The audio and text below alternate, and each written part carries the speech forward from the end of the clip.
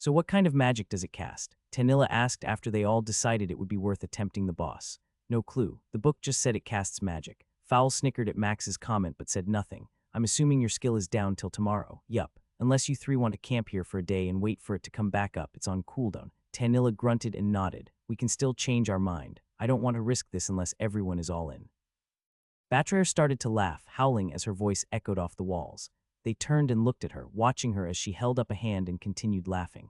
Fowl shrugged when he saw Max looking at him for answers. When she finally stopped laughing and caught her breath, she smiled at them. You three make me laugh. We're adventurers. We fight for our gods and earn their favor by doing so. Now we are given a rare opportunity to do something no one has in ages, and suddenly the risk is too great. She stopped and her smile vanished, narrowing her eyebrows at the other three. We fought the undead horde, expecting we wouldn't live. We faced a shade, knowing that people would die. Yet we walked away unscathed and rewarded. Now we have the chance to face a boss that presents the same risk as all those others, but she paused, taking a deep breath and then letting it out. The chance for rare loot is within our grasp. For the first time in all the moments we risked death, we finally have a chance to be rewarded for it. That's my dwarf, Fowl exclaimed, winking at Betrayal, who rolled her eyes. Fine, how are we going to actually do this? Tanilla asked. Fowl was as ready as he could be. Everyone saw the hard look in his eyes. Remember, it may see me and my attack might fail, Max said as he cast a fire enchant on his massive axe. I'm going in big. I need to try to disable it and we need to burn it down. If it charges our casters and we can't stop it, run. No hesitating. Wanting all the loot for you too, huh? Tanilla asked, winking at him. Max nodded as he turned and gave Fowl a gentle pat on the shoulder. It's up to you, bud. On your signal. Taking a deep breath, Fowl nodded as he let it out and then pointed his hammer at the boss. Stealth now, I'm going in. Max vanished a second before Fowl crossed the faint yellow line on the ground. The boss's three heads focused on the dwarf warrior as Fowl entered the room. The boss took off running, crossing the checkered squares with a speed that let them know this fight was on a whole different level. As it ran toward Fowl, the hand with no sword rose and flames began to surround it. Fireball, Tanilla shouted, recognizing the patterns of flames coming off its massive hand. Without hesitating, Fowl shifted to the left, moving away from the opening to protect Tanilla and Betrayal against the fireball that was about to come at him. Moving as fast as stealth allowed, Max realized that the speed at which he was moving and the distance between him and the boss, combined with its magical ability, might not be worth a stealth attack. The fireball from its hand was massive, easily larger than Fowl, who hunkered down behind his shield, preparing for the blast. A stone wall rose from the ground a moment before flames impacted the dwarf, blocking the fireball but shattering against the force of the boss's attack. The middle and left head snapped to look at Tanilla, and it roared with its massive maws, turning its body toward the entrance. Seeing the change in its trajectory, Fowl shouted at the boss as he ran toward it, trying to intercept it. Max canceled stealth and saw the left head focus on him as he came out of it 15 yards away with his axe pulled back. The sword in the boss's right hand came at him as it planted its feet, twisting its hips and swinging low.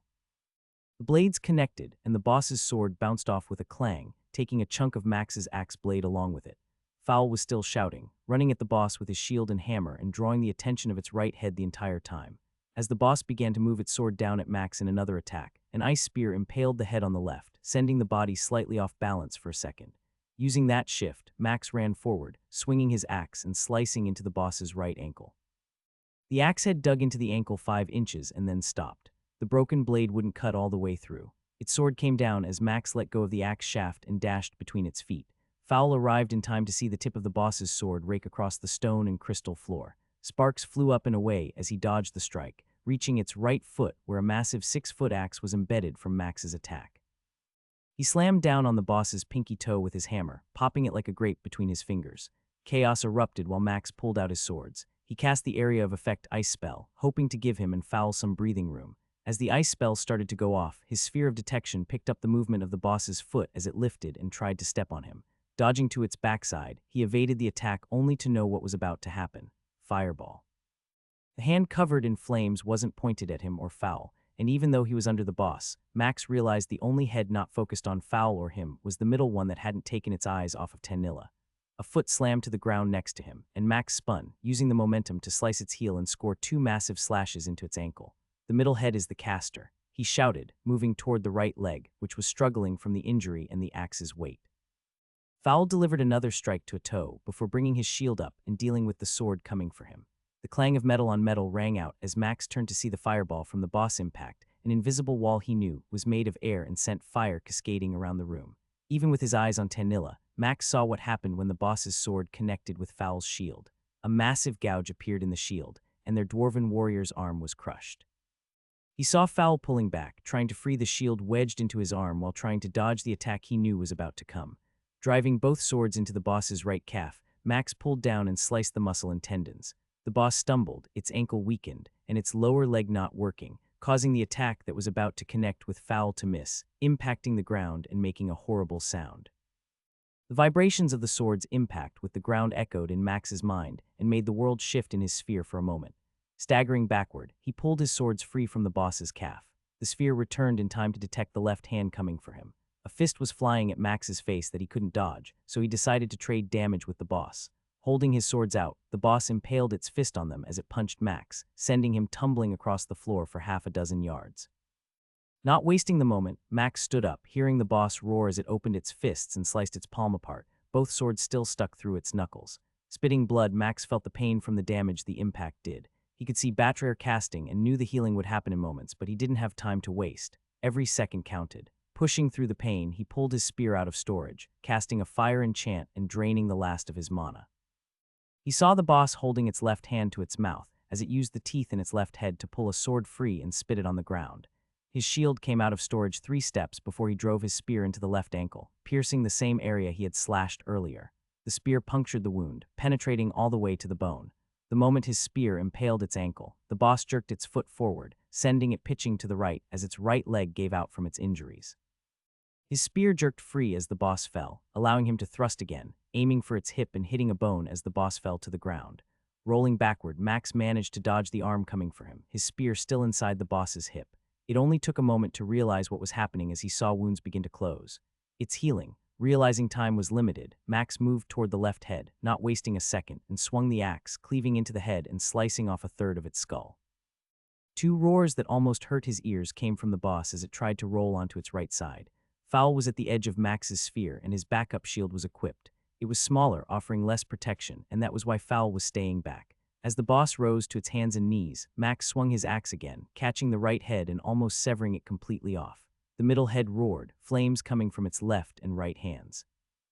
Glancing at the ground, Max saw the boss's sword just a few feet away. Fire Nova. Ignoring Tanilla's shout, Max hefted the axe he was holding toward the middle head that was now glaring at him and roaring. The axe spun end over end through the air and the boss shifted, trying to dodge the attack. The blade's rotation was off, so it missed, but the shaft smacked into the side of its head, causing the flames covering its hands to go out. The second he had thrown the axe, Max moved to the massive sword and grabbed it in both hands. It was heavier than he had anticipated, yet with his current strength, still usable. Lifting it up, he drove toward the boss, which had regained its focus and started summoning flames around its hands again. Thrusting the sword, he aimed for its heart, driving the blade through its black skin and piercing the side through the ribs. It was a race for who would finish first. Max pressed with everything he had, forcing the sword deeper into the chest as flames ignited around him, already burning his skin from the heat. Run, Seth. Max's vision slowly returned. The odor of burnt flesh was the only thing he could smell. Blinking his eyes, Max saw Batrayer, Tanilla, and Foul standing over him. Hey, he said, his voice croaking. A sigh came from Batrayer, and he saw the relief on the other 2's faces. We thought we lost you. That was Batrayer stopped talking, her face twisted with whatever she wanted to say but didn't. Smacking his lips, Max tasted something familiar. A healing potion, Batrayer nodded. Taking a deep breath, Max groaned and tried to sit up, watching their dwarven healer eye him as he struggled to move. The boss. No one said anything, waiting for him to finish getting settled. Foul pointed to his left. Turning to see where Foul had pointed, Max spotted a gold chest with black and purple letters and drawings etched all over it, waiting to be opened. Why are you 3 still looking at me like that? You were burned to a crisp, Max, Tanilla whispered, her voice cracking as she spoke. Those screams how you looked. As she trailed off, Max noticed Foul bobbing his head at what Tanilla had just said. Seth, look at me, Batrayer said, snapping her fingers near his head. After she had his full attention, she reached out slowly with her hand, gently grabbed his face between her fingers and moved it from side to side. I used every heal I had on you. The only way you can be alive is because of your skill. Just how much did you heal? Max saw a notification waiting to be read. When he looked at it, a wall of information scrolled by. 4 intelligence, consumed 2 strength, consumed 213 hit points, consumed 57 mana points, consumed. Consume has consumed a higher rank skill. Fire Magic Common has been upgraded to Fire Magic Uncommon. He felt the stares from his team as he read over the notifications. 4 intelligence, that's the highest number ever consumed. Just tell us already, Fowl blurted out, frustrated at how long Max was taking. I got 4 intelligence and 2 strength. My fire magic also upgraded to uncommon. Pausing, he turned and looked at Batrayer. I also consumed 213 hit points. She shook her head at him and gave a forced smile. That's the only way you survived. Your hit points plummeted so fast that I couldn't keep up even using my normal heal and my special one.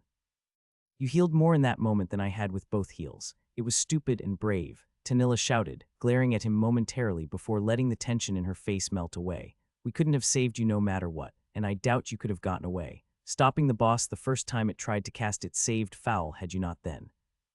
There would be smoked dwarf on the menu, Fowl said, trying to joke and ease some of the tension in the room. Truth is that was all you, Seth. Without you, we wouldn't have even tried. Max nodded, accepting Fowl's hand, and smiled as he stood up.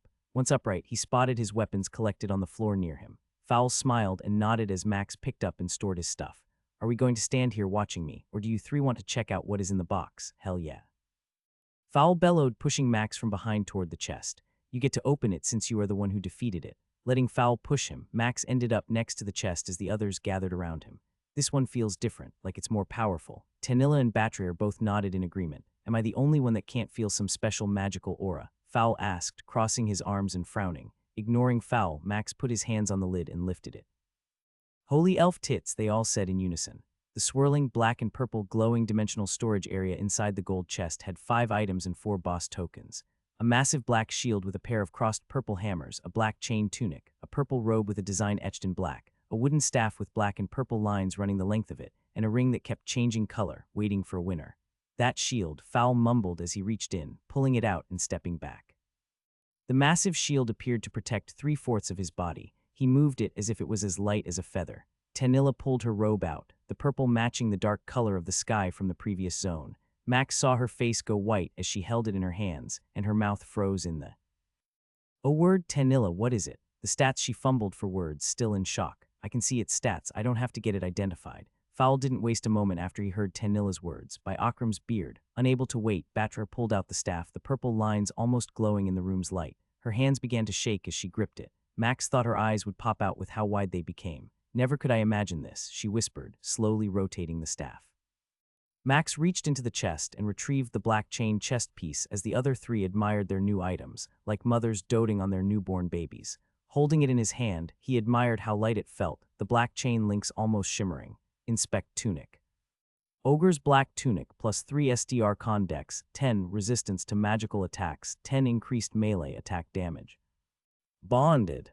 This is pretty nice. A cough came from Fowl after Max spoke, making him look at the other 3 staring at him as if something was wrong with him. Pretty nice? What do you mean pretty nice? I've never had something with a +3 to a stat, let alone 3. Fowl shouted, waving his shield around in the air. Do you know how much something like this might cost if you could even find a seller? Tanilla asked, shaking her robe in her hand. Even 100 gold wouldn't be enough to buy something like this. My bad, I didn't mean it like that. I guess I was seeing their expressions. Max stopped talking and just smiled. I wasn't sure what to expect. Fowl snorted, putting his shield in storage and motioned to the chest. Are we ready to deal with the ring? They came together at the edge of the chest. Looking at the ring, they still needed to see who would win. I won the last one, Tanilla said, crossing her arms. I won't try for this one. Batra started to say something and then stopped. She was looking at Tanilla in her face and then grunted. I'll pass as well. This staff is more than I could have hoped to acquire in years. Fowl glanced at the 2 women and then at Max. He smirked and then let out a sigh. Looks like this one is yours, Seth. What? Why? Without you, none of us would be alive, let alone have these items, Batrayer replied. I honestly would give both of Fowl's nuts for this staff. Just take the win. Everyone else nodded and Max sighed before cracking a smile. I won't argue. Just don't tell me what it is, Fowl said with a groan. I don't want to know. Max reached into the chest and touched the ring. A floating blue timer appeared above the ring and 30 seconds counted down. When it ran out, the ring materialized in his hand. A solid black metal band with a single purple line running along the middle of it. Sliding it on his index finger, it fit perfectly. The moment it settled, he felt power and strength surging through him. Max smiled, looking at it before showing it to the others, waiting to see how he would react. Identify ring. Black boss band, 20 increase in all stats. Bonded. Holy elf tits. Not wanting to wait, Max began undoing his leather tunic, pulling the strings on the side to loosen it. It took a moment and everyone watched, wondering what he was doing. Once it was off, Max pulled out his new black chain tunic and began putting it on. It began to shrink after he put it on, fitting snugly against him. That's incredible, Fowl muttered, amazed at how the armor had changed. Still not done, Max pulled his shield and spear out, smiling like an idiot prepared for war. What? Tell us what we are missing. Winking at Tanilla, Max held up one finger. Simple stats check. Max Hust, 18-year-old human male. Level 1, exp 1 1000. Staring at his stats, Max realized what the ring had done. 4 levels worth of stats had just been added. Simple math told him the ring only worked off his base stats rather than the items he wore. I'm not sure what I should do, Max stated, glancing at the 3 watching him and then at his stats. Not knowing what the ring would have been for you 3, I don't want anyone upset with passing on it. Tanilla nodded first, and Batrayer smiled and began to bob her head as well. I agree. Don't tell us, it's better to know you think it is a great item. That's good enough for me. Max nodded at Batrayer and then pointed at the chest after he stored his shield and spear, ready to collect those and leave this place. Everyone nodded, and as they took the black and purple glowing bands with the words 3-headed ogre etched on them, a blue timer appeared above the chest. Goblin Shite Fowl muttered as he saw that. I just realized we can't do this dungeon anymore. That means we will have to consider the ones outside the walls. Who cares, Batrayer said, shaking her staff. Let's turn in the stuff to the guild and call it a day. I, for one, need a drink. Max stopped walking 20 yards from the portal, and everyone turned to see what was wrong. I just realized something. We must be careful when we turn in these rings for the boss. The others' heads began to nod slowly, and Max could see the realization of that truth hitting them. Seth's right. If we turn those in out in the open, it will attract some attention we would rather not have. I can't risk turning it in either. Doing so would undoubtedly attract attention I don't want. If this dungeon is as rare as you say, even one of us turning the band in will gain the attention that you might not want either. What about the things we harvested? Fowl asked as he looked at Batrayer. Don't tell me you endured everything you did for nothing. We can't sell them. I think I can handle that side with my apothecary connection. The rest, though. The mood shifted sour for a moment as they realized the points they would miss out on not being able to turn in the token. Reaching into his storage, Max pulled it out and smiled. He was about to toss it away when Tanilla's hand caught his arm. Wait, what if we hold on to them a while? See how far we can progress and maybe one day turn them in. Max looked at the others and saw the 2 of them nodding slowly in agreement with Tanilla. I'm not saying we turn in a week from now, a month from now, or even a year, but one day surely we can, and when we do, we will be strong enough to handle whatever comes our way, Max replied. She nodded. Grinning, Max gave a small shrug and put the token into his storage. Well, if anything goes wrong when we do turn these in, at least we will know who to blame. Batrayer and Fowl both howled in laughter as Talina let out a groan. Barjanak looked through the 3 bags the group had set on his stone counter. The dwarf had a little stubble starting to show on his chin, and he absently scratched it, words failing to come. The 4 of them stood there, smiling as the alchemist shook his head in disbelief. All of this, I'd gladly take it, but I can't afford to buy all this right now. I don't think anyone in town could afford to buy all this. Motioning to the bags with his hands, Barjanak's face still had a look of amazement on it. You won't forget we don't want this getting out either, Tanilla asked, her gaze letting the dwarf know she was serious. Yes, ma'am, he exclaimed, smiling as he spoke. Adventurer Seth has graciously partnered with me on other alchemical ventures. I will happily keep the 4 of you in what you have a secret. He picked up each bag, depositing them in his dimensional storage, and then pulled a tray out from under the counter. On the wooden tray were 8 healing potions and 2 bottles filled with black liquid. In case you need a replacement potion or 2 after the dungeon you fought in to get these things. He picked up one of the bottles with the black liquid in it. These are something I want you to try the next time you face odds you aren't sure about. Fowl cocked his head, his eyebrows coming so close to his eyes that Max wasn't sure how the dwarf could see. Testing something. You want us to try something without knowing if it will work. Barjanak waved his hand, dismissing Fowl's question and concern. These potions are a variant of a mage's shield skin buff. It won't last long, maybe 5 minutes, but it should stop one attack completely. Tanilla moved forward, reaching for the one Barjanak had in his hand. He nodded and gave it to her, watching her lift it and peer at it from different angles. If this works, you could make a fortune. Yes, I know, Barjanak said, cutting her off and flashing a large grin. Everything should work fine. It's just the length of the buff I'm not certain of, and I don't want to use it here or sell something and have it not be certain. Tanilla nodded, putting the potion in her dimensional storage. I'll let you know what I find out. Barjanak held Max back as the rest of the team left. Okay, first let me say it's 3 more days till that first elixir finishes. Once it does, you can try it and tell me how many points it gives. Max started to laugh and bobbed his head. I'm the test dummy. The dwarf grinned as he nodded. It helps to know exactly what I'm offering when I sell something. Ignoring that, I won't ask how you 4 came across what you did. As I told your team, it will take me months to process even half of that. I'll need to trade for a few other reagents before I can prepare to use your items. Trying to get a read on Max's expression, Barjanak snorted. You and your team stood there like none of you were surprised by my statement. When the time comes to sell, I'll make sure we have a contract at the bank so even if you four aren't still here, you can get the money I owe in any town. That's what I like about you, Barjanak, Max said with a grin. You're the first clean-shaven dwarf I knew I could trust. Rolling his eyes, Barjanak groaned and shoved Max toward the door. Just keep your head down and keep me in mind if you find anything else. I already put in a request with the Alchemist Guild for a new assistant. I will need a lot of help if you keep bringing this stuff to me. Max nodded at Linda, who put down a plate of food and a mug of ale. It was still early, but she always had something cooking in the kitchen. He was busy thinking about all the other things he wanted to figure out. Skill description: Fire Magic. Fire Magic uncommon skill. The caster may choose to cast 4 different types of fire magic. A single medium-range attack may be cast, causing damage based on the caster's intelligence. Costs 5 mana per shot. An area of effect spell may be cast, causing damage to every person or creature within 10 yards, not in the caster's party. Damage is based on the caster's intelligence. Costs 20 mana per cast. The caster may enchant an item with fire magic, adding damage and a burning effect based on the caster's intelligence. Enchantment lasts 15 minutes and costs 20 mana. A single medium-range area of effect fireball may be cast, causing burning damage in a 5-yard radius around the point of impact. Damage is based on the caster's intelligence. The spell's area of effect will damage every person or creature not in the caster's party. Costs 30 mana per cast. Max sighed, knowing that everything was only usable when in a dungeon with his team or solo other than the fire enchantment. It was hard enough keeping his skills hidden, but knowing they would damage anyone near him also meant they were limited in usage. You're a hard one to read. Do you ever stay happy or sad? Max had sensed Big D approaching, but hadn't paid any attention as the man was still a bit away from him. What do you mean, your face? Besides being ugly, you go through a dance of emotions, all easily noticed by someone in my line of work. Needing to talk about it, I'm not sure there is much to say, Max lied. Every day is a risk of life and limb, but sometimes it's worth it. Other days you wonder if the risk is worth it. Big D grabbed a chair and spun it around, sitting on the backward chair as he invited himself near Max's booth. Your eyes tell me the truth, boy. Lying isn't easy for most, and while you seem decent at it, I can tell you have something to hide. Dick stopped talking and motioned to the room behind him. Heck, everyone in this place, including myself and my wife, have stuff to hide. I'm just letting you know I'm here if you need me. What you did for Amy and her dad puts you in a special category with me. The You Earn My Gratitude category. And trust me, that place isn't easy to get to in a world where people pack up or die all the time.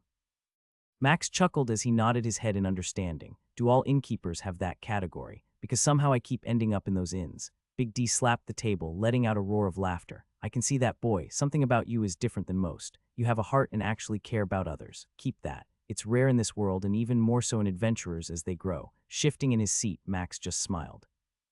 Now I got work to do, and I wanted to tell you if you ever need me, I'm here. The older man stood up, spinning the chair around and putting it back where he got it.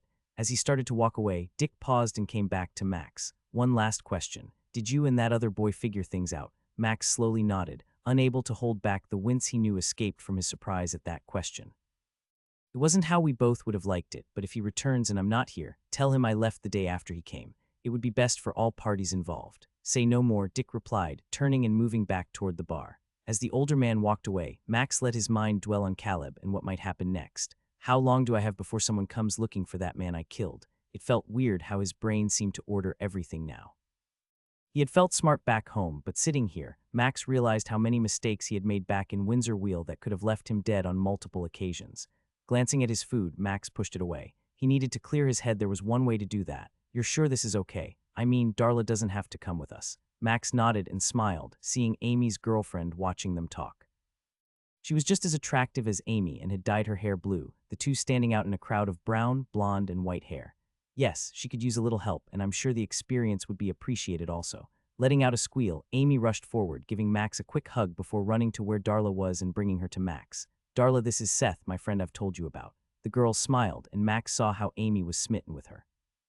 A fantastic smile and perfect set of lips would steal the hearts of any man or woman it was directed at. It is a pleasure to finally meet, Darla said, slightly bowing. I agree, Max replied, giving a small nod. I trust that Amy has already told you what we could do if you wanted. Her green eyes twinkled, and she nodded. I can't say I'm not incredibly excited about the prospect of this. Her advancement has been overwhelming. Max grinned and sent a party invite to Darla, watching Amy almost dance with excitement when she joined the group. Well then, let's get you two a little experience today. The sun is setting and I want to return before dark. Some of us have to get up early to protect the kingdom. Amy gave Max a playful punch and shook her head. I don't want to hear any complaints about getting up early. You know what time my dad makes me get up. Level 6. I'm level 6, Darla muttered as she watched Amy harvest the last orc. You told me this was possible, but I never really believed. It does slow down, Amy replied, not turning from the task she was engaged with. I know the next 3 levels will be slow. Says the baker who has now out-leveled her father in just over a week, Max said, storing his weapons and watching as Darla still seemed squeamish every time Amy harvested a set of ears. You two should be happy I can't take you in the ogre dungeon. Harvesting the balls off one of those isn't fun, and I'm sure I won't be the one doing it. Both women looked at him, eyes wide and uncertain if he was kidding. Oh, I'm serious. Ask Batrier next time you see her, Amy. She will tell you how much fun that was. A green tint came over Darla's face, and Max chuckled at that sight. That reminds me, Darla. I never asked but was wondering what your profession is. Darla grinned and then leaped forward suddenly, her body moving gracefully as she danced around the dungeon with a few different moves. I'm a dancer, but no matter how many times I say it, it never feels as glamorous as some think it might be, she answered after coming to a stop. And yet I keep telling her she is amazing, and I could watch her move like that all day long. Max nodded, watching Amy wink at Darla, who playfully rolled her eyes and shrugged. Still, I'm the 4th generation in my family, and we perform all over town. It is a lot of work, but now I'll be better than ever with these levels and the attributes I can spend. Maybe the next time you perform, you can invite me. Amy and I could come and watch you. Both girls' faces scrunched as if struck, and Max saw the hurt each of them tried to hide. Neither spoke, and Max's brain figured out what was going on and why they acted like that. Your parents don't know. Both of them nodded slowly. Darla started to open her mouth, but Max waved her off. Don't worry about it right now. You can talk about that another time. Let's celebrate your experience and hurry up and turn them in. I need to get a few things done, as tomorrow is going to be a new challenge for me and my team. A challenge for you? Amy asked. How bad must that be? Max grinned and gave a playful shrug. Only tomorrow will tell. I'm on it, Max shouted as he cast an ice bolt at the Chemonomy that had run past Fowl and was sprinting at Tenilla. The ice bolt struck it in its back, not damaging it much, but enough to slow it down and draw its attention off their mage. The female cat warrior lunged at Tenilla, slamming into an earth wall that appeared a second before it was going to reach her. Its claws raked against the stone wall, taking a chunk out, but the warrior couldn't destroy Tenilla's barrier. Max threw his spear as he cast the ice bolt, watching it fly and pierce the leather-clad warrior from behind, through the stomach, sticking out from both sides. It screeched, turning to see where the attack had come from, only to take his ice bolt in its chest and find Max 5 steps away, a sword appearing in his hand. By the time he made it to the warrior, his shield was gone, and both swords were moving, a high-low double attack coming as the cat tried to block with its arms, only to find them chopped off and a leg missing a moment later. As it crashed to the ground, only a second passed before Max drove the swords into the creature's chest, ending its life. The cold sensation he felt was barely anything. 22 mana points consumed. Yanking the swords from its chest, Max put one in storage and pulled his spear free from the creature. Max nodded, spinning around and running to Fowl, who was blocking the attacks of the 2 cat warriors easily. Fowl's skill and new shield kept him relatively safe as he used his hammer to parry the claws that got past the shield. As he ran, Max stored the spear, glad to have it back, and traded it out for the sword. Since these creatures only had long and sharp claws, he preferred to go completely offensive and use his strength and power to deal with these beasts. Shift right, Max shouted as he came up on the left cat warrior, his swords moving so fast that the cat warrior couldn't dodge even if it had known what Max was doing. His new stats after including the ring and chain shirt were unbelievable. The silver sword sliced through the cat's right arm and shoulder, leaving a foot-long cut that ran through its chest. It howled in pain as its armor did nothing to stop the attack. With his gear and Batrier's buff, he was at 52 strength, and these swords cut through the cats like paper. His second sword came at the cat warrior's right leg, cleaving it off completely. He heard Fowl grunt as the dwarf focused on the warrior before him. Running past Fowl, the other cat warrior broke free and charged Max, its clawed hands held to the side as it ran. Max darted to the right as they collided, delivering a brutal 2-hit combo that left the cat headless and without a left arm. A chill came over him as the creature fell dead. 23 hit points consumed, 22 mana points consumed. The cat had managed to slash his arm, but the trade-off was it died. Max knew he would heal after he killed it. Turning around, he jogged to where Fowl was, watching the dwarf hit the last cat warrior with his hammer and hearing the sound of a bone breaking in the arm that had just tried to slice Fowl open. Hurry up, Fowl grumbled, knowing it was easier if Max ended things instead of letting him finish this alone. Max came up from behind with a nod, beheading the creature in a single strike. Gods, you make me want to hate you sometimes, Fowl declared as he kicked the headless cat. Now I see why elves hate humans so much. Grinning, Max flicked his blades to the sides, sending the blood on them flying before returning them to storage. I'm not sure how this is my fault. Perhaps you should talk to your gods about why they made you so short. Fowl spun around when he heard Tanilla chuckle and scowled at her. At least we can grow a beard, he replied. Yes, everyone wants a beard so they can worry about food and other things getting stuck in it. Nothing like having something else to wash and keep clean. Stop it, you two, Batrayer said, chiding them for their teasing. This conversation has been had too many times, and we both know it ends with you two acting like babies when it is over. She held up a hand, stopping Fowl as he prepared to reply. We need to rethink how we handle these groups. We haven't even hit the dungeon yet, and I don't want to walk into this unprepared. Tanilla sighed and nodded. I guess stealth isn't an option, is it? Not unless I want to get the aggro of the whole group on me from the start, Max replied, scratching his chin as he considered it. Based on how far apart they were out here, it might be possible, but it would also mean a good 20 yards or more between me and Fowl. That is a long time without any backup, and I'm unsure how to deal with these cats. Chemonomamy, Seth. They are called chemonomamy, Tanilla stated, shaking her head. No one likes to call them cats. Fowl raised his hand and started to reply, but stopped when he saw Tanilla's expression. Sorry, it's easier to say cats versus that long name. Holding his hands up while acting like he was afraid, Max grinned. Help me with this chemonomamy warrior. Oh no, I mean the other chemonomamy warrior. Batra couldn't help but snort, seeing Tanilla grimace as Max had fun proving his point. Fine, you can say cat inside, but out here, I expect you to show some respect to their official name. Nodding, Max bowed, giving a grin as he pulled out a knife and moved toward the furthest corpse. The dungeon Fowl had picked today was outside the walls, and moving along the forest to where the dungeon was located resulted in a few fights they had not been ready for. Even skirting the woods, the occasional pack had come out of the trees, descending upon Max and Fowl. The fights ended quickly as each group only had 3 warriors, and Max learned to keep his swords out, always ready for what might happen. 7 fights later, they finally reached the blue portal inside a small group of pillars. The setting reminded Max of the dungeons he had fought inside at Windsor Wheel, and he almost asked if they were all like this. Ogre shite, Fowl cursed as they entered the dungeon. You have to be kidding me, Max grunted, seeing and feeling what Fowl was upset about. A thick jungle was 30 yards ahead, the sounds of birds, insects, and other creatures creating ambient noise through the dungeon. Worse yet was the humidity that already had him beginning to sweat. My sack is going to smell awful after today, Fowl complained to Max, glad neither Tanilla nor Batra had portaled in yet. As the 2 women came over, both groaned after a few seconds, and Max saw Tanilla beginning to shake her robe a little, trying to circulate air inside it. I never considered how bad a dungeon's environment could be, Max stated, motioning to the jungle. Are the higher level ones going to be this oppressive with heat and cold? You bet your arse they will be, Fowl said, pulling his shield and hammer out of storage. I've heard stories of dwarves that turned into popsicles. Worse yet are the towers where a floor might take a week to get through, and you must have food and shelter. Okay, you two, let's stop complaining and get it over with. I'll buff and then we can head out. Max, you take point. Fowl, stay near us. Nodding, Max cast his fire and ice enchantment as Batra buffed the group. Once they were ready, they set off, moving into the jungle. Their path was blocked by giant trees, vines, full-grown bushes, and various plants. Thick 2-inch wide shoots rose up over 15 feet, and Max had to hack a path through them. As he came through a section, he heard a roar. Incoming. Sensing the movement on the other side of the chutes, Max gave 2 massive sweeps of his sword, making a path into the clearing on the other side. 2 cat warriors came at him, and behind them he saw 2 more with bows aiming in his direction. Dashing forward, Max faced the problem of being stuck in the path he had created. The 2 warriors were taller than the ones outside. Seeing them for the first time, he noticed much more than their height. They were stronger based on their muscle density and wore metal armor over certain parts of their body. Their chest, forearms, and legs each had a metal piece attached. The bracer on their forearms had a row of sharp knife-like hooks, providing damage and protection. They also moved faster. He had anticipated them being slow, but they were on him within 2 steps, swiping with their claws combined with using their legs to kick. After he parried the 2 cats, they adjusted their strike, closing their fists, which he saw had metal bands over their knuckles. His sword clanged off the hand protection. Both kicked the moment he parried their fists, one attacking low and the other going for the middle of his body. He could see one of the archers preparing to fire, and the choice he had at that moment left him frustrated.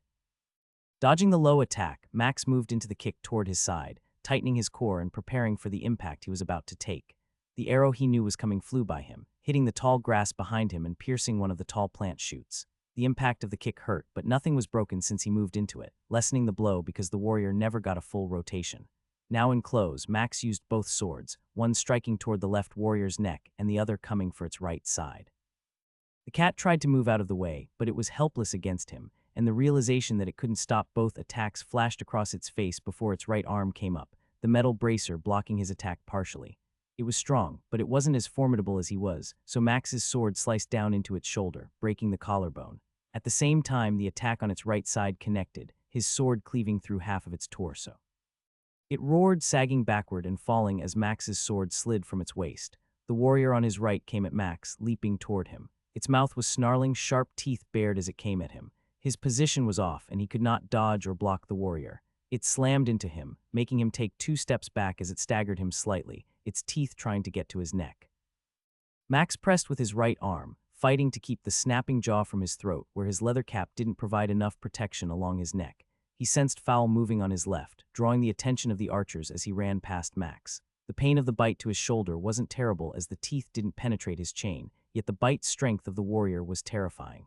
Had it latched down on his neck, there would have been no telling the damage it would have done. As its claws raked across his armored back, Max brought his left arm in and up, driving the sword through its side and into its chest. The cat warrior jerked back, and Max twisted his hand, the blade turning inside. The cat released its bite on him, trying to use its right arm to push his head to the side and try again. Max felt the ice spear enter his perception from behind before it pierced the warrior's face, driving it away from him. Tanilla's attack drove the cat warrior far enough back that he could use his right arm and hand, turning his wrist and driving the sword up and into its left armpit. The warrior fell off him toward the ground where its fallen comrade was. As Max moved to finish the warrior off, a pain like none he had ever felt before flooded his being. He stumbled, driving the sword into the warrior's chest, killing it. Cold power flooded over him, and simultaneously a burning sensation overwhelmed his left eye. 46 hit points consumed. Consume has detected an injury it cannot heal. The notification scared him as Max realized what he felt at that moment. An arrow was stuck in his left eye. Dropping the sword in his left hand, Max felt his hand shaking as he reached for the shaft he could see with his right eye. Grabbing it, he hesitated. He saw Fowl fighting one of the archers, and the other, which must have shot him, was knocking another arrow. Bending down, he grabbed the sword he had just dropped and sprinted toward the archer. It fired a shot, but he used his sword to deflect it to the side as he closed the distance. He didn't want to kill it yet, so he came at it, feinting for a chest attack and changing his swing to cleave off its arm at the elbow. The cat hissed in pain, but was unable to prevent the second sword that took its opposite knee off, sending it to the ground. He noticed Fowl had the other archer down and was braining it with his hammer. As the creature he fought tried to move and get up, Max cut off its other arm at the shoulder with one quick swipe, sending it crashing back to the ground face first. Stepping over it, he drove his sword into its spine near the hips. The cat flopped on the ground, one arm barely attached, unable to turn over. Turning around, Max saw Fowl looking at him. His face couldn't hide the horror of the sight of Max with an arrow sticking out from his eye socket. Seth stopped moving. He felt Batterer in his sphere of detection and knew she was coming over on his left side. However, he couldn't see her as his left eye throbbed with pain. That area of vision was gone. Fowl bashed his enemy's head with his shield and turned, joining the other two who had arrived. Is it? Don't move, Batterer said again, cutting off Fowl, who couldn't bring himself to move closer to Max. How bad is it? Max asked, seeing the look on her face as she moved into his field of vision for his right eye. I don't think I can fix that, she replied, stopping a few feet from him as she looked at the injury. What about your skill? Max started to shake his head but stopped when he saw her open her mouth. No, it told me it couldn't fix this injury. He could see the look of pain on Batrayer's face. She was biting her lip, and her nose was more wrinkled than usual. She had held her breath after asking her question, hoping his skill might fix this. He heard her let it out slowly after his reply. I guess this means I need to pull it out and kill that thing when I do. No, I need to cut it out, or you might pull the eyeball out, and that would be even worse. I can use my special heal right after, and you can kill that archer simultaneously. Perhaps those two will help with the pain, but this will hurt a lot. Max grunted and stepped back, not needing to turn around to see where the archer was bleeding out and moving less. Let's hurry up then. This thing won't last much longer. Batrayer nodded, pulling a knife off her belt and casting something that made the blade glow momentarily. Bend down. Fowl, you sit on that creature and keep it still. Tanilla holds Seth's head. Everyone moved, not waiting, as they knew the nature of this injury was horrible. It surprised Max after it was over. The pain had been horrible, different than when he had actually been shot in the eye. Batrayer had been quick, sliding her knife along the shaft and splitting the eye from top to bottom. She had pulled the arrow out, keeping her fingers on the eyeball to prevent it from coming out. Blood and liquid had poured down his face, and had Tanilla not held his head, Max wasn't sure he could have kept it still. The pain was horrible. Worse than any he could remember, even what he could remember of the fire from the last boss fight. And then she had the arrow out and cast her heal. Immediately, the pain subsided, and he felt his eyeball coming together, but no sight returned. Driving his sword into the archer's heart, he felt no cold rush of relief. Instead, the same message came again. Consume has detected an injury it cannot heal. Are you okay? Tanilla asked, letting go of Max's head. Turning slowly to the left and right, Max nodded and tried to smile. It's not something I want, but at least I have my sonar skills. I can still detect everything as before. I just can't see like 30% of what I'm used to seeing. I know there are trees, bushes, and more over there, yet without my left eye there is this blank spot that I know isn't there. No one said anything for a few minutes. Max eventually put his swords away and pulled out his knife. We need to harvest these things and keep hunting. What? No, that's not. Max turned to Tanilla, who froze when she saw the look Max was giving her. I'm not crippled. I can still tell what is going on around me. We all know that we need to press on. For now, our options are limited. A dungeon is the only way to get you all to level 25. Once there, we can try a different dungeon, but for now we need to fight. He paused, closing his eyes for a moment. Max took a deep breath and let it out. I need to fight. If I don't, I may give up, and I have seen what someone looks like with that life. I won't be that person. When he opened his right eye, he saw Tanilla wincing but giving him a nod. Want me to lead? Fowl asked. No, I still got this. I'll just use a shield and a sword for now. I'm not blind, and you all know that. It's just different. Once the corpses were harvested, they set off in silence. Everyone was still determining how the rest of their time would go. Max was like a caged animal. Rage filled him, a hunger also filled him, but he played it safer. They stayed away from the thick, tall shoots and worked their way through the forest, using trails he found in areas that required less chopping. Even if he was unable to see creatures standing on his left side, his sonar skill helped him in every fight as he only had to keep an eye out for the archers. The fights took a little longer, and Tanilla provided more magical damage, but as the hours wore on, they eventually reached the portal to the second floor. 8 more groups had died by their hands, and no other significant injuries were sustained. When they came to the second floor, a breath of relief was released by all that the hot jungle floor was no more, replaced with a wide-open grass-filled plain. Do we keep going, or Fowl asked, trailing off as he saw Max rolling his shoulder and stretching his neck. We didn't come just to go back home, Max answered. I'm fine, really. I won't win any beauty contests, and I see the looks you give me. He didn't turn back to face them, knowing that they couldn't help but cringe each time they saw his eye must look. He had been tempted to try and see his reflection in his sword, but right now he needed to ignore it. He needed to learn to fight without his left eye. If I wasn't injured, would we even ask that question? Silence hung for a few seconds, and then Max sensed Betrayer start to cast her buff. As she did, he cast the fire enchantment on his sword. Ready when you are, Betrayer replied. Nodding, Max moved out into the second floor. Right now, killing was the only thing on his mind. The first 4 packs were easy for them to handle. 2 cat warriors and 2 cat archers were nothing for them. With Fowl leading and Max using stealth, they became even more straightforward as he cut down the first warrior, and then he and Fowl blitzed the archers as Tanilla rooted the second warrior. We need to stop, Seth. This is too risky. Max shook his head no and pointed at the group of 6 before them. Fowl, you're wrong. That is actually not that different than the others. 4 archers are no big deal. They can't do much to us with our shields, and they are clumped together. Once I get close, I'll cast an area of effect spell and make it even easier. Fowl turned and looked at Tanilla and Betrayer, trying to get them to see the folly in Max's plan. He's right, Tanilla said. Fowl gave a slight sigh as she spoke. Seth can do all of that, and we can easily win. I'll ensnare 1 warrior, ice bolt one of the archers, and you 2 deal with the other 3. Max snorted, seeing Fowl's face go slack at Tanilla's comment. I know what you're thinking, and please stop. I'm not weak, and neither are you. Fowl spun on Max and glared at him. You are hurt, you're angry, and every one of us can see that. You're not thinking straight. I am thinking straight, Max countered, not letting the rage or anger fill his face. Imagine being in my boots. You can give up and head home, and the question is, how many days will you give up in a row? How many times will you say not today, until so many days have passed that you never go adventuring again? Would you let the fear keep you from doing what you are built for? Fowl opened his mouth and shut it. He could see that Tanilla and Betrayer knew this already. They understood immediately what was going on. But why risk it? This isn't a group we need to fight. We do, and we will again. How many days will we come here, face a similar group, and give up? Fowl realized Max had stopped, wanting an answer. Grunting, he shifted and then finally sighed. I don't know.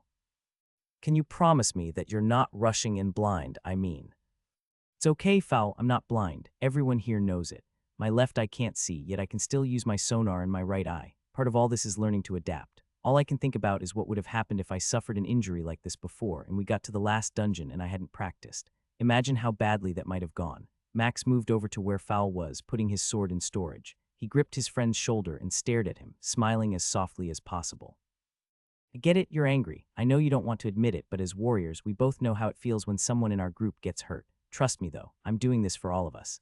Fowl's chest shook a moment as he fought back his emotions. A single tear rolled down his wrinkly face and then a smile appeared on Fowl's lips. You're right, I did blame myself. I'm sorry. Punching Fowl in the shoulder, Max shrugged and pulled his sword out. If we're done crying, we need to move on before our buffs expire.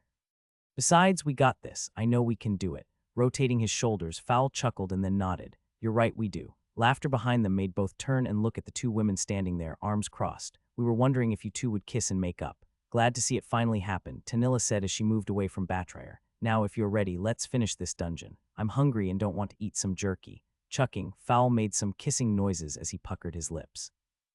Gods know, Max said with a grunt. I have no clue where that mouth has been, and I don't want to know. Fowl started to say something before a loud grunt cut him off. Seeing the look Betrayal gave him, he smiled and shook his head. No, you don't. Max's plan had worked almost exactly as he had hoped. He went in stealthed. Right before he got to the first warrior, Fowl ran forward, getting their attention and using his massive shield to block the initial attacks from the archers. A single strike of Max's sword cut the warrior's leg off, sending it tumbling to the ground. The moment it was down, Max took off running for the archers, who he set upon. The moment Max got close, he cast his fire area of effect spell, seeing what it did for the first time. The smell of burnt fur and flesh filled his nostrils as he watched the three archers caught in the blast struggle to escape. That was all he needed to quickly dispatch two before engaging the third. Fowl arrived, slower because of those stumpy dwarven legs and his much lower dexterity, to engage the fourth. Before the Ensair wore off, all four archers were down. I guess I shouldn't have doubted you at all, Fowl admitted as he watched Max finish off the first warrior from the group. I never doubt you, Max teased, earning a groan from the two women. Regardless, it went well, and we are ready to do it again. They killed 10 more groups, getting Fowl, Tanilla, and Betrayal all level 25. 2 groups later, they found the boss portal and called it a day. Outside of the dungeon, they found half of the day was gone. They engaged only the same groups of cat warriors they had to on their way to town. As they walked along the road toward the gate, Fowl moved to walk by Betrayal as they discussed possible skills to learn at the guild hall. The choices wouldn't be easy as they would have to wait another 25 levels to choose again. Decided what you will pick? Max asked Tanilla as she walked next to him. I don't have a clue, she admitted, frowning as she considered the options. A magic skill like mine provides a few possibilities, but the real problem is the rank. What do you mean? Snorting louder than she had intended, Tanlia covered her mouth, turning slightly red and taking a moment to regain her composure. You don't have the problems we do. Your skill allows you to learn whatever it consumes at the level that it is. Yours can even upgrade a skill like it did your fire magic. For us, the skill we pick will need to be ranked up. That means we must decide how to spend our level ups every 10 levels. Now, I have saved mine from level 20, which means whatever I get can be upgraded to uncommon. After a skill hits rare, the cost to upgrade it only gets progressively worse. Imagine spending years, for many adventurers, trying to earn enough gold or take on a quest, usually dangerous enough to end your life, just so you can upgrade it. I don't have anywhere near the money it would take to upgrade my elemental magic skill. Max listened, making mental notes as Tanilla explained some things he already knew. But then why the hard choice? What skills could you take? There are skills like arcane magic that would open up some other possible avenues of damage and survivability. I could pick a skill like enchanter or some other money-making class to help me earn money for later rank-ups since I already have elemental magic. I could even take a sword skill, but we both know that would be a waste.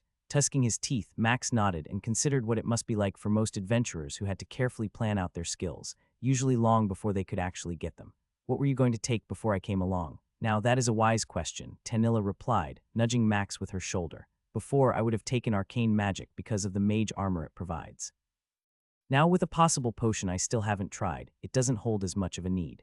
You provide a lot of protection, and your use of magic helps to control the battlefield even more. She paused, rubbing her eyes for a moment as she grinned. Even that spear throw you did shows how far you have progressed in your weapons mastery skill. All those things mean I could take dark magic. It's frowned upon, but no one but you three would know I have it unless I showed it to someone else. Max turned and saw Tanilla raising her eyebrows rapidly as she knew what was coming next. What does dark magic provide? Oh, there are lots of nasty things, from damage over time spells, blinding, curses, and another binding spell. Higher ranks can be pretty nasty, but most people don't like dark magic. There's a mindset people still have that it's evil. She rolled her eyes as she waved her hands up in the air. Evil, she said with a cackle. You two okay up there? Fowl called out from behind. Yeah. Just listening to our mage tell me about how she plans on sucking our souls dry with her new skill. Just as long as she tells us beforehand, I'm okay with it. Fowl replied, returning his attention back to Batware, who was unhappy he had ignored her. Anyways, yes, there is soul magic, dark magic, arcane magic, chaos magic, and about 8 other kinds of magic that I can choose from. Each has its own strengths and weaknesses. Before, the decision was an easy one. Now with you, Tanilla groaned as she paused. I may wait a day before I actually decide. Nodding, Max could see the dilemma she was in. Wait, you just said something important. Tanilla glanced at Max and saw how he was smiling. She scrunched her eyebrows, scanning the ground a moment as she considered what she had said and perhaps the path she should take. After a moment, she shook her head, unable to figure it out. What, do you know the skill I should take? Max shook his head and then winked at her. No, but you aren't planning on leaving me anytime soon. Knowing you're basing the skill you will pick on me being around means that you aren't going to suck my soul out anytime soon. For a few seconds, Tanilla laughed so loudly that Max had to take a step away. He stopped, waiting for Fowl and Batware, who came up with puzzled looks on their faces. What was so funny? Fowl asked, interested in what had made their mage laugh so hard. Oh, I just figured out that Tanilla doesn't plan on sucking my soul dry for a while. I just realized you guys aren't going to kick me out anytime soon. Batware snorted and tried to kick Max in the rear but missed as he deftly dodged the attack. Fool, why would we get rid of our cash cow? Of course, you're stuck with us. The 3 of them all joined Tanilla in laughter for a moment, a rare sight for anyone who might have seen them. Barjanak adjusted the set of small circular glasses he was using to examine Max's left eye. He grunted and groaned every few seconds as he changed the lenses. The light that he shone and the drops he put in never healed it or allowed Max to feel or see anything. Well, the good news is there appears to be no infection. Your healer did a great job, impressive actually, in salvaging the eye. That it reformed as it did is unbelievable. The dwarf tapped Max on the shoulder, signaling he could sit up from the table he was lying on. I won't say there isn't a way to heal it, but I have nothing that can. I have no doubt that someone in the capital could make it happen for the right price. He jumped off the block he had been standing on and landed on the stone floor with a soft thud of his boot. You might even talk to the Adventurers Guild and see if they could put a quest out or something. I have no idea how much that would cost, he said, pausing as he noticed Max watching him, not having gotten off the table.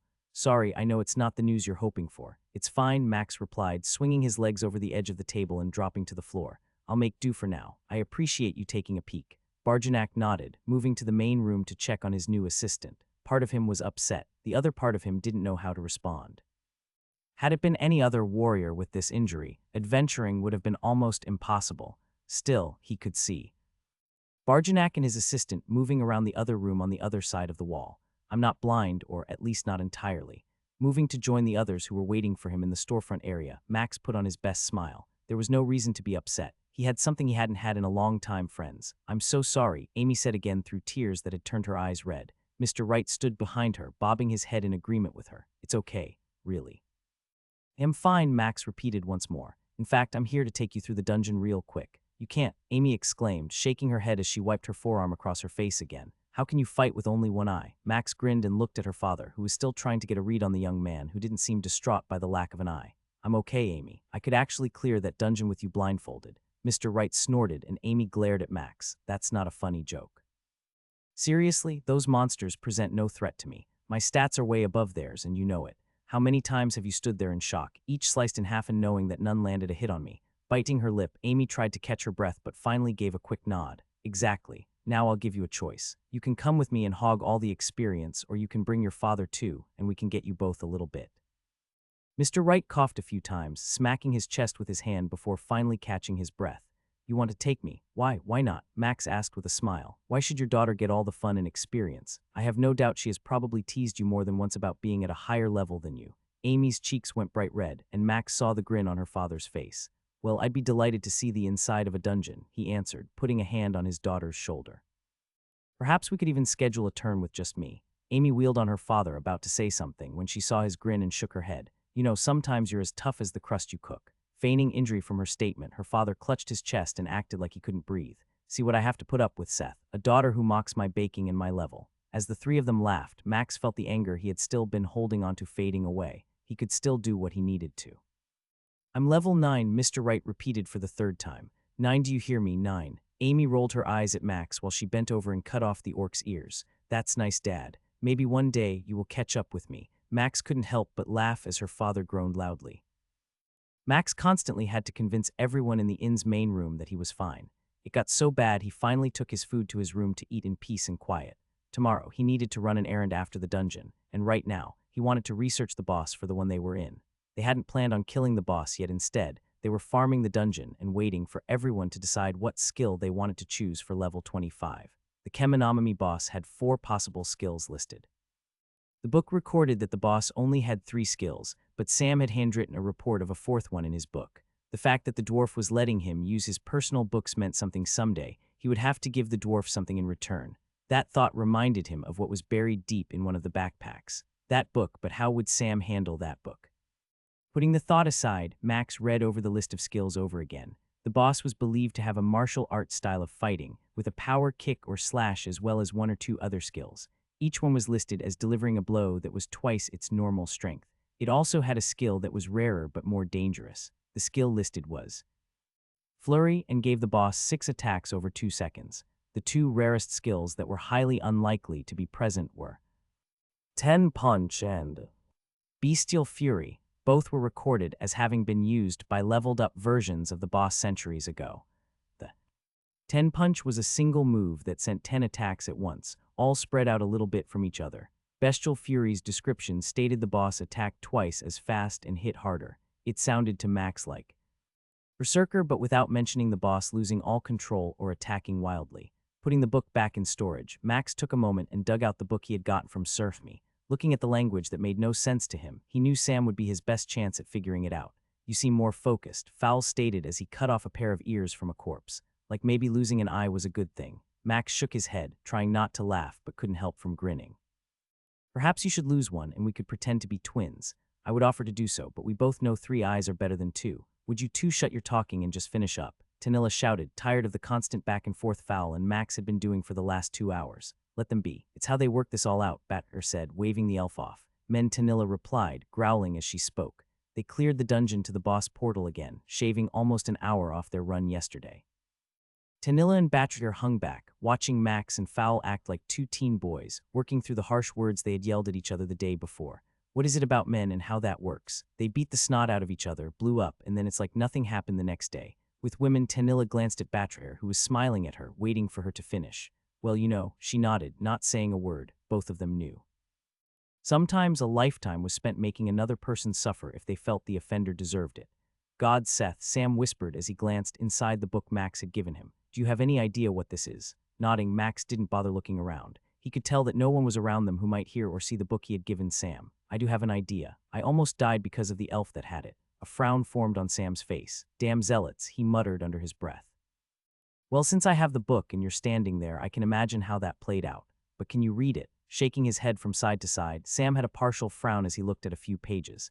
I can read some words, but it would be painstakingly slow. I could maybe ask, wait, why did you give this to me? I don't want it, and I feel I owe you something for the books you've been sharing with me. I know they are your books and not the store's. The notes have been extremely helpful. Sam smiled and tapped the book against his palm. I won't lie, one of these is extremely rare. Most who carry one are not to be trifled with. The fact that you have it says the same thing about you. Are you sure you don't want to sell it? I would gladly pay. Waving a hand, Max smiled and shook his head no, just one friend gifting another. Sam's white beard rose as a smile appeared. He extended his hand and chuckled as they shook. It's been a while since I've had a friend who didn't piss me off every day. Let's see how long you can keep up the streak. Well, I'll add one more day to whatever the count is then. I need to run. I got a friend to help out. Until next time. Max gave a slight bow, adding a hand gesture and trying to be fancy as Sam laughed and shooed him away. After Max had disappeared from view, Sam opened the book again, running his finger along the lines of text. He shivered, even though the warehouse was kept at the perfect temperature. The line he read chilled him to the bone. Until the land is cleansed, every man and dwarf must be killed. Shaking his head, Sam stored the book in his secret dimensional storage with all the other books he didn't want anyone to find. Damn zealots, he muttered again before moving toward the store's entrance. Where's Amy? Max asked Mr. Wright, who was apparently waiting for him, dealing with some friend troubles. She told me to tell you she was sorry she couldn't make it today. Hearing the tone in which Mr. Wright spoke, Max understood enough to know there was no chance she would show up today. Well, would you like to take her place? One more level and we can get you that skill up. Glancing around the shop and seeing things under control, the baker grinned as he took his apron off and started to fold it. I'd be a fool not to. I'm serious, Seth. Anything you ask that I can do, just tell me, and I'll make it happen. You're doing it. I can see how you love your daughter and your employees. Keep on taking care of her. That's all I'll ask for. The older man nodded and held out his hand. Max shook it, smiling as he saw Mr. Wright bouncing excitedly. Well then, consider it done. Now, if you will excuse me, I need to go level my skill. His voice was as high as Max had ever heard it. Waving as the baker took off at a brisk pace, Max couldn't help how his smile grew. Things couldn't be any better. Just as that thought finished, Max froze. He could feel the people in the adventurers' hall moving around him. It was still weird how he could sense them, their weapons, and even some of their facial expressions and bodily features. Slowly, it was getting better, almost like he saw them with his eye and not just knowing they were there. Max knew exactly who approached him quickly from behind, faster than most, when they were 2 yards away. "Adventurer Seth, can I ask for an autograph?" Turning slowly, Max saw Caleb putting on the best smile he could as 3 other adventurers came up behind him quickly. "Oh, your eye," Caleb said, cringing at the sight of it. "Are you okay?" Max nodded, taking his helm off and storing it in his storage. "Dangers of adventuring. Perhaps one day I can get it fixed. Now you asked for an autograph." Caleb nodded, motioning with his eyes to the men behind him, "If you wouldn't mind." Nodding slowly, Max looked and pointed at a counter where some paper and pens were nearby. "Let me grab a piece of paper quickly, and I'll give you one." As Max strode to the counter, he heard Caleb tell the men who must be in his team to give him just one more minute as he wanted this. He could sense Caleb coming after him. Max grabbed a piece of paper and pen at the counter, leaning over and preparing to write. "What is wrong?" he asked, not letting his face show concern. Caleb smiled, acting like everything was okay. "One of the men who helped our group is missing. The others in my group are worried and sent word to someone. I'm not sure, but they seem overly anxious. The way you stormed out that day, he never returned. Should I ask?" Laughing, Max waved his hand as if telling Caleb something, and then Caleb joined in for a second, realizing what the charade was. "No, a man named James is dead because he followed and attacked me. What do I need to do?" Max asked as he started writing on the paper. "Run. I don't know, it may take a week, but I'm sure someone will come at some point. I just hope it's not Trina, she's the one that knocked you out." The pen froze. Max couldn't help it, but that memory flashed through his head. Picking up the paper, he sighed, tore it up, grabbed another one, and started writing again. "They're coming closer. You need to get back to them. If we are friends, Caleb, don't try to find me again. They won't care who they hurt to get to me. Why, though? What's so special?" "Here you go," Max said, interrupting Caleb as the men got close enough to hear them. "I hope it somehow helps make you a better adventurer." Max had walked away as casually as he could. He felt the men's eyes on him for a moment, but then they focused on Caleb, who seemed ready to start the dungeon they had planned to go hunting in. Once outside the building, he kept the same pace, going over the South Bridge, taking his time and buying snacks while constantly scanning behind him. He didn't spot anyone as he spent an hour making twists and turns, going into shops and trying to be inconspicuous. When he decided no one was following him, he increased his pace, heading to his room. Max realized he was panting. He was scared. The memory of the woman, Trina, who had knocked him out with a single punch, flashed through his mind again. Caleb had seemed afraid of her, and Max did not consider him weak. That scared Max even more. "I understand. Do what you need to do, Seth. Just know you'll always have a place here." Max watched as Big D walked away. He could see and hear the man was concerned. Tomorrow, he would have to tell his party the news, and they would decide what to do. If everything was still on pace, Barjanak should have the elixir done by tomorrow. That would allow them to determine if it was time to leave for the capital. Heading back to his room, Max felt the life he had built starting to crumble again. One random thing. One string of fate pulled Caleb to him and had endangered everything he thought he had built up.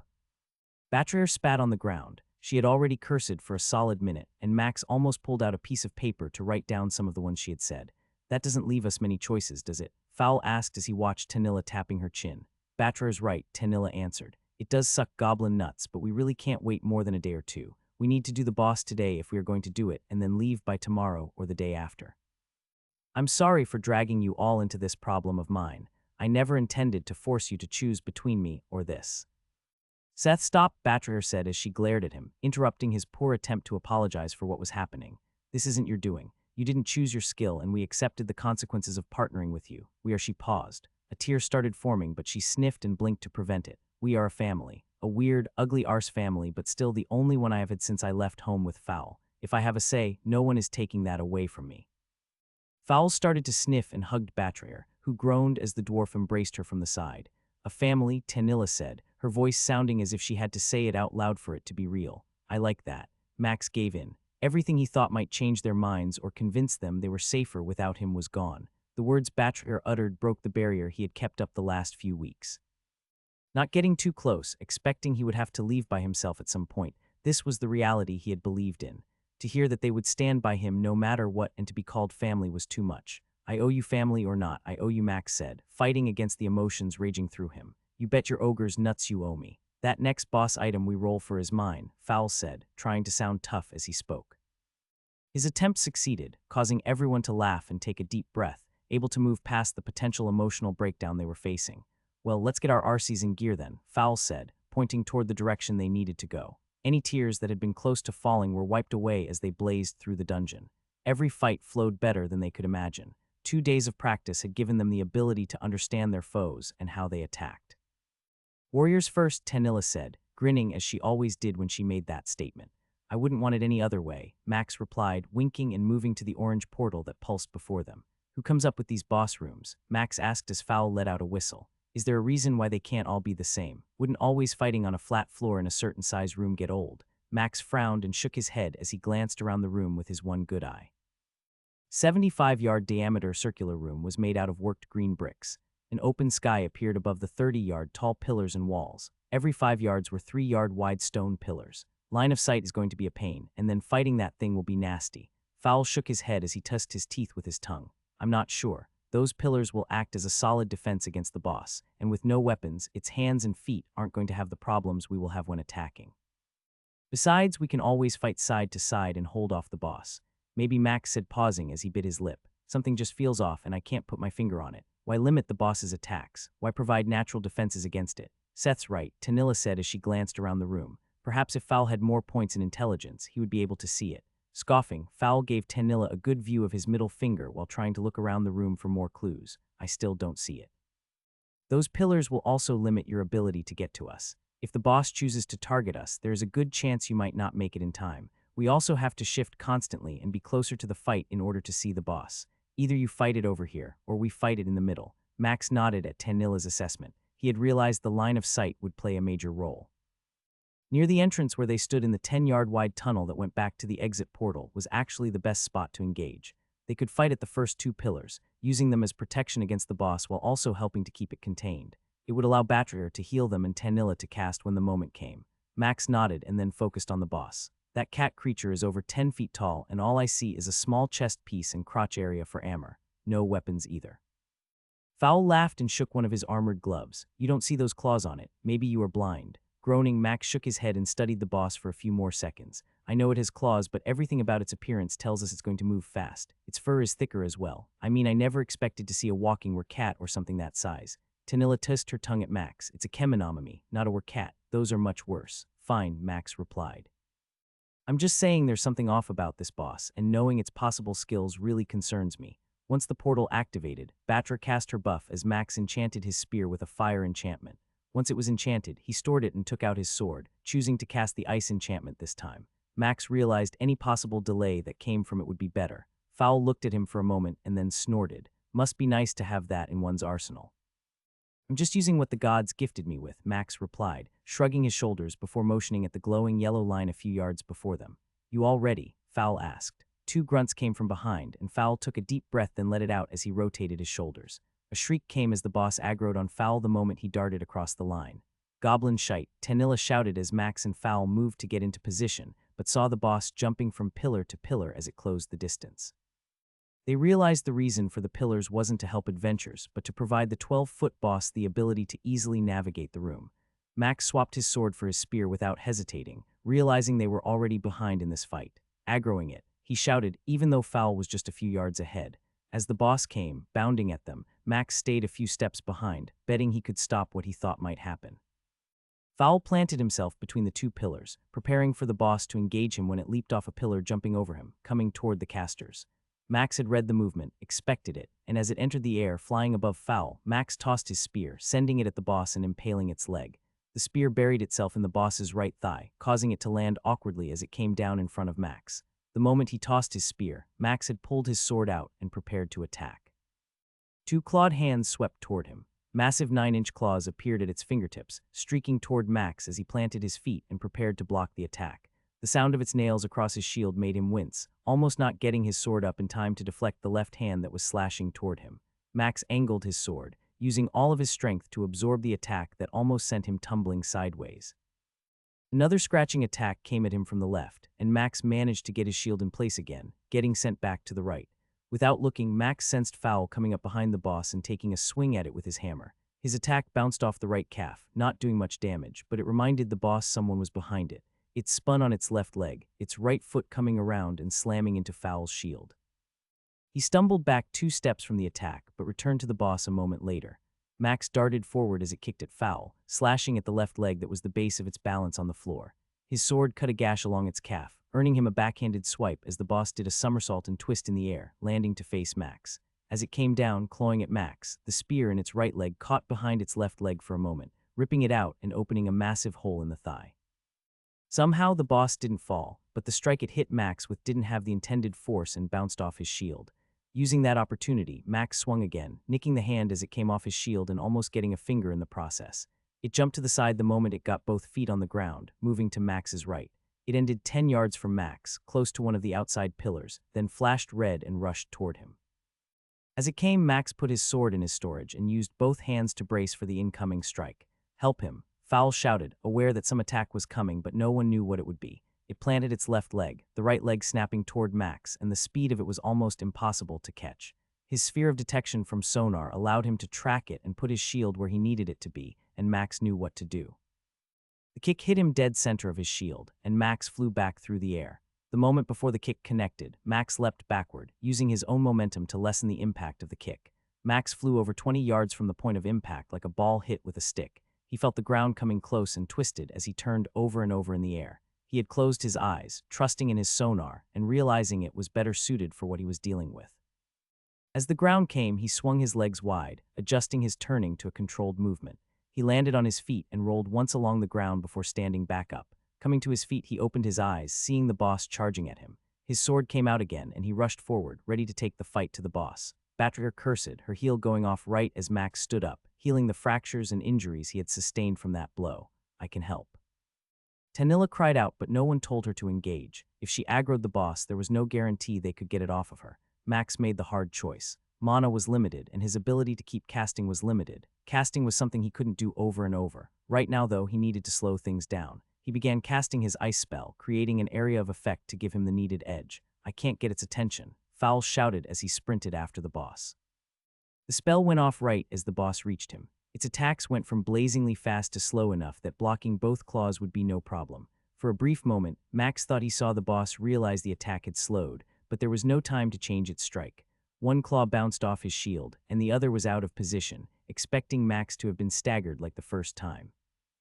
Able to resist the blow, he swung his sword, catching the bottom two fingers on its left hand, severing them as its attack whiffed his head. The speed of the fight felt normal for just a few seconds. Max moved toward the boss, slamming his shield into its injured right leg as he simultaneously jabbed his sword in. It pierced the skin, hitting the femur and sliding along it on the inside of its leg, cutting flesh and muscle with ease. The boss brought both hands down toward Max, yet even though he wasn't looking up, he could see them coming, his sonar reading the attack as it started. Taking one step back, he held his shield overhead, pulling his sword out as he moved. Max realized right then that the attack from above had been a feint. Goblin Shi. The right knee came forward, catching him in his chest and chin, sending him flying backward. Max hadn't even considered that a possible attack, especially after just making another massive wound to that leg. Even being only a few feet away, the speed of the knee as the boss shifted its hips and caught Max square in the chest and face. He flew through the air, barely a few feet off the ground, when the boss's two hands came down at him. There was nothing Max could do. He braced for the impact he knew was coming, only to see it smash a foot above his chest into a shield of air. The shield broke, but it had done its job, stopping almost all the force that overhand attack would have delivered to him. It caught his legs, sending him tumbling to the ground about 8 yards away. The landing on the floor was not pretty as he slammed face first into the stone floor, barely holding onto his sword and shield. The boss was charging, preparing to attack again, and Max grimaced, feeling the bones in his face and chest rejoining as Batrer cast another healing on him. A kick came as he started to rise, and Max rolled to the side, dodging it by a few inches. A left backhand came toward Max as the boss spun after its missed kick. Seeing the attack as the boss pivoted on its left leg, the timer in the top corner of his vision flashed red. Holding his shield up, Max got to his feet just in time for the boss's attack to connect, sending him rolling to the right. He heard a curse coming from Fowl and knew the warrior had just managed to get to the boss and dodge the attack meant for him. The dwarf slammed into the boss's left leg, causing it to stumble slightly as it had yet to get both feet down. That moment created by Fowl gave Max the time he needed to get to his feet and try again. The boss was more complex than anything he had faced yet, even harder than the three-headed ogre. How to beat this? I can't keep letting it hit me forever. The right leg of the boss was still bleeding and their strength was close, but Max knew the boss was stronger.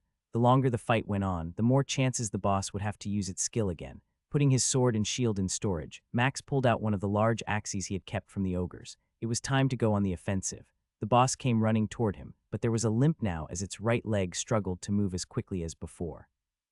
The book said it fought with intelligence. Let's see if it does. Holding the axe back, ready for a massive swing, Max saw the boss react as he thought it might. It slowed its approach, bringing its claws back to near its main body and preparing to deal with the attack Max might deliver with his weapon. Run foul, hide behind a pillar. Judging how fast he could swing that axe, he could see the boss reading his movements. It had to know it was stronger, yet its weakness was the lack of armor. Its cat-like fur only did so much, and its skin had yet to stop any of his strikes. It's strong and fast but doesn't have a lot of hit points. Max knew Fowl had moved back a few steps, not getting close. It was time to end this. The odds of winning were limited, and Max knew it. Berserker activated. He was only 2 strides from the boss when the world went red. The rage took over, and Max missed the boss's eyes. Realizing something had changed the second Max dashed forward. His axe was a blur, hacking at the boss who towered over him. It tried to dodge and leap away, but Max's sudden burst of speed and strength caught it off guard. The head of the axe slashed into its left leg, catching it right above the knee as it leapt. Bones shattered, and the ligaments were destroyed.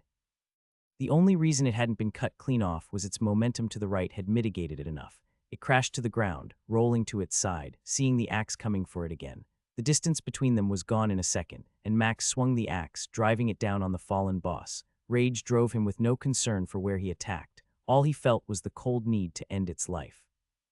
Lifting up its left hand, the boss roared as the axe split its hand all the way down into its forearm and got wedged between the bones. Unhindered by the setback, Max ripped the axe free as his hips pivoted, shearing off the inside of the boss's arm. It tried to roll, realizing it couldn't attack or stand now, only to find the axe again coming for it. Max's strike clipped the left shoulder as it rolled, taking a chunk out of it and shattering the joint. As the boss rolled and accepted the pain it knew would come, it swiped at Max with its right hand, catching him in the side and sending him flying across the room as its claws raked into his legs. The axe clattered to the ground as Max rolled. He rose to his feet and stumbled, his left leg not working, and crawled across the floor. As he crawled a few feet, suddenly his leg worked. Unaware of the heel, he charged, running at the boss with nothing but his fists, and then the world returned to normal. The red rage was gone, and Max felt himself sag momentarily. The boss was on the floor, blood pouring out of the left side of its body. Its leg buckled every time it tried to lean on it, and the boss's arm hung limp against its side. "I got this," Tanilla shouted. A fireball exploded on the boss, and a few seconds later an ice spear pierced its chest. It tried to move and dodge the onslaught, but it couldn't. Fowl, seeing an opportunity, raced toward the boss, yelling as he charged. The boss flashed red as Fowl ran toward it, and Max tried to shout, but it was too late. The shout from Fowl told the boss he was coming, and its right fist slammed into the dwarf, barely blocked by the edge of his shield that covered the left side of his body. A crack echoed through the room as Fowl flew back and hit a pillar 20 yards away with his back. Max saw Fowl's health plummet on the team view, and knew Betrayer had used her special heal the moment he got hit. When his friend hit the wall, thudded against it, and fell to the ground, Max watched as Fowl's health again dropped. Racing toward Fowl, he saw a heal give a little health back, but he was still under 20%. Whatever had happened almost killed Fowl. A potion was in his hand, and the lid was off when Max got to his dwarven ally. Bones were sticking out in his legs and one of his arms. His hammer was nowhere to be seen. Rolling him over as carefully as possible, Max poured the potion into his friend's mouth and held Fowl's nose and mouth until he choked down the drink. The sounds of Bones adjusting and watching them slide back inside his friend's arm and leg was a horrible sight to see. Tossing the flask to the side, Max turned to see the boss, barely moving but suffering from the spells Tanilla had kept throwing at it. "Betrayer, come help him," Max shouted as he moved to where his axe was. "Tanilla, it's mine." The boss was on its back, chest slowly rising, and the amount of blood on the floor was impressive. To consider how much blood it must have lost and still managed to deliver that blow reminded Max that nothing was ever dead until it never moved again. As he walked toward it, skirting it till he stood near its head, Max saw it trying to move, but its time was done. "Consume it." The voice came again. Max froze for just a second. It had been a while since he had heard it, and had believed he had just made it up that first time. Now there was no denying he had heard a voice inside. The hunger to kill it was there. It had been a good fight, but this creature needed to die. He needed to kill it. He needed to consume it. Hefting the axe overhead, Max drove the blade into the boss's skull, splitting it in half. Cold power filled him and made him feel alive. 2 strength consumed 3 dexterity consumed 49 hit points. Consume has consumed a skill. Skill does not match being's body type. Consume is adjusting skill. Would you like to learn Power Strike? Yes, no. Seth, staring at that information that flooded him, Max turned and saw Batrayer standing over Fowl. Letting go of the axe, he staggered for the first 2 steps and ran to where Fowl was. His health was up past 60% and the color in his face was better. You still need another half-minute before I can give you a potion, so just rest, Batrayer said as she gently brushed the hair matted with blood on Fowl's head. He started to talk and she shushed him. He'll be okay. Max asked, still looking at his friend and how he was crumpled on the ground in the health bar on the party display. Batrayer nodded, not taking her eyes off Fowl. Yes, great thinking with the potion. I want to wait on the healing and let another potion do what it can. It's better for stuff like this. Tanilla put her hand on Max's shoulder and smiled when he glanced at her. What made you change tactics? She whispered as they watched Batrayer tend to their friend. Book I have mentioned, the boss was smart. It has a skill like mine, or it has had a skill when leveled up enough that makes it faster and stronger, but it doesn't lose itself as I do. It was injured, and Max paused as he watched Batrayer pull out a potion, remove the lid, and pour it into Fowl's mouth. His health rose to almost 90%, and Fowl let out a small groan as he licked his lips. I wasn't sure we could win. The longer the fight, the more it could use skills, and as you saw, they hurt. You bet your elf tits they hurt, Fowl said with a grunt. It felt like a giant had kicked me or something. Max and the others chuckled as Fowl sat up, letting Batrayer help him as much as she felt she should. I'm not sure of a giant's strength, but you got smacked by at least a 60+ one when it hit you. 60+, Fowl muttered before his face went blank, and he turned to look at Max. Should I ask how you know that? Wincing, Max grinned. I gained 2 strength points from it, putting me at a 31. I'm sure it was still stronger than that, and the skill doubles it so.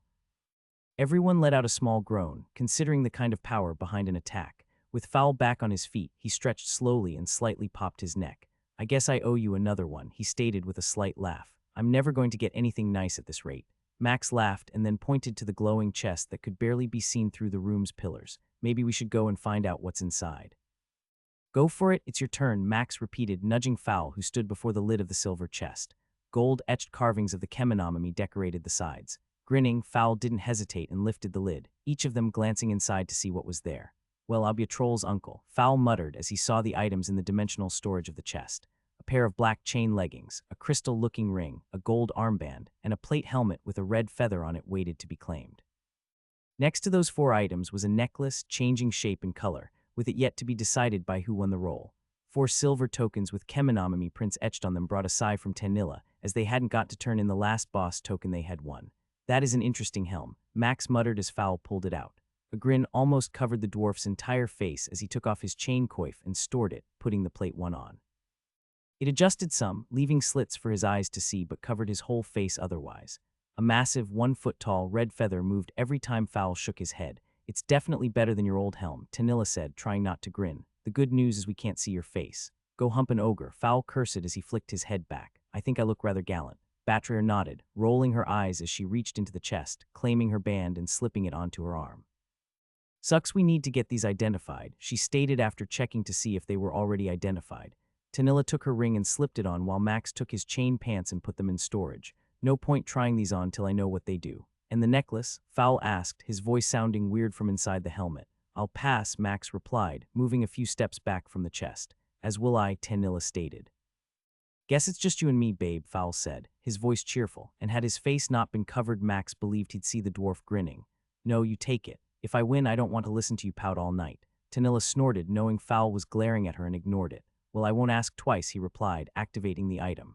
Once the timer ended, he held up a silver necklace with a brown stone set in the middle of it. Can't say how excited I am to get this appraised. As they walked back to town, thankful that there was no chemonomy to fight since the dungeon was cleared, Max considered the options everyone was discussing. Do you really think we can leave by tomorrow? Fowl asked. I mean, we all know that nothing is keeping us here. Tanilla motioned at Max with her head and Fowl grumbled quietly. It's okay, Fowl's right. We all know the life of an adventurer means we don't stay in the same spot for long. I can still get one more dungeon run for Amy and her father before telling them I need to go. They both know to expect it. That doesn't mean it's any easier, Seth, Batrayer said as she stroked her beard. What about Barjanak? Do you want to collect some of the items he has and take them to Peltigo? I think we can trust him. Besides, it might be hard to explain having those items at our level, and would you really want to try and run all over town selling them? Eventually someone would talk, and then the truth that 4 people sold more rare items than imaginable would cause problems. Batrayer nodded and just kept walking. So what time tomorrow do we go if everything is finished by tonight? Tanilla asked. 4 hours after sunrise. I can get us a ride as I don't want to make that journey on foot. Everyone agreed on the time and method for passage. Tomorrow, if everything went okay, would be their last day in Rumston. It's done, and I was wondering if you would make it in today, Barjanak said, smiling as he pulled out a clear vial filled with clear liquid. I know it doesn't look like much, but it's the real deal. Max took the vial and pulled the stopper, smelling it and then glancing up at Barjanak. There isn't a smell like none at all. The dwarf, who finally had noticeable stubble, laughed as he nodded. Were you expecting it to glow green and smell like apples? Shrugging, Max nodded and put the bottle to his lips. Tipping his head back, he poured the liquid in his mouth, immediately regretting that decision as the taste hit his tongue. There were no words to describe it other than the worst taste in his life. He almost choked as he forced it down his throat and winced as he smacked his tongue against the roof of his mouth. Barjanak started laughing, pulled a water skin out from his storage, and handed it to Max, who immediately took a long swig from it. Yeah, no one wants to know about that before they drink it, Barjanak admitted, his grin never leaving his lips. You will be happy to know some of the other elixirs taste far worse. Gah, I mean that taste, what is it? The dwarf shrugged, took the vial from Max and deposited it in a tray. No clue, just how the reagents combine together. Now it will take a moment to kick in, but when it does, you will. Barjanak stopped talking when Max's whole body spasmed suddenly and shook for about 5 seconds. Ah, yes, there it is. Now you can check your stats and see how many points it added. Grumbling to himself, Max checked and saw that the elixir had given him 2 more dexterity points. Well, the good news is I gained 2 points. The bad news is I'm not sure I would want to do that again anytime soon. Ha, the joke's on you, Barjanak replied. You must wait at least a year before taking another elixir for the same stat. Even if you had 2, you could only drink one and get anything from it. The other would just be wasted. Still rubbing his tongue against his teeth, Max nodded and blew a raspberry. Okay, now for the really bad news, Max said, watching as the dwarf made a face. Max finished killing the last orc in the dungeon, and as always continued to banter with Mr. Wright and Amy while they harvested the orc ears. Knowing this was the last time they could do the dungeon with him, he stared at the portal down the long hallway from where he was standing. What are you thinking, Seth? Mr. Wright asked. You seem different today. Max nodded and sighed, turning to see them looking at him with a concerned expression. We need to kill the boss. Why would we need to kill the boss? Amy asked. Her father looked at Max and cocked his head for a second before starting to slowly nod. You're leaving town. This is our last run, isn't it? Max nodded and saw Amy's face go white. You're leaving. Why? I mean, she paused, trying to fight back the tears that had appeared when she heard the truth. Max moved to where she was, held out his arms, and waited. She started to cry and turned for a moment, hiding her face as she wiped away the tears. No, I don't want to, but I have to. I can't tell anymore, but one day I hope. It's okay, Seth, Mr. Wright interrupted. We owe you more than we can ever repay, and both know you must go. Isn't that right, dear? Amy nodded, but still kept her head turned, wiping the flood of tears that hadn't stopped yet. It took a little bit, but once she felt the tears were over, she turned, eyes all red, and gave a pained smile at Max. She moved to his open arms and squeezed him as tight as she could. You're welcome, Max replied, giving her a gentle squeeze and smiling as he saw Mr. Wright nodding at him. You are an amazing woman and most likely the best baker in your family's business.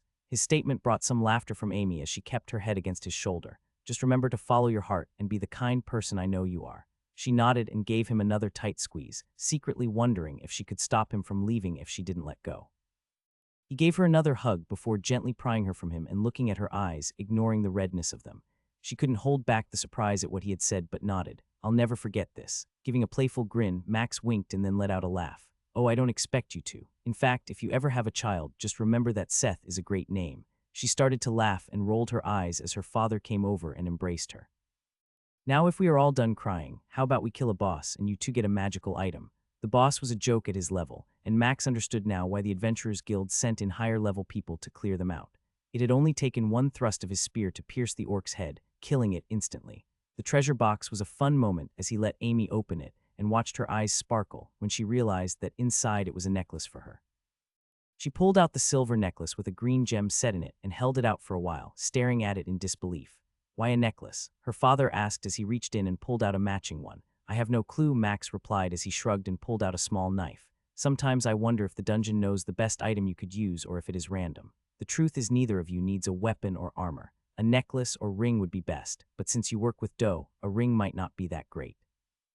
Amy scrunched her face after putting the necklace on. Why can't I see what it provides? Her dad put a hand on her shoulder and gave her a wink. We have to get it identified. Don't worry, we can do that outside. She nodded and smiled before noticing the floating time appear above the chest. Seth, is something bad going to happen? Laughing, he shook his head no and pointed to where the portal was. It will kick us out after the timer ends. Most of the time, we just use the portal if we are ready.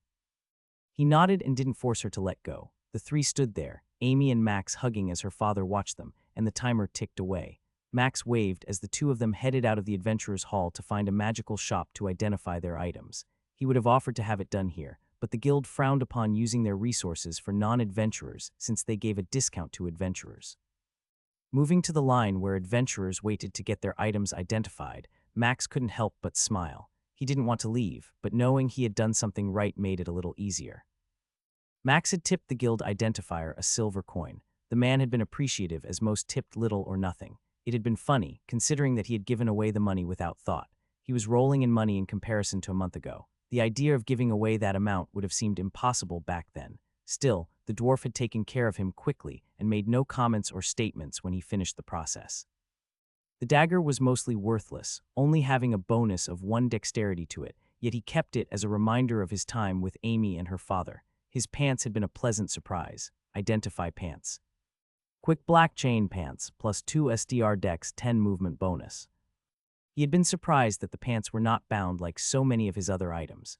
The movement bonus wasn't something he considered that amazing, but he remembered his boots also had a movement enchantment and saw the potential it gave him. That small percentage would add up especially when stealthed or running to help out a teammate. With that taken care of, Max turned in the orc boss token, earning a smirk as the attendant knew it was well below his current level. With those things done, Max finished his last task before retiring for the evening. Take these and stop arguing, Sam huffed as he shoved the 3 books into Max's hands. You will need them where you are going. Frowning, Max sighed and finally took the books and put them in his storage. Are you sure? I feel I'm taking advantage of our friendship.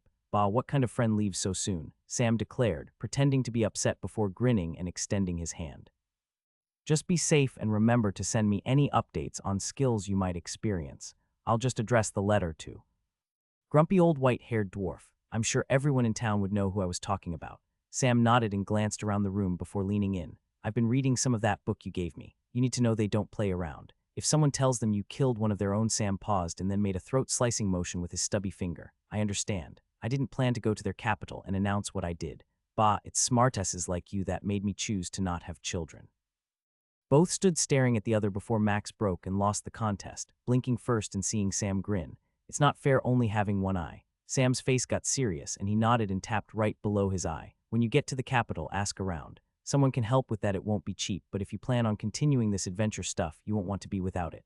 Max nodded and moved to leave. Just remember, if anyone asks about me, you know nothing. Just sold me some books.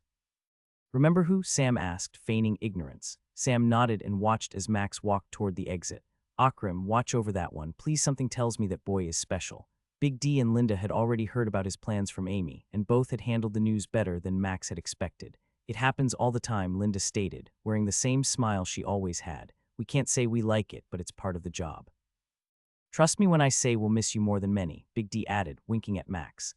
There be some we are ready to see go, and you're not one of those. I can't thank both of you enough. The food has been some of the best I've ever eaten. Big D laughed, starting to open his mouth to say something witty, when an elbow from his wife caught him in the ribs, taking his breath away.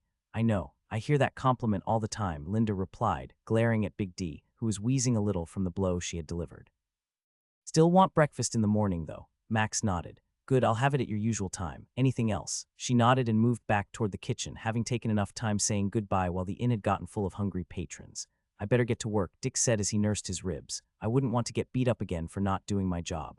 Chuckling, Max grinned as the older man made his way around the room, checking on everyone's drinks and getting a count of who needed more.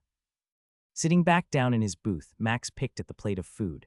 It was good, but right now, he needed to unwind first. The transportation had been relatively easy as he found a place on the west side of town with multiple options. His budget allowed him to get a covered wagon with room for the 4 of them and 2 workers who would handle the animals and cooking.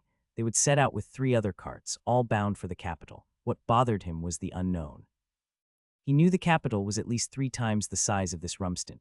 Multiple adventure halls were in the capital, 1 in each quarter. A massive one reserved for only the highest-level adventurers was located in the central part of the capital. Not far away from it was the tower. The stories of how the kingdom built its capital around the tower were told to every child during school. Everyone knew that treasure, power, and untold glory could be found inside it. If he remembered right, there were 100 levels, but only a few people in the history books had ever conquered all 100 of them. Each of them had ascended to a new realm. Sitting there, playing with his mug, Max wondered what that meant. The idea of ascension had never been something he had given the time of day before. Now it tugged at him. What was there to ascend to? What was so special about the tower, and what did it give the people who conquered it? The words of the woman back at the temple in Windsor Wheel echoed in his mind again. Grow stronger, no room in the heavens for one afraid.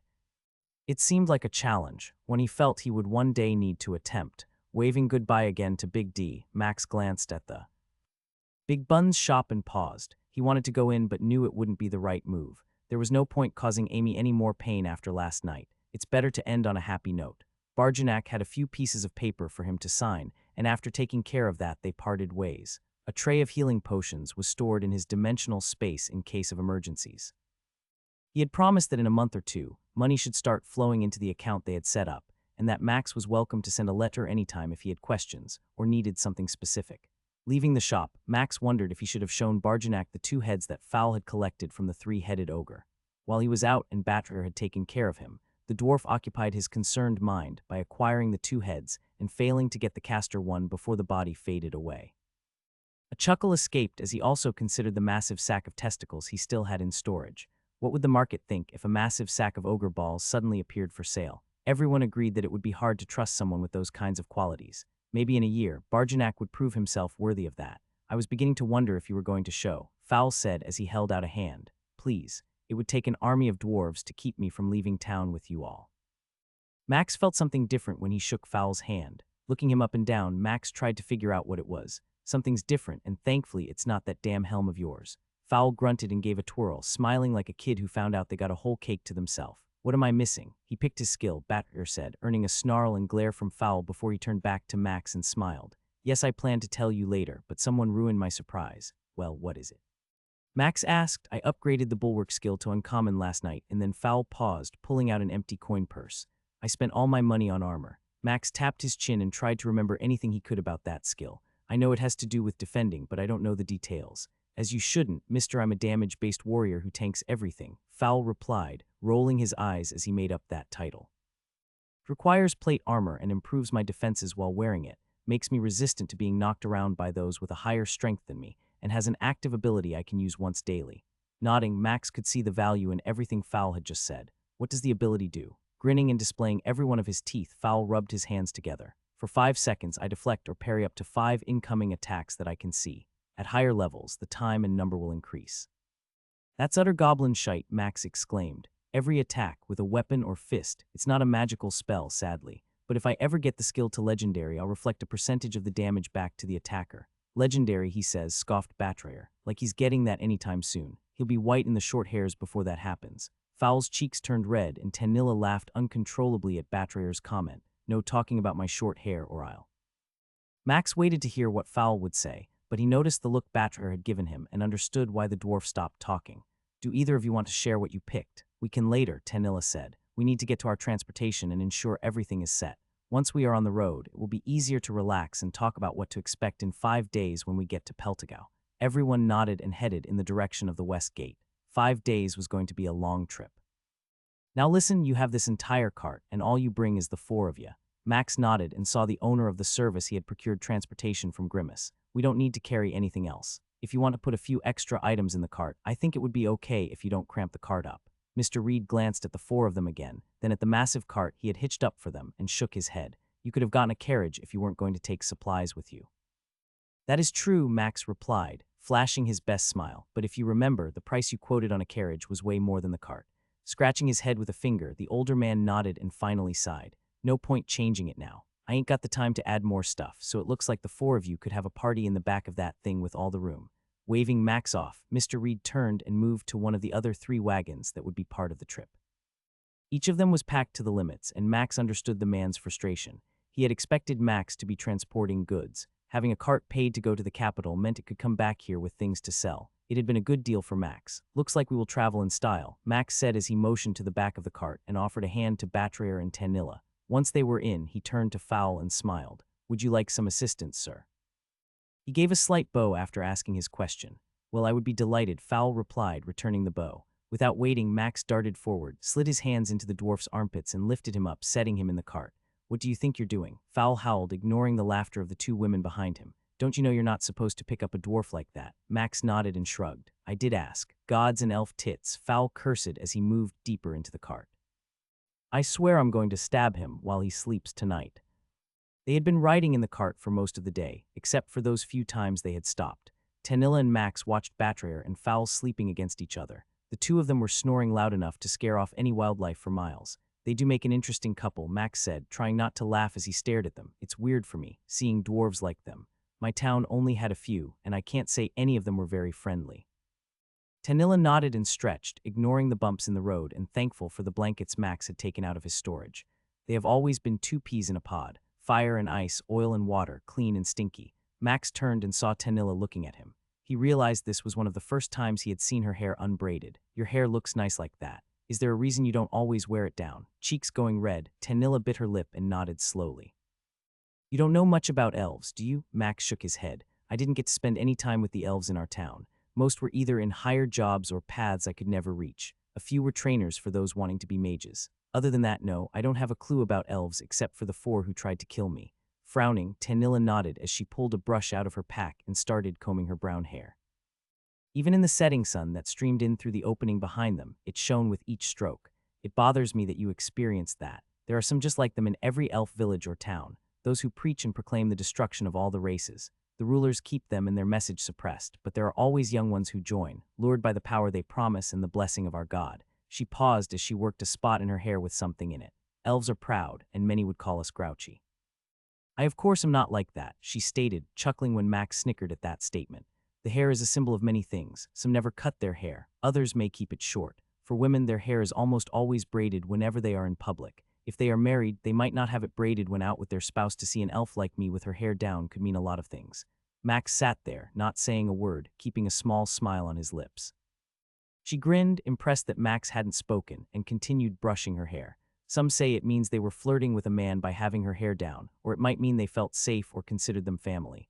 Batcher and Fowl have seen my hair like this many times. And me?" Tanilla rolled her eyes, but the smile never left her lips as she watched Max's face, looking for emotions he might let slip. "I am safe with you. I know that means something to you. We both have been hurt, and that makes it hard to trust you are also kind, and it is easy to see how you might have been taken advantage of in your younger years." She put the brush down and picked up a comb made of a bone Max had never seen, the red color catching his interest. Lowering her voice, Tanilla leaned closer to Max to ensure the men driving the cart up front couldn't hear her. "You have a skill that could grow stronger by taking advantage of others and their trust. A knife, spear, or sword during the night would give you power most could never dream of," and yet Tanilla bit her lip hard enough Max was almost afraid she would break the skin. "You don't. We couldn't have stopped you if you attempted to strike Betrayer or myself down. Part of me isn't certain the 3 of us could take you. I would never."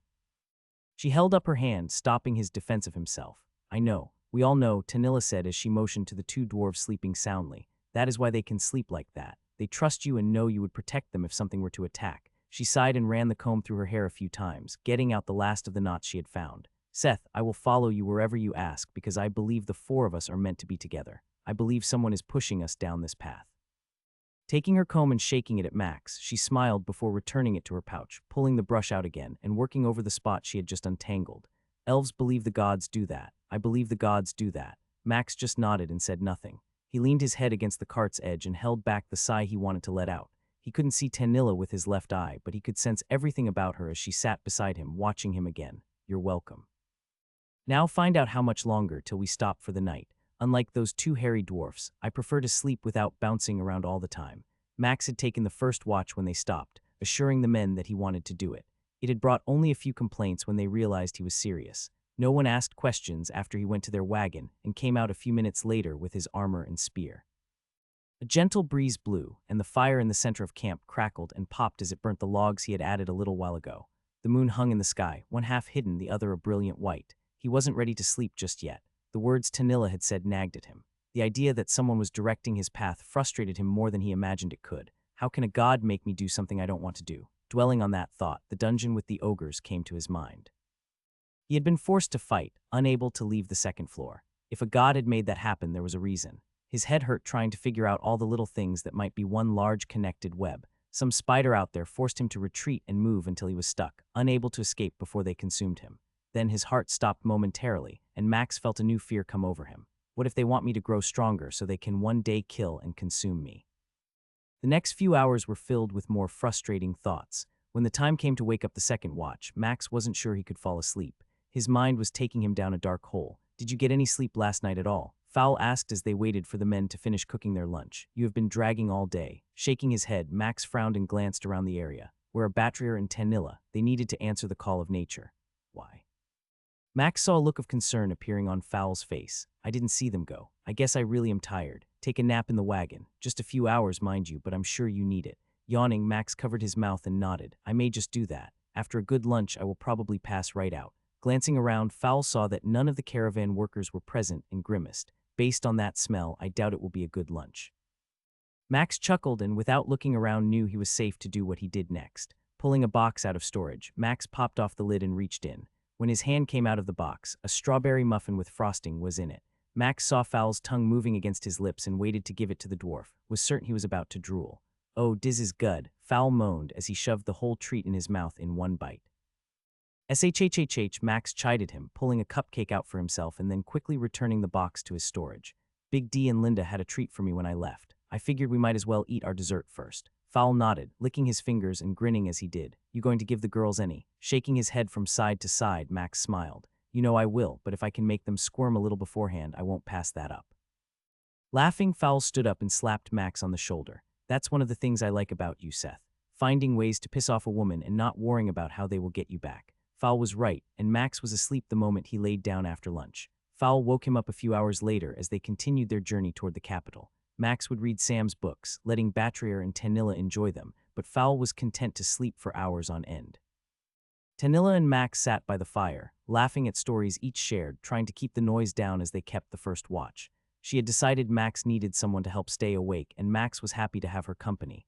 When the moon reached the point in the sky that signaled the next shift, he woke up the next two and helped Tanilla get into their cart.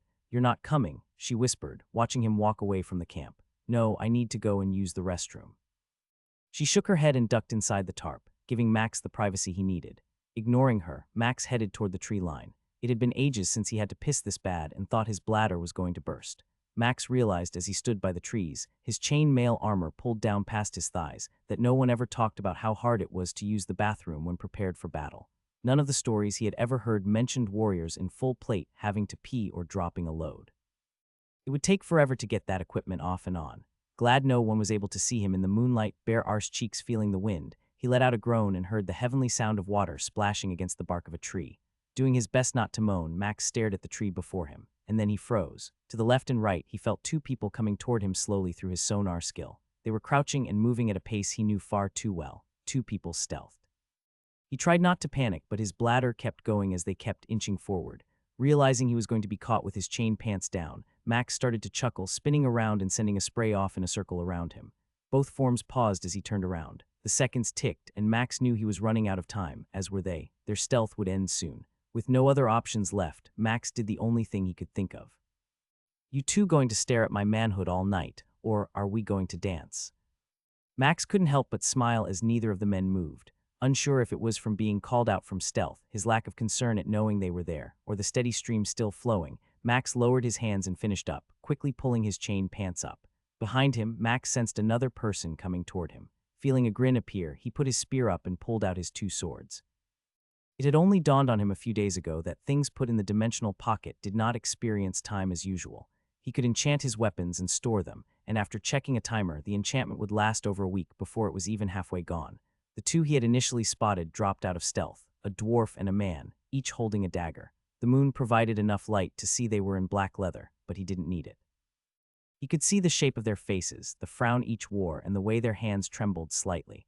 As the two men moved slowly toward him, Max could feel the one behind him creeping closer. He realized it was a woman, lanky and tall. You seem awfully sure of yourself, the dwarf said with a growl. Pissin' in the woods at night away from your wagons. You haven't even called fur help. He could tell what they were doing, drawing his attention and keeping him focused on them.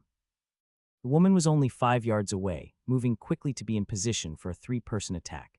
It was then that Max noticed the aura around the man and the dwarf. It was faint, but there. A hazy red outline hung around them. Not enough to cause problems, but enough to tell everyone who saw them that the system recognized them as murderers. They had to have attacked someone in the last 3 days to still be flagged. Max nodded, lowering his stance a little and preparing for what was about to happen. Casting his area of effect ice spell, he waited till it was 1 second from going off and then dashed toward the man on his left. He had been ready, but his dagger did nothing to protect him from the spinning sword attack Max unleashed on him. Both swords came across in a high-low pattern, Max's feet twisting as his hips spun him around, bringing both blades circling back to his target. The man wasn't slow, but there was nothing he could do. His dagger parried the first attack before the other sword came, and sliced his left leg to the bone. The second salvo of attacks took off his left arm and sent a sword into his body, piercing his chest. The momentum and movement of the attacks never slowed him as Max continued sliding right, swords out toward the dwarf who had rushed to join the fight only to realize it was over before it had started. He tried to stop, glancing toward the woman who was still stealthed and now only 3 yards away. "She can't help you," Max said, showing his teeth. The dwarf flinched and the woman froze. A dagger flew from the woman. Max saw it coming, lifting a sword and deflecting it as she came out of stealth. "Who the hell are you?" the dwarf hissed, glancing between him and the woman covered in black leather from head to toe, only her silver braid hanging against her back. A goddamn female. She stayed low, pulling a pair of daggers out from behind her back, and then whistled. Movement came from the forest, and Max felt more people entering his field of perception. Suddenly, a cold sensation washed over him. He had hoped for it. In truth, he longed for it. The moment the two men showed up within his sonar skill, the hunger he sometimes felt roared inside him. When he saw they were red, realized they could be engaged with no worry of the system listing him as an attacker or murderer, it had almost consumed him. 2 dexterity consumed, 20 magic points consumed. Consume has successfully consumed a skill. Would you like to learn backstab? Yes, no. Max couldn't help but grin, even knowing there were half a dozen people now in his sphere of perception. He ignored the choice for now. He didn't want to possibly stumble as he sometimes did when learning a new skill.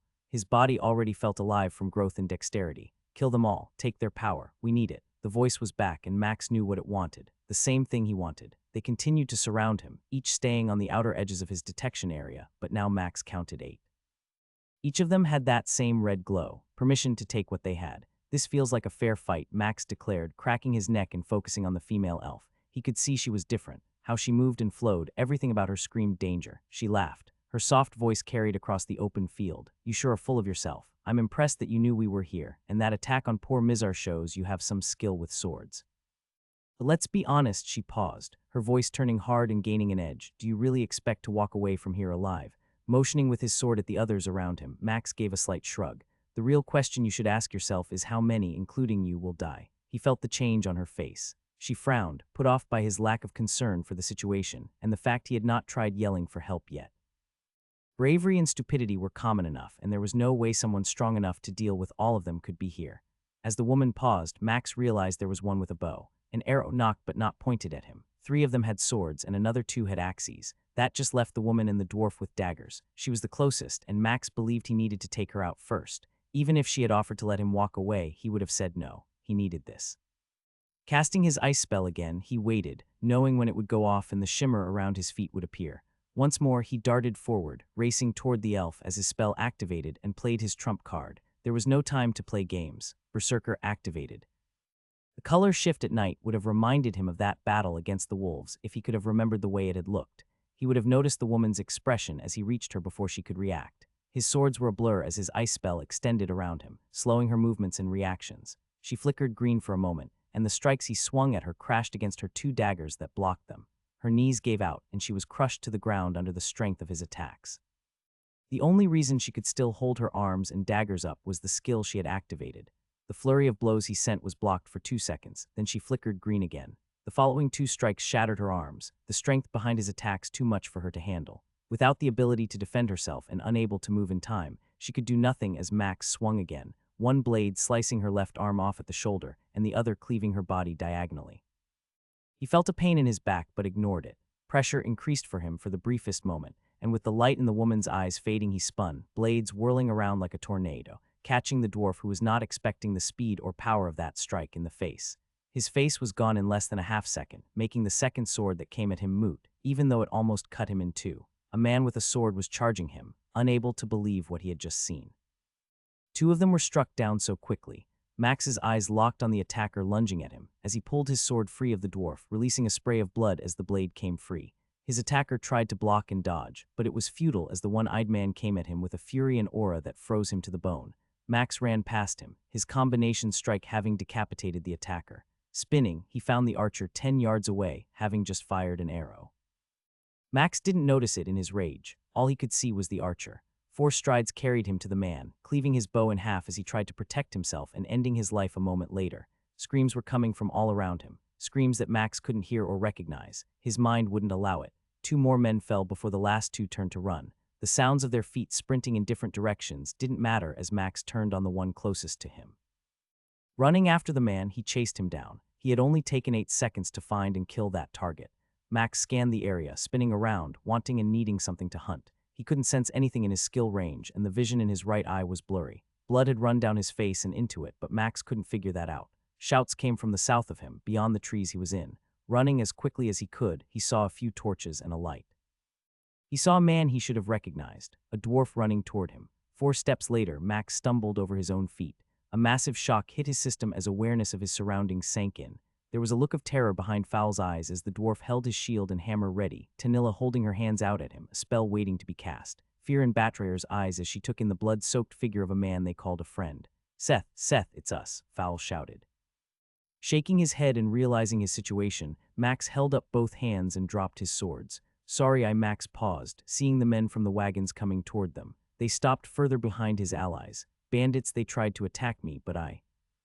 Max shook his head and finally understood why he couldn't see well from his right eye. He tried to wipe away the blood with his hand, but it didn't help. He was drenched in it. "Let me," Tanilla said, rushing across the gap between Max and them, letting the spell she had prepared vanish. She wiped her robe across his eyes and then his forehead, allowing him to see the pained look on her face. "Are you okay?" she whispered. He nodded slowly and cringed. He tried to smile but couldn't. "Are you all right?" One of the men from the caravan called out. "Are there more?" Max realized he didn't know the answer to that. He wasn't sure if he had killed them all or if some had gotten away. Right now, he was more scared that he had regained himself only 10 yards or so from his friends and knew that he was about to have attacked them. "I'm not sure there were 9, but..." 9, he could hear the men murmuring, asking each other if that was possible. How could he have taken on that many and survived? "Join the party, Seth." Max turned and looked at Batrayer, who was staring at him. He saw the notification and clicked accept. She huffed and shook her head before coming toward him. "Let's go. We need to see what took place." "Dear gods," Foul mumbled as he held a torch over the corpses they were looking at. "I'm glad the caravan men let us inspect this area. I doubt they would have been able to handle this." Max stood there silently, taking in the carnage strewn around him. Arms, heads, torsos, a leg, blood everywhere. He wasn't sure if he was glad to have Foul's light orb out as the scene was gruesome, like something out of a horror story. "I only count 8, Tanilla said, her voice steady as she spoke. "I think I found the direction the one that escaped ran. We should follow. We need to see if we can find their camp." Foul looked at Batrayer and frowned. "In the dark, you want to run through the woods in the dark and see if we can find their camp." She nodded, and Foul sighed when he saw the look she gave. "Do we loot first or we go now?" "There is no time to wait," Batrayer repeated, glancing at Max, who was still taking in the scene. "You going to be okay, Seth? Can you come with us?"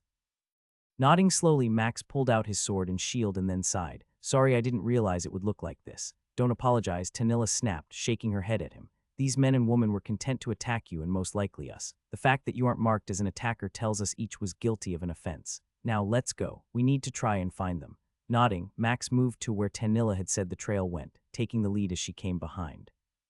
Foul put Batrayer in the middle and took up the position at the rear. The path was easy to follow, even in the dark. The one that had run did so without concern for stealth or hiding. The number of broken branches, scuffs on trees where they had run into a trunk, and torn up dirt patches that marked a path to the north were almost comical. It took them over 10 minutes to spot a glow up ahead through trees, where voices and shouts could be heard. They put out the torches and Foul hid his light orb as they crept up to the camp. "What the hell do you mean dead? That makes no sense. 1 man against the 9 of you." A loud female voice rang out through the trees, her frustration at the story she heard not abated. Other sounds were coming from the area, and Max tried to see as best he could through the trees, but the camp was hidden. "Stay here," he whispered. "I'll check." The other 3 crouched down and waited as Max activated stealth and moved closer. When he arrived at the tree line, the sight of what he found in the small clearing shocked him. 5 large wagons like the ones they were in were packed full inside the clearing. Horses were tied to a post, and a dozen tents were set up. A single fire was burning bright, and over the noise of shouting and movement, Max saw 4 more bandits moving around while 1 man took a tongue lashing from a massive woman in the middle of the camp. She had to be almost 7 feet tall and made most of the blacksmiths he had ever met look small in comparison. Her red hair hung loosely over her shoulders as she continued strapping on her armor. At no time did she stop berating the one who escaped. Everyone in camp but that woman had a red aura around them, barely noticeable but there. Moving back, Max got as far away as possible before his stealth expired. "What do? We can attack those 5, but the woman isn't flagged." That's because she is the leader, Tanilla answered. She most likely moves the goods and keeps them in line because she can kill them without having to get her hands dirty. We need to catch them all, though. What if only Seth attacks her? Then we could protect him until it wears off. Batra glared at Fowl, who held his hands up in surrender. I'm fine with that, Max replied. If someone has to be flagged, it should be me. As long as I don't kill her, it's only 3 days, right?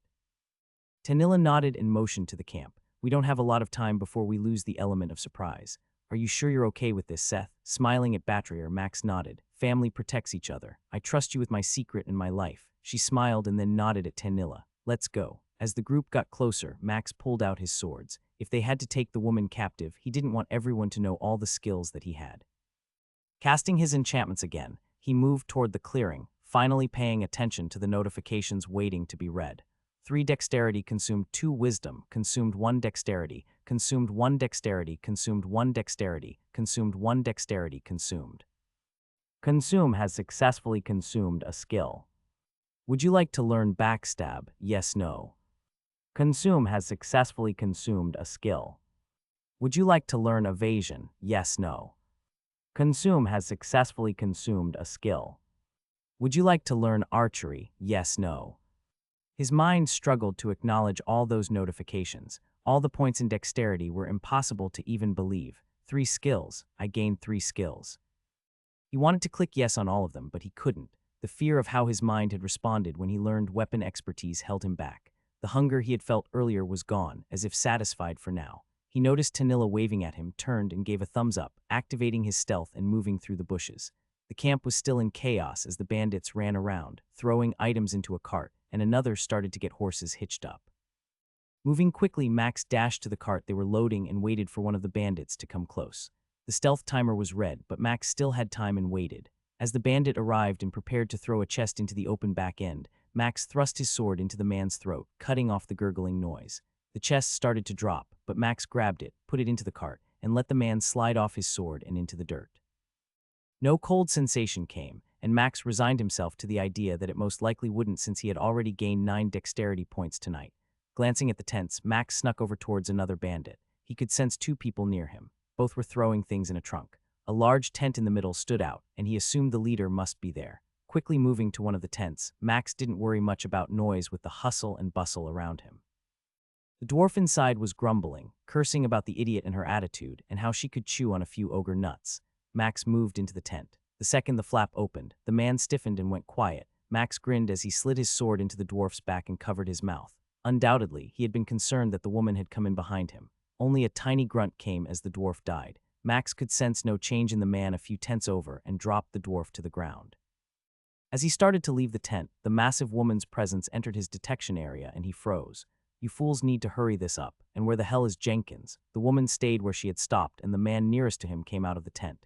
He was taking something to the wagon. He should be back now unless he needed to take a piss. Everyone to me now. Sounds came as the 3 remaining bandits ran to her, and he heard the cursing as seconds passed and no one else came. Get your weapons.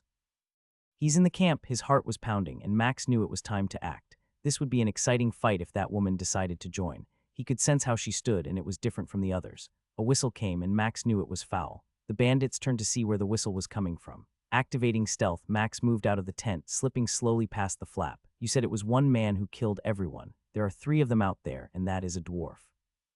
Boss, I'm telling you, it was just one man. He carried 2 swords and cut down. A gurgle caught their attention from the bandit Max had just killed that had been closest to him and farther away from those 2. Max grinned as he let the body fall to the ground and saw them turn around. It's him, the bandit almost whispered, his voice trembling. Max realized the man was also pissing his pants. The woman looked him up and down and then gave him a sneer. Go get him, she ordered. A bandit with a scar across his left cheek glanced at her and then at Max. It was apparent he wasn't sure which one was more dangerous, and his hesitation earned him a dagger to the throat. Max had barely seen the attack. The woman struck so fast that it was a blur. Even his detection ability had struggled to catch that attack until it was in motion. She glanced at the last of her crew, shaking and drenched in his own piss, and shook her head. The dagger she had used to kill the bandit who hadn't obeyed flew from her hand into the man's eye. He screamed for just a second until his brain stopped working. She then slowly turned to face Max and smiled. Well, you look exactly as that fool described you. She didn't move, but everything about her told Max she was faster than him by a lot. Even with his buff and all his gear, there was no doubt she would not be like the rest of the bandits. And who might you be? Max asked as he watched Fowl and the other 2 run behind her. Her voice was so sweet it bothered him. She gave a playful smile and then waved at the camp with one of her hands. She started to walk away, moving slowly, her eyes watching Max the entire time. "You just going to walk away?" Max asked, taking a few steps in the direction she had moved. Pausing, she turned and put her hands on her hips. She smiled in a way that felt almost dirty. "Do you really plan on trying to stop me? It would mark you as the attacker, and then I would be free to do whatever I wanted to defend myself." She rested her hand on the pommel of her sword at her waist. "I'd prefer not to kill you, but part of me would be totally fine with that." The woman nodded slowly as she read Max's face. She could see that he was not like most men by how he stood there, both swords at his side and ready to be used. Could Billy have been right? Could this man really have done all that on his own? She had noticed only Max was covered in blood. The rest looked like they hadn't done a thing against her crew. Knowing he had taken out 3 of her men so quickly unnerved her even more. Worse yet, he hadn't flinched when she killed her own men. "Do you honestly think you can win?" Max smiled. Her voice had changed. She had stopped hiding behind the facade she would typically use around others and revealed the actual person behind that mask. "It's funny because I was going to ask you the same thing. You would be fighting 4 of us, and while I can see you are skilled and fast, I know my team. It would be fun to fight against you, but you won't stand a chance if this happens." Max lifted his right sword slowly as he pointed it at her. "Just know we will all gladly flag ourselves if we must. I'm sure the guards would understand, especially when the caravan men agree with our report." He watched her tap her fingers against her sword. She wanted to draw and use it, but wasn't that dumb. If she attacked first, she would be in a bad spot. Weighing the options, she saw that the odds of getting out of here alive were dropping quickly. She could try and run if there was no mage, but if that mage could stop her. "Fine, what if I surrender?" Max watched her as she held her hands up, grinning again as she watched him. "We would tie you up and take you with us to town. You think that would be a good decision? A trip for 3 days. Tanilla nodded behind the woman, and Max saw how Fowl and Battery were standing. If he moved, they would move. He sighed and shook his head slightly. "I'm tired of this game. Choose now. Surrender and take your chances on the way back to town, or I'll start the fight, and we can see how things go from there. But what if?" "No," Max interrupted her, and his voice was as deep as he could make it. He was tired, and he knew he would have to make that first move if she didn't take him seriously right now. There would be no surrender. "Stop talking. Either surrender now or I will start this." She read his eye. How could a one-eyed man do this? She started to consider her chances again, but that one eye told her everything she needed to know. He would not hesitate. "Fine, I surrender." Holding her hands out in front of her, she winked. "Come tie me up." Max shook his head. "Not going to happen like that. First, drop all your weapons, then take off all your clothes and—" Her eyes went dark, a bit of fury behind them. "You expect me to strip naked?" "I do. Until I ensure there isn't a weapon hidden anywhere on you. I won't believe you are serious, but I won't." "Then that leaves us with no other option." Max shifted his stance and brought both swords up slightly. Her eyes went wide, and she almost reflexively went for her sword. She heard the movements behind her and knew there was no other choice. "Fine, I'll strip, but don't expect me to let you."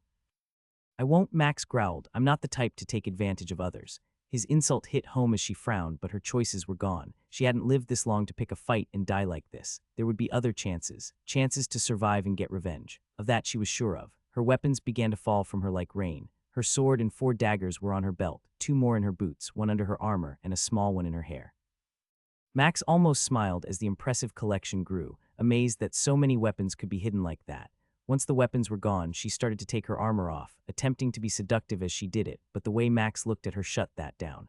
It was apparent he wasn't going to be distracted. Underneath the armor, 2 more small knives fell out, and soon, all she had left was her undershirt and shorts. "Take them off." She growled, not embarrassed by the thought of being naked, but the fact that Max was so thorough.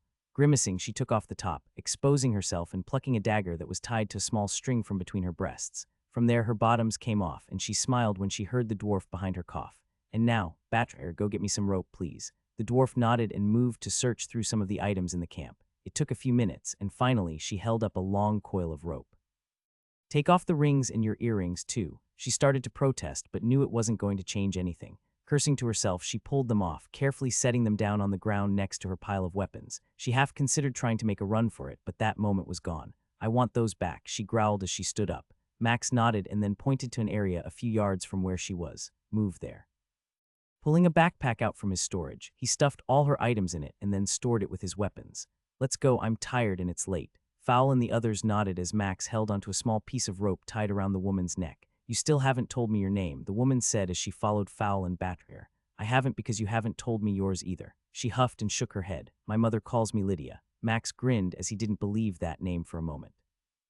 Well, everyone calls me Shade Slayer, he replied, turning around slightly to wink at Tanilla, who rolled her eyes. He felt the woman noticeably straighten up. There was no doubt she would give up trying to run now. The night had been a restless one. He had tied Lydia's legs and bound her to the edge of the cart inside. She was given another blanket, and they ignored her complaints, offering her a choice of being quiet or finding a sword in her throat. After that, she stopped talking and lay down. Tanilla had waited outside the cart as he cleaned up with some water the men had heated up.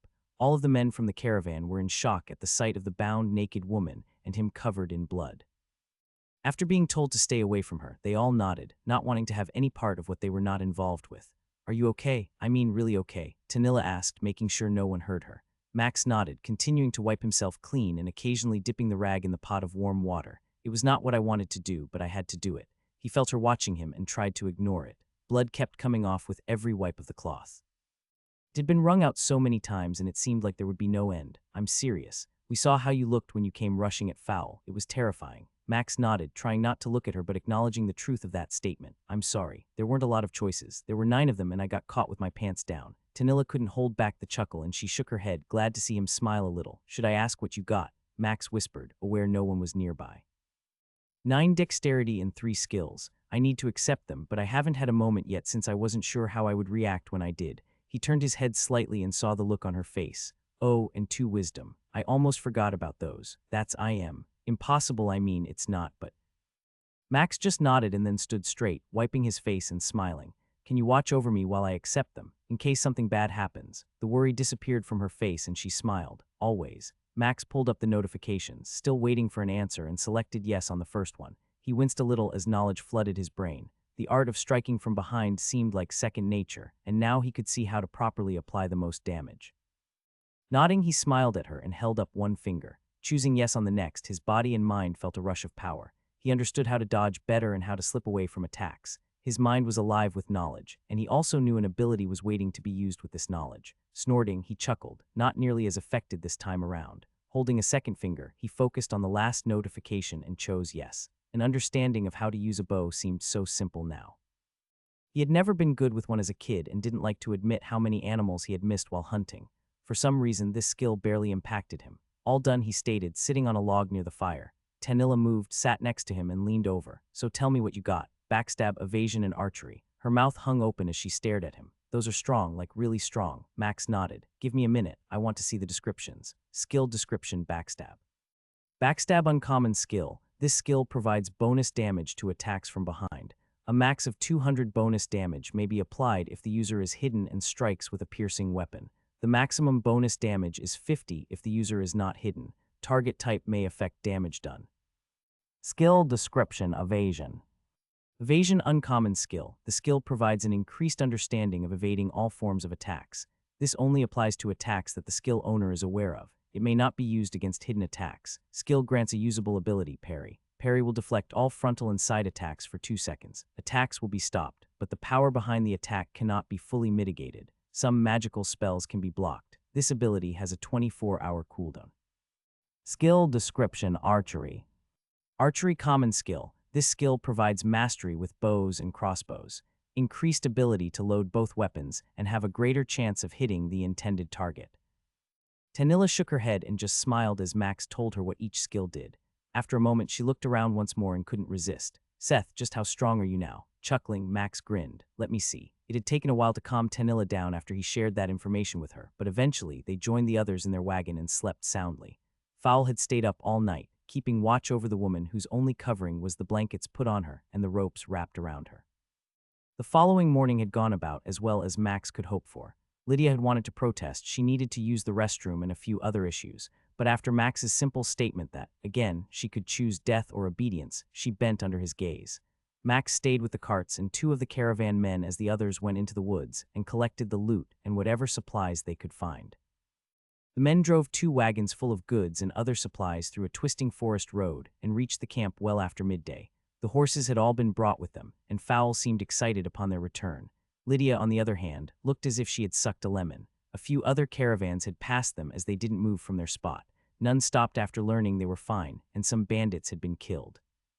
They wouldn't leave till tomorrow since there wasn't enough light left in the day to make moving worthwhile. Max watched Lydia try to find a way to loosen or break her bonds as they broke camp. He would stand outside the wagon and use his skill to see her struggling, flexing against the ropes. Every time he came to check on her, she would stop, and each time he tightened them. She was in a foul mood this morning, frustrated at seeing the goods she had worked so hard to steal following the other carts toward Peltigo. What will they do with her? I'm assuming it's jail or death. Tanilla nodded, looking up from her book, watching the red-headed woman glaring at them. Based on what we found and saw, I don't know how she will be allowed to live, she replied, but gave a shrug as she turned back to her book. Who knows, though? You humans in your courts sometimes make things impossible to guess the outcome. Max nodded, understanding the truth of that statement. Sometimes it did seem that way. I'm surprised she didn't fight. I half expected her to. Everything I felt told me she would. Putting a finger on the page she was reading, Tanilla closed the book and looked at Max. You don't have a clue, do you? About what? You couldn't see her face, the way you looked at her, how you spoke to her. I was nervous that you would kill her no matter what. It's not that she doesn't deserve it, but how you looked when you faced her down was a little like when you almost attacked Fowl.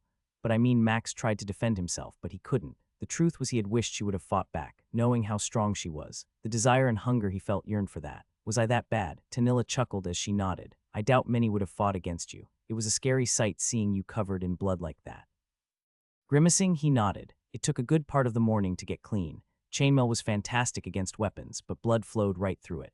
Halfway through the day, a shout came from the drivers, and Max and the others moved to the front to see what was up.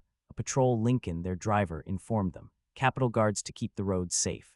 Max heard Lincoln scoff after he said that, everyone keenly aware that none of them would have probably lived if Max and his team weren't with them. I'm Sergeant Douglas, and word on the road is you have captured and killed some bandits.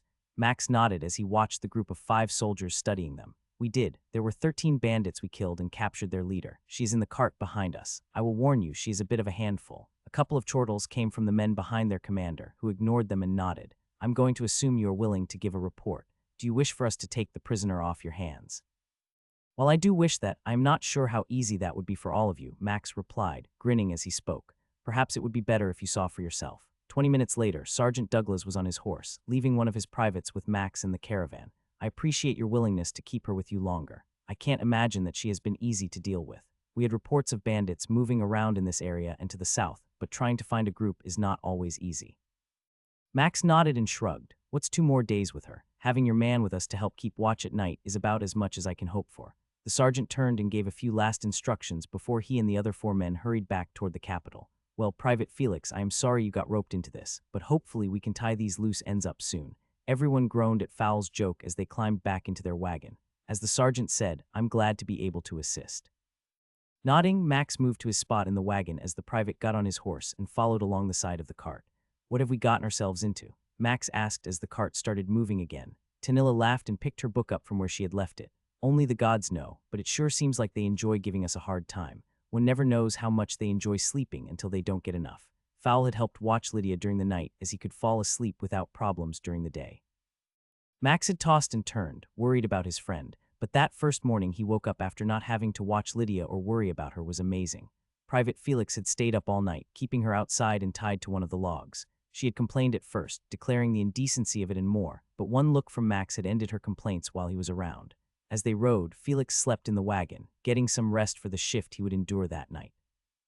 Max and the others talked often about their plans once in the capital. They could choose from any of the 4 sections as their starting place. Each section had dungeons unique to that area, and they needed to hit level 50 before they could attempt the first floor of the tower. Fowl lamented that getting that high would take months of grinding through the dungeons.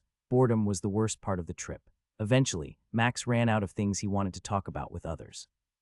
They couldn't spend all day whispering, and he had given up trying to read on the road. Having only one eye made that task almost impossible with every bump they hit.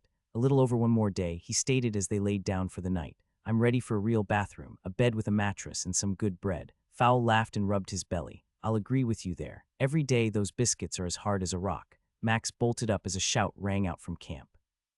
With no time to get dressed, he threw on his boots and grabbed his sword, opening the flaps of the wagon. The others were rising, struggling to get up and grab their weapons right behind him. Max stuck his head out and felt something flying toward him the second he came out from behind the protective tarp. Instinctively, his body moved, pulling him toward the wagon as his free hand gripped the back gate.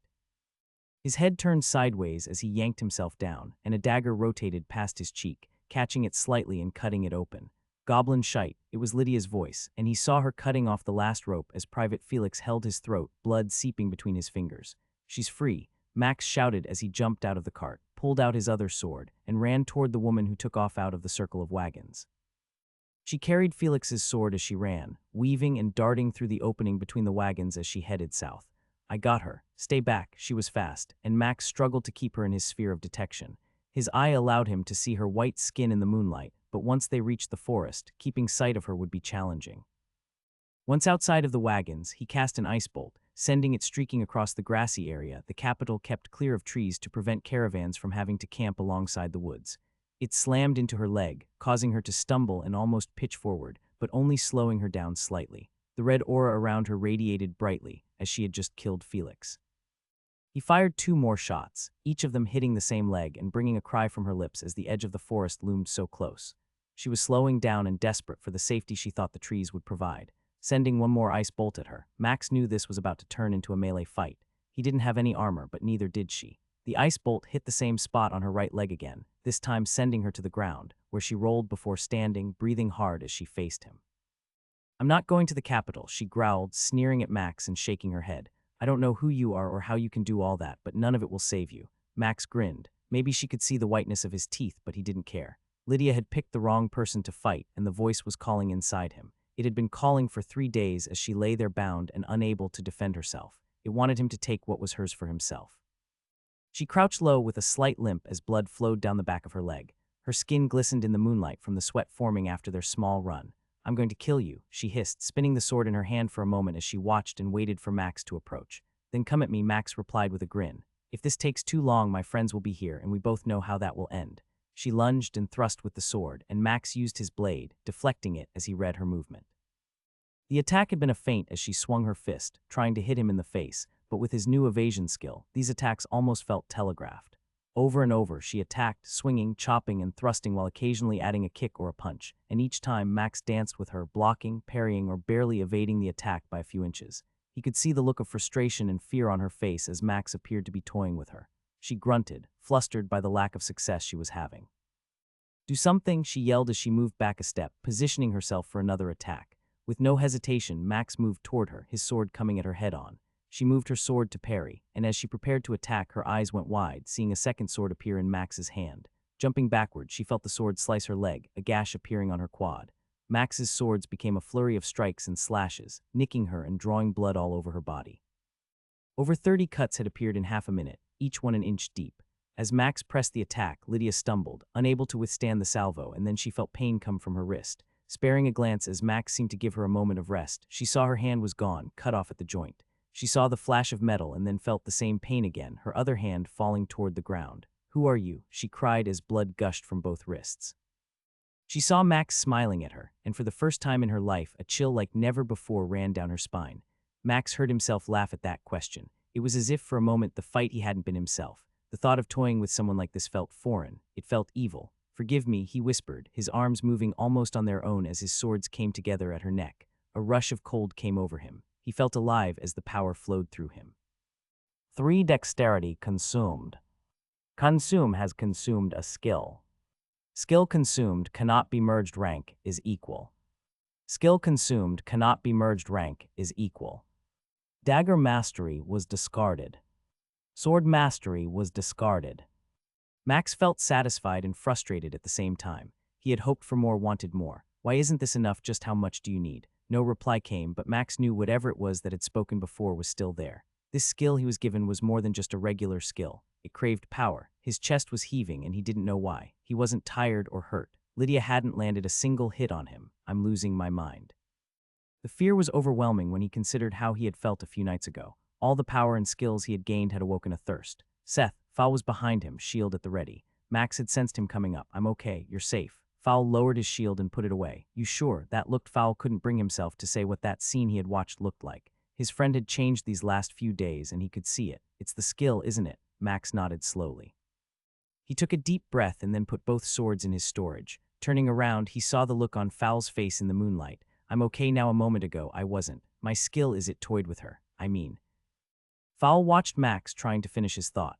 It sounded weird to hear him say it. "Your skill toyed with her?" he asked, speaking slowly and carefully. Max nodded again. It was different this time. Ever since those bandits attacked me, I've always wanted to grow stronger, to gain skills, and suddenly it was like a dam broke, and I now know how quickly that can happen by doing what I just did. You mean killing people? The way Fowl had said it pierced his core. It was true.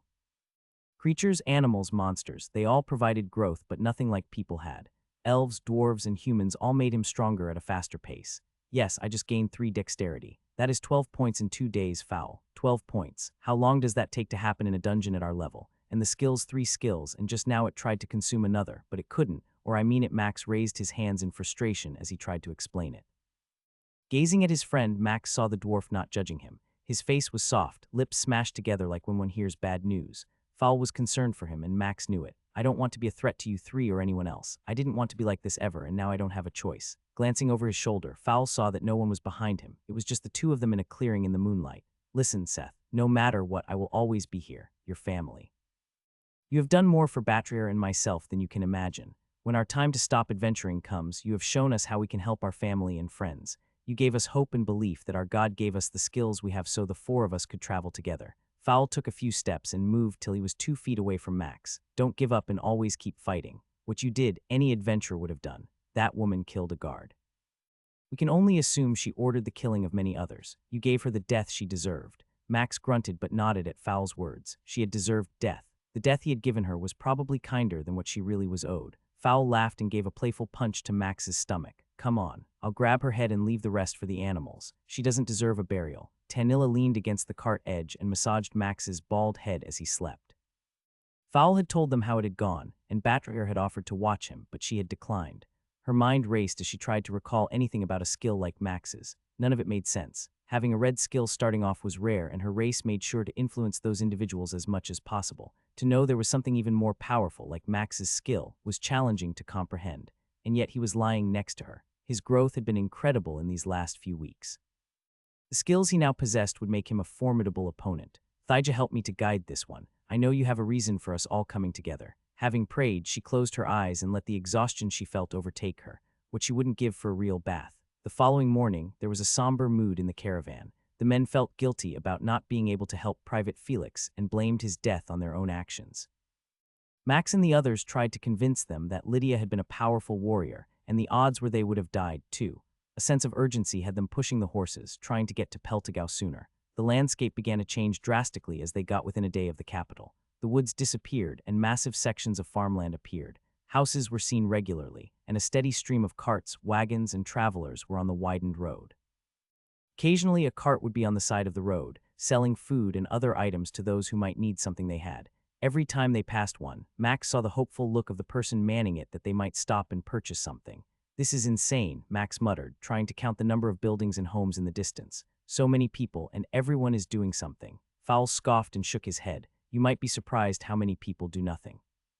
Towns and capitals have a knack of collecting their fair share of freeloaders. The land began to slope gently downward as the road headed toward the central city. They were still a solid 8 hours from the main gates, and most of the land he saw was packed with something. A patrol had come by, and the caravan had flagged them down, informing them of what had transpired and showing the body of Private Felix as well as the head of Lydia. The 3-man team took off at a gallop, heading back to report the news and promising that someone would be in contact with them soon. Nothing like guards and the trouble they bring, Batrier huffed as the 2 men and the woman rode off. This may bite us in the arse. Fowl nodded, but then he tapped where his brooch was. No worries either way, we will be richly rewarded. Max saw the look Batrier gave Fowl as she held a finger to her lips. Fowl winked at Max and motioned with his fingers signaling money, and lots of it. They stopped at a massive inn along the main road. Having never traveled like this, or ever seen so many people in one place, it surprised Max to find inns every so often beside the road with a huge fenced-in area where caravans could leave their horses and wagons overnight, while going inside the immense building for those staying the night. The huge inn, the Buck-Toothed Beaver, was comprised of 6 different floors. The caravan team told them to go ahead and get rooms and that tomorrow, a few hours after sunrise, they would meet back here. Holy elf tits, Max muttered as they walked toward the enormous doors where people funneled in and out in droves. Are those really statues of beavers? Fowl snorted as he nodded, and even Tanilla had a perplexed look on her face. Why would humans do this? Do you all worship beavers or something? Max shrugged and shook his head. Welcome to the Buck-Toothed Beaver. Step inside, do a little shopping, try some freshly cooked meat, and talk with the hostess near the stairs in the middle if you need a room. Max waved at the male and female in their bright red outfits standing on each side of the doors, greeting everyone. They seem awfully perky, Fowl whispered as they passed by. It almost feels creepy, like a cult. Max agreed, but as they entered the building, he had trouble focusing for a moment as his sense of smell, sound, and sight were overwhelmed. People were everywhere, looking at items and stuff to buy, many with a beaver etched on a part of the armor or cloak. A few smaller kids ran around with stuffed beavers, laughing and begging their parents for more items. A long wall of stuffed beavers was on his left with a massive sign that read, "Proudly stuffing every beaver we find." "Gods, do you smell that?" Fowl asked as he sniffed the air. "I haven't smelled anything that good in ages." Drool started to form near the edges of his mouth, and Max nodded in agreement. His stomach rumbled and the other three laughed. "I guess we need to find somewhere to eat and get a room," he said, pointing to the sign hanging from the raised ceiling. A pile of empty plates was stacked in the middle of their booth table, and each of them was rubbing their belly. Even Tanilla had given up, letting go of the manners she often tried to maintain, and groaned as she held her stomach.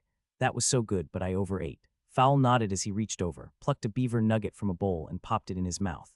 "Bread that wasn't burnt or hard, and that meat, I don't think I've had meat so tender and juicy in forever," Batra replied, her eyes closed as she leaned her head against the wooden backing of her seat.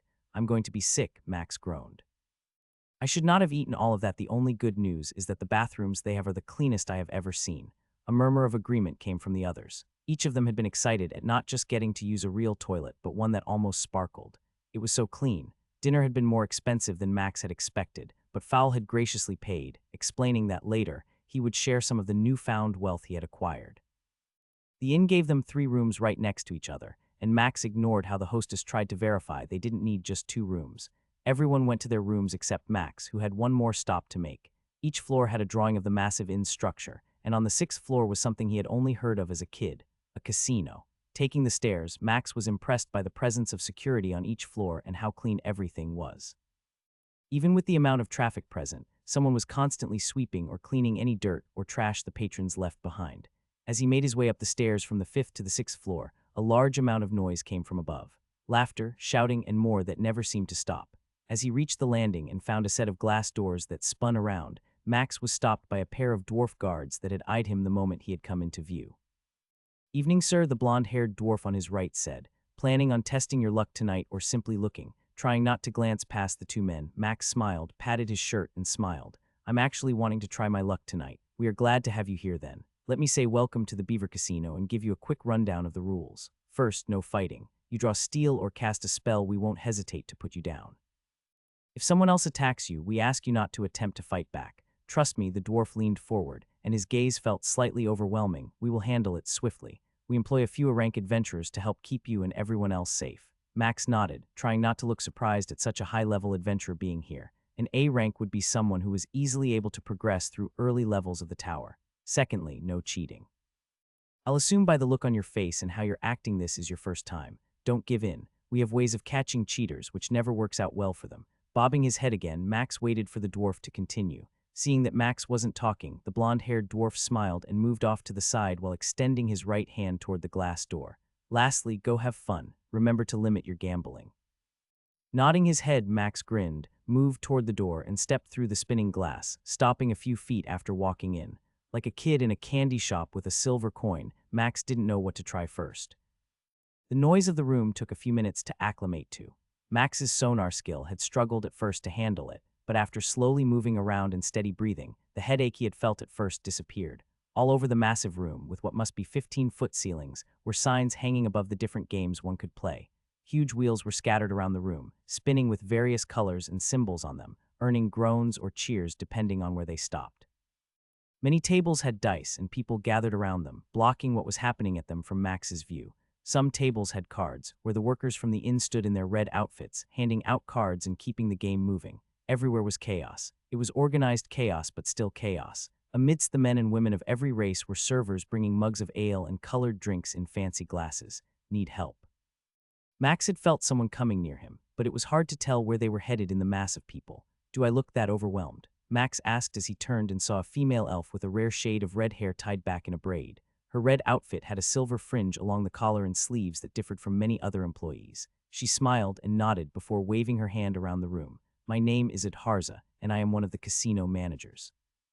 I am happy to help introduce you to any of the games. Forgive me if I am forward, but you have never done this before, have you? Unable to hold back his laughter, Max shrugged and nodded. Everyone keeps saying that. Is it that obvious? She grinned back and nodded. I have done this for a while. One learns to spot those who are truly new at this, and you, sir. You, Seth, have that aura about you. It's nothing to be ashamed of, but we would prefer to make your first time more enjoyable. I don't even know where to begin. It is a bit overwhelming, and I find it hard even to know where to start. Adharza motioned toward a walkway on her right and smiled. Well, let me give you a tour. Half an hour later, Max was back where he had started. She had shown him every game of chance in the casino and even handed him a card, worth 2 silver, at one of the unique tables marked for first-time visitors. He waved as she walked off, moving to assist the next person she had noticed. The first game he found mesmerizing involved a metal box with different gems. One would put a coin in the slot and pull on a handle. The lights would light up randomly, and depending on how the 5 gems across 4 different rows lit up, one could walk away a winner. He put a copper coin in and pulled, unable to look away as the lights flashed before slowly coming to a stop on a pattern that signaled he had lost. 5 copper later, and with no win coming, Max realized how much luck seemed to be a part of the game. Near him were others putting coin after coin into the slot and pulling fiercely on the handle. Some talked to the machine before each pull or said a prayer. Most never won, and the few that did never seemed to come out ahead. Seeing the futility of this, he left, ignoring the flashing lights that called for his attention in search of another game to play. Would you like to cash in that card? Max nodded and handed the man at the large table with a flat wheel that had 2 arrows that would point to the winning spots. Across the stone table were different colors, numbers, and symbols. On the wheel were 2 separate sections, each with a place for one of the arrows to stop at. The outer edge only had 2 colors and numbers, while the inner edge had different images. Put these tokens on any square with the yellow or blue numbers. If you win, the payout is based on the chart above. You can also play for the wheel, choose the monster strength, and if you win on both ends, there is a multiplier for that as well. Max tried to figure out the odds and was overwhelmed, so instead, he watched what the other 6 people near him were doing. Some bet on yellow only, while others bet on blue. A few put tokens on different numbers, claiming they were lucky. Only one bet on the monster ball. It's easy, the elf said. If you win, choose if the monster will be higher or lower on the power end. The greater the difference between the middle 2, the higher the multiplier if you are right. Max nodded even though he didn't have a clue and copied the man, putting one red token on yellow and the other on the monster square for lower. Spinning, the worker said, and he twisted both wheels, sending them around and around. The sound of the arrows clicking against the tiny pins on the circle rang out. As the wheel began to slow down, a few more people leaned over to put more tokens on the table until the employee shouted, "No more bets." Anticipation gripped him as he realized how excited this made him feel. The wheel slowed down and the outer circle clicked slower and slower. As it did, everyone at the table leaned in to see where it would stop. Yellow 42. Groans and cheers came from around him, and Max smiled, realizing he had won. The clicking sound caught his attention, and the other wheel inside was slowing down now. Ogre, the elf he had copied, did a yes, followed by a slap to Max's arm. We won both. Tokens were handed out to Max, the elf, and a dwarf while the others groaned. 8 tokens. Congratulations, sir. You won both bets, so you made 4 times your money. Maybe you were my good luck, he replied. I don't win every time, but I enjoy this more than the other games. 7 more rounds went by, and Max had managed to earn 10 total tokens, having lost and won randomly. Each time, though, he realized something was going on with the wheel. His skill let him hear the cadence. He watched it like a hawk and saw that once the dealer called, "No more bets," it always did the same thing. It always made the same number of clicks before coming to rest. At first, he wasn't certain, but he was right almost every time. The color was easy to get, but the number was more challenging as they flew by so fast. 3 more games went by, and each time he waited till near the last second, acting like he wasn't sure, mimicking the behavior of all the others next to him before putting a single token on the yellow or blue. Each time he had been right on the color. It looks like you're figuring it out, the elf exclaimed, impressed at Max's luck. Max laughed and shook his head. It's my first time, so I'm just trying to guess. The elf snorted, and Max noticed something in his sphere.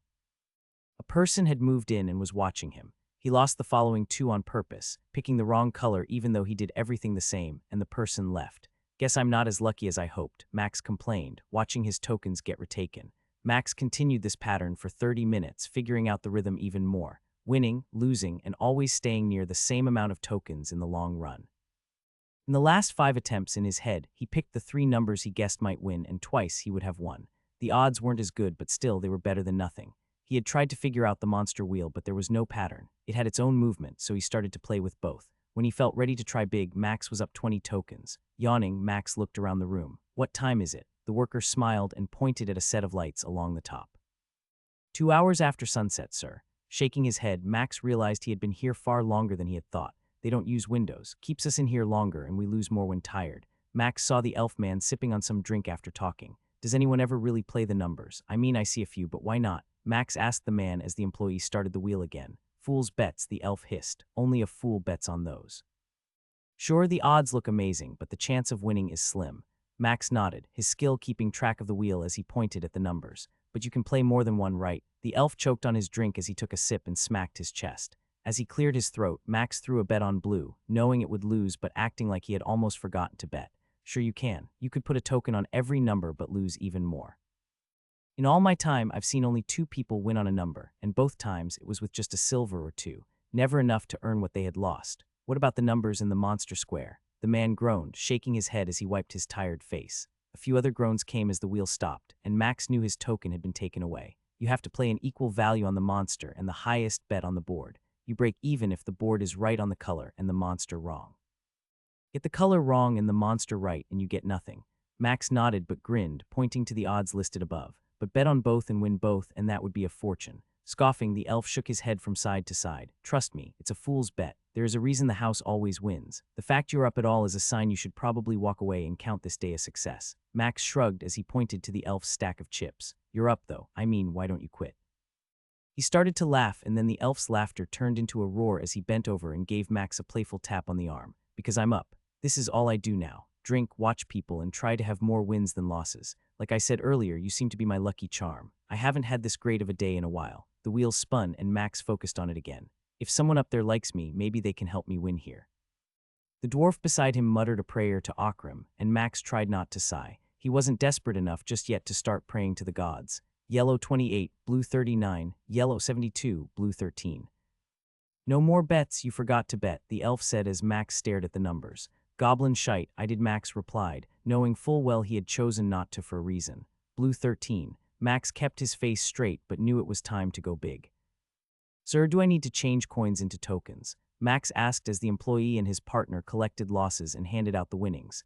You do, sir. You notice everyone has a different color token. That is to help keep down problems of who bet what. How much would you like to trade for? Yawning again, Max stretched. I'm tired and I came here with a limit. If I don't try something stupid, I'll never get enough money to fix this eye.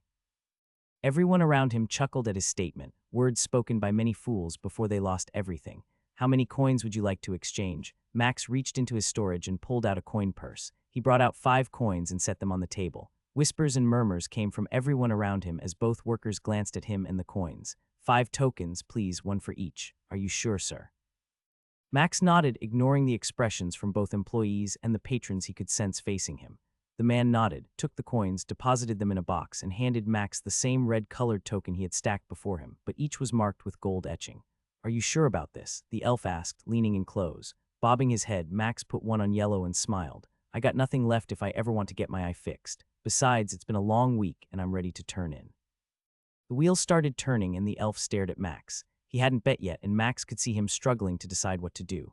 No bets. Everyone watched the wheel and others had gathered around, waiting to see what would happen. Max knew he would lose now. It was going to come up blue 51. Blue 51. Max winced and everyone around him groaned. The older elf sighed and shook his head but said nothing. 2 wins in a row followed. 6 gold tokens sat before him, and Max grinned like he was having the most incredible time of his life. You should stop, I mean. You just won a gold coin.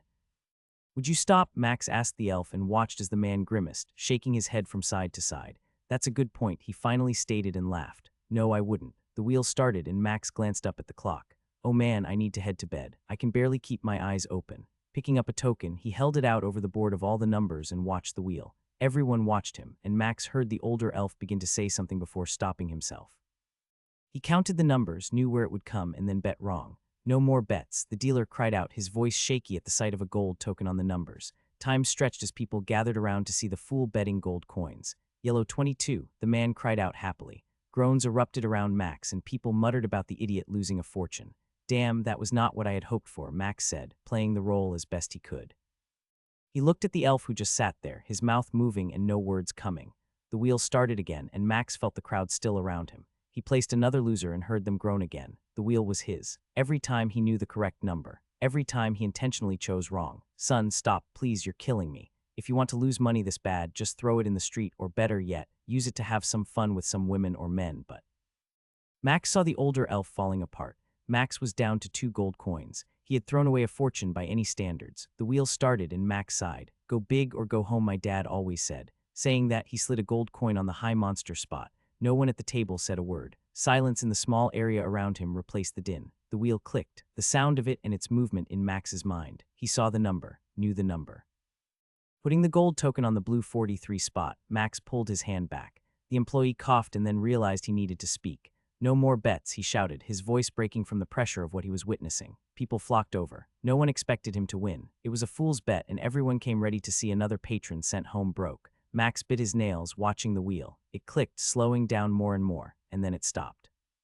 Silence stretched on for a few seconds as the worker stared at it. Max stared at it. Everyone who could see was looking at it. Call it came a female voice. Blue 43, the employee declared, not in his usual loud tone but in one of disbelief. Max looked at the elf next to him with wide eyes and then back at the spot he had marked. The man was on his feet, disbelief on his face. I won, Max whispered. I won, I won. Each time he spoke, it was louder.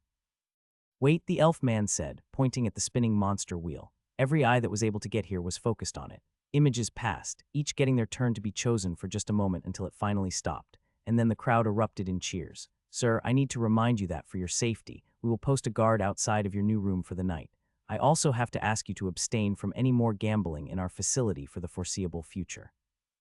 Max nodded, doing his best to look stunned at the 4 bags of coins he saw sitting on a tray, waiting to be collected.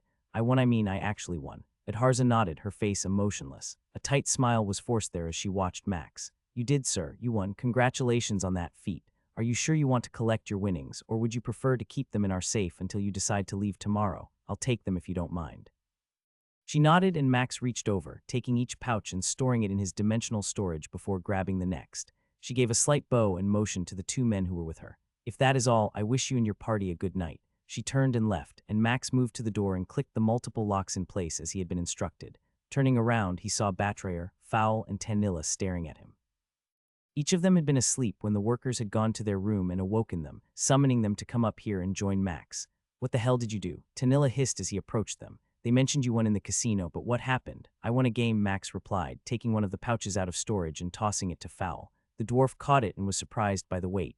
Opening the pouch, the dwarf's eyes almost popped out of his head. Dear gods, he exclaimed, putting a finger inside and touching the contents. Is this real? Max chuckled and nodded. I sure hope so. If those aren't real coins, things will be bad for all of us.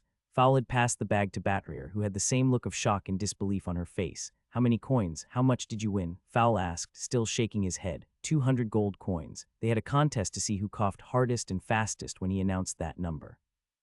Betrayer momentarily lost her grip on the pouch, and a few gold coins fell to the floor, bouncing and providing a visual representation of his success.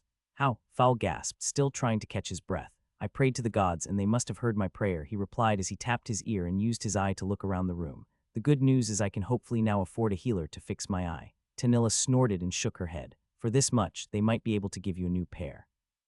They slept better in the beds they had been provided by the inn than any other bed before.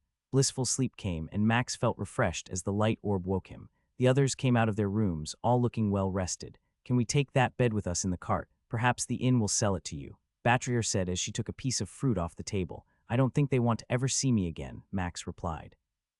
I had the distinct feeling that the woman who helped me last night wasn't sure if she should kill me or allow me to live. I think they thought I must have cheated, but it would have been hard to prove or accuse me of that after how many times I had lost and everyone had seen me doing so. After they finished getting ready and putting their full armor on, a knock came at the door. Opening it revealed a breakfast delivered to them. Compliments of the management. After a full meal, the guards had taken them out of the building by a back way and waited until their caravan was ready to leave. An hour into their trip, Tanilla plopped down next to Max and stared at him. What? How did you do it? How did you cheat? She asked, watching his face for clues. What makes you think I cheated? Shaking her head, she bit her lip and kept the same steady gaze. I would like to believe the gods do stuff for us, but that was too much. The odds were impossible. I heard this morning what happened. You got the highest multiplier possible. Max nodded, his eyebrows going up. Yeah, I was blown away that it came up. I mean, the middle circle is so random. No way to even guess what is coming up next. So random, are you saying the other circle isn't random? Max saw Tanilla cock her head and narrow her eyes. Not to my sonar skill, it isn't. Her eyes bulged, and Tanilla covered her mouth as it hung open. Leaning forward and whispering, she asked, Are you saying your skill helped you cheat? Max shook his head. I'm not saying I cheated at all. To do that would be admitting to a crime with bad repercussions. I am saying, though, that I picked the one number out of 100, which gave me 50 gold. The lesser demon that appeared and gave me the max multiplier at that amount gave me 200 gold. He started to chuckle and then rubbed his face with his hand. You should have seen the room. The chaos and congratulations. I thought the man who worked my table would pass out. He was so white, and the elf I had sat next to all night did. Guards had to come and escort me away because the pandemonium was overwhelming. People wanted to congratulate me, some wanted to borrow money from me, and a few men and women offered to sleep with me. It was quite the show. Tanilla sat there, trying to absorb everything Max was saying. After they escorted me to a room and I waited a little bit, 3 people came in, one the woman from last night, and asked me a few questions. I answered them and they nodded. She then told me about my room needing to be more secure, and I told her about you 3. We were all together not long after when she gave me my winnings. Max's smile could have blinded some, as every tooth he had was showing. By Thyja's blessing, there will never be a dull moment with you, Tanilla finally said. Both of them laughed and leaned back against the edge of the cart. In a few more hours, they would be in the city and done with this traveling, starting the next part of their adventuring. What the heck is a pineapple? Fowl asked as the 4 of them stood outside. The heavenly pineapple. It's a rare fruit, Max replied as he pointed at the spiky image of one on the side of the building. They come from a land to the far east and are super sweet and amazing to bake with. The 3 turned to see him smiling and they all groaned. Everything has to do with baking, Batrier muttered as she motioned to Max to go ahead. You're paying for the stay, so you get to pick it. Max nodded as he strode in first, leading the way up the stone steps to a smell he recognized. Welcome. A tall, muscular man waved at them from behind the counter. Come inside and grab a seat, and I'll be with you in a moment. Max waved back and led the others to a booth that gave them a good view of the room. This place is pretty nice, Fowl admitted as they slid into the booth with a cushioned seat. I mean, none of the places we ever stayed at had stone floors and padded arse rests. And the table is immaculate, Tanilla pointed out as she ran her finger across the stone table. I'm glad someone is feeling up to spending their winnings, as I doubt we could afford a place like this for long. Max just grinned as he looked around the room, which was well lit and did not have the typical odor associated with an inn. The floor was immaculate and the chairs all appeared in excellent condition. Forgive me, I needed to finish a quick count of things, but welcome to my inn. I am Alexander, and what can I do for the 4 of you? The man smiled as he put down 4 metal tankards with frothy ale and a small bowl with pineapple wedges, a treat for all first-time guests. Max's eyes widened, and he picked up one of the toothpicks next to the bowl and speared a piece before putting it in his mouth. So good, he moaned as the others quickly mimicked his action and nodded in agreement. The middle-aged man grinned as he saw them enjoying the fruit. We are looking for a place to stay. 3 rooms, food twice a day, and possibly a long-term agreement.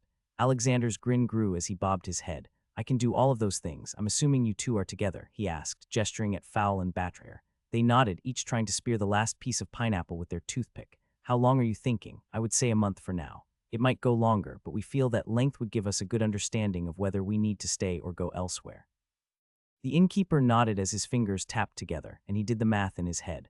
For 1 month, 3 rooms, 4 people, 2 meals a day. He paused and winked, which includes ale and a slightly bigger bowl of pineapple once a week. It would run you 3 gold for the month. Fowl choked on the ale he had started to drink. 3 gold, Tanilla asked, trying to keep her voice steady. That seems a bit high. Chuckling, Alexander shrugged and stood straighter as he clasped his hands behind his back. I would guess this is your first time in the capital. Regardless, anything from 2 streets closer to the city center will see a price increase. Back toward the walls, I am sure you saw the other inns, mostly made of wood and some stone, looking slightly more run down. Their food is not as high quality, nor is their ale. I have on-site security, and your rooms will be turned down daily. Each night, when you return from whatever tasks or quests you embarked on, a tub will be in your room, ready to be used. On top of all that, the blue-eyed, blonde-haired man paused, taking a breath. I have an on-site storage vault that can only be accessed when you and I are present. This is a higher-end luxury that some other inns will not have. Max shrugged, pulled out 3 coins and set them on the table. We'll take the month. Shaking his head no, Max motioned to the others. We have everything already in storage. Very well. If you give me a few minutes, I will get your rooms ready and the paperwork prepared to sign. Alexander held out his hand toward Max. It is a pleasure doing business with you.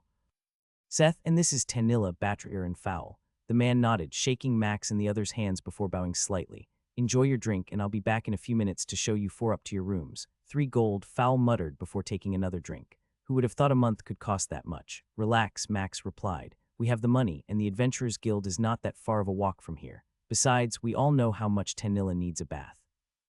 Fowl and Batrier both snorted ale from their noses, spraying the table as Tanilla turned a bright shade of red. I mean, she likes baths. Turning his head, Max saw the scowl that Tanilla was giving him and tried to ignore the coughs and choking intermingled with laughter coming from the two dwarves. Seth, I'm going to make you pay for that, she teased as she yanked on her braid and then groaned. After checking into their rooms, the four of them had left for the Adventurers Guild.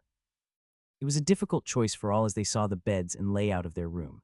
Each room had a stone tub with a spigot that provided warm water at the turn of a handle. What would have been so bad about taking a quick nap? Fowl said with a grumble as they walked on the sidewalks next to the paved streets.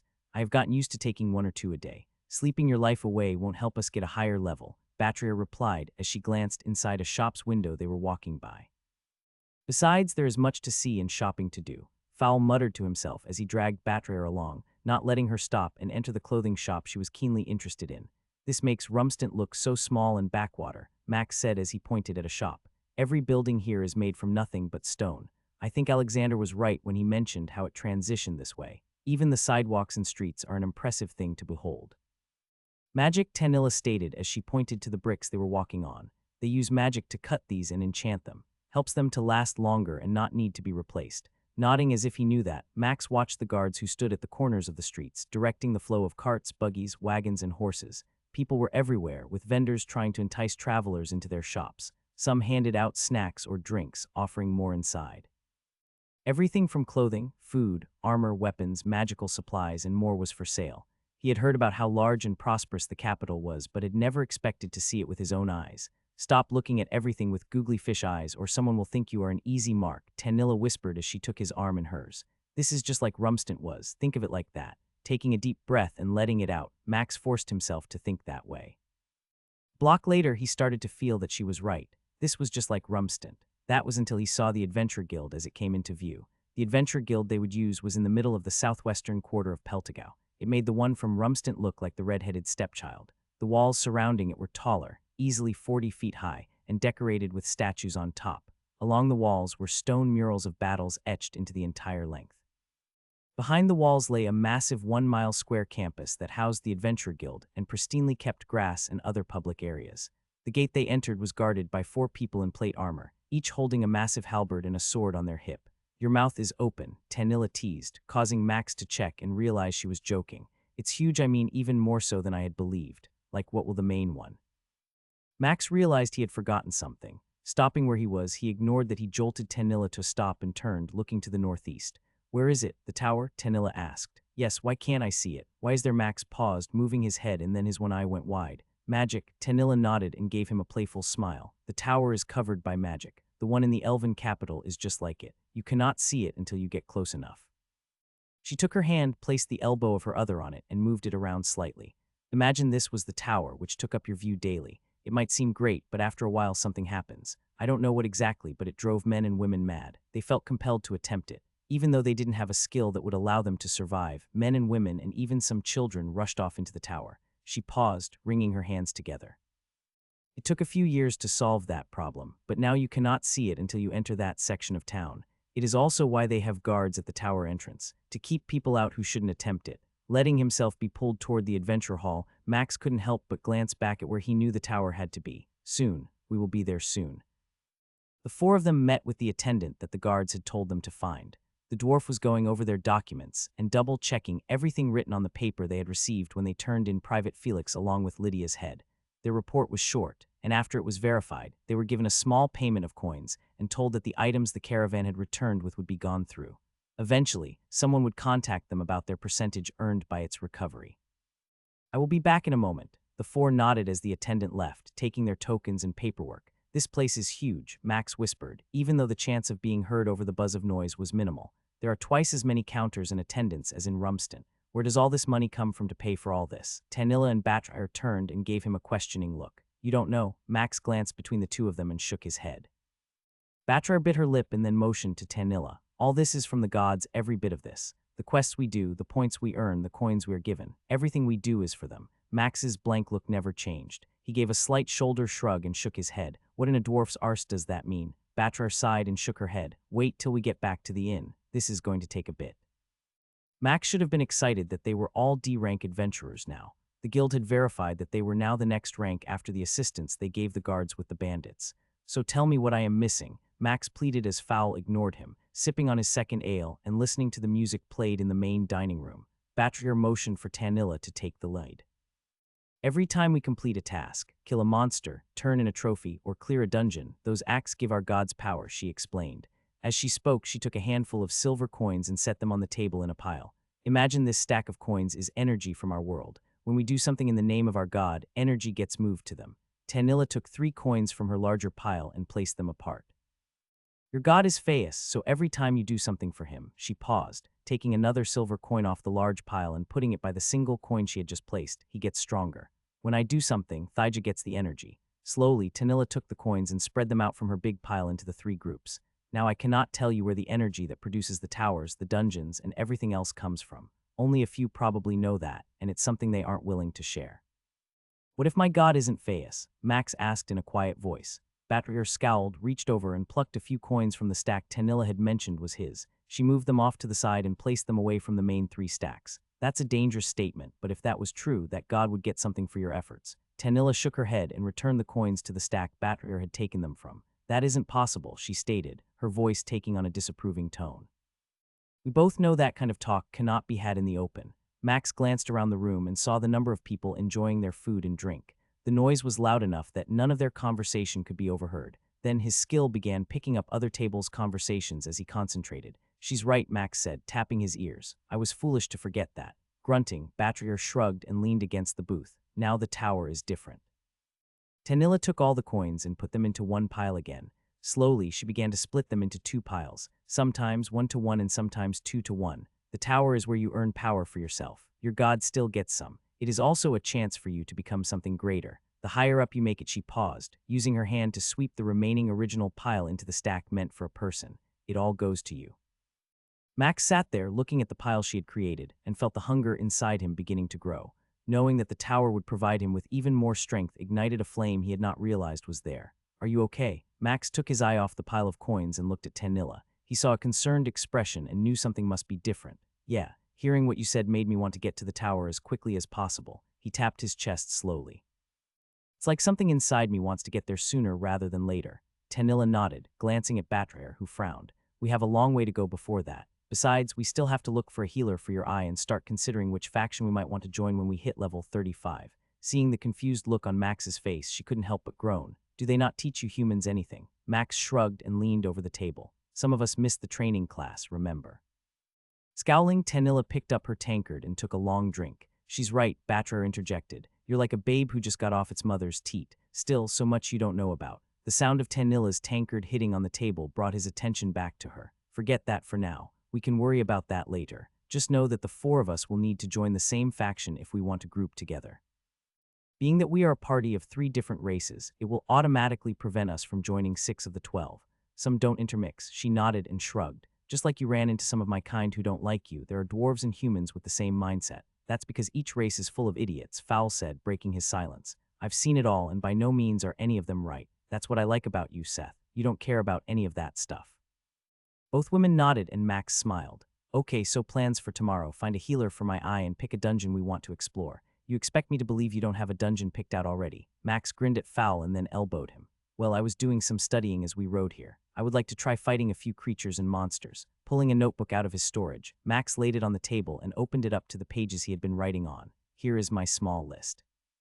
Batrier scoffed, trying to read the list upside down. Small list, my arse, that thing's like 8 pages long. Turning the book so the other 3 could read it, Max nodded. I tried to take into account that there are multiple dungeons in all of the different quarters of this capital. Tapping the list, Max pointed to a second column he had written. Are those skills? Fowl gasped louder than he had intended and then covered his mouth. Max nodded and tapped a few of the top ones. Low-level, Tanilla whispered. Those are low-level monsters, so my thought was that each day I would try to run a few of the smaller dungeons before we started. That would give me a chance to see what I might acquire. Fowl scratched his beard as he nodded. The grimace on his face showed that he was a bit pained by the idea. Seems a tad unfair, but it's smart. I mean real smart. Max's smile grew more prominent as he nodded faster. Exactly. If I can get lucky, think of how much this would help in the coming dungeons. May I? Tanilla asked. Max let go of the book as she pulled it toward her and Batrier, flipping through the pages as they scanned them. Each of them would tap on a line before nodding at the other and sliding down the list. You seriously planned out all the way through level 50. I mean, that's impressive. Batrier looked at Max and then at Fowl. Why can't you be this smart? Fowl coughed and held up his hands. I'm sorry the gods didn't. He lowered his voice and motioned at Max. Give me the same thing. I wasn't talking about that, she replied, tapping the book. You should start planning our dungeons like this. He mapped out which ones are going to be harder and easier based on our current skill choices. Wincing, Max felt Fowl glaring at him for a moment. Way to help a brother out, Fowl growled before picking up his tankard and guzzling the rest of his drink. Can I have my book back before I get into trouble? The woman relented and passed it back to Max, who quickly closed and stored it. All right. So tomorrow morning, have breakfast and then find a healer. Sound good? Everyone agreed with him. With that settled, if you will all excuse me, Max said as he slid out of the booth. I have a date with a bathtub. Batcher and Tanilla both started moving to get out of the booth. Why you all rushing off? Fowl grumbled. It's just a bathtub. The three of them just laughed, ignoring Fowl's ignorance. There was no time like the present to enjoy warm water in a stone bathtub. The morning started with a fantastic breakfast that left the four full. Alexander had given them each a small snack to take with them, a little treat for their 1-month commitment. He also had given them directions to 3 different healers on this side of town that might be able to help with Max's eye. I'm sorry, sir, but as much as I would like to guarantee it would be like before, the damage is very extensive. Max held back the frustration he felt. The other 2 healers had said the same thing. While impressed with how well his eye had healed, and the fact it had not rotted or fallen out, no one felt they could repair it outside of a very rare item or tonic found only inside the tower. Something like that was typically valued at over 1,000 gold because it could also regrow limbs. Had it been a few fingers or perhaps even a hand, a regeneration potion made from the troll boss could have done that. Or if the elf paused as Max turned and looked at him. I don't want to say it's definite, but had you taken the potion right after losing the eye, it might have grown back, but even then. There is no guarantee. The healer nodded and put his hand on Max's shoulder. The fact that you have lived this long with that injury is a testament to your skill and power. I would recommend considering if this life is a wise choice. Eventually, that injury will put you in a bad situation that could cost you your life or even worse, the lives of your allies. That bad? Fowl asked. Just like the other 2, Max replied. It was worth trying, but at least I now know there is an elixir in the tower that can possibly fix it. So in a year or 2, you won't be so ugly. Max smiled and nodded. Yup, soon enough people will stop thinking we're twins. Elf tits, get that raptor. Max raced towards the raptor that had broken off from the pack, trying to rip Fowl's body apart. The red and brown raptor raced toward Tanilla, who summoned an air wall, causing the creature to slam into it and stagger momentarily. As it shook its head to clear its loss of focus, Max tossed his spear, sending it through the creature's body completely. It shrieked, turning to face Max as he ran toward it, a sword now in his hand. It leaped at Max, the massive talons on its feet spread wide as they collided, his shield against those dagger-like talons. The raptors weren't strong, speed being their biggest strength. Max grinned as he hacked both feet off the raptor, its shrieks and wails echoing as it fell to the ground. Coming. Max ignored the thrashing on the ground, knowing it wouldn't be a threat. Those small front arms and claws had no reach and now it couldn't move. Fowl was swinging his hammer, landing hits, which brought angry cries from the raptors that stood just a few inches shorter than him. His massive shield held off 2 of them as he turned sideways, but the third flanking him was causing a few problems. An ice spear impaled its back, a gift from Tanilla now that she was no longer under attack. It sent the creature to the ground, and staggering it rose, a gaping hole where the spell had struck. Max swapped to 2 swords, going for the injured one and taking off its head in a dazzling double swing that sliced through its neck just as the raptor managed to get back on 2 feet. A few attacks later, both of the other raptors were dead. Gods, those things are fast, Fowl groaned as he slammed his hammer into one of the corpses for good measure. It was like they took offense at my feather or something. Well, at least we know it wasn't your looks, Batrier teased as she harvested the liver. Now stop beating a dead corpse and get me that liver. Fowl groaned and just nodded. Why, the liver I mean, can't those alchemists want something not so hard to get? Max just smiled as he finished cutting out the liver from the first raptor he had killed. 5 of these guys at a time isn't fun. I'm not looking forward to the boss. Tanilla groaned and glared at Max. Stop talking like that. Whenever you do, it always makes things worse in the long run. Tanilla cursed, holding her arm as she waited for Batrier to heal her. Max and Fowl were fighting against the growing pack of raptors, and she was running low on mana. Healing. Batrier grunted, ignoring Tanilla's frustration as she used her heal on Fowl. You can use a potion if you need, she said after finishing her spell. I don't have time to give you anything right now. Tanilla nodded and held off. She was close to 2/3 health and wasn't going to waste a potion on that. Casting. Max shouted, the glow of his area of effect ice spell going off again. Tanilla smacked the corpse at her feet once more with her staff as it twitched, even though it was dead. Max was amazing to watch. His swords cut everywhere as he slashed and thrust. Blood would fly in arcs as he moved to the next raptor, each one disabled or suffering a fatal injury. 5 more, Tanilla shouted, even though she knew no one needed her to keep count anymore. 13 corpses lay around the two fighters. One was at her. More had come when one cried out, summoning friends from all around. This blasted jungle. Betrayal ignored her again. Max and Fowl were panting, both of them covered in blood and sweat, as Fowl kicked the last one to death. What in the gods was that? I mean, they just kept coming. Shrugging, Max put his swords up and brought out his knife to harvest the bodies. That red and yellow one was new. You heard the cry it made. Fowl bobbed his head as he turned and looked at Betrayer and Tanilla coming to join them. I did. I'm just glad she could take that one out by herself. I never doubted, Max lied. It had been hard to ignore, but there was no way he could have left Fowl surrounded by 7 at once. They had been surprised when those other 3 packs joined the fight, coming out of the jungle. I think we owe you 2 a drink tonight, Betrayer said as she came up and gave Fowl a gentle thump on his back. Watching you 2 fight was impressive, even if it took all my mana to keep you both alive. You mean me alive, Fowl corrected, grinning at her. I know for a fact you never once healed Max during that fight. Betrayer laughed and nodded, using her dagger to slice the stomach open on a corpse. It is true, I feel like I'm spoiled. Nice work on that raptor, Tanilla. Glad to see you didn't die. She stuck her tongue out at Max. Yeah, I didn't think you would rescue me this time. That bite was pretty painful, to say the least. The good news is, I now know that potion of Barganax works, if only we could get a few more from him. Goblin shite, you used that. For a raptor, Tanilla glared at Fowl, who stepped back after seeing her gaze. I'm sorry, some of us don't have armor and a fancy shield to protect us. Once I had blinded it, I knew I was in for a tough fight and didn't want to risk dying, so I drank the potion and thankfully it worked. When it bit my head and nothing happened, I ensured the next ice spear took it out. Betrayer chuckled as she pulled out a liver. It was funny, I won't lie, that thing had jumped, snapping on her head before its claw caught her arm. I don't think it knew what to do when nothing happened. Anyways, Max said, interrupting their back and forth. Now I know to take out the red and yellow one first. None of the other color combinations had anything like that shriek, and I would prefer not to have to fight this many at once again. Everyone nodded in agreement. The second level had been slightly more difficult as the raptor's power and speed increased. Still, Max's ability to strike from stealth and take out the yellow and red-colored raptor that was now in every pack made this a moot point. Do we want to try the boss? Fowl asked as they stood a few yards from the orange portal. It's our first day in a new city doing dungeons, and we are here. Why wouldn't we? Tanilla replied. Because you almost got your head bit off, and I'm tired of getting my backside impaled. Max chuckled at Fowl's statement. The fact that Fowl was wearing full plate was one of the reasons they had done so well. His armor provided a lot of protection against these creatures, and his only real weak spots were the joints and the gaps around them. Thankfully, the raptors had not focused on those areas, but attempted to bite and scratch wherever they could reach. I'm game for it. I already told you all that the boss will have 2 or 3 other raptors with it. You all also know what its specials are. Fowl nodded and then turned to look at Max. You still haven't gotten a single stat point from these things. Max shook his head. I'm not surprised, though. Dexterity is their attribute, and I did acquire a large amount of that a few days ago. Large amount, Fowl scoffed, like basically 3 levels worth. Grinning, Max shrugged and moved toward the portal. Regardless, I want to see what the boss looks like, even if we aren't going to fight it. Well, that doesn't look too bad, Fowl declared as they stood a few yards from the glowing yellow line on the dirt floor. Only 2 friends. Max nodded as he gazed at the boss's room. It was at least 100 yards wide, and was nothing but a dirt-covered floor with walls like a stone cave that angled up slowly to form a dome about 30 yards above their heads. Yellow light magically lit up the room, even though there was not a single torch or any other object that gave off any illumination. It is a big raptor, though. Betrayer grunted in agreement with Tanilla's statement.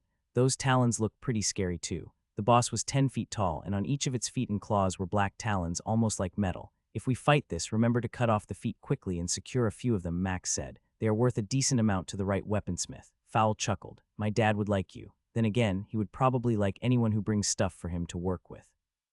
How do you all want to do this? Take out the small ones first while Fowl tanks the boss. Rubbing his bald head, Max considered the choices they had before them.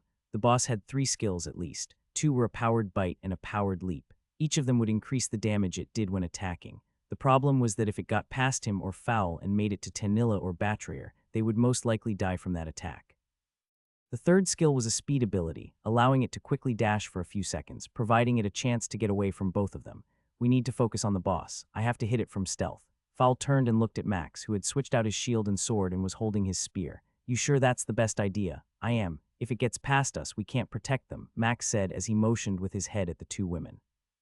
Its attacks and speed are too much to deal with if we don't slow it down or aggro it from the start. Tanilla can root one of the smaller ones, and she can actually burn down the other. Max flipped his spear and used the tip to draw the plan of attack in the dirt. Gods, this is going to suck, Fowl muttered when Max motioned for him to go. Stealthing, Max moved toward the boss, his spear in both hands as the dwarf crossed the yellow line, aggroing everything on him. As the raptors came, Tanilla rooted the one on the right and blinded the one on the left. Max loved her new dark spell. It only lasted 5 seconds compared to the longer route, but gave them a brief respite they needed. The boss crossed the dirt floor, each stride covering 4 yards as it came at Fowl, roaring much deeper than the others. Fowl prepared for its attack, holding his shield and shouting at it as he moved his hammer around. It jumped at Fowl, flying 15 yards and landing both feet against the dwarf's shield, trying to snap at him from behind. Max had waited close by, wondering how it would attack and close the distance. Once it committed to the jump, he positioned himself behind the boss when he thrust his spear right at the base of its lower back. It was exposed as it gripped onto Fowl's shield, its tail bent to provide balance. Max had easily killed every raptor he attacked like this with his new backstab skill. Each attack had been aimed at their head and always caused the strike to shatter their brain and skull. Now, as he thrust with both hands toward the boss's lower spine, he felt the power of the skill flowing through him. The tip penetrated its thick hide as if it provided no protection and pierced the muscle and flesh until it reached the spinal column he was aiming for. The tip shattered the outer bone, sliding into the small space between the vertebrae and traveling along that path upward, each consecutive round bone exploding from the force of his strike. The boss's roar turned into a shriek as it fell backward, legs failing as Max drove his spear a few feet into it. It thrashed on the floor as it landed, its head whipping around and trying to bite, but its lower half couldn't move at all, blind down. A few steps away from the flailing boss, Max turned and met the next raptor head-on. That felt anticlimactic. Fowl muttered as they watched the boss continue to try to roll over on the ground and off its side. I'm assuming you want to kill it as always. Max laughed, nodding as he moved toward the boss and began to dodge its attempts to snap at him. Just be ready to harvest those talons on its feet, he said as he spun his spear. Max thrust from a safe distance, landing a few strikes that shattered the neck below its head. Once that happened, it only took one more strike, coming up through the bottom of the boss's skull and into its brain, before the creature shook for a second and then died. A cold sensation came over Max, bringing a grin to his lips. Consume has successfully consumed a skill. Skill does not match being's body type. Consume is adjusting skill. Would you like to learn haste? Yes, no. Max clicked yes, and every muscle in his body tensed briefly before they relaxed. He slid down the shaft of his spear and sensed the others moving toward him. I'm fine, he gasped. Get the talons. Fowl grumbled and returned to the work of harvesting the talons and storing them. You okay? Tanilla asked. Max used the spear to help stand and nodded, yanking it from the boss's body. Elf tits, Fowl exclaimed, and Max saw the boss's body vanishing into small particles of light. I only got 4. That's plenty, Batrier said as she came around to stand near Max. What did you get? Chuckling, Max grinned as he glanced at the 3 of them, all waiting to hear what he would say. I got a new skill. I couldn't use whatever the boss had, so it made it something new. It's called Haste. Skill description: Haste. Haste uncommon skill. This activatable skill provides 30 seconds of increased movement speed. With increased speed comes an equal increase in agility. The current bonus is 250. During this skill use, stamina use is mitigated. Attacking will end the skill. Defending will not end the skill. Has a 72-hour cooldown. A 250% increase in movement speed. What kind of crappy skill is that? Fowl asked, noticing the look they were giving him. What? It ends when he attacks, and that cooldown is horrible. Max shrugged and reread the description. Is there ever a time in your life you might have wished you could run really fast? Batrier replied as she tapped her foot and motioned around the room with her head. Oh well, I mean yeah, but still, 3 days, that's a long cooldown. It does seem limited, Tanilla said, tapping her finger against her chin, but it also has some interesting uses. Max pointed at his boots. Don't forget I already get a 15% bonus from my items. Oh my gosh, Tanilla suddenly said as she did the math in her head. That means Seth could run a mile before the skill wore off. Holy elf tits, Fowl muttered, considering how long it took him to run a mile at full speed. Not many things would be able to catch him then. You two stop with the math, Batrier exclaimed as she pointed at the chest in the middle of the dirt room. We need to get our loot. You two, she said, pausing to point at Max and Tanilla, can figure out later how fast he can run. I want to see what we picked up here. As the others followed, Batrier moved to the chest and flipped open the silver lid. She didn't care about the glyphs or carvings on the outside. She wanted to see what was waiting for her. Praise be to Akram, she said, pointing at the necklace waiting to be rolled for. It is my turn, right? Everyone nodded and laughed, letting her start the timer as they all peered inside and waited for the countdown to end. A red and brown chain belt, a pair of plate boots, a red cloth belt, and a red cloth hat that some healers wore waited to be taken from the dimensional storage. Next to those items were the silver bands with Raptor Princess etched on them. That was a girl, Max asked, dumbfounded by the title on the trophy ring. I didn't think to stop and ask or check, Fowl joked as he shrugged. Besides, would it have mattered if you knew? Max shook his head no and watched as the timer ended, a necklace appearing in Batrayer's hand. A silver chain with a black and brown stone hung from her fingers. I can't say it's pretty, but I also can't wait to see what it gives, she announced, excited for her turn at the drop. Max stood in line, watching the people enter the small stalls to have items identified. Why didn't the Adventure Hall in Rumston have these? Tanilla leaned closer and whispered, they did but were on request. Most items below 25 aren't worth this kind of secrecy. As you progress through the dungeons, people like to have a bit of privacy. Even those in factions sometimes still pay the extra cost here not to share their item stats with anyone else. How much more are we talking? Max asked, wondering how much this might end up being. You'll find out soon enough. 20 freaking silver for that. Seems everything in this town is more expensive.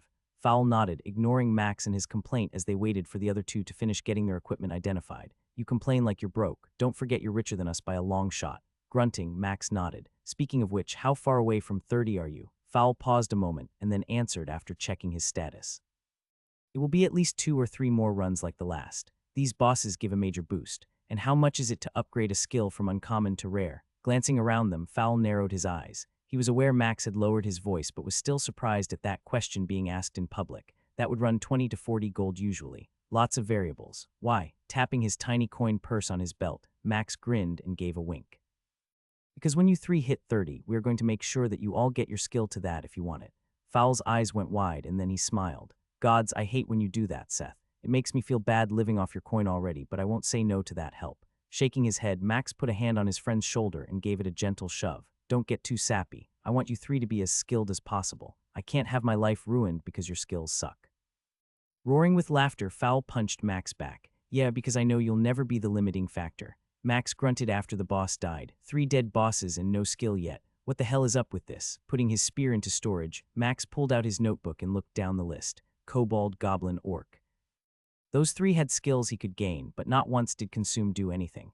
Groaning, he put the notebook back up and pulled out his spear. He read through his skills and stats. Putting the loot in his storage, Max turned and moved to the portal. He had one more thing to try. The dungeon was listed as a level 15 to 20 group dungeon. It smelled nasty, and Max wasn't sure why it had to be a graveyard for this one. Tombstones littered the open area, and all around him were large mausoleums and vaults decorating the dungeon.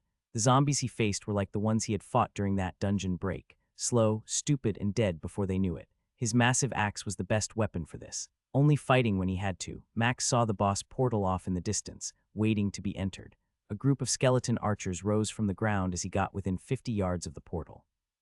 The 5 of them took time to form, and Max made short work of them as they did. Not one managed to get a shot off before he shattered them completely. The boss was a zombie with a green mist emanating around it for about 5 yards. It stood about 9 feet tall, and Max had yet to activate it, considering what it was. Pulling out his notebook, Max read the skills next to it that he had written down. Can I even consume its skill? What would rot do? Grunting to himself, Max put his notes up and took out his spear. Moving forward, he ran and threw it at the boss. Skewering the head, his spear clattering against the stone floor behind it. It moaned and groaned as it fell forward, twitching on the ground a few times before it stopped moving. A faint cold wave came over him, and Max grinned, wondering what might come. Consume has successfully consumed a skill. Skill does not match being's body type. Consume is adjusting skill. Would you like to learn Festering Touch? Yes, no. Clicking yes, Max felt his body shiver, and the desire to vomit almost became so overwhelming he bent over, prepared for it to happen. The moment passed, and Max stood up, smacking his mouth as the taste of bile seemed to be there even though he hadn't vomited. About fricking time, Max muttered to himself. Skill description: Festering Touch.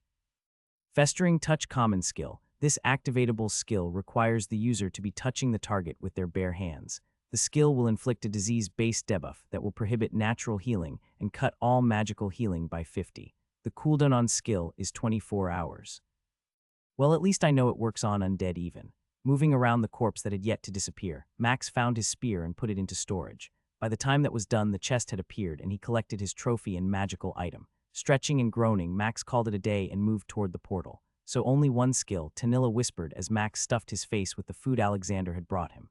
I mean, still, that's broken, and it has some uses. Nodding, Max chewed the bite of meat in his mouth and reached for his tankard. Still seems unfair, Fowl muttered as he twisted his cup in his hands. Then again, I guess I shouldn't complain since we are a team. Max just grinned, trying to keep his food in his mouth as Batrayer grunted in agreement. So tomorrow, Fowl tells us, we are going to do the vampire rabbit dungeon. Max took a swig of his drink and then sighed after swallowing it. Yes. You three need to be level 30 before we start working on the next 3 dungeons. Also, I am hoping that tomorrow might be beneficial for other reasons. Tanilla scoffed but nodded, knowing full well what he was implying. He continued to eat, and Fowl went over the plans for tomorrow. They paused when Alexander walked over, bringing 4 more tankards. I'm glad you appear to have enjoyed tonight's meal, the man said, motioning to the empty plate before Max. As promised, I have an extra round of drinks. Alexander laughed and collected the empty tankards. You all need anything else? As everyone shook their heads no, Max motioned for the innkeeper to come closer. Can I ask a question that might seem weird? Alexander began to laugh and then started to cough. Once he stopped, he motioned for Max to continue. Do you know of any newer adventurers who might need some items from the lower dungeons? Alexander's head moved to the side slightly as he cocked an eyebrow at Max. Do you want to sell gear outside of the adventure hall? Max grinned and shook his head no. I know you probably don't get a lot of lower-level adventurers in here based on the price. It helps to weed out some of that. No, I gained some equipment today when checking out the lower dungeons, and I haven't identified them yet. I would be willing to pass them on if someone knew of a way to give them to lower-level adventurers. The innkeeper turned, set the 4 empty tankards on a table behind him, and then moved back to their booth. So you want to give away gear to someone who needs it, not knowing what it has enchantment-wise. Tanilla rolled her eyes and nodded. Forgive him. He likes to help others. We keep trying to tell him that doing so will only earn him the title of hero after a few decades. Max shook his head. Actually, I would prefer not to be known. I can't promise I will have a lot to give away as I'm locked out once I do them, but I remember what it was like starting out. Why not help if I can? Crossing his arms on his chest, Alexander nodded and looked away at nothing while he thought for a moment. Tell you what, I'll have someone come by tomorrow who I think might be able to help you better than I could. Would the same time at night be good? That sounds perfect. After Alexander had left, Fowl gently kicked Max's shin under the table. You need to stop doing that, or you're going to make me look bad with my lady. Please, Batrayer said. You don't need any help from him. You do that on your own. I thought you two were lying, Tanilla grumbled after she watched Max start squeezing black blood from the corpse of the rabbit he had just killed. Why would I lie? Vampire bunnies. Doesn't that strike you as a bit off? Fowl chuckled, grabbing one of the rabbits and squeezing it like Max was, watching the black liquid pour into the glass containers he had procured from a local alchemist. They got those red eyes and big teeth. Enormous teeth, Max added as he tossed down the corpse and grabbed the last one. Besides, we all know why we are in this dungeon. The experience isn't bad and the 2 of them do all the work. If Seth can pick up the skill they have, then why not? Because they're rabbits, exclaimed Tanilla. We are killing 2-foot-tall rabbits. Vampire rabbits, Fowl corrected. 2-foot-tall, red-eyed, massive-toothed vampire rabbits. Throwing up her hands in defeat, the elf turned and moved back to where Batrayer was standing. Never in my life would I have imagined this. Snorting, Batrayer nodded.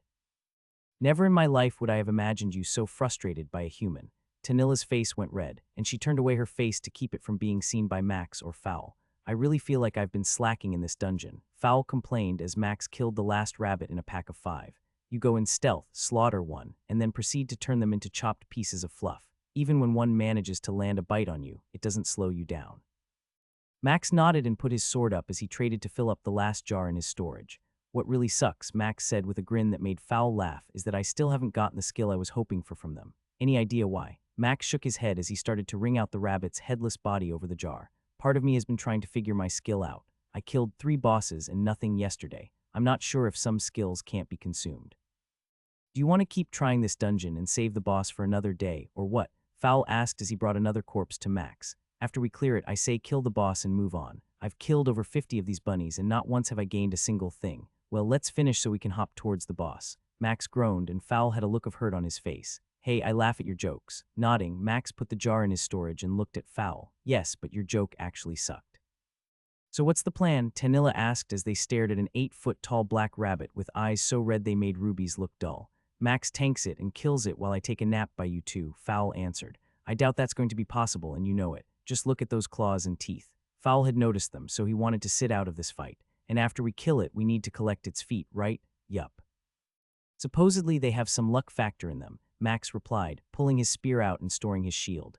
Doesn't sound very lucky for the rabbit if he loses them, Batrayer joked, getting laughter from everyone but Fowl. You aggro, I'll stealth, Max said, giving Fowl a gentle bump. Bah, whatever. Just remember me when you conquer the tower someday. The rabbit moved faster than Fowl or Max had expected, covering the 50 yards between them within 3 seconds. Its feet moved so fast they were a blur of black fluff, and its claws dug into the dirt ground of the boss's room. "Shite," Fowl managed to mutter before the boss struck his shield with a claw, sending him back a step. Max moved to strike from behind when the boss turned, a claw coming toward him as its eyes burned red. He felt his stealth end, and Max used his spear to parry the strike, giving up some ground as it caught him slightly off guard. Casting the area of effect ice spell, Max spun his spear, going for a strike, when the boss leaped backward 20 yards in a single hop.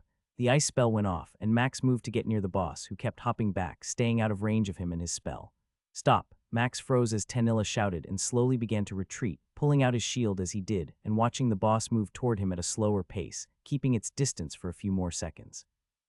"It knows what you're doing," Fowl said, trying to get a beat on the boss. "It's faster than anything I think we have faced before." Grunting, Max nodded, watching the boss, who had moved closer as his ice spell ended. "Come at me," Fowl shouted. A sound came from the rabbit, and Max realized it was laughter. It held up both paws, and wisps of darkness came from them toward Max and Fowl. Shadow bindings. Max moved to the right as Fowl held his ground before the two women. The strands chased Max, and within seconds, both he and Fowl had the strands trying to bind their arms and legs to an anchor in the ground beneath the dirt. Grunting, Max fought against the strands, seeing Tanilla's root spell attempting to bind the boss. It skidded to a halt for a moment as the vines and roots grabbed its feet. It shrieked weirdly, lurching toward the two casters, but unable to break free as the roots held it in place. Max was angry, which helped him snap the last two strands holding him and charge the boss. It pivoted as best it could, still unable to move as Max came forward. Every thrust seemed to miss by inches. The boss's clawed paws gently pushed the spear's shaft aside at the last second, keeping it from hitting it. 7 seconds. Max didn't hesitate, casting his area of effect fire spell. Boss's red eyes burned red. Its attempts to free itself from the roots and vines grew more frantic, but it could not escape. Thrusting his spear at its leg instead of the creature's body, Max felt his fire spell go off and saw it envelop the rabbit. The scent of burnt hair and flesh filled the air as the tip of his spear managed to graze the leg. The rabbit clawed both paws, striking Max in the arm with one and hitting his shield with the other. Consume has detected an attack by the skill Vampirism. Consume is trying to defend. Vampirism has attempted to drain hit points. Consume has resisted attempt. The attack stung a little, but Max saw the eyes of the vampire rabbit go wide. 3 seconds. Max aimed 2 more thrusts at its leg, ignoring the attacks the boss was hitting him with. Vampirism has attempted to drain hit points. Consume has resisted attempt. Vampirism has attempted to drain hit points. Consume has resisted attempt. They traded 2 more attacks, his right arm getting hit each time and the boss's same leg getting a spear through it. The boss leaped back as the roots fell away, stumbling some as it did and only getting about 8 yards per hop this time. "Wait a minute," Max shouted as Fowl's bonds began to fall off. "Let me think." The boss stayed away from them, eyeing Max the entire time. "What is it? Why is it doing that? Its skill doesn't work against mine. It has the skill I am trying to get. It can't heal from me." Consume blocks it. Max eyed the boss room they were in. The area was massive, with over 200 yards of nasty dirt and tombstones in a circle. The ceiling above looked like night with an enormous moon that cast a white light over the entire floor. "What can we do?" Batrier asked as she finished healing Max to full. "We could try to wear it down," Max replied. "Root it in place and attack, but if it lands a spell on me and I get rooted, it will come after you 3. "I'm not sure if the risks outweigh that plan. Or we could try something stupid and reckless," Tanilla said. Max glanced at Tanilla once more and shook his head. She nodded and Fowl grunted. Both swords were out, and Max glanced at the boss, who was still 50 yards away, watching them and waiting to see what would happen. "Remember, if you die, this isn't my fault," Max muttered, taking a deep breath and slowly letting it out. Haste activated. That first step he took towards the boss almost caught Max off guard as he crossed what felt like 10 yards. The second step was just like the first. Grinning, Max focused on the boss, who appeared confused by the man with 2 swords now hurtling toward it. It hopped backward, its injured leg having healed slightly but still limiting its distance and speed. 7 seconds later, Max was in its face. The boss was trying to swing at Max and seeing every blow dodged or deflected. Realizing it couldn't hit Max, it lifted its hands, holding them out and preparing to cast its spell as the wall behind it closed in on them quickly. Max grinned. This was the moment he had been waiting for. Berserker activated. The boss's red eyes went dark as Max's vision changed. He had been only inches away from the boss, not having to go his full speed, matching its every jump and move with ease.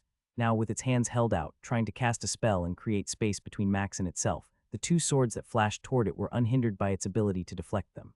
Both struck simultaneously, Max's right sword slicing a gash to its shoulder as Max's left sword took the left arm clean off above the elbow.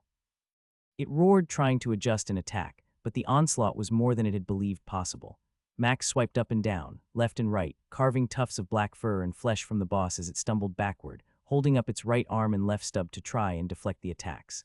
Its height helped limit Max's ability to go for its neck in his rage. Instead, its chest and waist succumbed to the flurry of swords and brought it to the ground, sending it tumbling over itself. The beauty of the rage was Max couldn't be bothered to feel pity. There were cries of pain and terror, as the boss understood that this fight had gone from one it could easily win to being defeated in just a few moments. Its right arm was gone as Max descended upon it, ignoring the pain in his side when one of its legs kicked at him. A sword took off the offending appendage at the knee as Max pressed the attack. Another kick sent him backward a few steps, chest heaving, and Max prepared to move forward again when the red rage and fury that had filled him were gone. He stumbled a step, coughing and feeling the blood in his throat as he felt the injuries he had sustained. Backing up a step, he watched as the boss tried to move, using its only remaining foot to push against the floor as it slid on its back, hissing and squealing in terror and rage. A flood of messages distracted him as he put his left sword in storage and pulled out a healing potion. Vampirism has attempted to drain hit points. Consume has resisted attempt. Vampirism has attempted to drain hit points. Consume has resisted attempt. Vampirism has attempted to drain hit points. Consume has resisted attempt. Vampirism has attempted to drain hit points. Consume has resisted attempt. Vampirism has attempted to drain hit points. Consume has resisted attempt. Vampirism has attempted to drain hit points. Consume has resisted attempt. That's a lot of hits you landed, Max said, his voice ragged and weak as he popped off the cork and drank the potion. He felt ribs popping back into place and winced for just a moment, feeling one that must have punctured a lung come out on its own. A few seconds later, he stood there, feeling almost like new. Seth, he heard his team but never took his eyes off the rabbit. Putting his sword up, he pulled out his axe. Destroy it. The voice inside him was different this time. There was no desire for him to consume it. It needed to be destroyed. Hefting his axe over his head, Max brought it down, chopping off the leg and causing the boss to squeal loudly. It flopped around, thrashing on the floor and baring its teeth at him. You lose, Max said, his voice almost unrecognizable as his axe descended, decapitating the boss. The body thrashed on the floor. Even with the head gone, it continued to writhe around. Remember the stories of old, Max put his axe away, bringing his spear out. Moving to the body, he plunged it into the spot its heart would be and saw the body arch up. It shivered, and then the body turned to dust. A wave of cold, followed by a wave of fire, overwhelmed him. He heard voices and felt the presence of his allies, but Max couldn't do anything as he fell to the ground. His head was groggy and Max tried to open his eyes, but they didn't want to work. Wait a moment, let it pass. Max started responding when he realized the voice he heard wasn't one of his team or one he recognized. Or did he? Yes, you know what I am. There in blackness and nothingness, Max felt a form take shape, a mirror image of himself looking back at him. Black eyes stared into his soul. What are you? You know what I am. I am that which is inside you. I am the thing that drives you. Shaking his head, Max tried to consider what he was hearing and seeing. You're a skill, how can you? I am more than that, I am a power. I do not know why I was given to you, but it has been thousands of years since one has possessed me. He felt his mind reeling, trying to understand what this meant. I do not have time. Listen. Max felt his gaze drawn to his copy black eyes, unable to fight the command. We must grow stronger. You know what you need to do. Every life you take provides what is required. Do not hold back. Give in to the hunger. Shaking his head, Max put his hands over his ears. I'm not a killer. His image laughed. The sound reverberated around him, and even with his hands over his ears was crystal clear. You are, and you know it. A mercy kill? No, you wanted that dying mage's power. Those bandits, you knew what they could provide. That. The image of himself licked its lips and grinned. Eventually, you will give in if you live long enough. Finally, we will become what we must. The image of himself began to fade as Max heard voices and noises, things he recognized. What must we become? The laughter echoed as the body of himself faded away. Darkness took him over once more. Something wet splashed against his face, and Max coughed, squinting and grunting. He's awake. Max recognized Fowl's voice and saw the dwarf leaning over him, a half-empty water flask in his hand. Sorry, bud, you weren't waking up and it was this or me pissing on you. Nodding slowly, Max sat up, ignoring the hand he felt on his chest, trying to keep him on his back. I'm okay. I need to stand up. A tusking sound came from Betrayer, and he felt her take her hand off his chest as he finished sitting up and rolled over to his knees. What happened, Seth? Standing up, Max glanced at Tenilla and saw the look of concern on her face. She was biting her lip, which was never a good sign during moments like this. I don't think you would believe me if I told you. I'm not sure I would believe if I told myself what happened. He saw the three of them looking at him with confused expressions. Try us, Betrayer replied. We have believed everything else. What's something even crazier? Max chuckled and nodded, turning to Fowl, still holding the flask. Holding his hand out, the dwarf nodded and gave it to him. After a few drinks, he put the stopper in it and tossed it back to Fowl. Okay, just promise you won't leave me after I tell you. The four of them stood there. Over a minute had passed after Max finished sharing what he remembered, and no one had said a word. Some shifting had taken place, and Max had seen the winces and reactions to his story. A skill that has a soul, no, a will, or a mind. Max shrugged as Tanilla finally started to try to work things out. I know about the power of red skills because the elves don't do what humans do. We try to harness those powers no matter how bad they might seem. Even dwarves are known for accepting the skills humans seem to fear. Yeah, but that's because most humans in power desire more power, Betrayer replied. We aren't like that, desiring balance and other things. Like gold and ale, Fowl interrupted. Max snorted and Betrayer shook her head slowly. Yes, gold and ale are at the top of our list, but humans have always desired more power. To give them access to the same red, clear, or black skills would be dangerous, Max finished. She nodded and glanced at Tanilla, who had her eyes closed and was lost in thought. Max glanced around, seeing his spear on the floor and the boss's body gone. Did someone get its feet? Ogre nuts, Fowl cursed as he shook his head. Sorry, I was a bit more worried about you than some stupid rabbit feet. Shrugging, Max moved to where his spear was lying and put it into storage. Don't worry about what I told you. I can only imagine how it must make you feel about me. You have no idea what we feel, Tanilla replied, her eyes open and focused on him. We aren't going to just abandon you. I'm sorry you feel that is what people do to you. We aren't your ex-girlfriend or anyone else. We will stick right next to you until you push us away. Or kill us, Fowl added, trying to joke and realizing he failed miserably. Sorry too soon, Max just grinned and shrugged. Remember, it wasn't my idea to combine those two skills, though it looked like it worked. Barely, Betrayer said. You were getting it just as well as you were giving it. Those kicks it hit you with did some major damage. Rubbing his chest, Max remembered how it had felt and knew she was right. Still, it worked, and we have Tanilla to thank for that. Besides. What did you get? Max froze, hearing Tanilla interrupt him and seeing the look on her face. What did you get from that fight? Realizing he hadn't looked yet, Max checked the notifications. 3 intelligence consumed, 4 wisdom consumed. Consume has successfully consumed a skill. Skill conflicts with consume. Skills are trying to merge. Merge unsuccessful. Skill failed to merge, attempting to consume rank of skill. Skill rank is lower than current rank. Power stored for future use. Max read the lines of notification a few more times. What in the hell was that, Seth? Fingers snapped and Max found himself looking at Tanilla and the others. Sorry, this is so weird. Max explained what he read and watched as Betrayer and Tanilla tried to understand. Fowl simply gave up and pulled something out to eat. What does power stored for future use mean? Max shrugged and took his cap off, rubbing his bald head. I've never seen that before. How can it store power? Tanilla chuckled as she motioned to the chest in the room. I think we need to forget about solving this for a while, like Fowl said. There are hundreds of questions to ask, and we have no one to ask. I can see, perhaps, if I can find some information at one of the elven houses in town, but… Max saw the expression on Betrayer's face and knew she didn't like that idea. We both know that isn't wise, Tanilla. Doing that will lead to questions they'll want to ask, which you don't want to answer. Their mage nodded and then turned, walking toward the chest. Should I ask? Betrayer looked at Max and shook her head. Not right now. Later we can talk, but she is right. Let's get out of here and get things settled. The chest was black and etched with golden runes. The 4 of them stared at it, and each could tell something was off. It's different than usual, Max muttered. Fowl started to laugh, shaking his head as he pointed at Max. This guy, he should have the bard or comedian skill. I mean, it's like he forgets everything is different with him. The 3 of them grinned and nodded, realizing Fowl was absolutely correct. Nothing was ever normal. Your turn, Tanilla. Bring us some luck. Their mage smiled and said a prayer before opening up the box. Holy elf tits, she muttered. The other 3 leaned over to see what shocked her, and each was just as surprised. 4 rings, I'm assuming that doesn't happen a lot.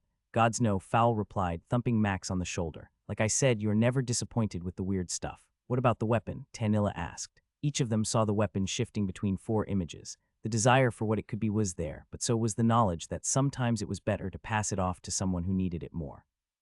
I'm out, Max said first. I have an assortment already and I don't need it. Ditto. Fowl and Tanilla looked at each other since Max and Betrayer had bowed out. Care to roll for it, long ears? She smiled and nodded as they reached for it in the chest and the timer started. When it ran out, a 10-sided die appeared, each of their faces on both sides 5 times, and started spinning. Max could see the looks on both their faces, hoping and wishing for it to be theirs. "I'm sorry, Tanilla," Fowl said, frowning slightly when his face popped up. "Don't be, it just means you need it more." Grinning, Fowl put his hand back in and pulled out a new one-handed mace. The shaft was about 6 inches longer than his current weapon, and the head and shaft were both black. "That looks ominous," Max said, pointing at the black head. "Maybe you will get a mace that helps heal you." Everyone laughed, all knowing the odds of that were basically impossible. Each of them took their ring, noticing that all 4 of them were the same black color. The only difference was the thickness of Fowl's and Max's. "One more dungeon down and 1 level to go," Batrier stated. "I'm assuming we are done for the day." Max looked at the others, who nodded. "Go try and get some more skills," Tanilla said. "We know you want to." Max hired a ride to the Adventurers Guild to the east of them. It was faster than walking, and he knew it was well worth the price with how he felt. It allowed him to watch the city go by and try his best to ignore the thoughts about what he had dreamed or experienced after killing that boss. A few hours later, he emerged, frustrated, after defeating 4 bosses without a single skill being consumed. The lizardman, wolf, monkey, and spider had all resulted in nothing. Putting the 4 tokens with the others from the night before, Max hired another cart to take him back to the Heavenly Pineapple. He pulled out his notebook and scratched out 4 more bosses and the skills next to each of them. Maybe I could find a library like Tanilla mentioned, or some specific books on these skills.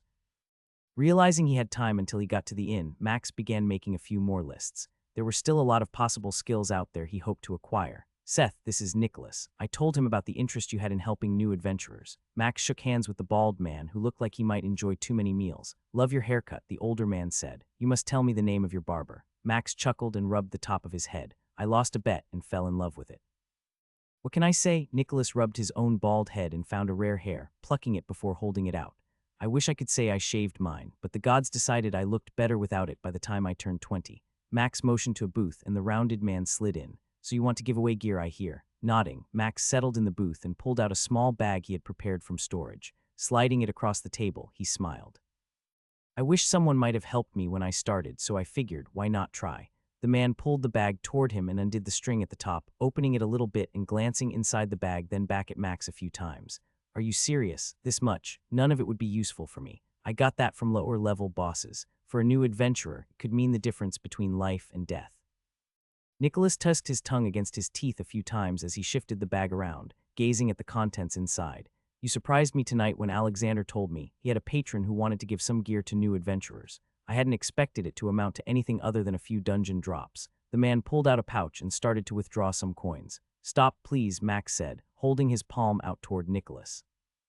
"I don't want to be paid, nor do I want people to know I did this. Just someone doing their part to help the next group of adventurers." Cocking his head to the side, Nicholas began to move his head around until he finally nodded. "I won't argue. There are a bunch of adventurers who will enjoy these gifts." Max nodded, extended his hand, and then exited the booth after they shook. "I'll tell Alexander if I get any more. I might also have some slightly higher ones as I do some more dungeon clearing." Nicholas coughed, his bald head turning red for a moment. "You're serious, aren't you?" Grinning, Max shrugged. "I'm not the kind of person to lie about something like this." Waving, he strode off to join the rest of his team, who were watching him from across the room. Behind him, the man sat in the booth, stunned at the generosity he hadn't seen from anyone in a while. Max explained the lack of success with the 4 bosses and mentioned his desire to find a library or bookstore that might have information that could help. "You sure that's a smart thing to do? Someone might wonder why you are asking such specific questions." Max nodded, finishing a bite as Batrier waited for him to answer her question. "As the one who prepares for the dungeons we do, I want to know everything about the monsters and any possible skills we might encounter." She huffed and crossed her arms, knowing she wouldn't change his mind. "I can still visit with the elves," Tanilla repeated, ignoring the look Batrier now gave her. "I will stay discreet and not give my real name." Max turned and glanced at Tanilla, and she saw his expression. "No, I haven't hidden anything from you. It's just that elves have special names that are only shared with other elves." "It's okay," Fowl chimed in, a grin already appearing. "She doesn't like to advertise it, but her real name is Miss Holy Perky Elf Tits."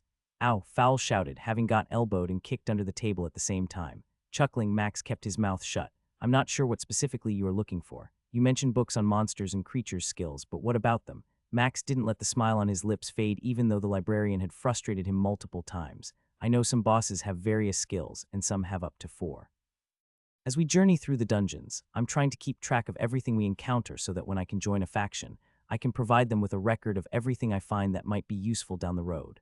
The man nodded, his orange robes hiding his hands. I understand, but I say again, we already have that information written down. Why copy it once more? Would you say everything written down is absolutely correct, or that some other skills or powers might be yet to be recorded? The librarian Adam, left eye started to twitch, not wanting to admit that Max's statement struck a hotly debated topic.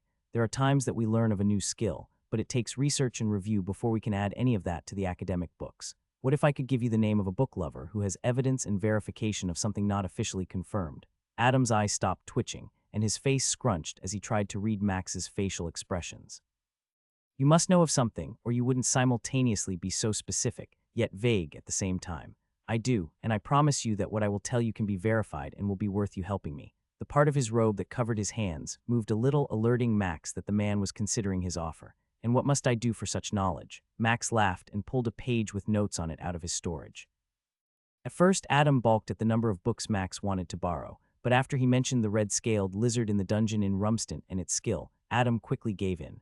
A stack of 8 books was given to Max to borrow, and a sum of 10 gold was held to remind him to return them. Adam had scribbled furiously, asking questions and getting details from Max about the rare creature he had faced and the skill in question. When Max gave a broad description of the skill, he could see Adam's lip curling in a smirk. I will gladly assist you in any other ways possible if you encounter something else you know isn't verified. Max leaned over and, even though no one was within hearing distance, whispered, perhaps I can tell you about a few other rares I've encountered after I finish these books. The man's jaw fell open and Max nodded before turning and waving. See you in a week or two, Librarian Adam. Are we sure about this? Fowl asked as they stood outside the glowing blue portal. It's undead, and we all know how that worked out last time.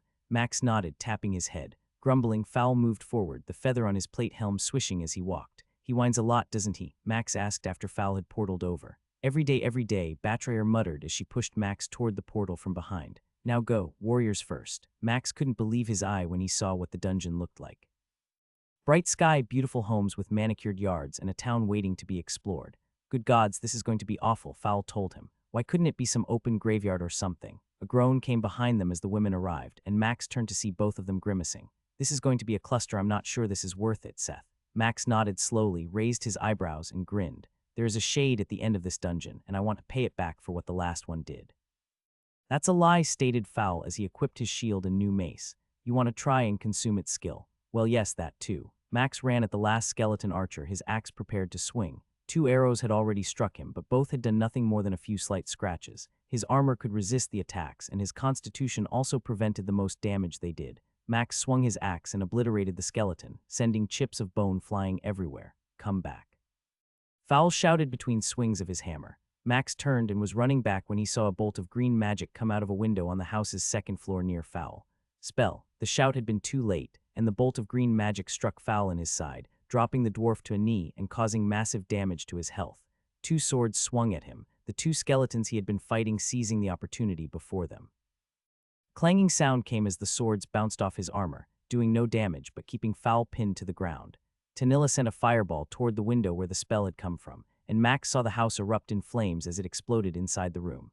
A weird shrieking sound came from the house, and Max kept glancing between the house and the 2 skeletons that he was only a few seconds away from. Reaching both of them, he swung his axe, taking off the head of one and breaking the shoulder of the other. It's a caster, Max nodded that he had heard and kicked the skeleton, recovering from the blow to its shoulder, sending it to the ground. Fowl was starting to stand, but Max could tell he wasn't moving as fast as usual and that Betrayer's heal hadn't been as effective.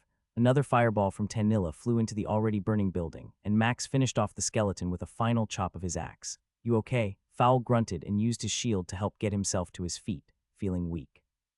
Whatever that spell was sucked, get to Betrayer and let her check you out. I'll keep an eye out for this caster. Moving toward the burning building, Max waded off to the side of the house. He could hear something crashing around inside. One of the windows exploded as a skeleton with green glowing eyes and a black robe burst through it, landing on the ground. Its robe was on fire, and Max didn't hesitate, running toward it and chopping. A shield shimmered around its robe, cracking and shattering, but the impact sent Max's axe flying back over his head with tremendous force, almost ripping it from his grasp. What the? The skeleton turned its head, green eyes burning hot. It raised its hand, and Max saw green flames form around its bony fingers and pointing at him. He tried to get his axe back in position in time for another attack, but knew he wouldn't beat the spell pointed at him. Flames came at him, following Max as he dodged to the right. pain of a different kind than he had ever experienced before enveloped him. Beyond the fire and sense of his bones wanting to shatter from the inside out, something was fighting for control of his strength. Consume has detected an attack by the spell, Drain Essence. Consume is trying to defend. Drain Essence has attempted to drain XPZH Xi-M. Consume has resisted attempt. Confused by the random string of text that flooded his mind, Max felt the pain suddenly subside. What in the gods was that? Not waiting for the caster to get another chance, Max shouted, swinging the axe again in a chopping motion at the caster's waist. This time no shield stopped it, and Max heard the satisfying sound of bones shattering underneath the power of his blow. The lower half of the caster was destroyed, and yet the robe it wore didn't have a mark on it, even after the power of his attack. An awful wail came from the skull's open mouth, green tendrils of magic flowing out over the ground. All around him, bony hands started to rise from the ground, moving dirt as skeletons began to climb up through the perfectly cut green grass of the yard. Finish it. Max knew Tanilla's voice well enough to know she was worried. The waver in her voice carried across the space between them. Max jumped up, dodging the rising hands, trying to grasp at his feet and legs as they continued rising from the ground. Spinning in the air, he brought the axe head down on the skull of the caster. Time seemed to freeze for a moment as his blade hit the white bone at the back of its head. All the power and force of his attack met with an invisible barrier that began to slowly crack under the weight of his axe. The skull began to bulge, and a fracture appeared first, tiny and thin, before finding one of the natural joints in the skull and shattering it into a dozen pieces. A loud roar of unnatural wailing assaulted his hearing, causing Max to stumble as he landed. His sonar skill was overwhelmed by the noise. Time passed. Max wasn't sure how long. Then he felt all the air sucked toward him before suddenly exploding away from the corpse, sending him tumbling backward. A wave of cold filled him, and his head felt a pain similar to when his eye had been shot. 2 intelligence consumed, 2 wisdom consumed. Consume has successfully consumed a skill. Skill does not match being's body type. Consume is adjusting skill. Would you like to learn death magic? Yes, no. Max considered accepting the spell when, suddenly, the choice was made inside him. His mind was filled with an overwhelming sense of dread and destruction. Power like no other he had was his to control. It was then Max realized he was on his hands and knees, axe still gripped in his right hand. All around him was a white cloud of dust across the grass, slowly burning away with an awful smell. The skeletons that had been climbing from the ground were gone. Looking at the corpse of the caster he had fought, Max saw nothing but a black robe, empty and lying flat on the ground. He sensed the others coming toward him, standing to face them when he saw all 3 of them freeze mid-stride. Their mouths hung open, and Max could see Talina shaking uncontrollably. Seth, her voice came, faint and trembling. Dear gods, Fowl muttered as he stood there frozen like a statue. Betrayer said nothing, instead raising her hand and making a motion with them he had only seen once before. She was praying to her god. What is it? Max asked, wondering why they were behaving like this. It's Tanilla tried to speak, but just pointed at him. And then he saw the tears coming from her eyes. What the heck just happened? The voice came from inside him. It was laughter at first before it actually spoke. We have grown stronger. Your eye, Seth, the damaged one, it's glowing green. Fowl's words seemed impossible. Storing his axe, he pulled a sword out of storage and held it toward his face. Dear gods. There in the reflection, he saw it. A green glow came from the eyeball that had been a milky white since the injury. Moving the sword while staring, he saw that it was indeed glowing, bright enough that it would be noticeable to anyone who saw it. Ogre shite. He cursed it a few more times, swinging his sword in frustration before taking a few deep breaths and putting it away in storage. What the hell have you done? I didn't choose to have this. No reply came, but Max knew it had hurt him. What happened, Seth? What did you get? Max spun on his heel, quicker than he had intended, and surprised Tanilla, who had moved closer to him, her cheeks still wet from the tears. I wasn't the one that said yes, my skill, something inside me chose to consume it. What did you consume? Max saw Tanilla trying to look brave. The biting of her lip didn't help her stoic face, but he knew she cared and wanted to know. It said it couldn't keep whatever that caster had, so it changed it to death magic. Tanilla's hand trembled as she put it over her open mouth. Fowl and Betrayer both spat at the same time. Shite, Seth, death magic. Max nodded, seeing the look on Betrayer's face. I don't even know what it does, Max exclaimed, and then realized how to fix that problem. Skill description: death magic. Death magic uncommon skill. Caster has yet to reach the level of corruption required to use this magic. As the corruption level increases, spells will unlock. What the hell is corruption level? Max asked, looking at his 3 friends who were doing their best to appear unafraid. There are different forms of corruption, Tanilla said, moving to stand a foot from Max. She took his chin in her hand and slowly turned his head as she stared into his glowing eye. How one gets and increases them is horrible to even talk about. She shuddered but never let go of his chin. The truth is you are one of the few who I think might be able to keep from succumbing to that atrocity. The tyrants of old legends were the ones who slaughtered innocents for power, those who worshipped other gods and sought to bring about destruction for their own gain, power beyond. She stopped talking and smiled, letting go of Max's chin and gently brushing his cheek with her thumb as she cupped it. Don't focus on the negative. Don't give in to its desire. Be the guy we love, the one who helps the weak and protects us. Max felt the tears she had wiped away. A few more came, and she looked up at him as she repeated it a few more times. Fowl and Batrayer came over and stood there, smiling and giving him a gentle thump on his arms. Dear gods, Fowl muttered, it's gone. Max saw Tanilla's eyes widen, and she nodded, tears starting to run again down her cheek. What's gone? Max asked, moving his head and shaking Tanilla's hand free. The green glow, it just went dim and vanished, she whispered. How? I mean, why? It's because you're not evil, Batrayer interrupted. Tanilla's right, Seth. You're one of the few humans I trust with my life, no matter what. Even more, I trust you with Tanilla and Fowl's life. Right now, this proves that I should stay the course Akram has put me on with you. Max smiled and felt all his fear and angst at the belief his skill would consume him fade away. It was quiet inside him at this moment. Fowl laughed and rushed forward, grabbing Max in a hug and lifting him off the ground. You two stop watching and give this boy a hug. The two ladies laughed and rushed forward, briefly joining the hug. Max let himself go, enjoying the moment. The black cloak had been a rare drop, as the caster had been a rare spawn. Max had stored it, as none of the others wanted to touch it after what had happened to him. The rest of the dungeon had been a slog of warriors and archers who posed no real threat besides their numbers. Fowl's armor kept their attacks from doing any real damage beyond the impact they caused. Batrayer had to heal Max more than Fowl, as none of Max's kills gave him any hit points. Seems you're sucking today, Fowl teased as he leaned back and stretched a little. I'm over here getting beat on all day, and you're the one getting hurt. Max grinned, glad they had moved on from the moment earlier today with the new skill he had gotten. We all can't be pretty dwarves in metal. Shaking his hips, Fowl laughed, gyrating faster when Batrayer gave out a whistle of approval. You three realize we have another floor to finish before the boss. Fowl and Max nodded, grumbling about Tanilla and her reminder. Just trying to enjoy my best life, Mom. Fowl quipped. Max and Batrayer couldn't help it, and they started laughing when they saw how red Tanilla's face had become. I'm going to mom your arse when I stick my foot up it, she growled. They continued laughing and joking until they were almost done with the second floor. Then things got serious. Are you breaking dungeons again? Max shook his head and stared at the giant skeleton, as tall as the two-story building it stood next to. That has to be at least 20 feet tall, Max muttered. Look at how thick its bones are. And that club, Fowl added. How is something like Tanilla stopped what she was saying and gasped, pointing to an object on the ground behind the massive skeleton. A chest. Holy elf tits, it can't be. Max looked at Fowl, who was leaning forward, staring at the chest. So I'm going to ask a stupid question because you all know something I don't. Why is there a chest and what does that mean? Fowl blew a raspberry and the sound of it inside his helmet was comical. Chests are rare, but not as rare as that skeleton caster. As you get close to level 30 dungeons, they can start to show up. What that means is a massive boss or pack of creatures harder than the normal ones you have faced. They are higher level and stronger. We could skip it and move past, but then we would also be forfeiting the chance of whatever is inside. Max saw Batrayer and Tanilla nodding their heads in agreement with Fowl. So what do you three want to do? Max asked, seeing the hesitation in their eyes. Kill that thing, of course, Fowl replied, rotating his shoulders and cracking his neck. When have we ever listened to reason? Max chuckled and nodded. I don't even know what weapon to use against that thing. A shield seems the best choice, but how long will it take to actually kill that thing? Hacking through its ankles will take time, and I have no idea how that will work, Fowl admitted as he pointed at the magically connected bones. The problem is the head is way up there. They stood there for another few minutes, looking at the street and the houses between them and the creature. What if I just stealth and try to open the chest?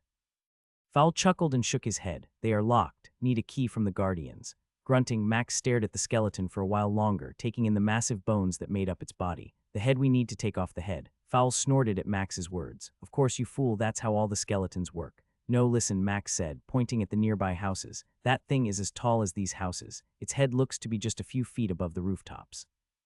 What if you lure it to the houses over here on the right and make it come between those two? Max pointed at a pair of houses with about 15 feet of space between them. If you do that, I will be on the roof waiting for it to come by and can try to jump and land on its back, attacking the bones that connect the head to its body. Tanilla nodded her head as she murmured something to herself. Elf tits, that's a frickin' amazing idea, Batrayer exclaimed as she saw what Max was talking about. It also limits the ability of the boss to reach us compared to on this street. Max nodded and grinned. But I'm still the bait, Fowl whined. Why do I always have to be the bait? Is what it is, Max said as he started moving toward the house he had indicated. Come on and let's get set up. It had taken effort for Max to break through the roof and get on the one he planned to attack from. It took 5 hits with his axe to make a hole he could climb through, giving some hope that the boss wouldn't knock the house down in one blow. Giving a thumbs up to Fowl and Tanilla, he waited, barely able to see the white skull of the skeleton they were about to engage. He flexed his fingers as he held the axe. One big strike. I need one big strike. Fowl whistled, and Tanilla shot an ice bolt at the creature's leg. The skeleton's mouth opened, and a roar came out of it that shook the building Max was standing on, even though he was so far away. Stealthing, Max watched as Fowl and Tanilla came running, sprinting between the houses toward where Batra stood a little further away. The sound of the massive feet pounding against the street echoed out. Goblin shite, Fowl shouted as he ran to the spot Max had marked on the ground and turned around, seeing the boss turning at the corner of the house. The empty, black sockets of its skull focused on Fowl, and it began running between the houses, clearing the gap between the two with only a few feet on either side. Max knew what was coming as it swung its bone club at Fowl, the dwarf shimmering white as he activated his new skill right before the attack hit. As the boss attacked, Max leaped from the roof, his stealth not broken yet, and aimed his attack as he fell toward the spot the boss had exposed. When it swung and attacked, it leaned forward, head down, and exposed the bones its head connected to. His axe crashed against its neck the moment the skeleton's club slammed into Fowl, sending up a cloud of dust as the dwarf stood there, unmoved and his health barely affected. A crack appeared in the vertebrae where Max's axe hit, sending a chunk of the bone flying. The skull wobbled to the right side, struggling to stay upright. Max stored the axe as he fell toward the boss and grabbed the rib cage that ran up its spine. Another scream echoed through the gap between the houses as the boss stumbled and crashed into the house Max had jumped off. Using the rib cage like a ladder, Max climbed up toward the spot he had hit and held on as the skeleton thrashed against the house. Its left arm came up and over, trying to slap Max off. Fireball. Max began casting his area of effect fire spell while waiting for the left hand to do something. Its swipe had missed him by a few feet, but it was preparing for another go at him when Tanilla's fireball struck it in the face. The boss crashed against the building, almost pinning Max as he cast his spell, and flames erupted around him. The entire alleyway was engulfed, the houses on both sides and the pathway, as everything burned. A chunk of bone came free as Max fought to hold on, the damage being done to it from his fire and Tanilla's taking effect. Max realized the boss was moving as he regripped the rib he was holding onto. It had turned and was preparing to slam itself into the house across the way. "Look out," Fowl shouted. Max didn't have time to reply as he saw what was racing toward him. Max was amazed at how fast his brain could react sometimes. Seeing the wall approaching him, his body responded on its own, knowing what he needed to do to avoid becoming a splatter against the bricks. Turning sideways, he noticed that he could slide between the ribs he was climbing on. As the boss slammed its back into the house, Max found himself inside its ribcage, clinging to its ribs. Realizing he could stand inside with his arms and legs spread apart, Max got himself set and cast his fire spell once more. The boss had just recovered from the impact it had experienced from its own actions when the fire from Max's area of effect erupted, burning it from the inside out. Not hesitating, Max climbed one more set of ribs and pulled out his spear. Holding on with his left hand, Max began thrusting his spear over and over into the vertebrae he had already chipped. The boss began to go wild, slamming its fist against its chest, trying to find a way to get at Max, who was protected by its own body. The shout of fireball could barely be heard over the sound of bones hitting each other, but Max felt the force of Tanilla's spell wash over him. A piece of bone broke free as Max's thrusts repeatedly connected in the same spot.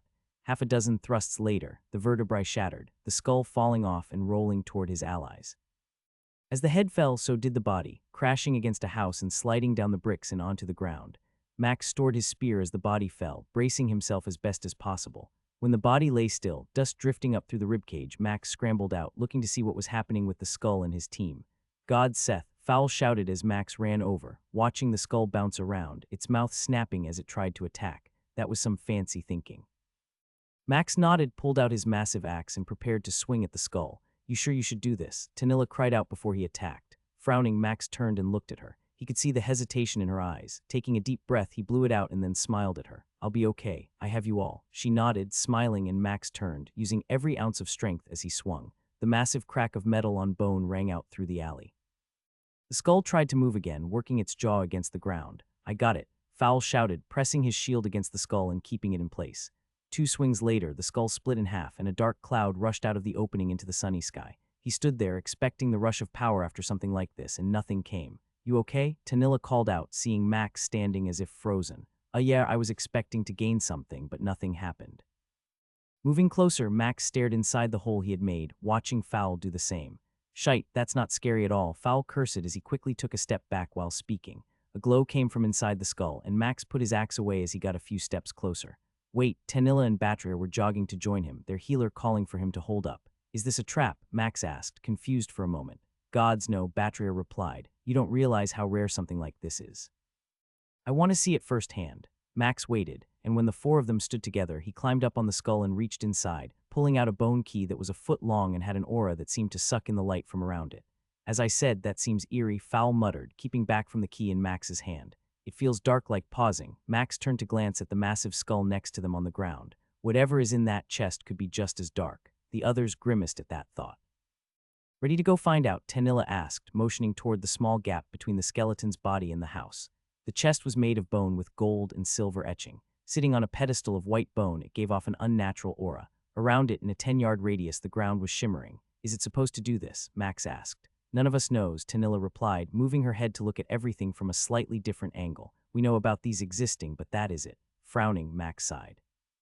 I guess I'll go open it then. Fowl's hand came out, blocking Max's path before he stepped into the area. I'll do it. You sure? Fowl nodded and held out his hands, waiting for the key. You did the heavy lifting on the boss. The least I can do is try this. We both know I have more hit points and Batria needs me alive. A scoff came from their healer as she shook her head. You go ahead and die. I'll find another dwarf to keep me warm at night. Fowl chuckled as he got the key from Max. Yes, but who will massage your feet and brush the hair on your toes? Even though he hadn't eaten for a few hours, Max's stomach suddenly felt the need to empty itself. Without waiting, Fowl started walking toward the chest, holding the key out, unsure what would happen. There isn't even a keyhole, Tanilla whispered.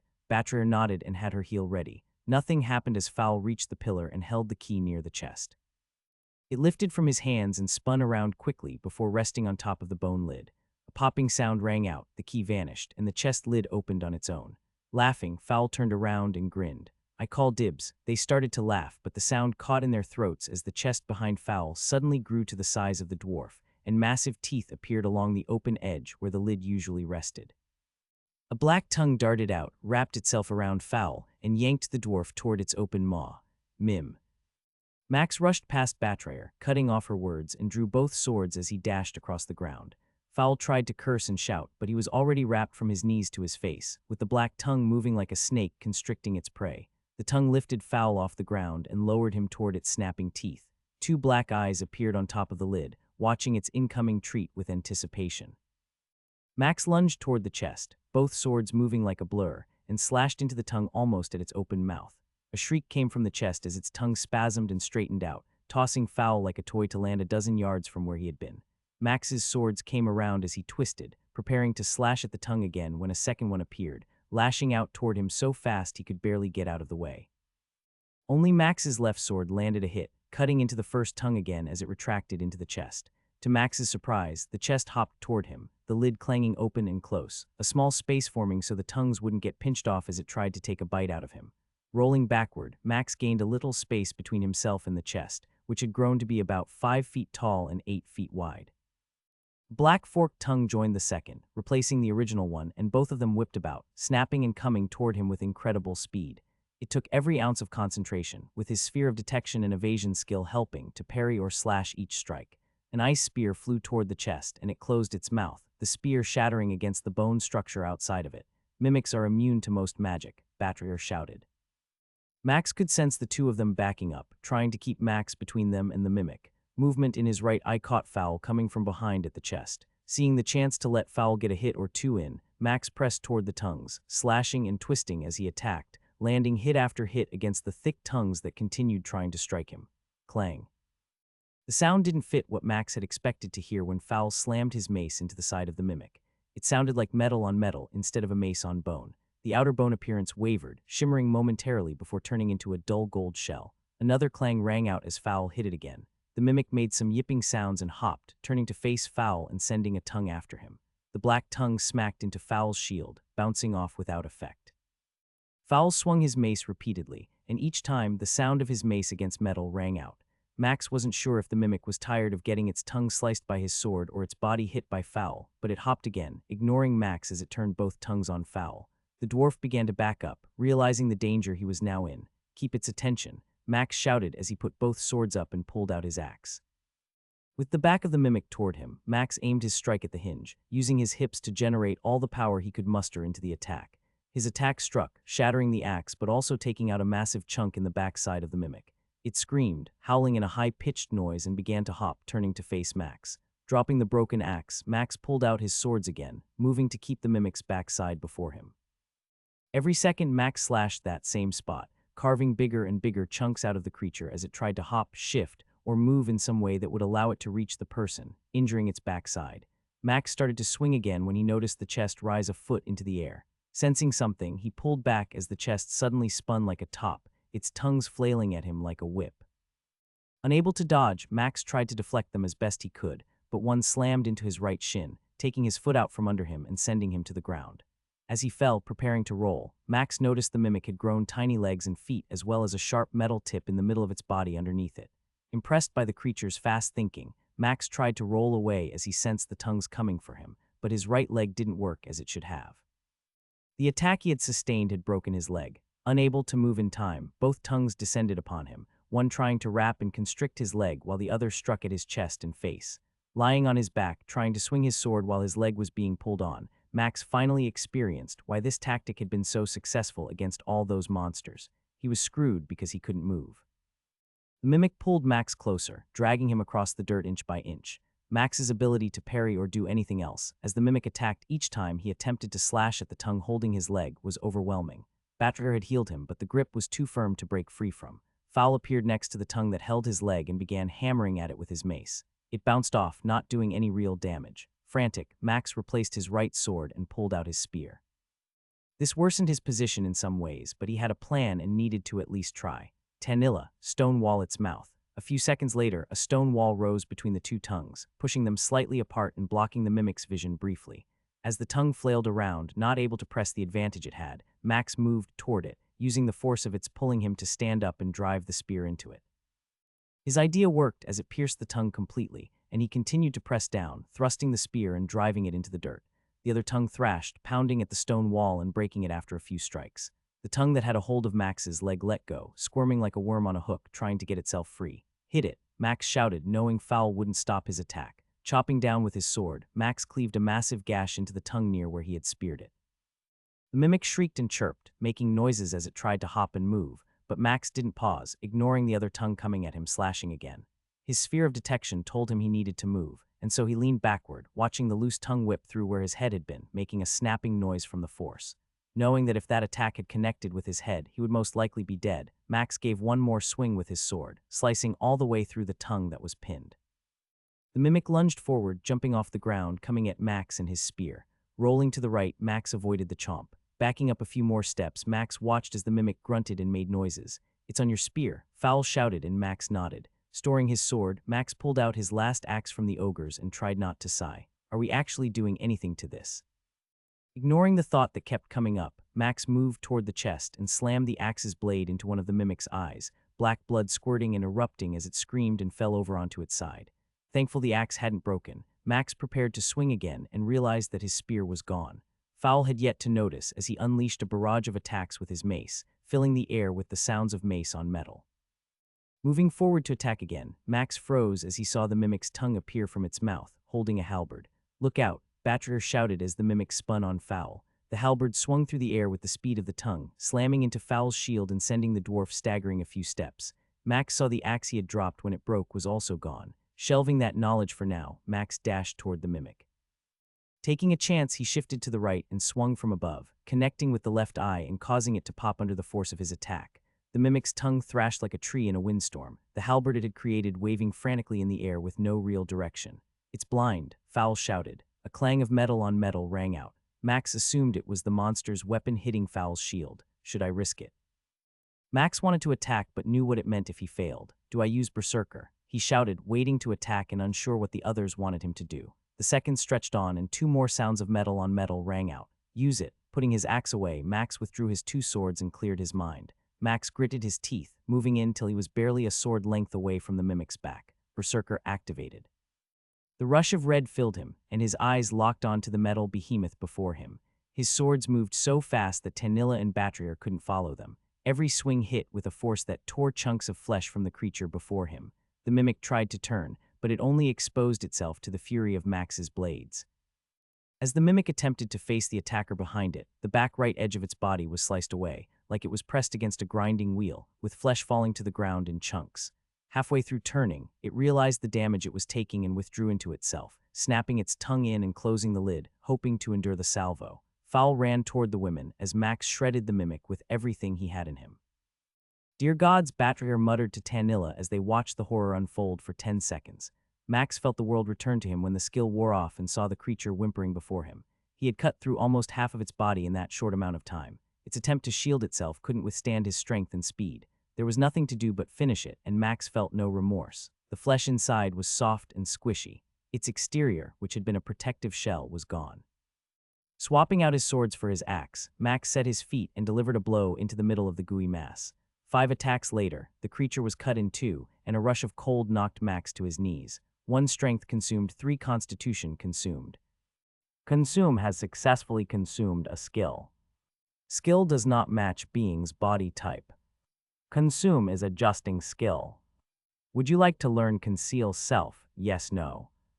As his body dealt with the changes and growth, Max felt a thread connecting his soul to his mind. It was like he could partially tug at it. He sensed his party coming toward him as they ran through the dungeon. Standing, his legs no longer shaky, and he turned in time to see the 3 of them looking at him. "He got something," Fowl declared with a slight groan. "He has that same smile." Max chuckled once and nodded. "I have no clue what it does, so give me a second." Skill description: Conceal Self. Conceal Self epic skill. Skill owner may alter every aspect of their status screen as they desire. Name, race, level, stats, and skills may be set to any system value. Changing, adding, or taking away does not actually affect displayed information. Only an inspection skill higher than this rank may detect the actual status sheet. Max's mouth hung open. Ignoring the looks the other 3 were giving him, he reread it. "For God's sake, Seth, tell us what you got." Nodding, Max turned and smiled at Fowl. "What level are you?" Flinching a little, Fowl paused a moment and then responded. "I'm level 29, you know that." Max nodded and leaned closer. "What if I told you I could make my status screen say whatever I wanted?" Scowling, Fowl shook his head. "That's not possible." "It is," Tanilla replied before biting her lip. "The mimic, it had a disguise skill. Your skill changed that, didn't it?"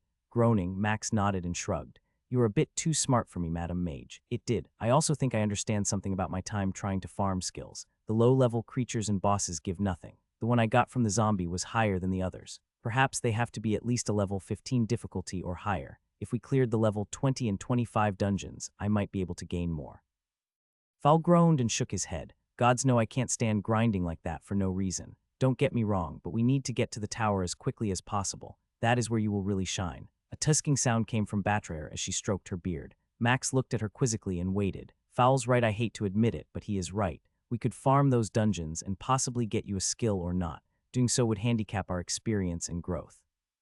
Getting level 30 is only a boss away for the 3 of us. Getting to 50, Batrier stopped talking and fished out her coin purse. Holding a gold coin and a copper coin out, she motioned to them. "We are the gold coins at level 50 compared to copper. The creatures and treasure in the tower will be way better than anything you can imagine here." Tanilla nodded, and Max finally gave in. "Okay, no more farming lower-level dungeons for skills." Batrier laughed and shook her head. "I didn't say you couldn't.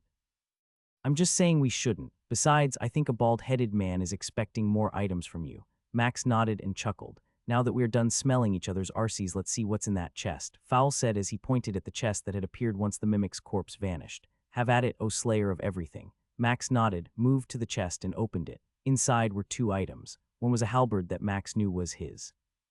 The other was a cloak that changed colors while waiting for a winner to be picked. "Holy elf tits," Max muttered as he pulled the halberd out of the chest. It looked like his spear and axe meshed together inside the mimic. The silver tip extended 9 inches past the axe head that was 2 feet long on one side. A flat, thick edge formed a small hammer head opposite the axe blade. 9 feet of a metal-wrapped shaft ended in a weighted metal ball at the end, balancing the weapon. "What in the gods is that?" Fowl asked as Max moved a few feet away and began to twist and spin the weapon through various maneuvers. After 3 more fighting attacks, Max stopped and fumbled the shaft for a second. "Impossible." Fowl groaned again, holding his palms up and shaking his hands. "Tell me what that is." Max turned and held it toward his friend, a slight smirk on his face. "Come and try it for yourself." Fowl jogged over, grabbed the shaft, and started to yank it from Max's hands until he realized he couldn't. Bound, it's bound, Max nodded, grinning like a fool as he stood the weapon upright, and it's identified as well. Inspect weapon. Fused Berserker Halberd +2 strength, Constitution, Dexterity 35 bonus damage against higher level enemies. Bonded. That's impossible, I mean, how can Fowl stumbled over the thoughts in his head, unable to even talk. Finally, he shrugged and hung his head. It's not fair. Blast you, Akram, it's not fair. Batrayer snorted, ignored the pouting warrior, and moved to the chest, looking inside. Oh, that's going to suck for you, Fowl. The dwarf's head whipped toward the chest and moved, arriving a step after Tanilla. I need one of those, the elf said in a voice that sounded as sweet as honey. Mother Goblin Leuven, ogre nut-sucking Fowl, shook his fist at the sky and snorted. Gods, everyone is going to have a great day but me. I guess that means you're passing, Max asked, getting a middle finger waved at him from Fowl. The two women activated the item and both glanced at Max. I'm passing, he declared, motioning to his cape and tapping his new weapon against the ground. They smiled and turned back, waiting to see who would win. The high-pitched squeal Batrayer let out after winning surprised Max, as he hadn't realized she could make a sound like that. She fastened the cloak around her neck, twirling and displaying the gray-colored garment. It matches your soul, Fowl grumbled, and Batrayer responded with a smile and her middle finger. Keep this up and you're going to sleep on the floor tonight, she replied. Fowl grunted and moved a bit further down the street. Someone isn't happy, Tanilla said, stating the obvious. Max nodded and shrugged. It's hard when you're not the one loved by the gods. Both women laughed and nodded, the three walking after the pouting warrior. Warning: alternate reality engaged system glitch detected. Warning: alternate reality engaged system glitch detected. Caleb couldn't wait for this moment. Every day since he had been told about dungeons and towers, he wanted to be an adventurer. Standing in line now, watching his fool of a friend dance around like he was going to piss himself, all he could think about was the skill he wanted. God, give me something powerful, something that will let me be the greatest and strongest, strong enough to conquer the tower and never return to this back-ass town again. His dad wasn't here, and his mom wouldn't come watch either. Even though there were crowds lining the street, each person cheering for everyone like him, waiting to see what skills they would get, his parents didn't care. They had never cared. The beatings had been endless until he stood up to his father a few years ago. The man was a drunk, and Caleb remembered the last time his father had hit him. He had snuck into his dad's room later that night and used the roller his mom had in the kitchen. It had cost his dad more money than Caleb had expected, but the broken arm and realization that his son wasn't going to take it anymore was worth it.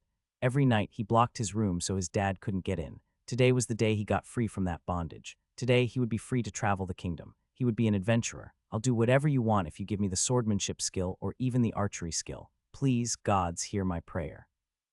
Pitiful cheer came from the crowd, and Caleb heard the old guild advisor shout out, Shepherd. That guy is going to hate life, huh? Caleb asked Max as he gave his friend a gentle shove. Max nodded, still not turning around. His friend's eyes were on Nancy, and Caleb couldn't fault him for that. He leaned over and winked at her, but she ignored him. She had never forgiven him for not returning her affection after the newness wore off. Then Max came along, and Caleb figured she had decided to see if spending time with Max would make him jealous. Looks like she baked something, Caleb yelled out over the crowd. I guess you two are serious about the whole getting married thing. Glancing over his shoulder, Max smiled and nodded. Both our parents have okayed it. I just need the baker skill now. Grunting, Caleb pushed his friend forward, ensuring the line of teenagers, all above the age of 18, were going to get a turn to see what skill they got. He was glad no one had gotten a red or clear color on the gem yet. Every time that happened, it soured the whole day, and no one liked hearing. Unskilled shouted by the crowd.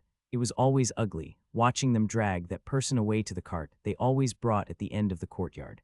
Why they keep it out of sight is understandable. No one wants to think about what they do to those pieces of trash. You want swordsmanship, right? Max's question startled him a second, and Caleb nodded. Yeah, I do. I want to get in a group and start hitting dungeons as quickly as possible. I've already read all the manuals and training guides. I'll probably fall asleep during the week of training they make most go through. We both know. A loud roar from the crowd cut him off. That bastard, Caleb cursed. They got the scout skill. That's perfect for getting out of town and going everywhere. I thought you liked my sister, Max said as they took a few more steps, their turn almost upon them. You really going to leave her? Caleb said nothing but stared at Stacy instead. That pink dress she was wearing made a certain part of him want to do things he would never tell Max. He saw her wink at him and he winked back. Perhaps a few days or even a week with her before I go would be okay. She had promised that afterward, we could. Holy elf tits, Caleb cursed. Administration and banking, shouted the advisor once more, making sure everyone had heard. A huge grin ran across his face as he held the boy's hand in the air. The older man's face was as red as the robe he wore. That's like 1 in 100,000, hissed Caleb as he made the obligated claps everyone expected of each person in attendance. Damn nobles, always with the crazy crap. I swear the gods listen to their prayer more than ours. Or something has to be way off, it's always like that. Max, as always, said nothing, bobbing his head like a fool and dancing like he had to piss again. I swear he's got the tiniest bladder in the land. Pushing Max up the small steps, Caleb watched and waited, scanning the crowd and ignoring everyone at the moment. He felt Max poke him and realized his friend was moving up for his turn. Max put his hands on the gem, and after it flashed a few colors, it settled on yellow. The advisor leaned over and then smiled.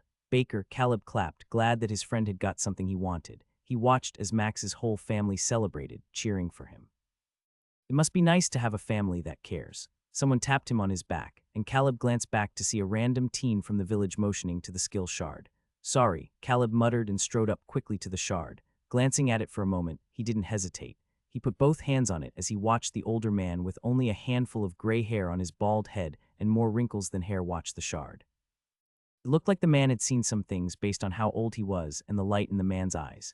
Risking a quick glance at the 4 other representatives standing a little bit behind the older man, each of them looked half asleep in their red robes. What does it say? The hissing sound of the words brought Caleb back to where he was. He saw the older man leaning toward him, glaring and so gruff it felt like a time his dad had used a leather strap on his back. What skills do you have? Glancing down at the shard, Caleb saw that it was black. Skills, he asked, confused by the color and the idea that he would have 2 skills. 2 skills, I have 2 skills. Staring at them both, something inside Caleb called to him, something that seemed to reverberate within his soul and mind. The sound of fingers snapping broke his thoughts as Caleb saw old, spindly fingers before his face. What skill does it say? The man exclaimed louder as he made a few hand motions to the people behind him. The way the 4 were coming toward him told Caleb something was wrong. Their faces were different, and he had seen enough people with bad intentions moving like that. Unskilled, unskilled. A cry rose up from the crowd surrounding him, and Caleb turned for a moment, seeing Max and his parents and sister obviously distraught. Stacy was crying, and Max was holding her close. Rough hands grabbed him, and Caleb saw 2 of the red-robed advisors had moved to his sides. Unskilled, unskilled. The chant rose again, and Caleb started to shout out, I have. The woman before him struck his jaw with her fist, and he felt the world give way a little. His legs went weak, and he sagged, letting himself drop and knowing that this was his best choice of action. Years of being beaten had taught him it was better to go limp and let them think you were gone. Let them think you had been knocked out. Put him in the cart. We will deal with him once we are gone, the woman who had hit him said as the man on his right hoisted Caleb onto his shoulder. The man grunted and nodded as the crowd continued to shout out. Unskilled as the man carried him toward the cart. Barely opening his eyes after a few yards, Caleb saw that the other 3 had moved back to where the older man was attempting to talk down the crowd. They had spread out and were consoling the other teens, waiting their turn at the shard, explaining that none of them would be like he was. No one watched him as he was carried away. To the town, he was worthless, not worth the breath he took. It took effort to stay limp this long, and for a moment, Caleb fought the urge to laugh. All those beatings his father had given him for all those years had been worth something. With just this man carrying me, perhaps I can escape. Courtyard passed, and he knew where the man was walking. Only about 30 more yards remained till they reached the cart. Caleb's stomach hurt, and it was hard to take small breaths as the man jostled him around, not concerned for his well-being. Slowly, Caleb timed the bouncing of his body with the man's steps, getting his arms together and unhooking the 2 knives he had tucked under his sleeves. All over him were knives he kept. His father had taught him the need for such preparation. 10 yards to go. The next few steps were the most important. Caleb had managed to get both knives out, each of them sharp enough to skin an animal without any pressure really needed. 2 more steps, 1 more. As the man started to shift his weight, preparing to throw Caleb over his shoulder and onto the ground, he struck. The momentum gained as the man slung him down helped him to drive both daggers into the man's back. One slipped between the bones of his spine, catching right between the man's shoulder blades. As it went in, Caleb twisted, feeling the man's legs give out as they crashed to the ground. No moment of hesitation came as Caleb thrust the other dagger into the man's exposed neck and shoulder. Stabbing the artery over and over, blood squirting out as the man tried to shout but couldn't when the blade sunk through his neck and into his windpipe. Crawling out from under the man's body, Caleb kicked him a few times as the man gasped for air, blood gushing from his neck and mouth. You won't kill me, Caleb shouted, stabbing the man once before rolling him over. The eyes of the advisor looked at him in disbelief. Those brown eyes trembled as Caleb leaned over him, smiling as he bent down, bringing the knife close to the man's eye. Just know I'm going to enjoy this, Caleb said with a laugh before plunging the dagger into the man's eye socket and deep into his brain. The advisor shook twice and stopped, and Caleb smiled until he fell over backward, his body feeling like it was on fire inside his bones. His muscles felt like something cold was racing through him. The combination was exhilarating. And then a wall of notifications flooded his vision.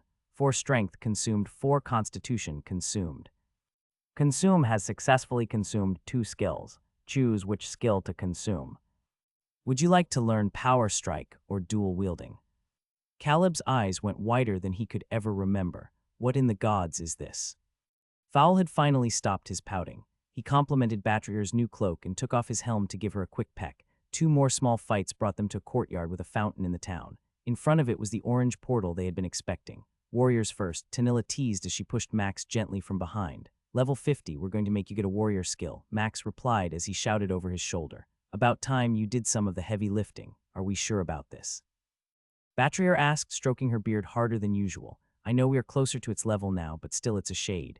Fowl grunted but didn't say a word. Would we not still do this if Max didn't want it? Tanilla replied. I mean, at some point we would face this. We can walk away if it's that hard for you all. I don't want to risk something if you all feel this is a bad idea. Tanilla is right, Max. We need to kill this eventually. Besides, Fowl tapped Max's new halberd with a finger. I really want to see this in action. A glow surrounded them, and they knew Batrier had given in to the group. Redoing his fire enchantment, Max thumbed his chin with his free hand. Are you sure I should go with the halberd, not the sword and shield like last time? I've seen you fight with that against those skeleton warriors, and you didn't seem to have an issue with them. Do you think you can stealth versus this? Shrugging, Max frowned. Only one way to find out. Fowl nodded and moved a step toward the glowing yellow line. Just say when and I'll pull it here. If need be, we make for the portal. The sound of the fountain behind them added to the weird feeling this boss zone gave off. It looked half a mile wide with houses arranged in a circle, creating a courtyard a good 75 yards in diameter where the boss stood, waiting. A single road led from it to them. Be ready with that stone wall, Fowl grunted as he stopped a single step from crossing the line. We ready? Max moved next to Fowl and glanced back at both women, who nodded. It's go time, Max declared, a smirk appearing on his lips. Gods, don't let me die, Fowl whispered as he nodded, watching Max enter stealth before he stepped over the line. The shade let out a shriek that vibrated through their bones. Max remembered the time it had used something similar during the break and how it had affected others. Fowl also appeared to remember and moved a bit further from Tanilla and Batrier, trying to keep them safe from the skill. The creature raced toward them, its legs moving but still appearing to float off the ground. Moving a few yards away from Fowl, Max waited, unsure if the shade would notice him and break stealth or if it would provide him an opening. The boss's 2 black swords came at Fowl, their speed now seeming much slower than the shade had all those weeks ago. Fowl blocked with his shield and parried the strike, giving a small swing that he never intended to hit with. Moving up behind the boss, Max held his breath, praying that stealth would hold. He hurried, knowing the onslaught of attacks would eventually get past Fowl's guard, and then its skill would take effect. This boss felt stronger than the one in the woods. It was at least 8 feet tall, a whole head taller than the previous one. Its arms also appeared thicker and more muscular. In position behind the boss, Max aimed for the same spot he had against the first shade he had faced. Stealth broke as he drove the spiked tip into its spine. The boss's bones shattered as Max's attack plunged through its back and out its stomach. It shrieked in pain as its legs gave out and it fell to the ground, almost taking Max with it as his weapon was buried inside it. Fowl jumped back, cursing as he watched the boss on the ground, writhing in agony as its legs failed to work. Holy elf tits. Holy ogre-sized elf tits. Max tried to ignore Fowl's steady stream of curses as he tried to understand what had happened. He knew with his stats he was technically level 29 from the number of points he had consumed. His gear plus Batrier's buff, his new weapon, and his backstab skill, the combination of everything, seemed broken. Finish it. Snapping out of his thoughts and back to the moment at hand, Max spun his weapon till the axe blade was in position and swung, cutting off the boss's right arm at the elbow as it tried to push itself up. As it fell back to the ground, he moved to the left side and repeated the attack, taking the remaining arm off, this time above the elbow. This is impossible, Fowl muttered as he watched Max dismember something that had taken out nearly 4 groups a few weeks ago. The black shape squirmed on the ground as black blood oozed from its wounds, looking almost like a fog instead of a liquid. Moving to the side, Max brought the axe blade down on its neck. It cut most of the way through, but required one more strike to cleave it off. Darkness enveloped him as he felt the cold overwhelm him, followed by an even hotter feeling a moment later. Why do you resist what we can be? Max stared at the image of himself, watching it pace back and forth, a frown on its face. We could be a god. You would be unstoppable if you would just let me take over. That's not going to happen. I won't lose who I am or allow you to hurt my friends. Max crossed his arms and watched his reflection scowl until it stopped moving and faced him. I would promise not to hurt them. We could protect them. You could save everyone. The smile his image now wore did nothing to make Max believe that statement was true. You realize I could simply not help you. I could watch you stumble and fall. To lose your friends. If you do that, I will kill myself. Max's voice sounded harder than he had imagined it could. He saw the image watching him. It was searching inside him. It scowled and raised its hands in frustration, turning away and beginning to pace again. Foolish boy, you would do that. Silence hung for what seemed like forever until his image faced him once more. I will wait for now. There will be a day you will give in. When you see I am the only way. When that day comes, I will show you my true power. Preparing to reply, Max saw it wave its hand and the blackness flickered. His face was wet again. Gods, I hope that isn't piss, Max muttered as he opened his eyes, wiping the water off his face. Please, Fowl replied. Do you know how hard it is to take these pants off? You aren't worth that effort. Chuckling, Max nodded and began to sit up. He saw Tanilla's expression and nodded. It spoke to me again. She frowned but only nodded. Did you get a skill? Fowl asked, holding out a hand to help Max up. Standing, Max saw the notifications waiting for him. One strength consumed. Consume has successfully consumed a skill. Skill conflicts with consume. Skills are trying to merge. Merge unsuccessful. Skill failed to merge, attempting to consume rank of skill. Skill rank is equal to current rank. Power stored for future use. I got one strength and it stored power again. I'm not sure what that does. I'm afraid of what will happen when I find out. No use crying over spilled ale. For now, let's deal with the chest. Max nodded at Fowl, who pointed to the chest, waiting for them in the middle of the courtyard where the boss started at. As they walked toward the gold chest with black etched runes and images, Tanilla came up next to Max. Are you okay? What did the skill tell you?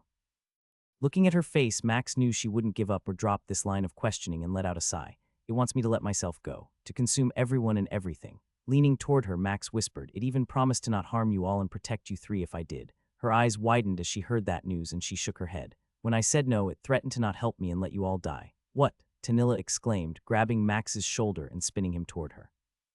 Batrier and Fowl stopped, turned around, and tried to figure out what had happened. It's true. I then told it if it did that, I would kill myself. She started to speak, but nothing came out. Closing her mouth, Tanilla shook her head and then spat on the ground. That is a load of ogre shite if I have ever heard it. Max snapped his fingers and gave her a stern look. No, it isn't. It knew I wasn't joking because I'm not. I won't let the three of you be used as a bargaining chip to sell my soul or for anything else. Pointing at her briefly, he moved his finger to stop on Batrier and Fowl. You three are the only thing I have in this world. Max paused, growled, and cleared his throat. Anyone who makes that mistake will find out the hard way that was the wrong move. His three friends stood there quietly before each began to smile. Guess I should stop pissing in your ale when you aren't looking, Fowl joked. That might explain the taste, Max shot back with a grin. Now stop playing and open that chest. Fowl nodded and took off toward the chest in a quick jog. This just seems to be a great day, Fowl said as the other three arrived right after he opened up the chest and peered inside. A black sword like the one the boss had, plate boots, a mage wand, and another ring were all quickly snatched up by their respective owners, left with the tokens for killing the Shade Knight was a cape, waiting to be given to the winner of chance. It's between you and Tanilla. Who's it going to be? Fowl shook his head as he put his new boots in storage. She can have it. Both of the colors showing aren't my style. You sure? Tanilla asked. He nodded and their mage quickly reached in and activated the timer. 30 seconds later, she held a sea blue cape that did not go well with her purple robe. Gods, that is going to clash, isn't it? She asked. Batrier nodded while scrunching her face in pain. It hurts just to consider how that will look. True, but I guess I will only wear it with you three. And we have all seen worse things than this, like a massive leather spike from someone's shoulder. Everyone, including Max, laughed, nodding at how bad that had been. Get your tokens and let's get out of here, Max said. You three need to go upgrade your skills. How did you know we were level 30? Tanilla asked. I didn't, but you confirmed that you all are. Max grinned like a kid who had just eaten a massive piece of candy. Tanilla groaned as she realized Max had indeed fooled her. Grabbing their tokens, they ignored the timer and headed toward the portal. How are we going to afford all of our skill upgrades? Batrier asked. They cost a fortune. I got this, Max replied, tapping his pendant under his armor, courtesy of my luck at the casino. 91 gold later, Tanilla, Fowl, and Batrier upgraded their skills to rare. Knowing the next one could cost around 100 gold for each person or a massive quest, Tanilla led them toward the line that would take them to one of the attendants responsible for answering that question. Are you sure we need to do this now? Fowl asked, his stomach rumbling. I need to eat more than some jerky or nuts. Yes, you do, Batrier replied. You could use some fruits and vegetables as well. Would help fix a lot of your problems. Bah, you don't know what that would do to me. Imagine a warrior in full plate armor, and suddenly the urge hits. I don't want to get caught with my pants down like Seth. Max groaned as the others chuckled. It is a part of adventuring no one talks about, he stated, motioning to the attendant who was waving them forward. That was rather anticlimactic, Tanilla complained as they walked away. Check back in a week. I want to come back and see what god-awful quest they will give each of us. Max nodded as she continued to pout. It had seemed weird at first, but after thinking about it, then it did make some sense. Knowing the skill they were trying to upgrade let the Adventurer Guild know the path people were on. It seemed sneaky and yet brilliant. It would allow them to keep tabs on higher-level adventurers and their growth paths. Still, he looked shocked when you put down your elemental magic mastery skill. Tanilla nodded, and a smirk appeared as she recalled the man's expression. He did seem a bit taken aback. Max had bid them farewell outside the adventurer's gate and took a cart to one of the other halls, testing his skill theory once more. 4 bosses later, Max was convinced anything under level 15 wasn't worth it. Level 20 Ogre Dungeon only required Max to sneak past most of the ogres, knowing they weren't worth even fighting as they all had a sword, club, or axe as a weapon. The boss had been easier than he had expected, struck dead with a single blow, even without stealth. Grinding his teeth, the lack of a skill bothered him slightly. Holy elf tits, Max muttered out loud as he crossed off the boss's name from his list and looked at the skills for it. I still haven't tried that yet. Realizing he hadn't used it left him frustrated, especially when he considered how that fight against the mimic had gone. As he looted the chest and tossed the item into storage, Max almost tripped as another idea came to him. You got to be kidding, Fowl whispered, holding his arm up to block Batrair from smacking him again. That would be completely broken. Tanilla nodded after Max showed the 3 of them the paper on which he had scribbled his idea. But there isn't a way to determine how that raging skill, she said, using her fingers for quotes, would choose to attack. If it did choose to obey that combination, I'm not sure anything could stop you. Max grinned and nodded. I feel bad I didn't realize this earlier. Had I known this today. It's okay, we still won, Batrair cut him off. You do enough heavy lifting. Now we have something new to try. Enough with the I'm a damage-dealing warrior stuff. I got a list of things we need to collect in tomorrow's dungeon. Fowl finished talking and slid across the table the paper he had gotten from the blacksmiths. There's going to be a lot of skin to collect. They gave us 3 knives that should work and asked if we would spend a few days farming. Max glanced at the list and had expected the scales. They also want eyeballs. Fowl nodded and shrugged. We can make some good money off all this stuff. Picking up his tankard, Max took a drink and closed his eyes as he leaned his head against the booth. You okay? Max nodded, turning his head and smiling at Tanilla. Just thinking. Everything I have read tells me about the next 10 levels scaling harder. The monsters and creatures will have more hit points as we progress, and their skin and armor will be harder to pierce.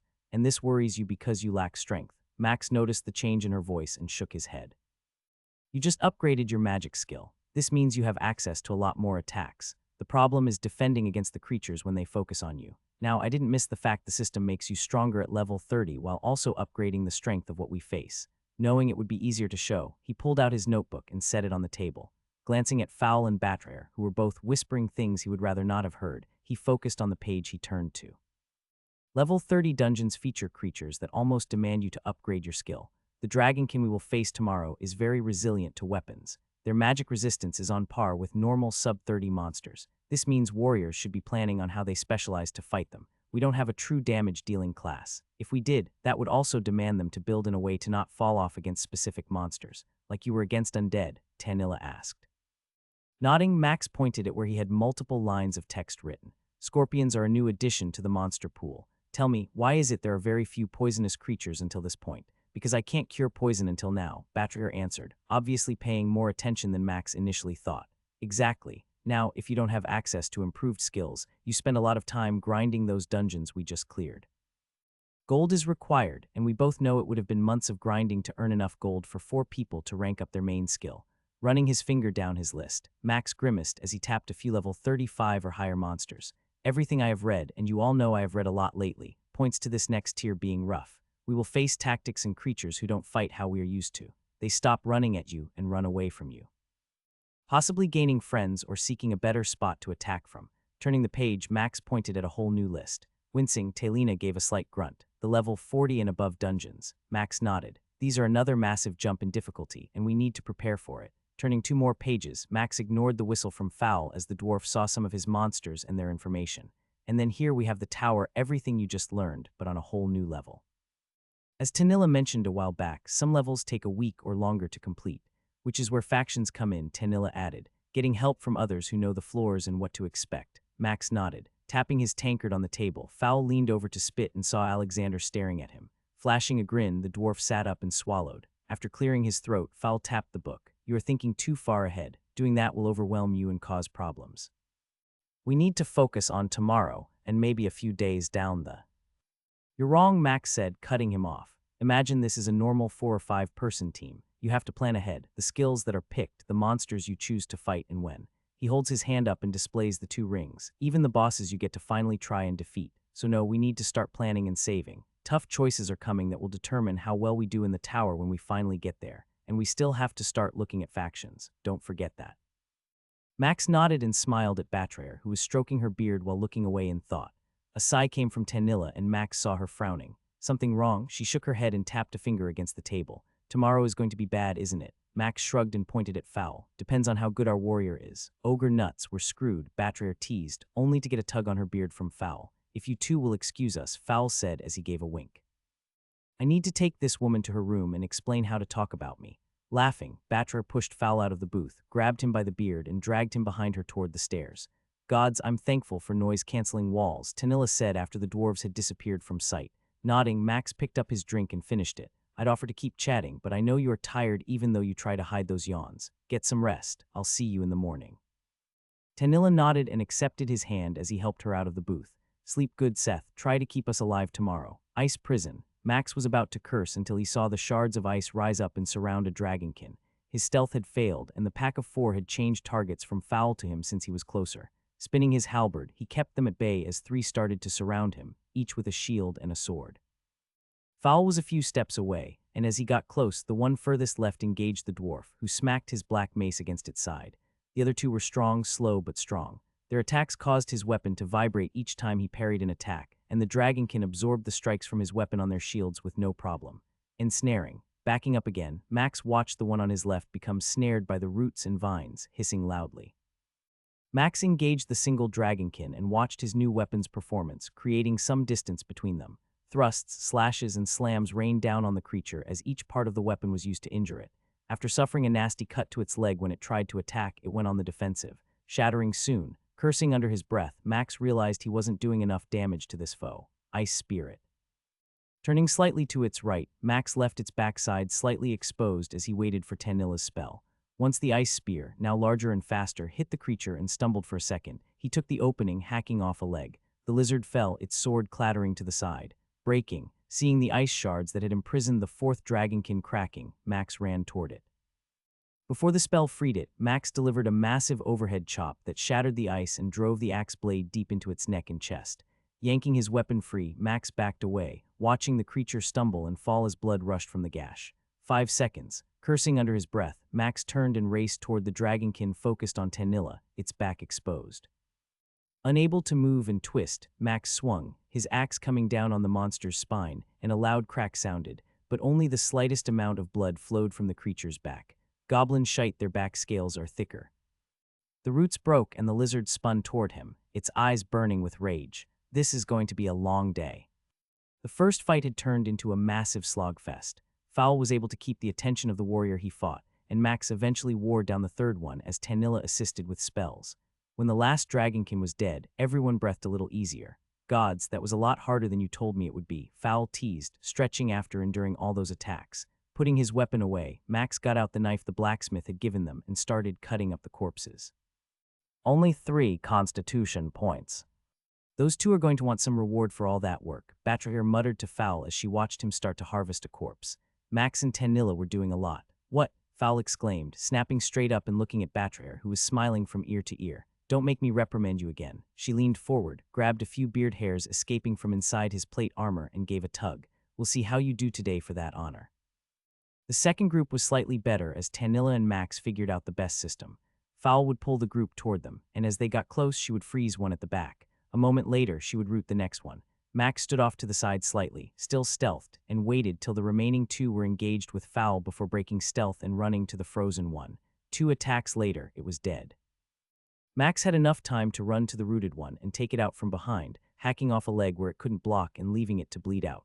His next attack was using the hammer part on the dragonkin's back. Hitting just to the spine side did more damage than a head-on attack. Killing the last two was easy, even if putting them down still took a while. What happens when there are more of these or some different kinds? Fowl asked after harvesting the skin from a corpse. I mean, at what point are we unable to handle this? Why did you get to curse us like that? Tanilla replied, we never talk like that. Shrugging, Fowl points his knife at a corpse. Every other dungeon we fight in, we run into this problem. With Seth's luck, we'll find some rare or something worse. What I want to know is how many we can handle at once. You still have blind. Tanilla nodded. I haven't been using it at the start. It is a shorter duration and a last-ditch effort if they resist one of my other two skills. I have more skills, but we need to not depend on them if I can get away without it.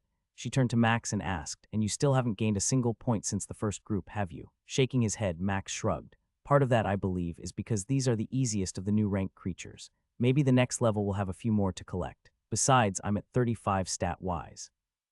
Fowl began to chuckle softly, and then it became louder and deeper. Watching his dwarven companion laugh so hard it echoed in his helmet, he waited for Fowl to settle down. 35? Gosh, that sounds like a newborn. You know I'm at a 64 constitution. Max rolled his eyes and nodded. Yes, but you are weaker in every other stat, and you know it. Grunting, Fowl nodded, but seemed content to be much stronger in that area. It is why you can take such a beating and survive, Betrayer chimed in. Had Seth received a few of the hits you had taken, I doubt he would be alive. That, she paused, emphasizing the last word, is why we keep you around. Tanilla chuckled as Fowl held up a middle finger at Betrayer. 2 more packs died to their usual tactics before they came across a pack of 6. Well, that's everything for the day, Fowl grunted. We can't handle that many. Max nodded, considering that statement as he studied the group of dragonkin. The fact that every one of them had the same sword and shield felt boring, yet it also felt like it was preparing them for something later. Tanilla, do you feel like there is a pattern to dungeons and how the creatures progress based on size and equipment? She turned and looked at Max, studying his face as he rubbed his chin while watching the pack 50 yards away. She followed his eyes and then began to try and imagine what he was thinking and seeing. Why would they all have shields and swords, you mean? Betrayer asked, following Tanilla and Max's gaze. Exactly. Every dungeon we faced has got progressively harder and built off the base. I have no expectations it will suddenly change, but what would such a drastic jump mean if this is the case? Both women nodded while Fowl groaned and found a rock to sit on. You 3, let me know what you figure out. For now, I'm going to rest. Feels like a waste of a day. Fowl groaned as he waited for his ale refill. We didn't get far at all in the dungeon. Having to wait for it to reset will be a pain. The others nodded, ignoring Fowl's attempt to engage them in conversation. Each of them was reading a book Max had acquired from Adam, seeking any possible information. I still think I'm going to have to visit the Elven library here, Tanilla muttered. These books are useless, I mean. The humans are keeping so much to themselves. Knowledge has power, and someone is keeping it for themselves. Looking up from his book, Max considered what Tanilla had just said. Someone keeping it for themselves. His mouth fell open and a squeak came from his throat. Seth, he saw everyone looking at him but shook his head and held his finger to his lips. We need to go to my room and talk. Max paced the room a few times as he felt everyone watching him. Tanilla sat on his room's small chair as Betrayer and Fowl leaned against a wall. The advisors, they have to be doing something with this knowledge. The ones you thought were going to kill you, asked Tanilla. I'm not sure if they were going to kill me inside town or later, but I don't believe I was going to be left alive, Max replied. Someone within our country is doing something with every person given a skill considered valuable or a threat.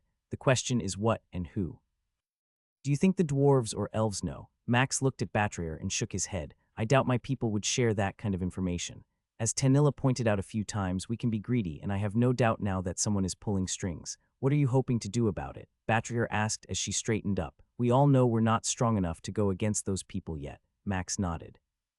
It's true we aren't, but if we figure out who is pulling strings, we can put ourselves in a better position to stay safe from them and also fight back when the time comes. Tapping her fingers against the edge of the chair she sat on, Tanilla nodded in agreement. If only we could use the towers back in our countries, that would. That won't happen, so stop thinking about it, Betrayer interrupted. We both know how our kingdoms feel about that. Max watched the 2 women gaze at each other. Can dwarves or elves use the other's tower? Both of them grimaced and shook their heads from side to side. Not usually, Tanilla answered. It has happened in the past, but only on rare occasions. The ability to use the dwarfs for our people is just as rare. Then why do the humans let anyone use ours? Betrayer started to chuckle and undid her coin purse. Holding it up, she gave it a few small tosses, letting the coins jingle. Remember the piles and powers. Towers are different. The gods get power from the tower when you go through them. Phaeus will get power for every person, human, elf, or dwarf that clears levels, so he is willing to share that power. But why aren't the others? It's because we are more likely to survive ours and take more power for ourselves, Tanilla cut Max off. If someone dies in the tower, the god gets a massive increase in power. We don't take risks, and our god doesn't want us to die. We only fight in the tower when the odds are in our favor. Massive raid parties set out. Everyone works together. The truth. Tanilla shifted in her seat, adjusting her hands for a moment before finally clasping them together on her lap. The truth is most people never go past a certain stage. Only those strong enough or drunk on power attempt the higher levels. Our people do what we can to stop those who shouldn't attempt to go further. Some end up here. Max's brain hurt as he tried to consider everything he was being told right now. How many? How many actually pass the tower? All 100 levels. Batrayer asked. Yes, every level, less than 1%, maybe even less than that. The sound of Max sucking air in through his teeth filled the silence of the room. That few, Tanilla nodded, raising her hand for some reason. Seth, most elves don't want to be a god. To consider that path is frowned upon. You would be in conflict with Thaija, and that would cause some problems with our people. There is a story of one who had tried. Her eyes focused on the floor, and her chest heaved a bit more than usual as she took a few deep breaths. Their zealots came and killed their family when they wouldn't stop. Hundreds of elves died. One of our strongest fighters killed so many before she was finally stopped. After that, it has been 200 years since then. Max moved to where Tanilla was and squatted down so he could look at her face. Tears were slowly coming from her cheeks. You care about your people. I promised to do my best to not harm them. She gave a smile that appeared forced, and yet Max knew it was genuine. Max reached out and gave her hand a squeeze. I know. I appreciate you showing me that more than you may ever realize. Tanilla clasped Max's hand with hers and squeezed back. If you two don't stop that nonsense, I'll be expecting a half-elf child running around soon, Fowl stated, bringing everyone back from the tender moment he had ruined. Fowl blocked the elbow he knew was coming from Batrayer and began to curse when he saw Tanilla hold out her hand and an ice shard start to form. Whoa, I'm joking, he shouted, holding up his hands as he tried to cover and protect himself. Max saw Tanilla wink at him and couldn't help but laugh as he knew she would not do anything besides scare Fowl. I'll let it slide this time, Tanilla said, her tone as cold as the ice on her hands.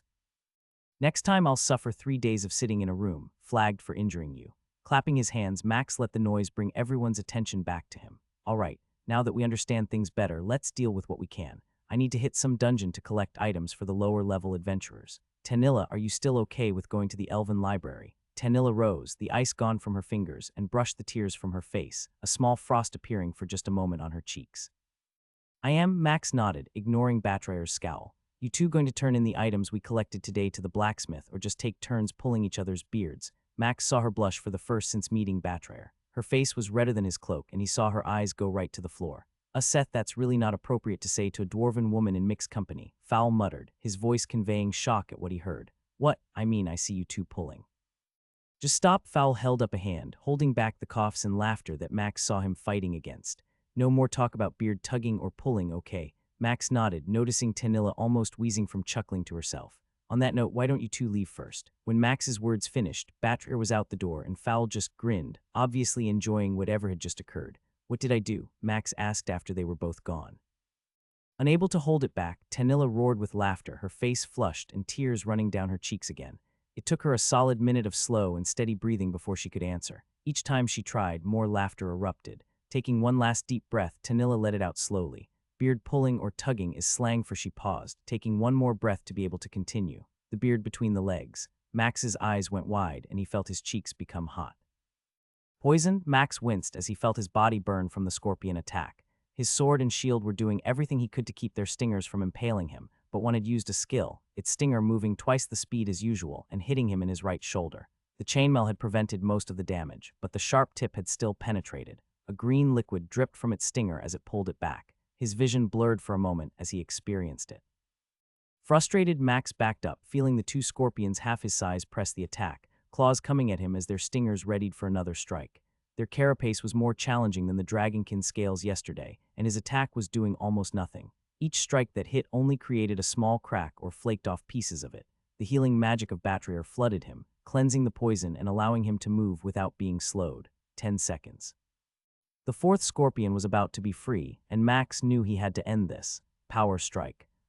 His sword glowed for a half second, and Max swung, aiming for the scorpion on his right. It lifted a claw to block his attack, but the sword shattered it this time, driving through the natural armor, slashing its face and cutting into its head. It shrieked as it fell to the side, thrashing on the stone floor. Two claws came at him from the one on his left, and Max blocked and parried them as he waited for the attack he knew was about to come. Its stinger struck out, and this time, without having to deal with a second attacker, Max chopped off the tip. The tail whipped around, green fluid flying everywhere as it reacted to the injury. Using the moment, driving forward, Max plunged his sword into the creature's eye, sliding the blade halfway into its head before twisting the blade and feeling the creature shudder. Jumping back, Max watched as this one also did the death squirm, as Fowl had called it. 2 seconds. Leaving the two creatures to die, Max raced toward the one about to be free from its icy prison. Tell me why this has to be so much harder, Fowl asked as he wiped his mace clean. It is like being back at the lizard dungeon long ago, says the guy who can't get poisoned because their stinger can't pierce his armor. Max felt the finger Fowl gave him. He was too busy hacking the stinger off a corpse to reply. It's a blessing and a curse. I can take all the hits but can't do the damage you do. Besides, do you know how I feel knowing Betrayer is healing you so much? Rolling his eyes, Max picked up the stinger and tossed it to Fowl. Yes, but whose idea was it to take on this many? Grumbling, Fowl put the stinger in storage and didn't reply. That power strike is handy, Tanilla said, breaking the tension she knew both warriors were feeling. Only an hour cooldown. Max nodded and grinned. Yeah, for once I get an ability that doesn't require a whole day. I'm just glad you remembered you had it. Max nodded and scanned the cave system they were in. The gray walls and the stone felt weird, and the green light from the moss that grew along the ceiling and walls made focusing more challenging with only one eye. Good to know Ensnare doesn't work on them. You going to try and use your stone cage? Tanilla shook her head. No, it has a longer cooldown and I would prefer to not waste it on these. An hour seems like a long time to wait. Max nodded, knowing it would be a while before he could use his ability again. How close to 31? I'm almost there. The other two hit it already. Max nodded, remembering Fowl's colorful words when he finally reached it. Well then, let's see what is further down the cave. Elf tits, Fowl muttered. 6 of them, there is no way. Max grunted. It was doable, but it would be painful. I can still kill one from the start. Tanilla can ice one again, and that only leaves 4. Remember when that one resisted 2 fights ago? Max nodded, glad it had happened when there had only been 4. What if I kill one, you tank 4, she tries to ice one. If it fails, she uses her stone prison. I prefer not to, we're talking about a 3-hour cooldown, Tanilla muttered. But if this is our last group for the day, Betrayer shrugged and Tanilla finally nodded. Fine, but if I die I will make sure my spirit somehow finds its way back to you and never stops tormenting you. Deal. Fowl snickered and did his pre-battle combat warm-up. Are you going to wait to engage this time? That last pack wasn't my fault. They just liked me for some reason. Yet you killed one of their kind. Using his halberd, Max waited as the pack ran toward Fowl. Thankfully, the ice spell had not been resisted, encasing one completely. He knew Fowl wasn't excited about the idea of 5 creatures coming at him, but there was no other option. Max stood right in the path of the rightmost scorpion, and when it was in range, he drove his halberd forward, obliterating the creature's head with one strike. The closest one stopped its advance toward Fowl and started to turn toward Max. Pivoting, Max planted his feet and waited for the charge he knew was about to come. One hit, one good hit. The scorpion came, claws snapping as it raced toward him. As it advanced and could not adjust its attack, Max swung his weapon at its maximum range, using the momentum to create as much power as possible. It screeched momentarily as the weapon cleaved through the claw it lifted to protect itself. The axe blade bounced off the carapace near its head. Withdrawing his shield from storage, Max blocked the other claw and prepared for the stinger. He swapped out his weapons, equipping his sword and assaulting the scorpion's left side, which was missing its claw. 10 seconds later, the creature was down. 8 seconds. Go. Max didn't hesitate when Fowl shouted. Racing toward the frozen scorpion, Max drove his sword into its eye, watching it begin to shake as the ice around it started to shatter. Without a backward glance, Max took off running, swapping his sword and shield for the halberd. Coming up from behind, he chopped off a huge section of the tail, the scorpion making clicking sounds as it tried to spin to see what had attacked it. 2 more slashes struck the creature as it spun, each taking off a leg, until it only had 2 legs on its left side.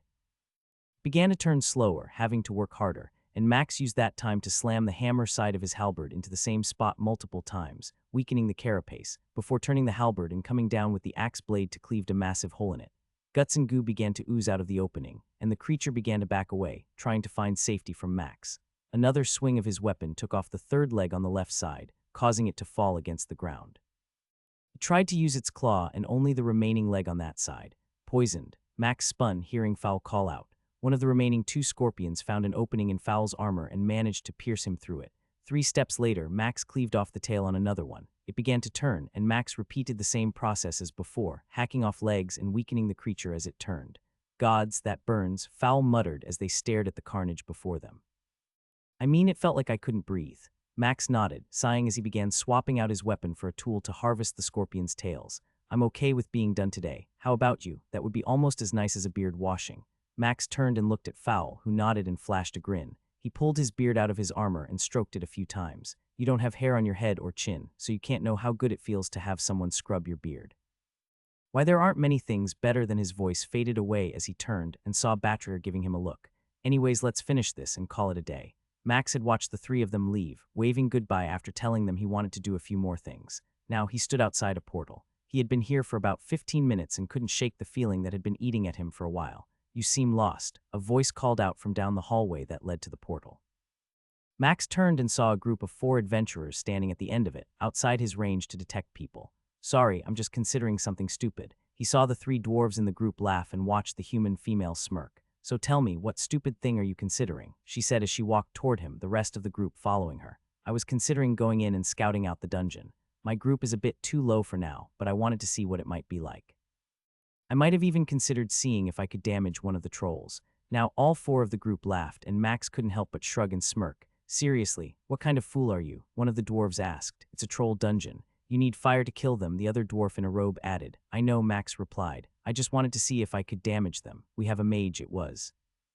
Something stupid, the female warrior interrupted. Something real stupid. Should I ask what level you are? Biting his lip, Max winced. Let's just say low enough to know better. She nodded, pausing for a moment and watching Max, yet dumb enough to try. They stared at each other for a moment, and Max could feel her trying to understand him. You pick a faction that your group wants to join. Max shook his head. No, but I have 2 dwarves and an elf with me, so that limits our options.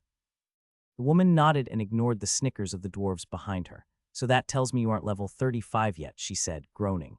She tapped her finger against her chin a few times. Tell you what, let's consider this a preliminary interview. Tell me what kind of fighter you are, and maybe we will let you join us and see that you don't die. Max saw the dwarves all looking him up and down. I'm a damage-based warrior. I can tank if needed, but we have one for that already. He's a solid dwarf who wears a plate and enjoys getting his beard washed. The 3 dwarves all laughed, each nodding and stroking their beards at that comment. I like him already, Dexic, the one Max assumed was a caster, said. Any human who understands how special that is already earns my vote. Dexic groaned and rubbed her eyes for a moment. Gods, knowing someone else has to deal with the crap I deal with already makes me feel for you. As you heard, my name is Dexic, and you are Seth Pendle. Her eyes rolled as he said his name, unable to keep a straight face. Seriously, and should I ask about your weapon? Max pulled his halberd from storage. Gods, I swear it's been one of those weeks, she muttered. Fine, you can join us, but don't die. Let's see how you handle everything. Max nodded, accepting the group invite when it came. Man, that smell, Max said as he winced. Seriously, why does it have to be this bad? The swamp they were standing in had some of the nastiest water Max had ever seen. Scum floated across the top of it, and the trees all looked like they should be dead from the moss hanging off their branches. Small islands of dirt rose up occasionally, each covered in trees and more moss. Just wait till you fight the yetis or the damn fire lizards. I'll take this smell every day over freezing my balls off or roasting my beard, one of the dwarves said. A hand tapped his shoulder, and Max turned to see the caster smiling at him. Because those 2 fools are ignorant, let me introduce myself. I'm Uliak, a mage, obviously. Like you, that one in the chain is Chorus, and the grumpy one who looks like they have never been kissed is Hedgelbert, our healer. Both dwarves Uliak had introduced gave Max a nod as they began putting on gear and taking out their weapons. Max turned to see Dexic suddenly appear in full plate armor. What the heck was that? She turned, her golden helm disappearing, and smiled. You may one day get a dimensional storage like mine. It allows for changing clothes and equipment without having to actually put it on. Max could feel his eyes going wide and then saw Dexic look at him, realizing his left eye looked worse than she first thought. Are you blind? Max shook his head from side to side. No, in this one eye you will find I do well without it. I'm working on an elixir to heal it though. I'll be fine, trust me. I've faced far worse situations and our party has never had an issue. He could feel Dexic looking at him harder now. Her gaze felt oppressive. Pointing a gloved finger at Max, she spoke in a voice devoid of all emotion. If you die here, just know I won't seek out your friends. This will be on you. Do you hear me? Max nodded. I won't let you die, Hedgelbert whispered as they began to follow Dexic. She is right though, don't be stupid. Besides, she is helping us. As they walked, Max looked at Dexic and how she moved. Her entire armor was the color of gold, but he knew it couldn't actually be made of that. She had a presence that he had only felt once before. She's level 50 or higher. 2 of his new companions laughed, and he turned to see Uliak and Hedgelbert nodding. She is helping us level, part of the perks of being in a faction. Max nodded as Uliak smiled. Does every faction do this? She shrugged and nodded. To a degree, yes. As you grow in rank and levels, they help keep you moving along. The faction grows stronger when its members grow. They want you to get into the tower. You will have to give up some reagents and other items you find until you hit a certain level, but the flip side is you get assistance. She stopped talking and gave Max a curious look. You know this, right? Max nodded. Yeah, but it's harder to find all the details about factions until you can join one. For some reason, people in our kingdom don't freely give out that kind of information. I've heard that, Uliak replied. Stupid, but it is what it is. You two shut it, Dexik snapped. There's a troll ahead. 40 yards away was a troll that, to describe as ugly, made an ugly person feel really insulted. All over its body were boils and sores. Green skin that was spotted, and splotchy helped it to hide in the swamp they were walking through. It was 10 feet tall and held a club with metal spikes encircling the top of it. Looks like your last boyfriend, Chorus muttered. Uliak gave the other dwarf a finger, and Max couldn't help but smile, knowing every party seemed to have its own joking system. Buff up, let me go over the rules. Dexik came back to where the four of them were standing. The good news is there is only one this time. After that, I expect groups of 2, maybe 3. For this one, I want you all to work together on attacking. Find out how to strike without drawing its aggro or getting hit. Dexik paused and looked at Max. You really need to not get hit. I cannot promise that if you do, Hedgelbert can heal you in time. Max nodded. I'll draw its attention and land a few hits. We will weaken it. When it is time, Uliak, you need to finish it. Wait for my signal. Everyone nodded, no one asking a question. Good, let's do this. Dexik didn't wait for a response, moving forward and pulling out her sword and shield, which, of course, were a gold color. Can I have your stuff if you die? Chorus whispered as he moved past Max, pulling out 2 daggers and going into stealth. Ignore our thief. He asks everyone that. Max nodded and couldn't help but grin. This was going to be fun. Dexik looked like a parent wrestling with their 8-year-old kid. No matter what the troll did, she blocked it and absorbed the attacks as if they were nothing. However, Max could see the force and hear the impact of each strike. If he did take one of those to his chest or head, odds were he would not make it. Standing back while she sliced it at, carving off chunks of flesh that rapidly healed within 10 to 15 seconds, he waited. Even when Chorus came out of stealth and delivered a massive attack to the creature's back leg, crippling it for a few seconds, Max waited. You going to try? Dexik called back, never taking her eyes off the troll. Making sure you had its attention, Max replied as he moved up, taking his weapon from storage. She nodded slightly, her plated helm moving just enough for him to know she understood. Working his way behind the troll, Max moved forward, slashing at its knee. His axe blade cut a gash a few inches long, unable to pierce the skin any more than that as the creature was a tier above him. It howled, different from the other times it had when struck. Max noticed the cut he had made wasn't healing. The fire enchantment was working. It turned slightly to see what had hit it when Dexik unleashed a slice across its chest that ran from its shoulders to its hip. It roared and turned its attention back to her. Max made another attack on the same spot, getting a little deeper into the knee and causing it to almost buckle when it hit the bone. It howled loudly, its left arm coming back toward Max. Holding his halberd out to parry, the blow it delivered still sent him flying back over 6 yards, tumbling through the murky water.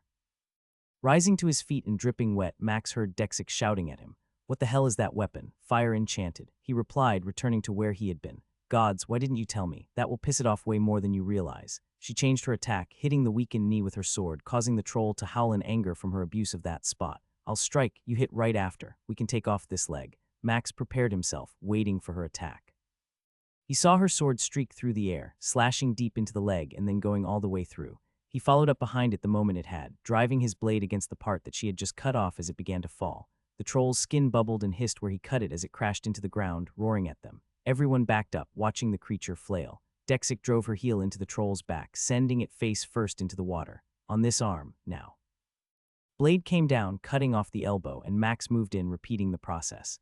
15 seconds later, the troll was missing both arms and legs while it flailed in the water, still unable to get out from under the boot of Dexik. What now? Uliak called out. As if time didn't matter, Dexik stared at Max. He could see her eyes through the slits in her helm, but that was it. He will kill it, then we need to talk. She pointed her sword at the head and adjusted her stance a little. Come over here. Keep hacking at it until the head is gone. Let's see how many strikes it takes. Consume it. The voice came and Max tried to ignore it. He had felt the desire the moment he heard Dexik tell him the kill was his. Max moved into position, and after getting set, he swung his halberd, the bladed side only penetrating the thick skin on its neck by half an inch. Still, it sizzled and smoked, not healing as the other had. 2 strikes, 3, and then 4. Finally, the skin on its neck and the bone underneath it gave way on the 5th strike, causing the troll to stop moving. 3 attacks later, Max felt a wave of cold like never before rush through him as he cleaved the head completely off. 6 strength consumed, 6 constitution consumed. Consume has successfully consumed a skill. Would you like to learn regeneration? Yes, no. Max stumbled forward as the power of what he experienced surged through his bones. A hand caught him and stood him upright as he almost lost his grip on the halberd. "Easy there," Dexic said as she held him up. "That last swing did the job." Max nodded, grinning at her. "That was impressive. Now I feel like I do a horrible job." Max turned his head and saw Chorus sliding his daggers into their sheaths. "What do you mean?" Max asked, having regained his balance and storing his weapon. "Well, there is no way I could have done what you did because my weapon isn't that strong." Shrugging, Max pointed at the corpse. "It was why I was considering doing something stupid. I had read they were weak to fire, but there was no way I could have hoped to survive one hit from that club." "Harvest this," Dexic said to Chorus, pointing at the corpse. The dwarf nodded, grimacing as he started the task. She turned and looked at Max, her helmet gone and her blue eyes staring into his brown one.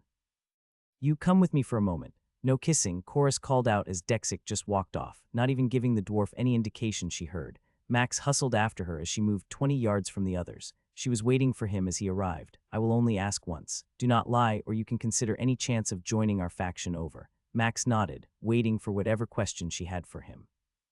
"Were you really going to be stupid enough to come in here and attempt to solo one of these things even though you are too low of a level?" Holding back the sigh he felt, as this was not the question he had expected. Max nodded. "I was told I need troll blood for the elixir that might heal my eye." She nodded. "The bosses, but yes, I could see how you might not know that." She stood there looking at Max for another minute. "Has your party indicated what faction they might be interested in?" Max shook his head. "We haven't actually talked about it other than the fact. We can only join a few. We won't leave each other. We are like a family." His answer made her smile just a little before her expression went blank again. "Part of me wants to let you continue with us and see what you can do. The other part of me knows I cannot because if I do, these three will not get the experience they need. Does that make sense?" She laughed, letting her emotions show for a moment. "Yes, that is probably the smartest thing I have heard from you since we met. Now then," she pulled something out of her storage and handed it to Max. "This is a token for our faction. If you decide to apply, I will vouch for you." Max looked at the token she handed him. Like her armor, it was covered in gold. On both sides was an axe. "The Golden Axe faction I should have known." Smiling, Dexic nodded and motioned for them to rejoin the others. "Indeed you should have. Now, I need to go and help these three. I look forward to hearing your name as a potential member." Seth Pendle. He saw her smirk as he walked beside her, knowing his name had caused it. Standing in the hallway outside the portal, Max stared at the notification. "Consume has successfully consumed a skill. Would you like to learn regeneration? Yes, no." He considered it briefly, but he knew he couldn't choose no. Everything inside him yearned for it. When he selected yes, his body felt on fire from the bottom of his feet to his bald scalp. A few seconds passed, and then the sensation was gone. A cool, refreshed feeling like he had slept all night long remained. Skill description: regeneration. Regeneration rare skill. This skill allows the user to regain lost hit points at the cost of mana. 20 hit points may be recovered each second at the cost of 1 mana. At this rank, the skill may regrow a lost body part or organ at the cost of 20 mana. The skill will automatically engage if the user is unconscious unless no mana points are available. Max read the description twice before almost running the entire way from the adventurer's hall to their inn. This sounds like a bad idea, a horrible idea. Max nodded but did his best to lay still on the floor as Tanilla and Batrier sat beside him. "Hold him down." Fowl nodded, sitting on Max's stomach and arms. "It won't do much unless I activate my skill. You two realize he is way stronger than me." Both nodded. Taking a deep breath, Tanilla tried to steady her hand, holding a knife out to Batrier. "If this goes wrong."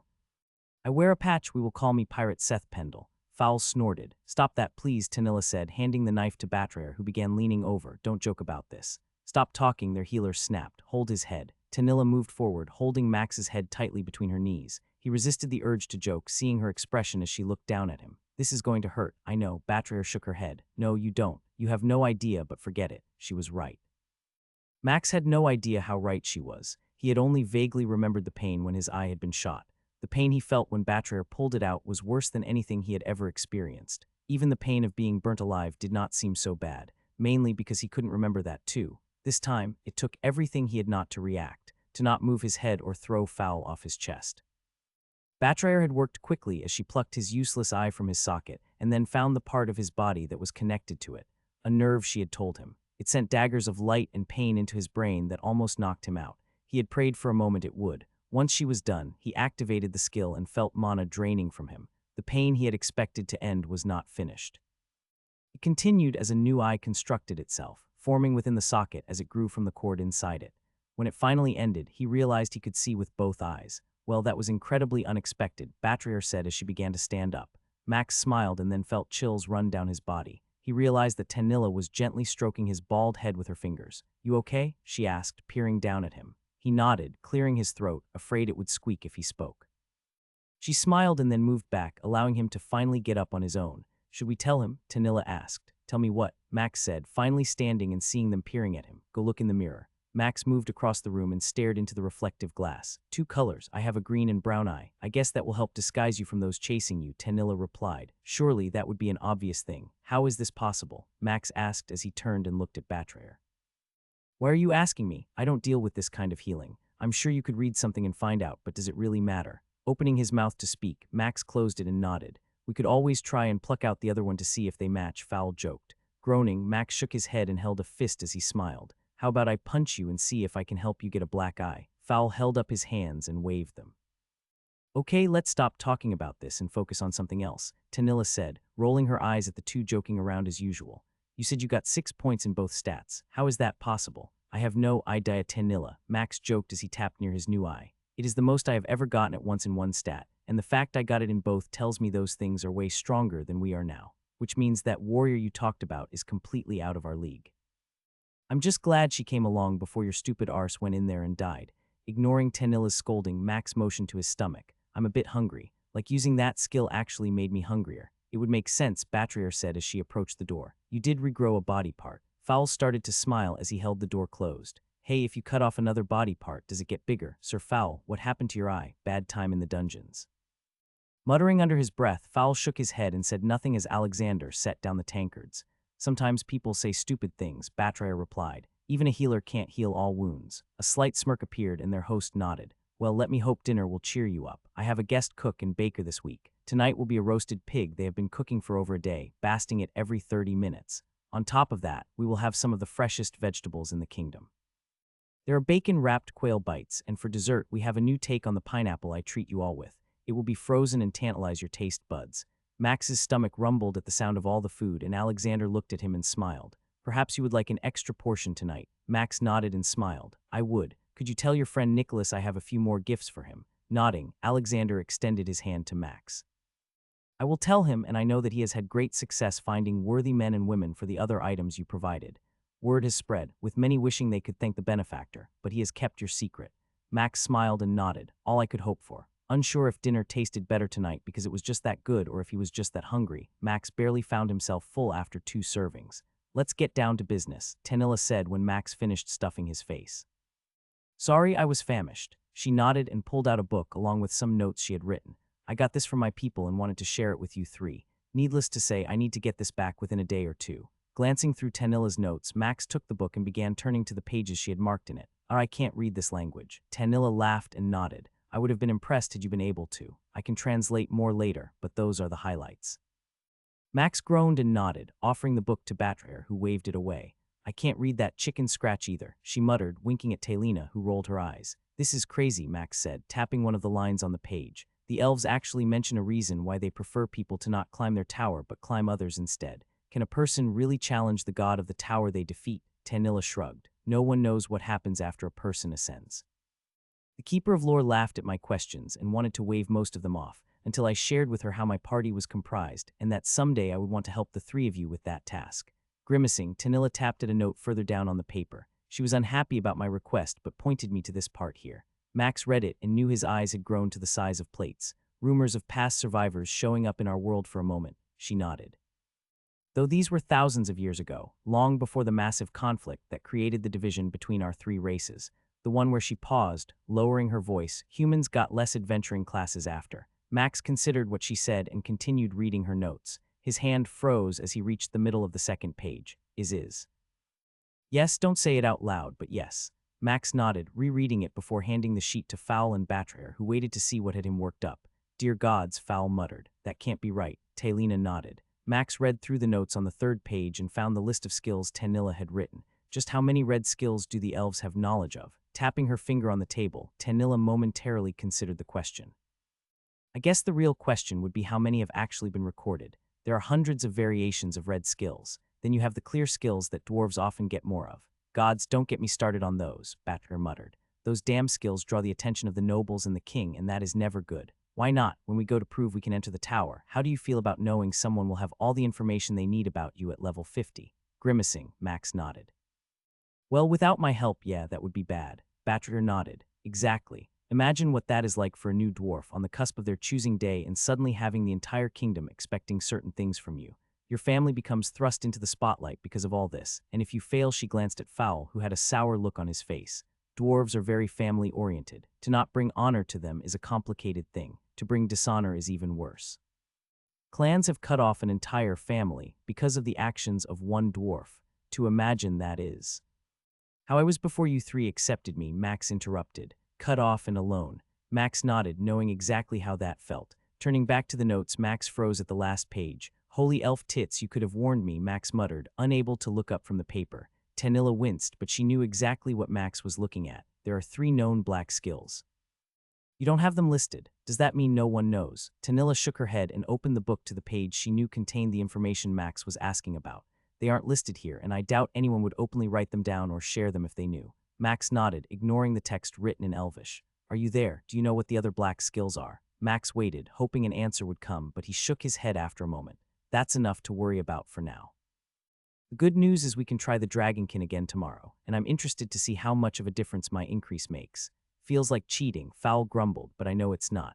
You need help during our runs, and you won't get anything for a while now. Max nodded. He had realized that as well. There's one thing I want to do tomorrow after our dungeon run, but I'll need some help. I want you to know I expect compensation for this, Fowl teased as they watched Max enter stealth mode.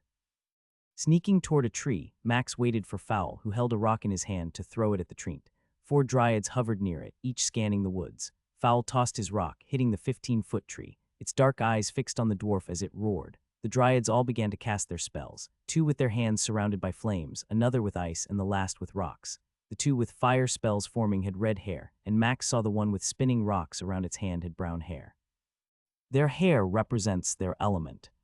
Smiling, Max hurried toward the 4 of them, preparing for what he hoped would be a good day of farming skills and stats. Each released their spells flames, shards, and rocks, flying at Fowl as he held his shield up, taking the hits without suffering any injury. These creatures were only level 25, and finding them required the group to enter the hall in the northeast section of the capital.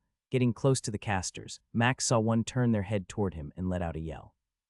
Dropping stealth, Max sprinted across the remaining 15 yards and took an ice bolt in the chest as he reached the first dryad, cutting it in half with the swing of his halberd.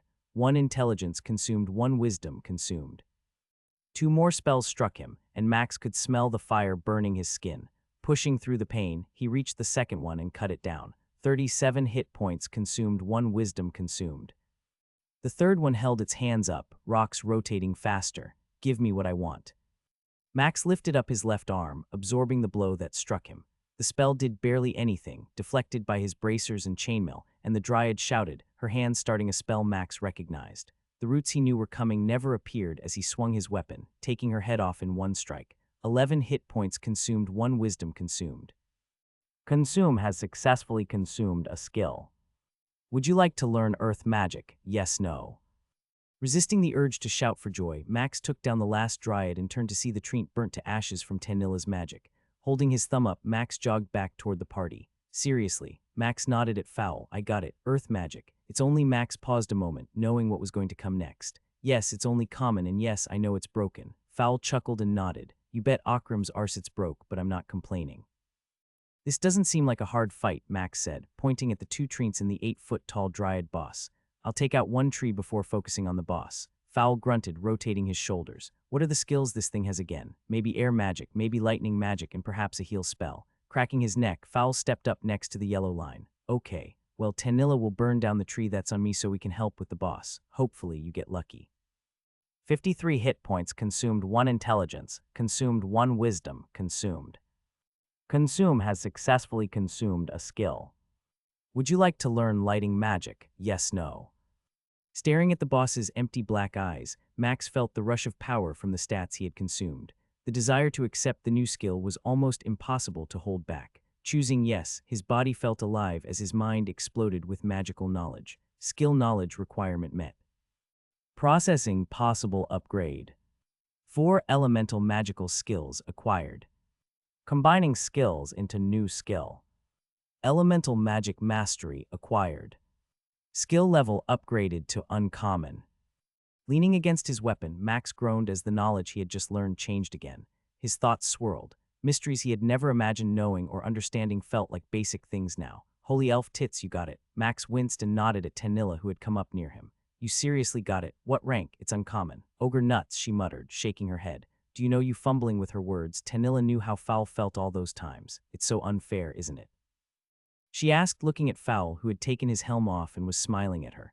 Yup, it's not fair at all, but what are we doing to do about it? Fowl replied with a chuckle. I guess it's a good thing we killed the boss, as I'm not sure I could gain any more stats. We done here? Betrayer asked, pointing at the chest that appeared near the massive tree that reached the 50-foot ceiling of the boss room.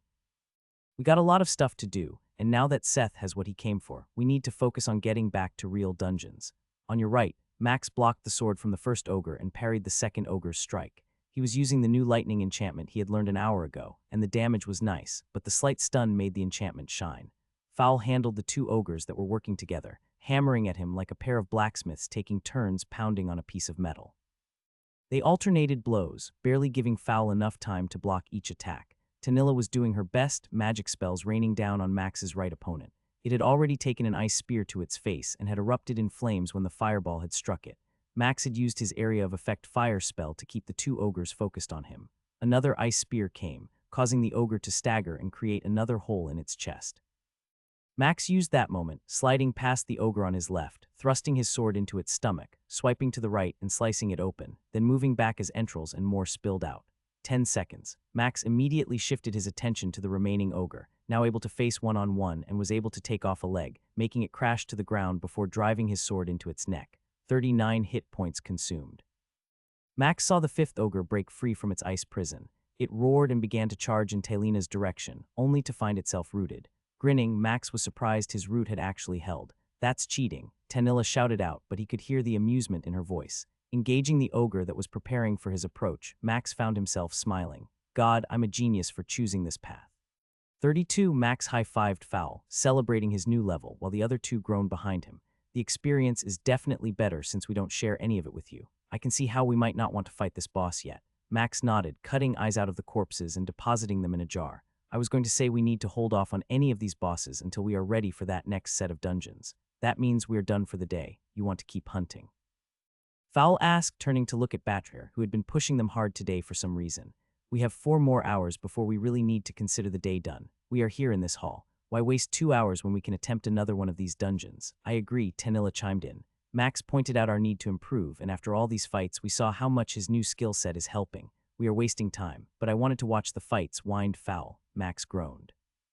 He had forgotten about the arena fights that were supposed to take place this weekend. Tonight is just the first few lower-level ones, right? Fowl nodded and put away the items he had harvested. We can grind a few more hours and then send those two back to the inn if they want, but I haven't seen a good fight in a few years. Then hurry your RCs up, Betrayer snapped. I'm not going to waste my day.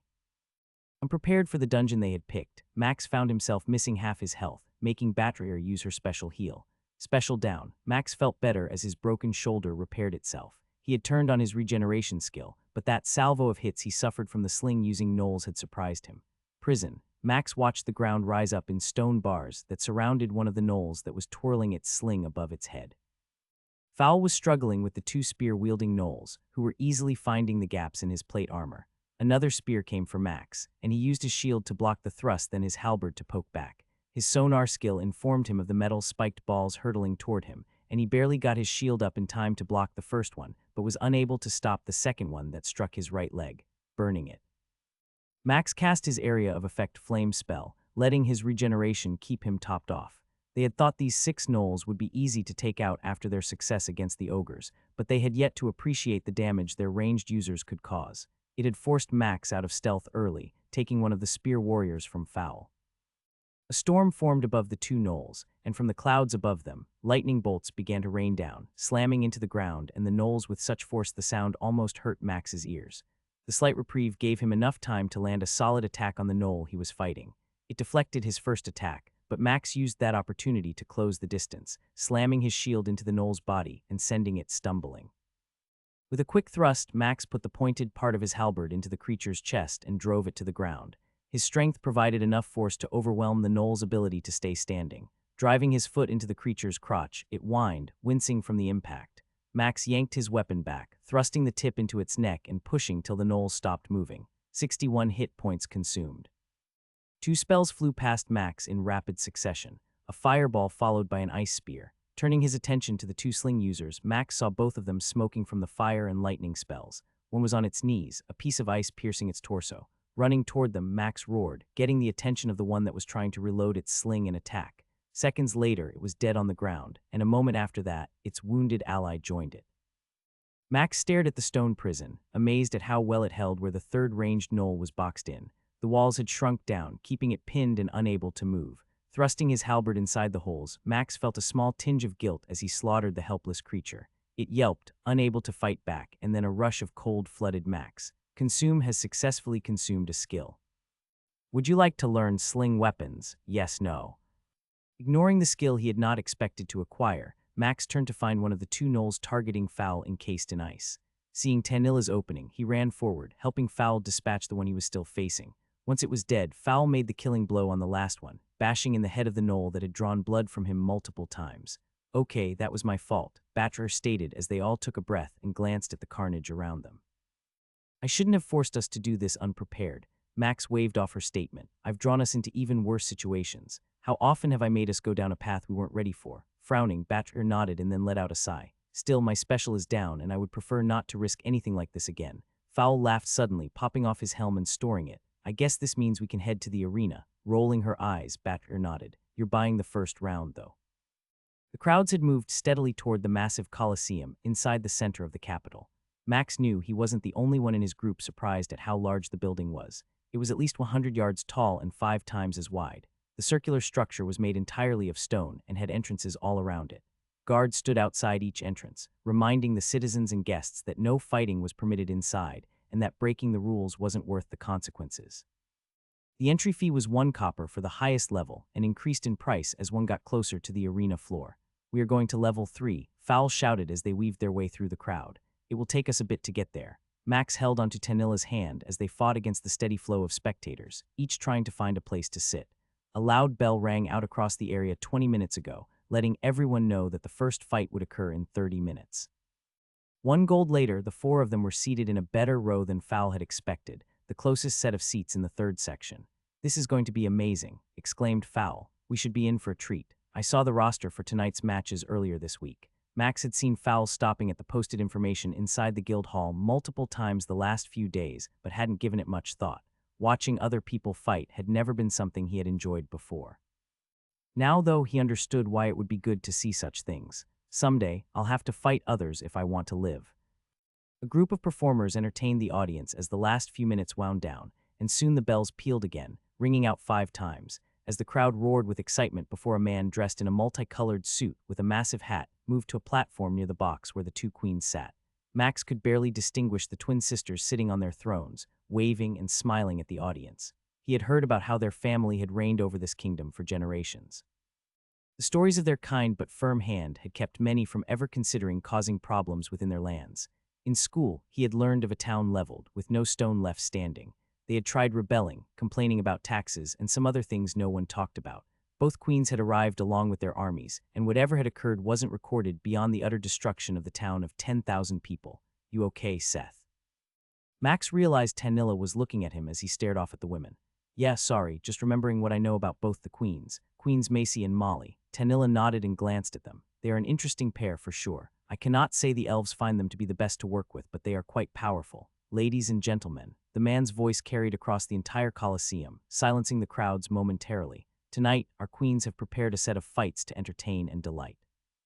The matches will be until submission or when one contestant is disabled. Tonight, hopefully, no one will die, but rest assured, those of you with the thirst for the real risks. In 2 days, we will host fights that allow for those willing to fight to the death. The crowd roared. The volume was overwhelming. Max held his ears, his sonar skills suffering from how loud it was. He felt Tanilla's hand on his shoulder and saw her looking at his face. Wincing, he just nodded, knowing it would pass. After 5 more minutes of the man talking and building up the excitement, the night gave way to the first fight for the evening. A massive crystal sphere appeared in the air, 30 meters above the coliseum floor, and Max realized he could see both of the first combatants preparing to fight. What is that? Max asked, talking loudly in Tanilla's ear. It's a vision globe, but more powerful than most. It allows everyone to see the action regardless of where they are sitting. I believe only 3 exist that are this big. Max nodded, amazed at how clearly it allowed him to see the 2 fighters. Tonight's first match is between Lee, the dual-wielding princess, and Luke, the axe-wielding barbarian of the north. Those are both tower climbers, exclaimed Fowl, his anticipation evident by how he bounced in his seat and leaned forward. What is going to happen? Max asked, ignoring the crowd's roar as both fighters crossed their weapons and gave a slight bow to the other. 2 axes versus 2 swords. It is going to be mayhem. Looking at the 2 fighters, Max tried to understand how 2 people with the amount of power both obviously possessed could fight without fear of killing the other. So how do?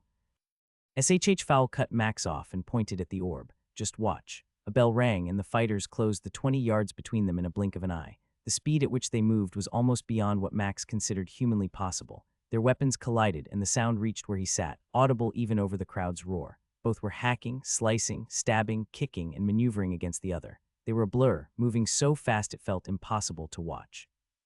Glancing down at the floor, Max realized they were moving faster than the orb displayed. It slowed their movements enough that everyone could just barely see the action. Sparks flew as axes collided with the pair of swords. The warrior Lee moved with a nimbleness that was hard to imagine. Max had witnessed Dexic in her strength, but she had not moved like this. 2 spinning cuts came from her sword, one catching Luke in the thigh and leaving a gash. He ignored the injury, and his axes became a whirlwind of strikes that forced Lee back, staggering from the hits that crashed upon her raised swords. As she retreated, his foot caught her in the chest, sending her sliding back 10 yards along the dirt of the arena floor. The crowd erupted, and Max heard Fowl whistling with the rest of the coliseum. Luke dashed at the woman who prepared for his attack, not moving until the last moment. Did she? Max asked, unable to finish as Luke vanished from the arena after taking 2 swords to his back. Safety necklaces, Fowl shouted over the cheering coming from the crowd. Lee stood up, flicking the blood from her swords and bowing to her enthusiastic supporters. The noise continued for a bit before the announcer cut it off. Ladies and gentlemen, what a fight. This shows you all just a fraction of the power of our tower climbers. Everyone please give one more cheer for Lei and the amazing display of her talents and skills. Walking back toward the inn, Max tried to understand what he had witnessed. The 3 matches with tower climbers had been an actual display of the power he wanted. He had struggled to stay in his seat, knowing that on the floor was a power he could only imagine. You going to be okay? Tanilla asked, grabbing Max's shoulder before he ran into someone. Snorting, Max nodded. It is something I can't wait to achieve. Fowl howled, ignoring the looks of those walking along the streets with them. The moon was out, and every lamp was lit as people headed home to their beds. We have a long way to go before we can hope to be that strong. The crusher is above the 30th floor of the tower. The memory of that man, swinging his massive 2-handed maul like a twig, blocking every attack that came at him, and only needing one blow to send his opponent to the safety of the recovery room. That is an interesting system they use with those necklaces. I wonder how long that took to figure out. I heard stories of failures in the past, but it has been a few generations. It is frowned upon if one cuts off a leg or arm, and if the wound is deep enough, the coliseum usually activates in time to save their leg or arm. No one likes having to waste an elixir on reattaching those. Wincing, Max imagined how bad that must be. What about heart attacks? Fowl shook his head. Usually they can still heal the person in time. There are teams of healers ready to bestow healing at a different level than you have ever seen. They outlawed targeting the neck, and as you noticed, no one went for the head. Max nodded. He had commented on that once and heard from a stranger in the seat behind him that those weren't allowed. What about in 2 days? They said those fights were to the death. Fowl spat on the ground and nodded. I'm not a fan of those, but some are. Typically they are between factions or bad blood between adventurers. There are also the few who attempt it for the prizes. Prizes, Fowl nodded. There is betting on all the fights. I may have come out ahead on the betting tonight. The fighters earn a small portion of all bets, but the ones who compete in the fights that end in death can make a fortune with a win. Or die, Batrier grumbled. It's brutal. I've seen those fights before, back in the Dwarven Coliseum, and never have I wanted to be a part of them. You're a healer, you couldn't fight if you wanted, protested Fowl. You could on one of the rare team battles, but those haven't happened in a decade. Seeing Max preparing to ask, Fowl held his hand up. Team fights are always between factions, usually after a huge confrontation in the tower. Sometimes accidents happen in the tower, but most often a challenge is given by the offended faction. Some ignore these challenges, but after a while the pressure becomes too great and a fight happens. Most are to the death, but occasionally. He trailed off, seeing the look Batrier was giving him, and stopped talking.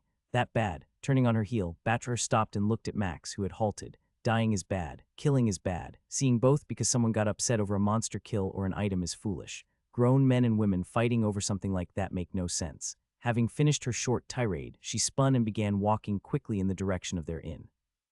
Fowl jogged to catch up while Max stood there watching his friend walk away upset. "It's not your fault," Tanilla said, giving Max a gentle squeeze on his shoulder. "She's a healer. She cannot stand to see people die, especially for something like that." Max nodded, but inside he knew something was eating Batrer up internally. He just wasn't sure what. An elbow broke his train of thought. "Seth, are you listening to me?" "No, sorry, I was off in my head." Tanilla nodded and got Max moving toward the inn. "I was ensuring you weren't thinking of doing anything stupid this weekend." Max shook his head and then realized what she was asking. The idea flooded his mind, and the hunger he had fought back started to take over. Wincing, he shook his head again. "I wasn't until you mentioned it. Now."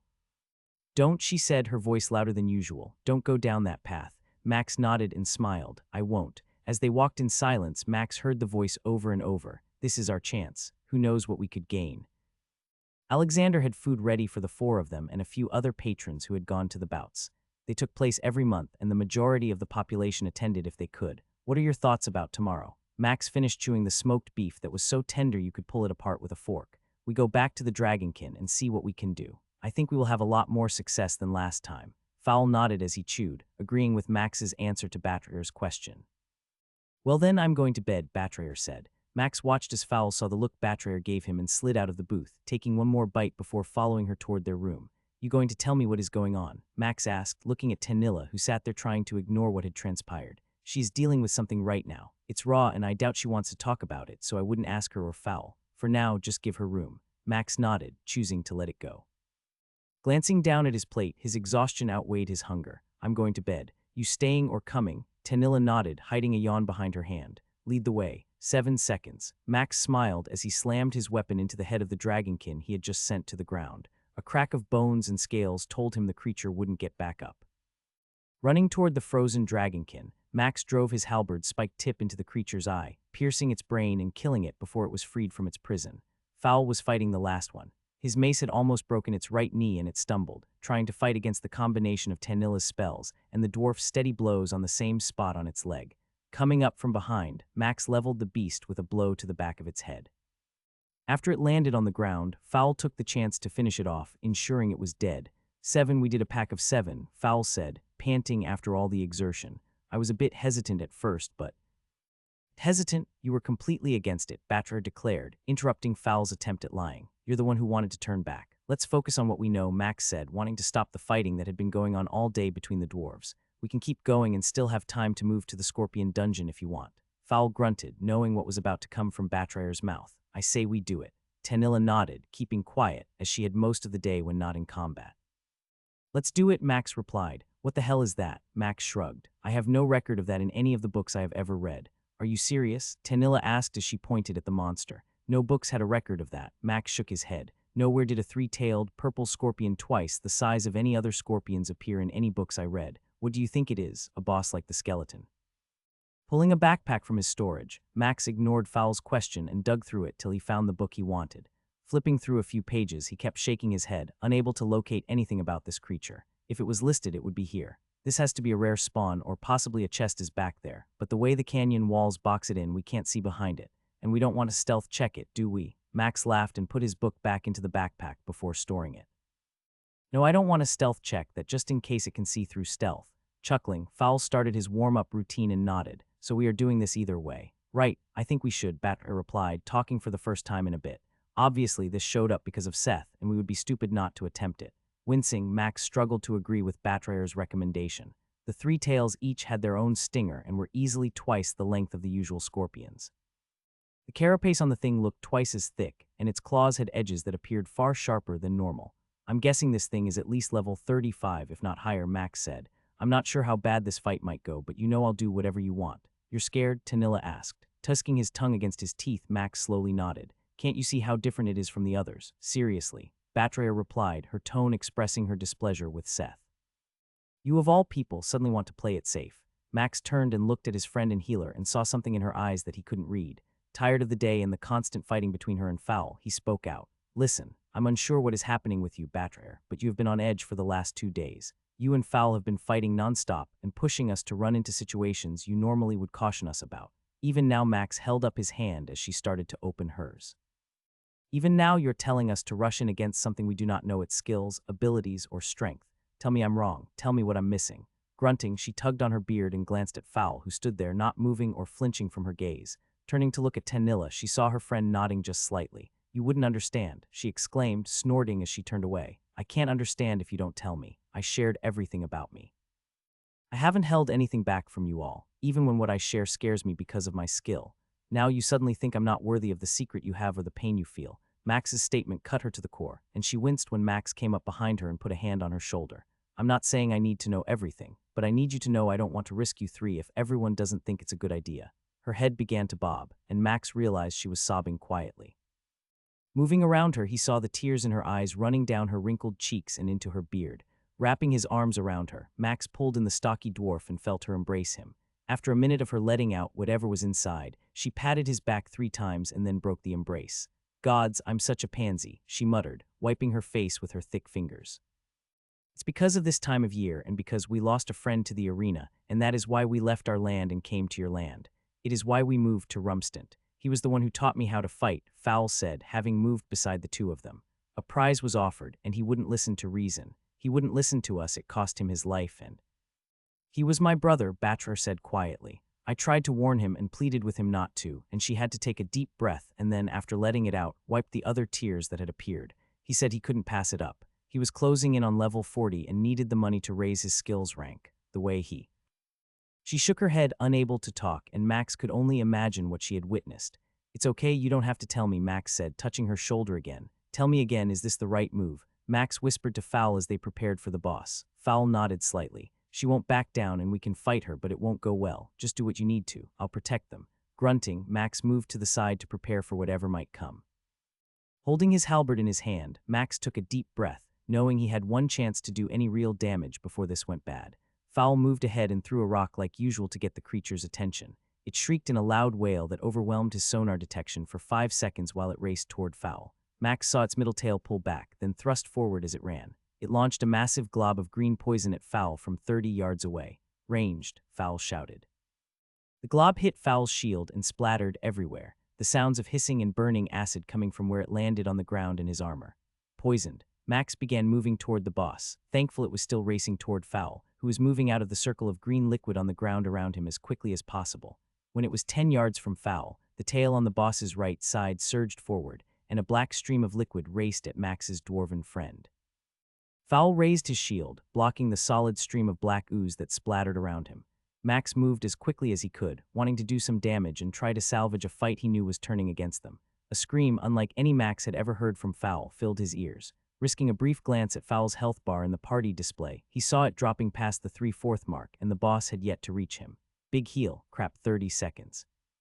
The newest spell Batrier had acquired from improving her healing skill granted a massive heal, but had such a long cooldown timer it couldn't be used repeatedly. Combined with a 4-second casting time, it had some rigid limitations as to when it could be used. Max focused on the boss after seeing their tank's health moving back up. Unsure what the third tail did, and with only a few yards left before it reached Fowl, Max didn't hesitate. Power strike. Berserker activated. The world went red, and Max was not even aware of the spray of gore covering him. Later, Tenilla would tell him what that first strike had done, but at that moment there was only one thing in his mind, and it was taking this creature apart. The first tail and a solid 3 feet of flesh came off its back left side when Max popped out of stealth, connecting his first swing with the boss's body. His rage wouldn't let him aim, but he had been close enough to hope it would do what he wanted. The blade of his halberd sliced through the carapace as if it were paper, sending the tail to the ground and staggering the boss. It roared and shrieked, using an ability that Max shrugged off in his enraged state.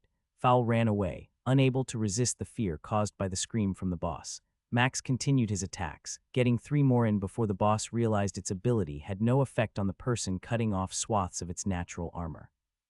By the time it spun around to face Max, 2 legs and the entire left side of its body were exposed, not an ounce of carapace left. It brought its claw up to defend with, but Max's halberd was a blur of death and destruction. A giant cloud had appeared above the boss, lightning bolts raining down as an ice spear bounced off its shell. 2 hits shattered the 3-foot claw and took it off, sending it flying. Trying to get some room away from Max, it attempted to retreat, only to find a wall of stone appearing behind it.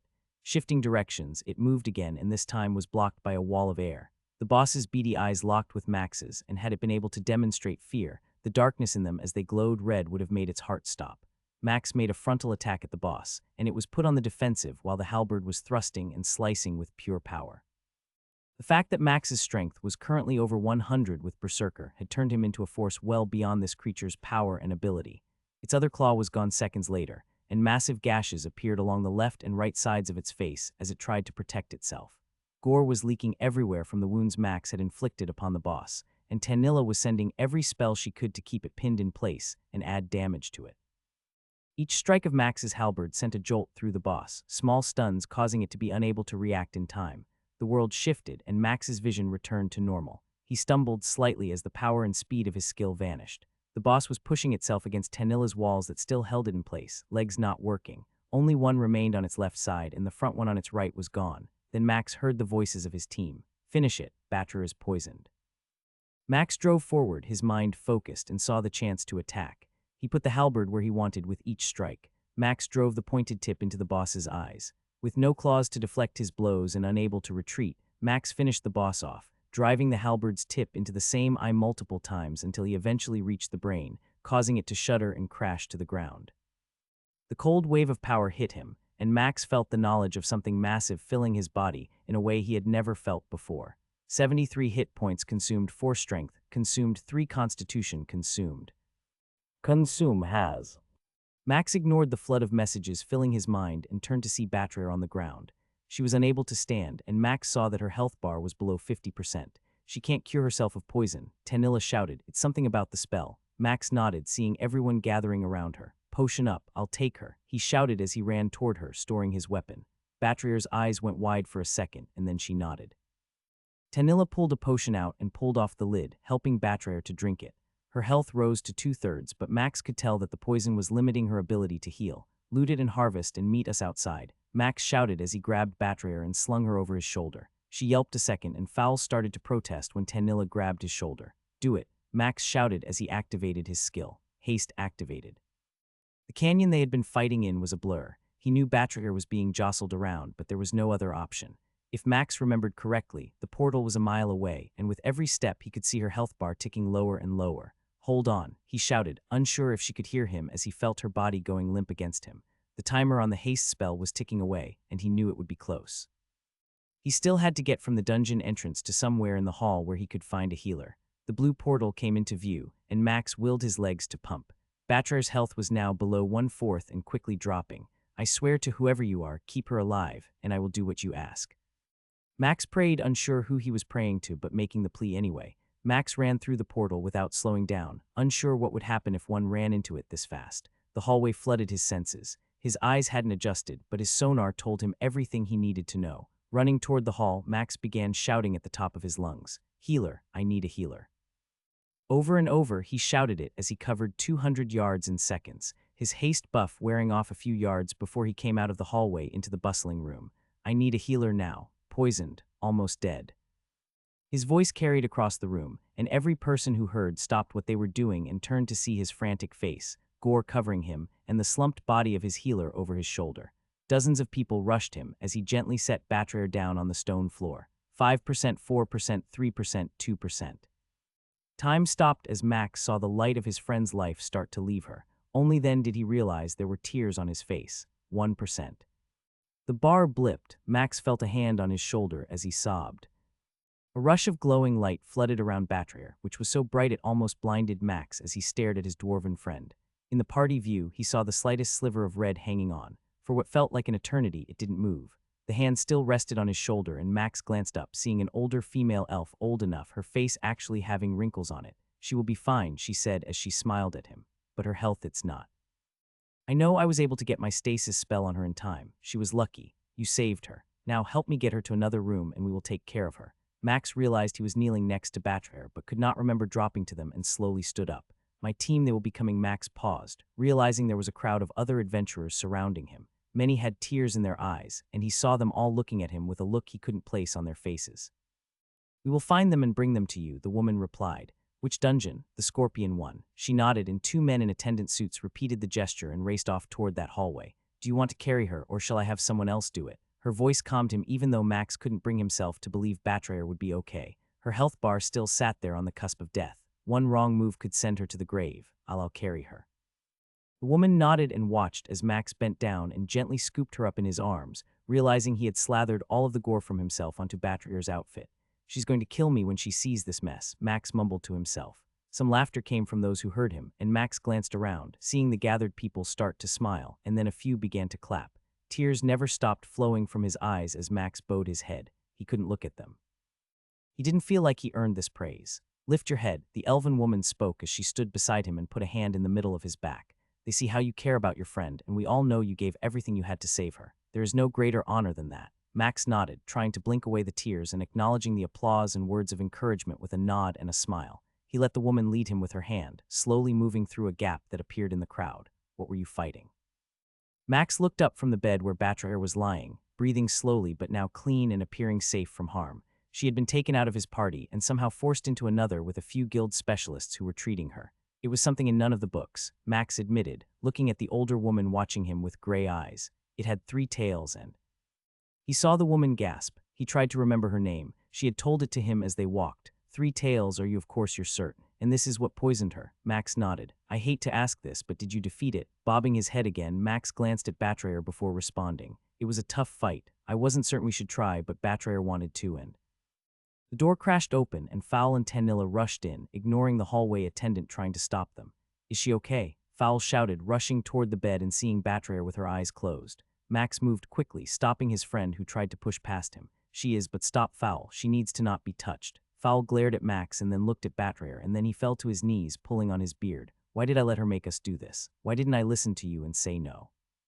Putting a hand on Fowl's shoulder, Max bent down and looked at his friend. Seeing the tears forming, Max gave him a gentle shake. She's okay. I made it in time, and this woman behind me, Merla, saved her. Now we just have to let them do their job. Max shook his head. We're family. I would do this for any of you. Besides, we both know Batrayer already has a claim to your life. Fowl snorted and then coughed. After clearing his throat, he chuckled a few times and nodded. Letting Max help him to his feet, he turned and bowed to the woman standing behind them, watching their interaction. She returned the bow slightly and smiled. It is my pleasure. This is one of the reasons why I am in the hall, to help when moments like this come. I am just glad my legs are still swift enough that I was able to make it in time. Your friend Seth was just telling me about the creature you 4 killed. Fowl turned and looked at Max, who nodded. Then Max saw Tanilla moving toward him. She gave him a massive hug and whispered in his ear before moving to the chair by Batrayer's bed. We did manage to defeat it. Her gray eyes sparkled as Fowl said those words. Can I ask what it dropped? Fowl glanced at Max, who shrugged his shoulders. Can I ask why? I'm assuming you know about it, even though it wasn't in any books I read. Merla bit her lip as Fowl and Max gazed at her. There are many creatures not listed in most books. Knowledge of that one is limited.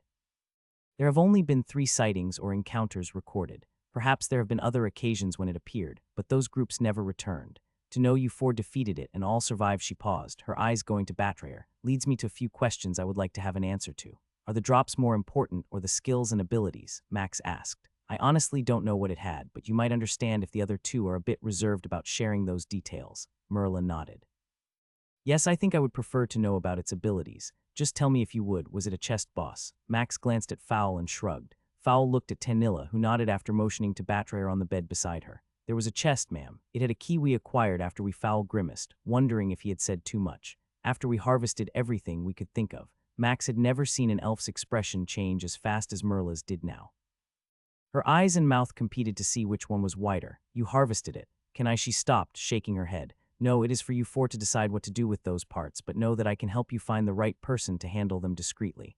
Max and Fowl chuckled, agreeing that they would need to keep this hidden from others. We would appreciate that, Max said. Now let me tell you about what it could do. They only had information on 2 of the tales, and she understood there would be no knowledge about the 3rd. She was also able to explain how Batrayer had got poisoned when no substance had ended up on her. The poison was rumored to have an effect that transferred the poison to the healer. Merla laughed suddenly and shook her head. I should be thankful that I cast stasis and not heal, as I would have ended up poisoning myself. We could have wiped out most of the healers in this place. Is that why Batrayer is still like that? Fowl asked. She nodded and moved to the middle of the room where the bed was. Now that I know what is causing this, I can get a special elixir made. I'm unsure of the cost, but I will do what I can to help alleviate it. Those kinds of things are rare, and her eyes sparkled as she turned around quickly and looked at Fowl. Did you harvest the tail that had the green poison? Fowl winced but nodded. Perfect. That should help with this also. I know you wanted to keep it a secret, but we must get them working on a cure quickly. I only know of one person who could probably get this done within a week. Anyone else would take maybe a month. Tanilla started to choke when she heard that time frame. A month, seriously, Merla shrugged. I know only one alchemist with the skill and ingredients to use that tale to create an antidote. The only other option would be a tower item, and that would be costly. Max sighed, knowing what the healing elixir from the tower would have cost for his eye. Let's do it. Fowl nodded in agreement with Max. Tanilla, are you okay if Seth and I go with Merla to meet this alchemist? Tanilla smiled and nodded. I won't leave her side. Max tried to ignore the area of the inner capital Merla had led them to. The sculptures and buildings made everything he had seen in any other part of the capital feel bland and drab. Every statue outside this man's shop was so detailed that their eyes seemed to follow you, and it looked like they were about to come to life. They had gold foil, silver, and other colors on the stone to look like clothing and armor. The weapon each held shone in the light of the sun. Someone's making too much money off their stuff, Fowl muttered as they entered the shop. The stone building looked to be one solid piece. Both felt that had to be impossible, but even Fowl commented that he found no lines where the stones come together. The door was a deep, dark wood that neither had ever laid eyes on before. The grain and pattern were hard to follow as it constantly drew your eye to new spots. Inside was a tiny sitting area with fancy chairs and a solid glass that ran along the small shop opening. Other than that, there weren't any supplies or evidence this was an alchemist shop. He keeps everything in the back, Merla said as she noticed Fowl and Max scanning the room. A young man stood behind the counter, his clothes made of the finest material Max could ever recall seeing. Ah, Mistress Merla, good to see you. It's been years. I will gladly get my master if you wish to see him. She nodded and the man moved to a door before touching a metal plate next to it. The door opened on its own and he disappeared inside with it closing behind him. This is an alchemist shop. Fowl asked. Merla laughed louder than Max had expected as she moved to one of the couches and sat down, motioning for the two of them to join her. In this section of town, people do not want to see or smell those things. They want to walk in, tell you what they need or desire, and then be given a price. Max nodded. I guess a noble person wouldn't want to go home smelling like the fumes of an alchemist. Exactly. Now behind that door is a workshop like most could never even dream about, but we will wait and see what Tang Mu can do for us. Tang Mu, that is an unusual name. Merla smiled and winked at Fowl. It is. He doesn't come from our kingdoms. On the other side of the great ocean are more kingdoms, and where he is from alchemy is an exceptional art. Some would say even more important than magic. Fowl coughed, finding it hard to believe that someone would compare the two with alchemy winning. The door the young man had gone through opened and they turned, seeing a smaller man with slightly brown skin and a long mustache that hung down both sides of his lips coming toward them. His smile was whiter than any Max could remember seeing. Lady Merla, welcome to my shop once again. Merla stood up and smiled, giving a slight bow that was returned. Master Tang Mu, visiting you again is a pleasure and honor. The man came to stand near them and extended a hand to Merla, and when she took it, he gave it a slight kiss on top. Now tell me, who are these two young men that appear ready to devour a cow that their need is so great? Smiling, Merla motioned to Max and Fowl, introducing them. They require your assistance, and I promise you that what they have to offer will be even greater than what they request. The older man's brown eyes locked onto Max and Fowl momentarily. He cocked his head as his body shook from side to side. His red outfit seemed to sway with him. The young man bowed his head as the four of them entered the first door. It closed behind them, and a hiss of air came from somewhere in the room before another door down the hallway opened. Please don't touch anything you see. I am working on many projects, and none of them would benefit from a random bodily fluid. As they entered the massive room, Max ran into Fowl, who had stopped, staring at the rows of counters. Each was covered with something bubbling or over a flame, liquid running through various tubes and more. This is way more than what Barjanak had going, Fowl whispered. And this place, it's immaculate. The sound of wind blowing rose toward the ceiling, and a few weird-looking windows shook slightly as the air went through them. Keep moving, please, Tang Mu said as he directed them toward a room off to the side with a huge glass window looking into the area they were now in. Once inside, the door shut, and again the air hissed before a table rose up from the floor. Moving to the opposite side, Tang Mu smiled and tapped the glass top. Put what you have here and tell me what you need. Fowl looked at Merla, who nodded. Then he pulled the massive tip of the tail with the stinger that sprayed the green poison out of storage. As Fowl put it on the table, Max could see the older man doing his best to remain calm, but his pupils went wide, and Max's sonar skill could hear his heart beating faster. A lot faster. He raised his hand to his mouth, stroking his long mustache, and grimaced. Tell me what you need from this. Their healer was poisoned by the scorpion who had 3 tails, and this is the one that did it. Now she is near death because the poison transferred to her when she healed this dwarf next to me. You can create a potion to do that if I remember your boast many years ago. Max could hear the change in Merla's tone as she spoke, the slight challenge to his ability and skill. You always seem to try to goad me into these things, the alchemist said, pulling a pair of rubber gloves and a thin, long metal spike from his storage. He then pulled out a small wooden rack of glass tubes. He gently scraped the tip of the boss's stinger, and a few drops of the green poison came out. Fowl gasped, realizing he had carelessly touched the thing, not expecting any more to come out. Good reaction, Tang Mu said with a chuckle. A pair of gloves is valuable when dealing with dangerous creatures' remains. Carefully, with a precision that showed the years of practice he must have, Tang Mu drew more poison out and transferred it to his containers. Once 3 of the tubes each had a little green ooze, he pulled out a set of 4 jars with different liquids and mixed a single one with each of the tubes. Colors began to appear and the man wiggled his lip, his mustache dancing to the beat of the movement. I can do it, but it will take time and I will need to make sure I have all the necessary supplies. How long are you thinking? Fowl asked, smiling to hear the alchemist could do it. 3 weeks. I am currently. We need it sooner, Merla said, cutting him off and her voice no longer having the kind tone she from before. Tang Mu scowled and looked up from the tubes at the elven woman, who had crossed her arms and was glaring at him. What would you have me do? Push back all the other orders waiting on me? I would ask that. You and I know nothing is more pressing than saving the life of one who defeated this creature. Snorting, the man's mustache flew outward and he shook his head.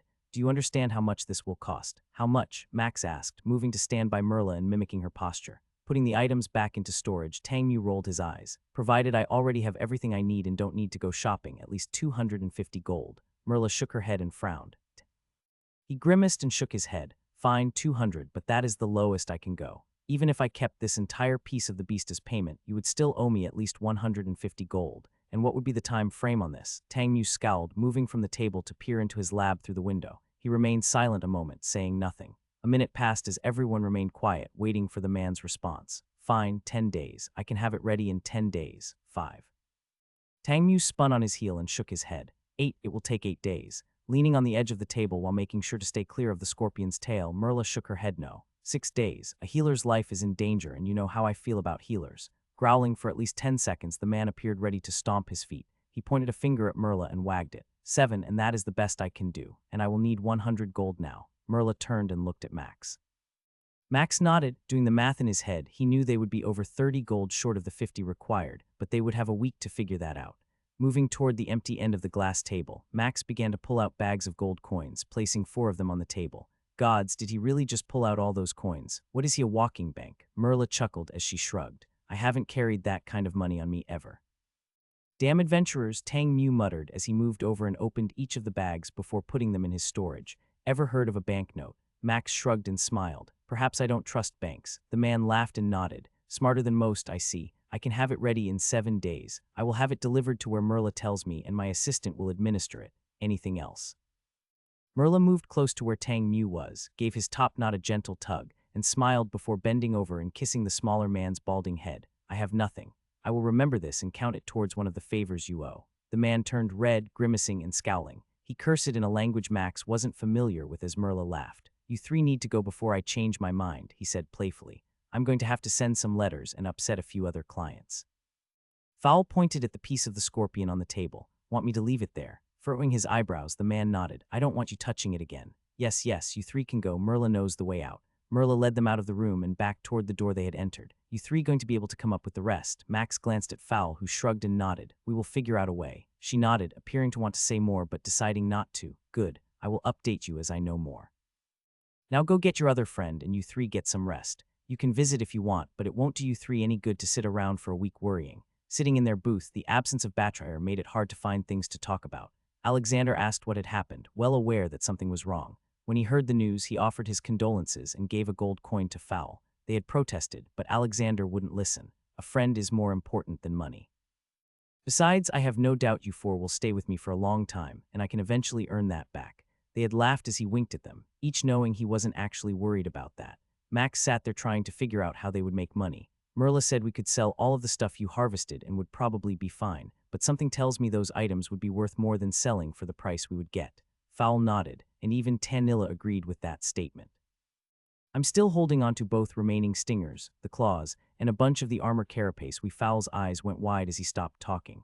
Holy elf tits, I forgot to tell you about the chest. Max realized that they had been so busy dealing with Batrayer and everything else that none had even mentioned the chest. What did you all get? Fowl grinned and then pulled out a massive chest piece that looked like a combination of the carapace of the scorpion they had fought and metal. I got this. I still need to identify it. Max turned to Tanilla, who pulled out a wand that looked like someone had taken a tail from the boss, shrunk it, twisted it, and put a small bulb on the end. That thing looks. Tanilla winced and nodded. Like a stinger, I know it's ugly as can be, and we also need to get them identified. Was that it? Max asked, glancing between the two of them. No, Fowl said with a slight chuckle. Perhaps later you can now. Tanilla grinned and shook her head at Fowl, who cursed under his breath. Max had seen Tanilla's foot catch Fowl in the shin. I got an ankle bracelet. It also needs to be identified, and no, I won't show it off on my ankle. She glared at Fowl, who was nursing his shin. What about you, Seth? Max turned to Fowl and looked at him. What about me? The boss did you? Max realized he had indeed gotten something and never checked. Crap, I got so distracted. 1 second. 73 hit points consumed, 4 strength consumed, 3 constitution consumed. Consume has successfully consumed a skill. Skill does not match being's body type.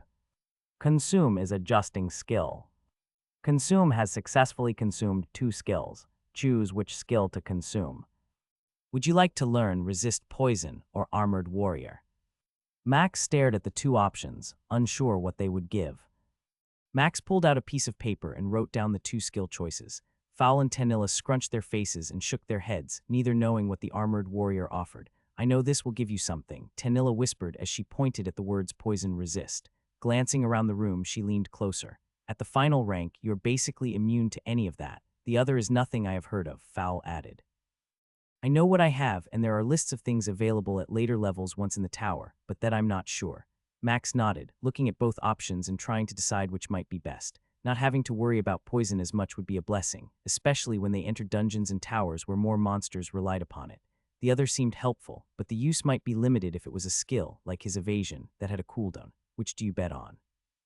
I mean if one is constant and the other is an ability. Max watched as his 2 friends took a moment to consider the options. Everyone knew the power of a well-timed ability. It could often change the outcome of a battle depending upon what it was. When it was on cooldown, though, it provided nothing. A passive ability was a huge boon, always being there, but if one wasn't fighting something it helped against, it too provided no benefits. We know what we will be facing in the coming dungeons. That one would definitely provide help against those. The other Fowl's voice trailed off as someone walked by their booth, laughing as they carried 2 tankards of ale. The other is an unknown. Max groaned quietly. Fowl was right. One was unknown, and that created a lot of questions. Is poison resistance a skill someone can pick up? Tanilla nodded slowly. I can, but it's limited. Rogues and maybe a few other classes, but it is rare. One would have to really want it to spend. Tanilla's eyes widened, and she stopped, pulling a book from her storage and quickly flipping through the pages. Max and Fowl watched her as she thumbed through the pages, finally coming to the section she was searching for, and quickly skimmed the elvish text. 2 pages later, she held her finger on a line. Here you can get skill stones inside the tower. Some provide resistances. It is one of the ways adventurers can overcome the things they face.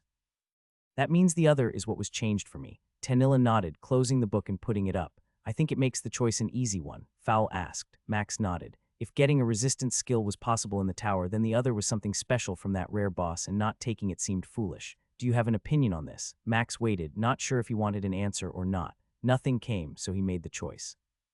Preparing for a jolt or some body-altering effect, Max felt nothing when he selected Armored Warrior. Skill description: Armored Warrior.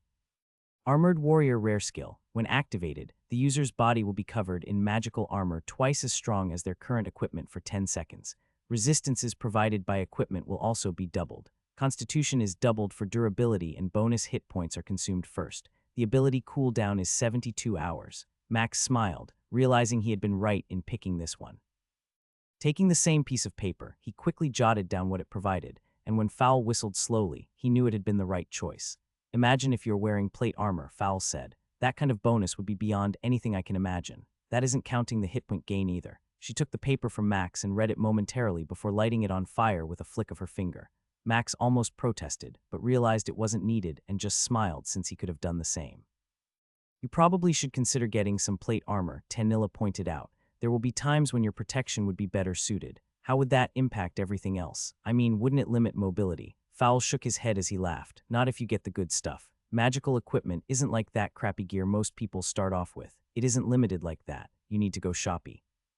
No money, Tanilla said, cutting Fowl off. We don't have the money for that right now. Grimacing, Fowl sighed. Well, tomorrow we can try to earn some. There have to be things we can farm for money. What about quests we can do? Not without a healer. I won't risk you 2 without a healer. Everyone agreed their options were limited. Find a new healer and do dungeons where they could complete quests and grind out materials or hope to do enough low-level dungeons to make up the difference. Even if they could earn 3 gold a day between the 3 of them, they still wouldn't have enough in 7 days. Max lay in his bed staring up at the ceiling. The others had already called it a night, and he knew what he was going to do. What level are you? Max stared at the man behind the table and sighed. He had glanced at the charts multiple times, reading the potential payouts based on levels, and knew he had to go with the level 30 bracket. Gold wasn't the best, but Max knew how much money he could make. I'm level 30, sir. Show me your stats, son. No skills or items needed, just your level and stats. Following the prompts, Max put his hand on the silver tablet and waited. The Coliseum worker nodded, looking at the display that showed up. So you can fight in the 30 through 35 bracket. Winning a fight by submission is 10 gold. Winning a fight by killing them is 20 gold. If you win and want to go again, you can. Any questions? Max shook his head. He had read the rules and knew what to expect. I can bet on myself, right? The worker, as well as a few people around him, all chuckled. You can, and most do. A different tablet was given to Max. Sign on the bottom there, and know that if you don't show up, a 5 gold fee will be charged to you. The man leaned his arms on the table and glared at Max. Don't make us come find you to collect. Max nodded, quickly read the last few lines on the contract, and signed it. Remember, only bring weapons and armor you are willing to lose if you die. Anything else should be left with a friend, a loved one, or in the vault underneath the Coliseum. Be here an hour before the evening's first battle starts. Max turned and left, moving through the crowd of fighters, all signing up for a chance to earn money and fame. He was surprised by how many were actually there, willing to risk death like he was. As he walked down the street toward the guild hall the 3 of them were going to meet up at, Max had gotten about 100 yards when he felt a presence he knew far too well coming up from behind him. Frowning, he turned and saw Tanilla hurrying toward him. Tanilla, I can. Her hand struck his face. He saw it coming and knew 10 ways to dodge, deflect, stop, or more, yet he took it. It didn't hurt and barely stung, but that she felt the need to do it crushed him. I can. Another hand came and he closed his eyes, prepared for the hit. It never connected, stopping a few inches away. You think so little of us that you would do this. Her voice was a growl, and as people walked along the road, a bubble formed around them, giving the 2 of them all the room they might need. It's not that, I can. Die, expose yourself, she hissed quietly. Ruin everything we have done. What? One night, one fight. We both know I am going to win. There is no risk of me dying. Tanilla saw the look in Max's eyes, the strength behind them and the belief that he was absolutely correct. She shook her head and then tapped his chest. What about dying here? What if you give in? Max frowned. He had considered that, but the positive outweighed any potential negative in his mind. There was no downside. He might gain a skill or some stats, but he didn't believe for a moment that one death would result in any corruption of his soul. I'll be fine, I promise. Talina crossed her arms and Max saw her shaking with anger and frustration. You promise, don't you remember what you said about Gamen? She flicked her braid behind her shoulder and stormed off, leaving Max to watch her walk toward the guild hall he had been headed for. As she walked away, he swore he heard laughter from inside him. A voice that was amused at either what he was about to do or what he believed he knew.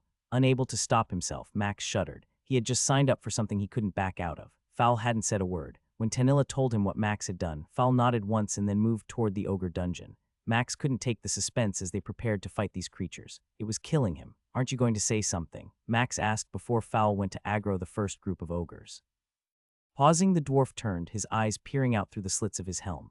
What do you want me to say? I understand. I considered it myself. I know why you did it and why I didn't. Tanilla and I both know you could win the entire thing. What scares us is if you do. Max felt those eyes burning into him. Tell me our choices. How else can we help Batrer? Take out a loan, sell our gear, try to farm enough without adding a new healer and dealing with our group's problems. Find another casino.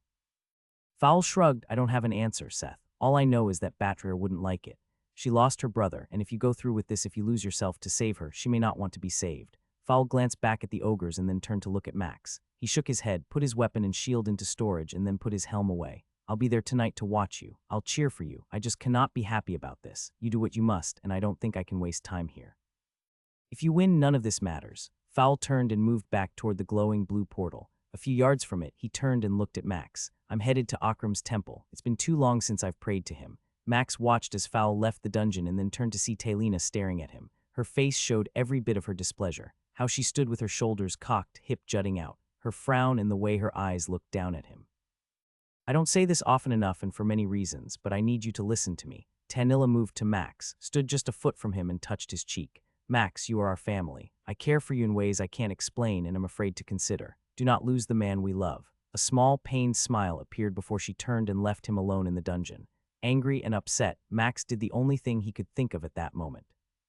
Sweating, angry, and upset, Max ignored all the corpses of the ogres he had killed. The entire first floor was wiped clean, and he hadn't used a single skill. Perfect, we are ready for tonight. Max nodded. He was ready. Max stood among a crowd of at least 200 other fighters. Each level had its own section, and Max was surprised by how many men and women showed up for the lowest bracket.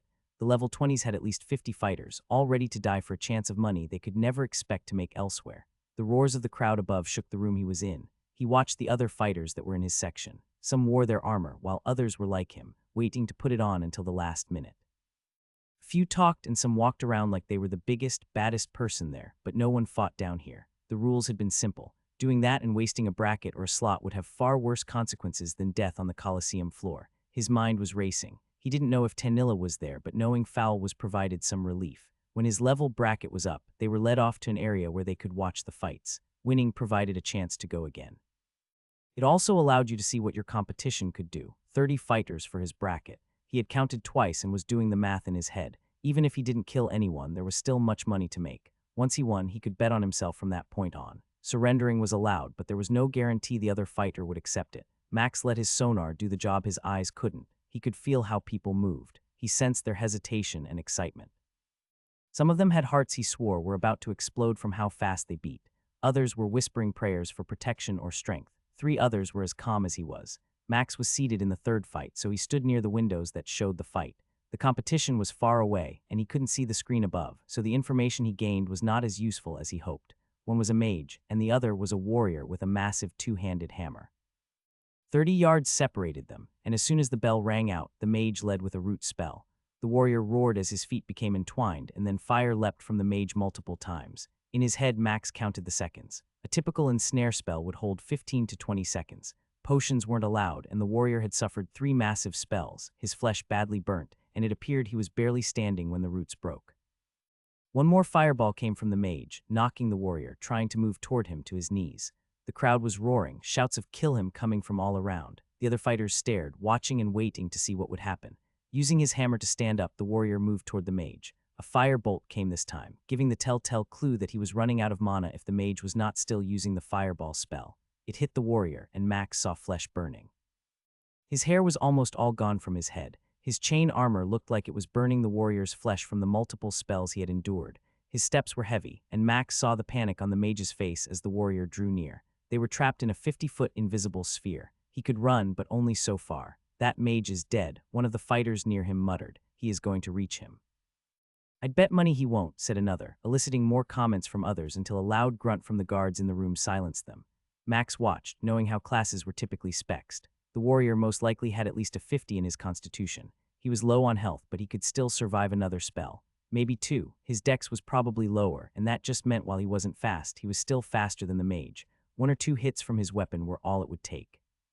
The crowd sensed it. They sensed the change. Then the mage made the mistake of his life, casting his ensnare spell when the cooldown ended. The warrior was stuck 15 yards from him. "Show's over," Max muttered to himself. He heard a chuckle and turned, seeing an elvish woman with a red braid nod. As soon as the ensnare broke, the warrior charged, covering the distance with his weapon ready to strike. The mage held up his hands. "I surrender." Boos came from the crowd as the warrior slowed down, his hammer dropping to the ground behind him. "Accepted," the warrior shouted. As the crowd roared, the warrior held up one hand and then fell over backward in the dirt. Laughter came from the crowd as the healers who had been standing around the arena rushed out, casting spells and bringing him back to his feet. "One more spell," Max said, shaking his head. That's all he needed. The second fight was much more exciting as 2 dwarves, male and female, both apparently rogues, used their daggers and dual-wielding to entertain the crowd. Cuts appeared on both of them, their faces, arms, and legs all dripping blood from the constant clashes they made with their weapons. Both had tried stealthing at the beginning, but all it had done was delay their ability to strike until both were visible again. Now it was a battle of skill. They appeared almost equal, small mistakes being the deciding factor. The male dwarf went for a double slash, leaving his midsection open but wanting to take advantage of the cut over the female dwarf's eye. She read it, adjusting and dropping low, plunging a dagger into the male rogue's gut and raking it down toward the ground as he stumbled past her. One hand went to the cut, trying to hold in his intestines as he raised the other and started to shout, "I sir." It was cut off as the female rogue came up from behind and sliced his throat, letting his body fall to the dirt.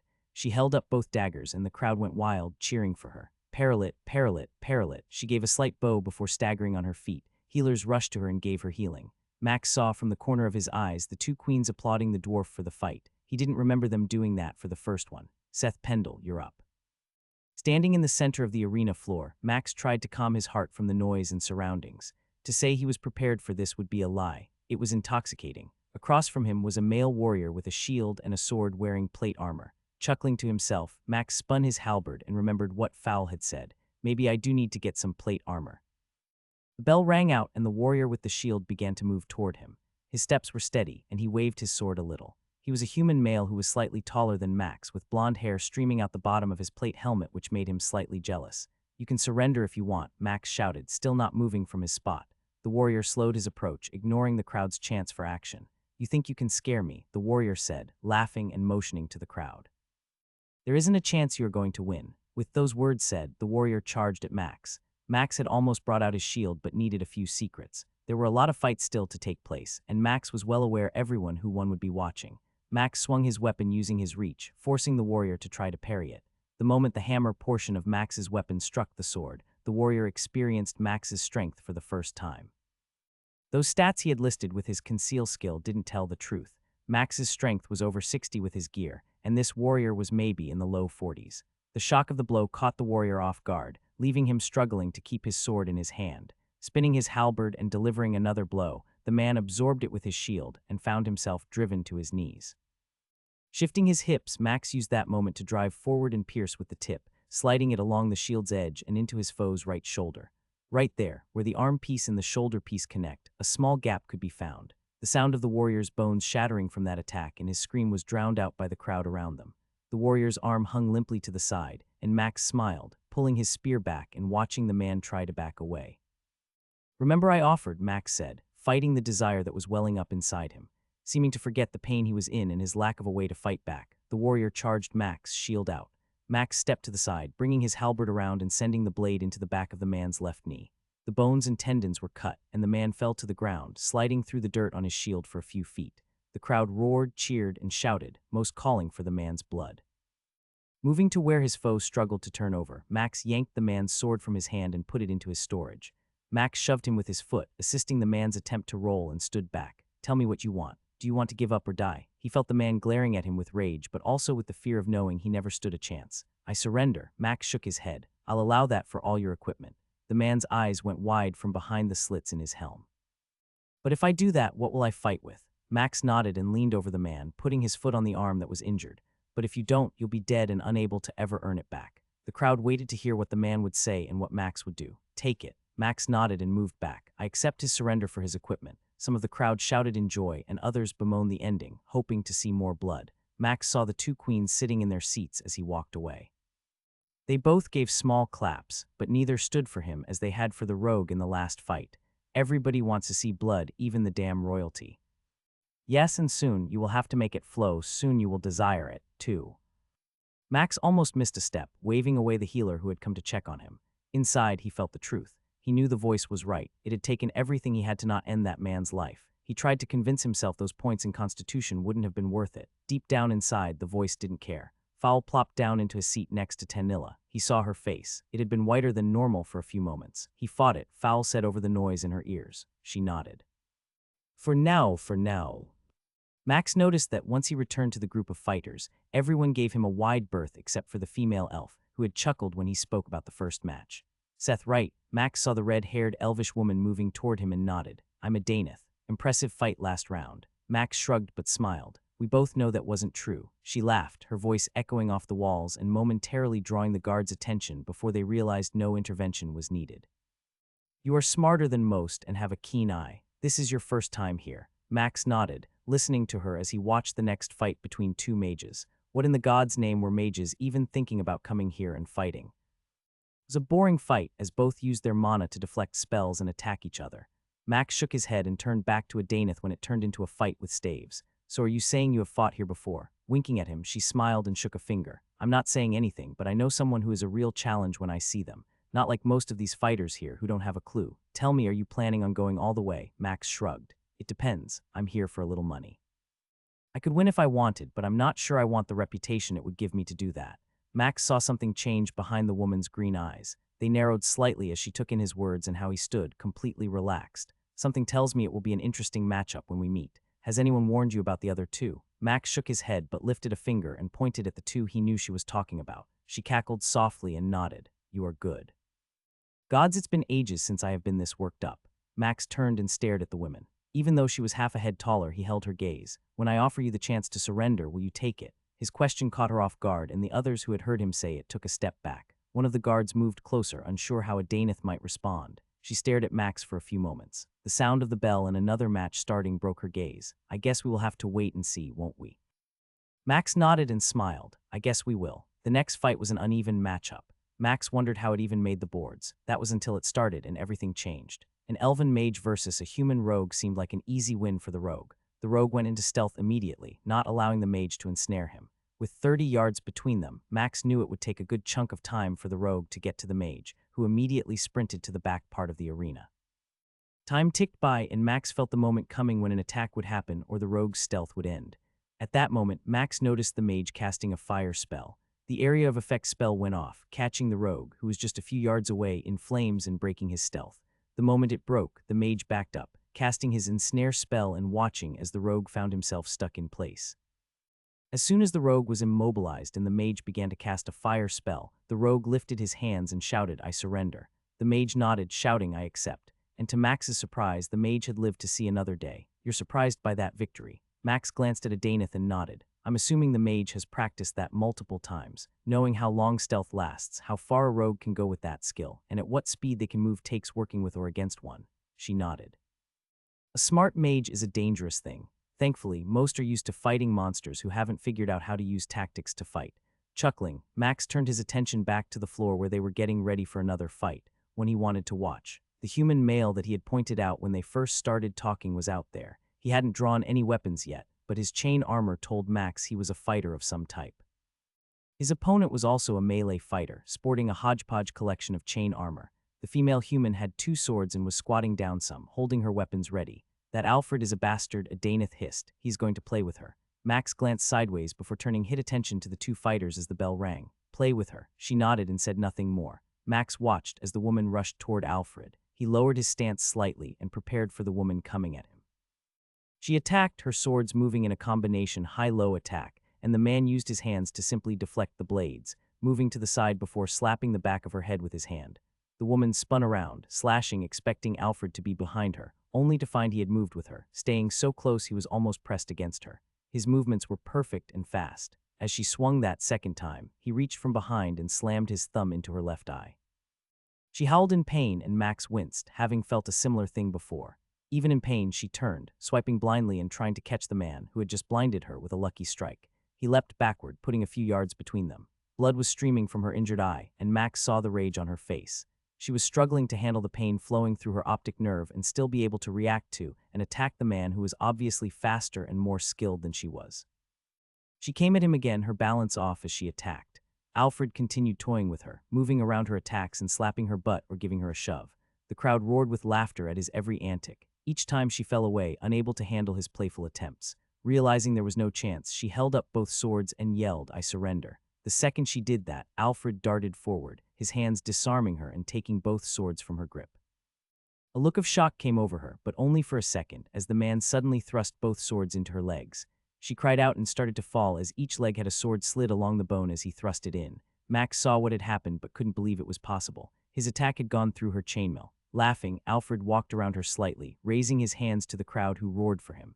Max turned and saw both queens clapping and standing. Kill her, kill her. The chant echoed around the coliseum, and Max felt the weight of it calling out to him and his hunger. The man nodded, moving behind the woman, who was unable to fall forward because the swords propped her up. Unsure what Alfred said in her ear as he leaned forward, Max watched as the man grabbed her head and snapped her neck. Alfred walked away, leaving her head hanging like a rag doll. Staring there, making sure his mouth was closed but still taking in the sight, Max heard a slight cough. It gets worse, Adaneth said, and I haven't even gone. When the male elf Max had felt was different from the rest walked out carrying a massive staff and wearing robes, Max immediately knew it was going to go differently than the first. The warrior he faced had a shield and a sword, being at least smart enough to try and protect himself from the spells that would come at him. Max stared at the elven man in his flowing white and red robe as he looked at his opponent with disdain. The mage shouted something at the warrior and waited for a response.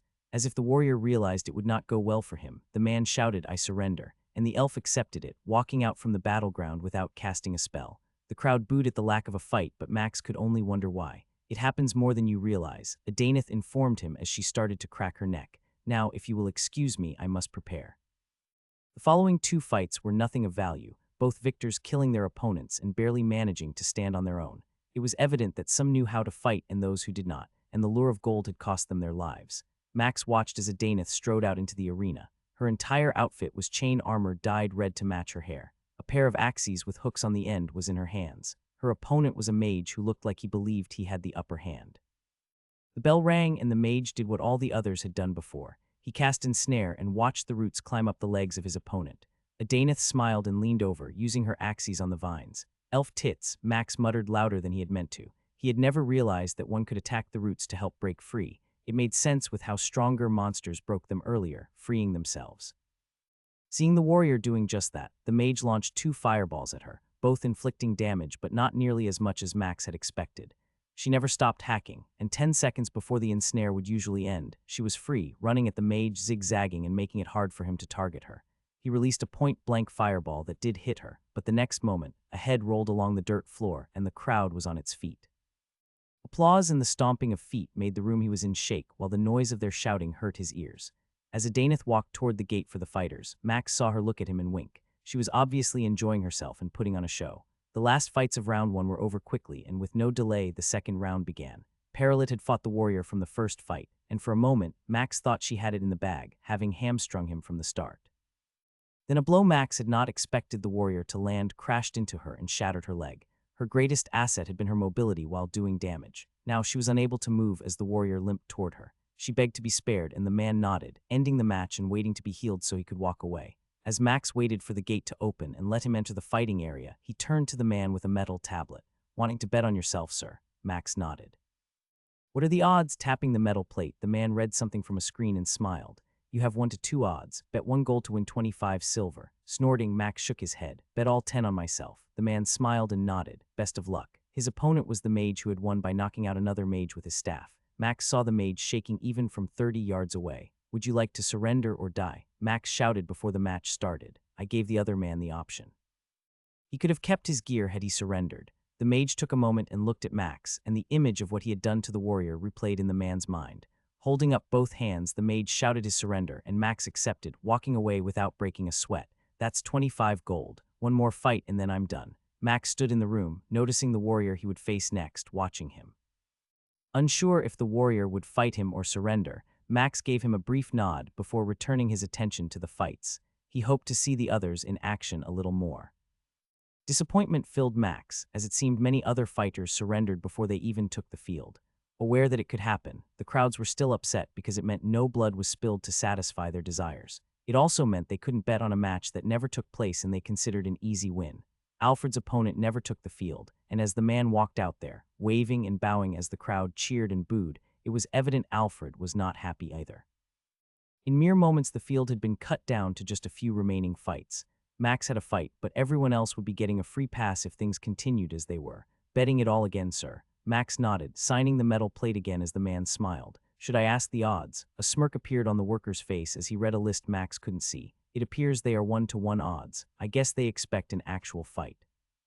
With the gate almost fully open, Max turned and watched the workers start to walk away. "An actual fight? Have I missed something?" The crowd roared with excitement as they prepared for the first fight in a while. Max watched the man he would face, twirling his massive two-handed hammer like it was a toy. "You want to surrender?" Max shouted, knowing the man's answer even before he asked. Smiling, the warrior shook his head. "I was going to offer the same, but I knew you would say no also." Max nodded and then shrugged. "What is your name?" "Pew." Giving a slight bow, Max held his halberd in one hand and watched as the warrior, a foot taller than him, returned the gesture.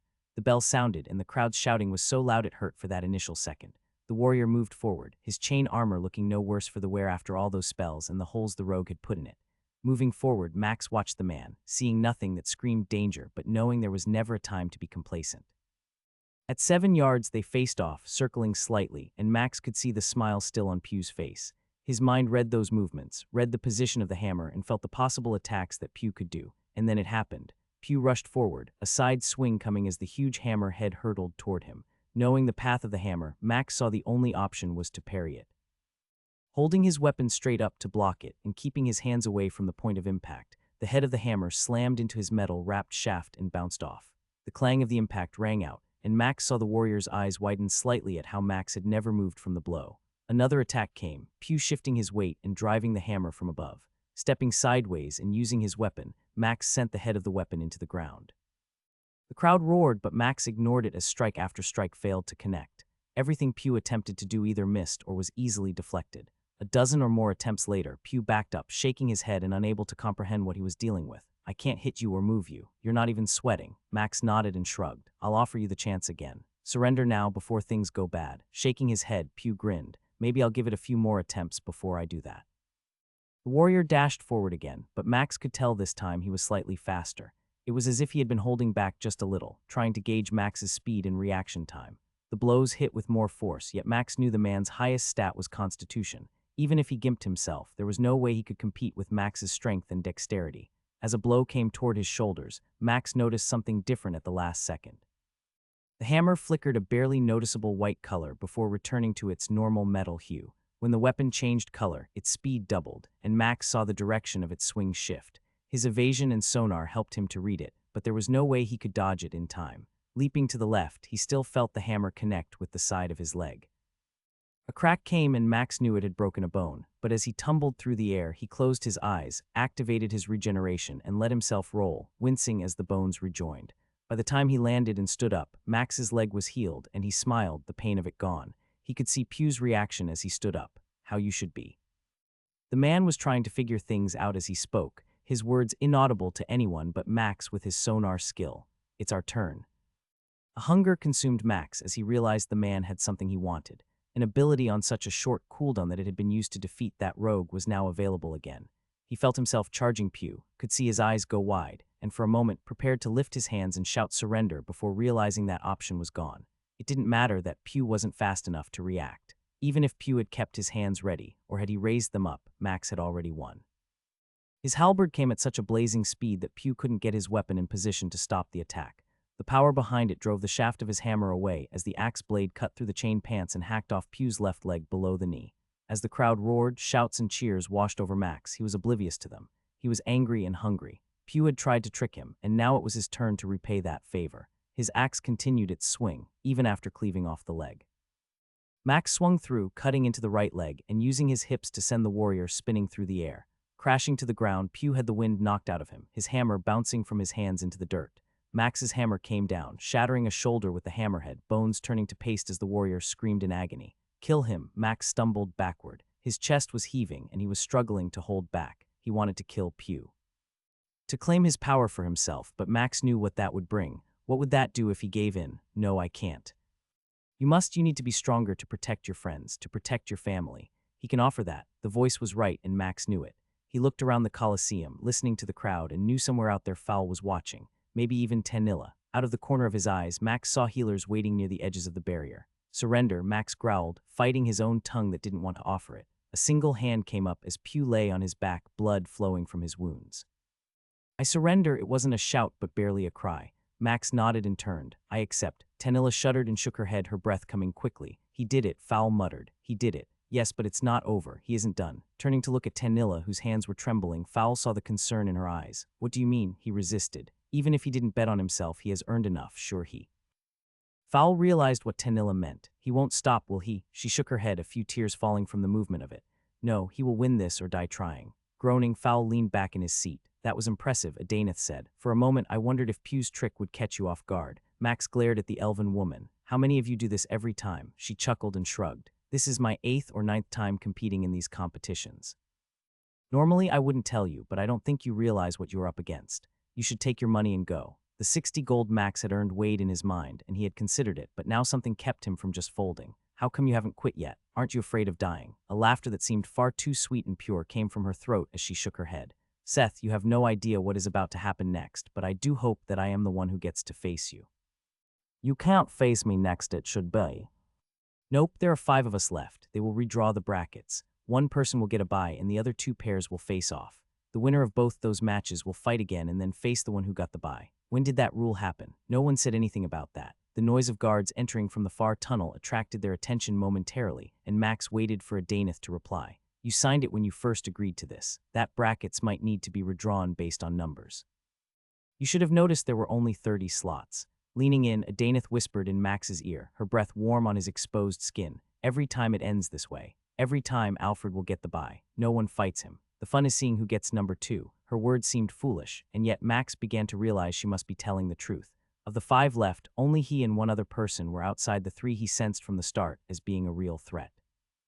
The remaining rogue was sweating. When Max took a moment, he could feel their heart beating too fast. A Daneth and the elf mage were still as calm as could be. All the way on the other side of the room, Alfred sat on a bench, looking bored as he watched the 4 of them. He was out of the range of Max's sonar, but he didn't need it to see that the man had no fear. A Daneth held her hand up, cutting Max off as the guards who had entered cleared their throats. The final pairings of this bracket have been decided. The first pair will be Sevil versus Seth, followed by... Max's mind went wild, and he ignored whatever the guards had said next. A Daneth had told the truth. They were going to set all this up for him and the other person to be butchered. A hand tapped his shoulder, and Max snapped out of his thoughts to see a Daneth frowning. Looks like you and I won't get a chance to play after all, she said, leaning in close again. Just know, had we played, I might have let you live. She smiled and turned, flicking her red braid and moving toward the male rogue, who was now visibility shaking as she walked over to torment him. Sevil began to move toward him, the elf moving slowly and deliberately. His face showed almost no emotion, but Max could see a slight upward turn of the corner of his lips. You have fought bravely, Sevil said when he stopped a few feet from Max. Are you going to quit like a coward or die like a man? Max couldn't help it. He had been ready to walk away. To take his money and go. What a Daneth had told him had upset him, knowing that the odds were stacked against him. That someone somehow was pulling strings and culling fighters while making money for others. Then, this elf had the nerve to talk to him like that, to speak to him as if he was no one. It took every ounce of strength Max had to not let loose the beast inside him that wanted to be free.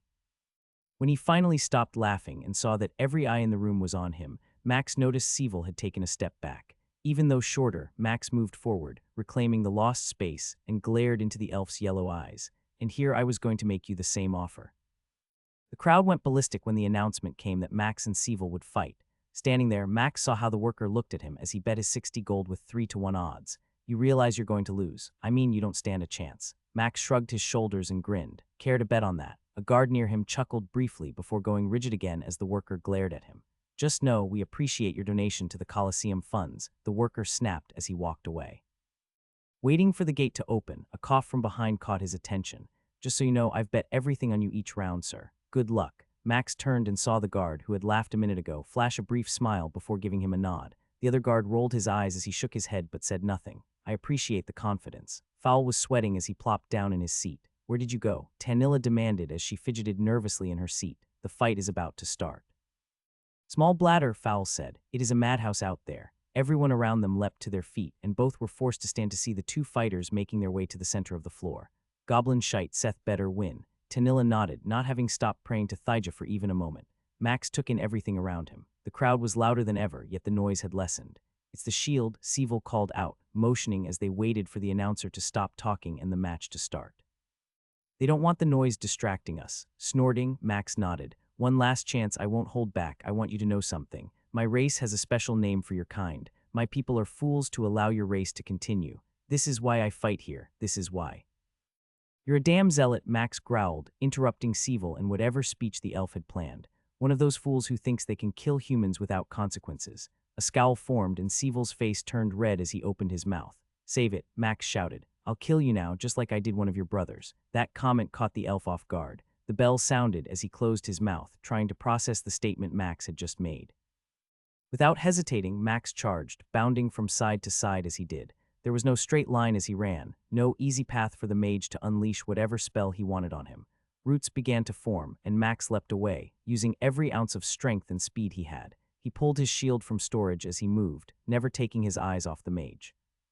Max saw the look of frustration on Sevil's when he dodged the root spell, one small vine barely getting a hold before he leaped away, tearing free from its grasp. 10 yards separated them, and suddenly the world went dark. Dark magic.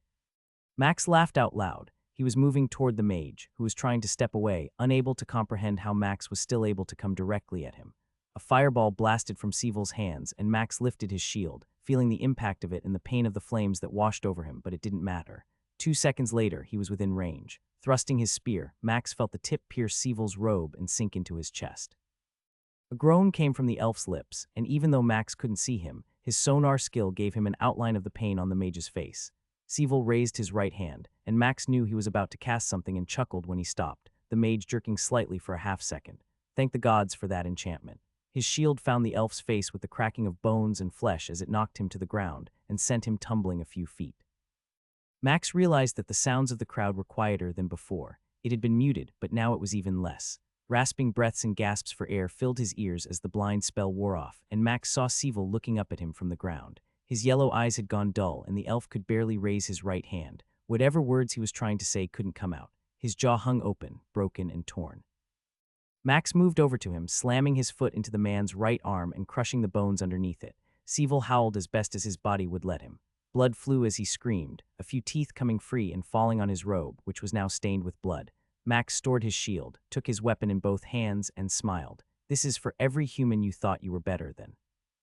The head rolled free, and Max made sure to keep a firm grip on the shaft as the blade cut through the elf's neck and buried itself into the ground. Cold, raw power filled him, healing his wounds and sending massive jolts of electricity through his brain. 59 hit points consumed, 6 intelligence consumed, 6 Widom consumed. Consume has successfully consumed a skill. Would you like to learn dark magic? Yes, no. Max clenched his eyes shut as he listened. The crowd had gone silent for a moment. They had been stunned at the turn of events. Everyone had expected Sievel to win. They now realized he had not and needed a moment to comprehend that. Then came the flood of sound. Cheers washed over him as the crowd reacted to a turn of events none had expected. Many had lost everything, no doubt, but seeing the elf fall so quickly to this warrior made them wonder what might occur in the next fight. Choosing yes, his mind flooded with the knowledge and understanding of how to blind and cripple people. The cold snap of power through his head made him wince, but Max pushed through it, not wanting to look weak or hurt. A healer approached him and began to cast a spell before Max motioned that he was fine. Max nodded and then stood up, waving to the crowd and raising his weapon over his head. They cheered for him. Seth, Seth, Seth.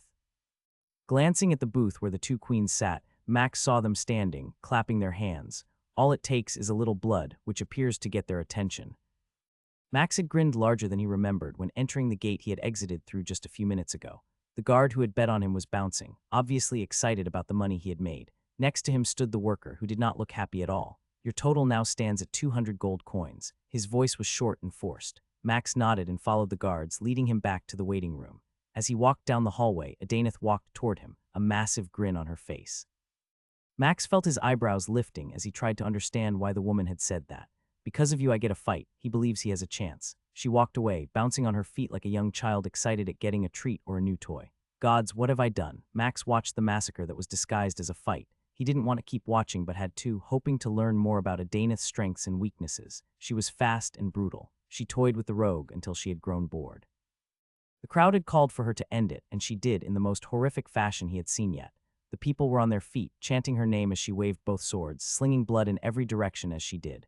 Max glanced at Albert, who still hadn't moved from his seat. The man appeared to be asleep, unconcerned with the events on the coliseum floor. You ready? Max nodded and stood before the closed gate. His usual worker was gone, replaced with someone new. What happened to the other guy? A smirk appeared on the woman's lips as she ignored the question entirely. Are you sure you want to wager everything? All 200 gold coins. Max turned and looked at her. The odds are still 2-1, she nodded. Either way, I walk out of here a rich man or a dead man, so yes, I will wager it all. The woman presented the metal tablet, and he signed it again, smiling as he did. Good luck, sir. Glancing behind him, Max saw his usual 2 guards. Bet on me again. The guard nodded, grinning. Call me foolish, but I'll ride your luck till the end. Max nodded and turned around, facing the gate, and what he could only imagine was coming next. Standing there, looking at Adaneth with her red chain armor and those 2 swords, Max wondered if he was making a mistake. He could feel the power and danger coming off of her. The elf had been strong but wasn't ready for him or his ability to mitigate the blind spell. He still hadn't accepted that notification, not ready for the way it might impact him. It wasn't like he could use it here anyway. Are you going to give up, or do I need to make you bleed a little bit first? Max almost sighed as he heard Adaneth's voice coming across the dirt floor. I thought you were going to spare me. She laughed and shook her head. If you believed that, then both of us are fools. Nodding, Max smiled, holding his halberd ready. He had considered the shield, but against 2 swords, his reach and the power behind his fully extended attack were more important. The announcer started to talk, introducing both of them and working at getting the crowd going.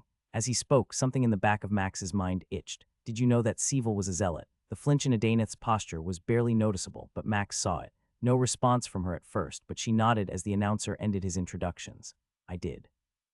Unlike him, I just like killing everyone. The bell rang out and she rushed forward. Max knew he had made the right choice as Adaneth cursed at him again, unable to get close. Every time she tried, his weapon forced her back, or she risked getting a slash against her arms or leg. His mind struggled to keep up with her movements as she used techniques he didn't know or had never seen, but he could hold his own between his evasion skill and his weapon knowledge. After 10 minutes of skirmishes, Adaneth pulled back some, shaking her head in frustration and taking a few deep breaths. Max did the same, seeing she was more winded than he was. How can you? Unsure if she was pretending or actually tiring, Max didn't care. He wanted to press the attack momentarily, so he went on the offensive. Thrusting and making small slashes, he pushed Adaneth back as she used both swords to parry and block. She was getting slower, and Max knew she would have to use whatever she must be holding back, or this match would go his way. 30 seconds later it came. She attempted a feint, and Max read it, moving back a step and lowering his halberd, stopping the move she was trying to make. Adaneth growled at him for a second before her whole body flashed yellow. Max knew she was coming, but his eyes couldn't keep up with her. His sonar skill told him what he needed to know. Armored warrior activated. Pulling his halberd shaft in, Max tried to get it closer as he prepared for whatever was coming. Swings and blows hit him, and Max almost wanted to laugh as he barely noticed them. The attacks made minor cuts on his arms, legs, and side, but none were deep. His exhaustion was gone. Max wasn't sure how the ability impacted his stamina, but he felt amazing. Sword strikes rained down, and Max swung his halberd with one hand, using the other to protect his face. He could sense her moving all around him, thrusting, slashing, and striking at him, but none of them doing any damage. Unsure what skill she had used or how long it would last, Max continued swinging his halberd, knowing it pushed her back slightly as she moved out of its way. And then the moment came when she stopped moving for a second. The hammer side of Max's weapon caught her square in the shoulder, sending her tumbling. She rolled, standing up but dropping one of her swords. Adaneth was breathing hard, trying to get air in as Max closed on her. He knew she wanted to ask questions and had no idea how he had survived what must have been her trump card. Feeling like a new man, Max went to work, sending thrusts, slashes, and slams that began to inflict wounds since she couldn't keep up with only one sword. Her speed was gone and she was exhausted. The look on her face told him everything he needed to know. She knew he was going to win. Every attack he sent brought blood. Each time she barely regained her footing in time to prepare for another hit that staggered her. The hunger inside him yearned for whatever skill she had. An ability like that was precious. It could make him so much stronger. Kill her, consume her. Max felt himself wince, the desire inside him coming like a flood. His halberd came down, the hammer side connecting with her injured shoulder and crushed her to the ground. She lay there, bent over on her hand and knees, blood dripping into the dirt as her chest and sides heaved, trying to take in air. A wheeze came and then a cough as she spat blood on the ground. Max knew Adaneth was trying to look up at him but couldn't. She dropped her sword and leaned back on her heels. I don't deserve it, but I surrender. The crowd was going wild, calling for him to finish her. Calls for him to end the woman's streak of fighting here on this floor. His own soul raged with that lust, raged to take what could be his. Yet inside him was a small voice, a voice that he couldn't shake. He felt a finger on his chest and remembered the words Tanilla had spoken. What about dying here? What if you give in? If you surrender all your gear, I will let you live. Another cough came, and Adaneth spat on the ground, leaving a bloody reminder of what he had just done. Why? Max looked at her. She only had one eye partially open, staring at him. Why what? Why spare me? Who are you? I don't. Slowly, she glanced around the floor to look in the direction of where they had come. Alfred. She motioned toward the windows. Max turned, looking at where she had pointed. He wanted to frown, wanted to realize that she was right. Alfred was indeed staring at the two of them, yet with his back turned, his sonar told him what else was happening. Adaneth had grabbed her sword and was lunging toward him. She hoped that he would be distracted enough. Anyone else might have succumbed at that moment, would have felt the sword enter their back. He wasn't anyone else. His halberd spun in his hand, catching her as she approached him. She was slow, broken, and beaten. Surprise was her only chance, and Max could see Adaneth's mouth open wide as his halberd's pointed tip pierced her chest, penetrating her armor and into her heart. The impact only lasted a second. He felt her life end. The cold wave of power filled him, and a satisfied sound came from within him. He lowered his weapon, letting the weight of her body slide itself off it. The sound of the crowd boomed like thunder, vibrating the air around him. 6 dexterity consumed. Consume has successfully consumed 2 skills. 1 skill will evolve. Choose which skill to consume. Would you like to learn weapon mastery, rare, or assault? Max stood straight, ignoring the fire within his bones and the voice inside him. A healer approached him and cast a spell. That was impressive. Max turned and saw the man looking at him. Seriously, no one has survived that before, and you took it without any issues. Nodding, Max held his hand up and waved at the crowd before turning and walking toward the gate. He could see that Alfred had disappeared. Every step he took felt heavy as he considered what might come next. Fowl looked at Tanilla, who sat in her seat, staring at the woman's body on the floor they were preparing to carry off the floor. He tried. She nodded. He did. Fowl put a hand on top of hers and squeezed. Now what? Tanilla snorted and shook her head. I keep praying. Everything is in the gods' hands now. Max stood there in the room. Twice, he had been asked by different workers if he was really going to go ahead and fight Alfred. Both had seemed shocked as they left. They said he had 10 minutes before the next fight. Weighing his choices, Max went ahead and accepted the weapon mastery upgrade. With an improved weapon mastery ability, Max felt so many more things were possible with every weapon he knew. Assault had been tempting, but without knowing what was coming next, Max wanted to be at his best for this fight and everyone to come. Skill description: Melee Weapon Mastery. Melee Weapon Mastery rare skill. This skill provides mastery of all melee weapons, even ones not previously learned. Every attack will be more likely to successfully hit the location they are aimed at. Attacks will have a higher chance of critically striking and doing increased damage. Mastery grants an improved understanding of combination attacks. This rank negates defenses through the 4th tier, allowing normal damage to occur from attacks. Reading that description, Max realized how lucky he was to have acquired this. They were currently fighting in the 3rd tier of monsters. This skill would carry him until they reached level 50. A roar of noise from the spectators informed him that they had just found out there would be one more match. As the walls vibrated, the door to his room opened, and a man walked in. His red robe reminded Max of the advisors who had visited his village, and he fought to suppress the fear that wanted to wash over him.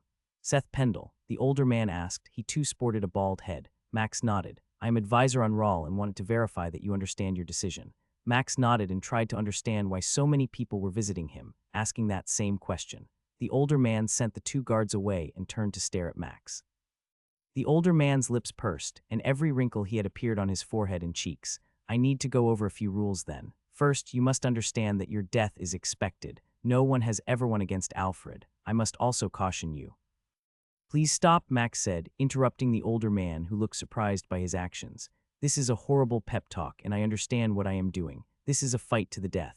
I have signed for it multiple times and understand that. If he chooses to walk away or surrender, I will accept it. If not. Unral seemed surprised as Max stopped talking, waiting to hear how he would reply. That is just the thing, he finally said after a few moments of silence. In the impossible event you win, killing Alfred would be ill-advised. He comes from a well-off noble family, and they would. Unral glanced around the room, even though it was just him and Max. I cannot promise your safety afterward if you had the opportunity to allow the boy to live and didn't. Your previous fight showed you were willing, and that the young woman's own actions caused her demise. Max couldn't believe how the man was talking, and how much his face seemed pained at the words he was required to say. Her family will find no fault with you for ending her life, but if I choose to kill Alfred when I could let him live, it would be a bad thing for months to come for anyone you might call a friend. Even the man swallowed the lump in his throat, a young dwarven woman currently recovering in a guild hall. Max leaped to his feet and moved across the room so fast that the older man held up a hand, looking prepared to cast a spell. Are you telling me they are threatening my friends? Wincing and making his lips and cheeks dance before answering, Unral slowly nodded a few times. Trust me when I say no one expects you to win. I was only sent here because someone believes you have a chance. Even as small of a chance as it may be, no one wanted to risk the potential fallout if you were not warned, and a life that could have been saved was not. Crossing his arms, Max felt the rage inside him boiling over. Taking a few deep breaths, Max let each one out slowly. So I have to fight to stay alive, but I cannot fight without fear of killing my opponent. He, however, does not have that handicap at all. Correct, replied Unral. What do I get if I win and let the boy live? Max paused for a moment, considering the opportunity before him. Ignore them, the boy must be strong and worth consuming. Why else would they offer such a deal? Quiet. There are other ways to get stronger besides killing everyone. I am too weak to fight against what this family would throw at me. At us we couldn't fight B or a rank if they came to kill us. The voice went silent, not responding, and Max wasn't sure if it was because it somehow knew Max was right or he just imagining this whole discussion. Unral waited, not saying a word but watching Max, believing he was lost in thought instead of having a conversation with himself. I'll ask a favor from the guild one day. Whatever that favor is, regardless of what it is, you will accept it. The man winced and started to shake his head. If you don't accept this offer and have a signed contract for me to put in my storage before I am called out on that floor, I will promise you, Alfred will die, and the fallout will be on your head." A cough came from the older man, who had initially expected Max to fold under pressure, and now realized perhaps this boy might somehow actually win, which would make life difficult for himself and the others. Nodding, a frown appeared. "I will have it ready within a minute." He turned and moved toward the door and paused. Glancing over his shoulder, Unral stared at Max. "For your sake, I hope you lose quickly. That boy likes to toy with people and make them suffer." 5-1 odds, sir. Max nodded, signing the sheet as the man watched him with dismay. "You realize you could walk away now with over 400 gold. Nodding again, Max turned around, looked at his usual guard, and gave a thumbs up. The man smiled and returned the gesture before his fellow guard grunted. "May the gods have mercy on you," the worker said as he walked away. Max didn't reply but stood at the gate, watching it slowly open to the floor and listening to the noise of the crowd as it did. "I bet everything," the guard shouted over the noise. "Show these nobles a beating." Max strode out and considered the words the guard had just spoken. The man he was about to fight was walking from another gate 50 yards away. No guards or escort had ever been with him, and Max was starting to understand why. This man is nobility and strong. He has to have 3 skills and one must be maxed. Realizing these things, Max tried to figure out what he might face. The man was fast and strong and hadn't used a single weapon yet. Does he have a weapon skill? Max crossed the line that marked the magical barrier and moved to the tiny dot representing his starting point. There across from him was the man wearing his black chain outfit, smiling. "I'm not sure I can tell you how excited this moment makes me. It has been a long time since someone has played with me." Snorting, Max shook his head as he took his halberd out of storage. "It appears people don't want you to die. I was told I'm not allowed to kill you without upsetting some people. That is unless you choose to fall upon my weapon like my last opponent." Alfred started to laugh, wiping a single tear that had formed away. That was a thing of beauty. "For a moment I wondered if a Daneth's old trick would work, yet you didn't fall for it. Tell me, have you researched her so well? How much time have you spent to learn so much about us?" Max tried to keep his face blank. "Does this fool actually believe I only won because I have been researching them? Are you planning on surrendering or offering me that chance?" Laughing again, Alfred shook his head. "No, I won't surrender. My parents believe I will, but I won't ever let someone beat me and get away with it. You should also know I like playing with my food before I eat it." The young man grinned, displaying every tooth he could after that comment. "I suggest you don't kill yourself then," Max shouted as he prepared for the bell. Moving forward slowly, Max watched as Alfred stood there as he had his previous fight, knees slightly bent and waiting for him to come. No weapon presented itself, and Max was thrown off by that. "I know there are hand-to-hand fighting skills, but..." When he got within 10 yards, the notifications started. "Consume has detected an attack by the ability, Drain Power. Consume is trying to defend. Consume has resisted attempt. Consume is trying to defend. Consume has resisted attempt. Consume is trying to defend. Consume has resisted attempt. Consume is trying to defend. Consume has resisted attempt." Max ignored them as they flooded his vision and saw a look in Alfred's eyes. The man's face reacted with every step he took, and those notifications kept coming. Impossible. Max saw the opening and went for it. Closing the last few yards, Max thrust with his halberd while setting up for a spin. Alfred leapt back, dodging the attack and trying to figure out why what he was expecting to happen didn't. How come it doesn't work? A child cannot consume the father, yet a father can consume the child. Max heard those words and almost froze. So many questions filled his mind, and nothing else came but a desire, more intense than any other, to end Alfred's life. The man continued to move away, keeping his distance and looking bewildered with every attack Max made. Then his face changed. "You have won." "Won what?" Max taunted as he went for another attack, keeping Alfred from being able to stand and talk. "That is the only way. There is no other way you could resist my skill." Max shook his head, playing the fool and slowly closing the gap between him and Alfred. "I'm going to have fun killing a noble brat," Max said. "Can't suck on mom's teat all your life, can you?" Rage filled Alfred's eyes as he realized the easy fight he had anticipated was gone, and he tried to find a way to overcome the situation he was caught in. "Keep running. Perhaps your parents will still love you even if you are a coward, and the whole kingdom sees it." Max felt foolish as these taunts kept coming from his mouth. They came from inside him, not from his own mind but from inside, knowing what would drive the other man crazy. "Perhaps they will adopt me and see I'm the one they should love." The second those words left Max's mouth, Alfred dashed forward, still holding no weapons and no longer caring about the halberd cutting for his side. He ducked under the strike, barely avoiding the blade, and Max realized Alfred had activated a skill when he shimmered green for a brief moment. Unconcerned, his weapon twisted, the momentum bringing the butt toward Alfred, who held up a hand to block it. The impact sent him backward, stumbling a few steps back, into range of the blade that Max sent once again at him. For the first time Max could remember, Alfred looked afraid and confused. His hands came up, sliding the blade slightly out of the way and sending the attack high. Max smiled as he realized that Alfred had evasion. Half a second remained, and Max saw his only chance. He knew it was going to be the only way he might win and end the man's life. Twirling on his heels, he brought the axe head around, quickly driving it toward Alfred, who prepared to deflect it to the side once again. Max felt the power inside him take over. Power strike. Only a few people would have noticed the weapon flash just as it crashed into Alfred's hands.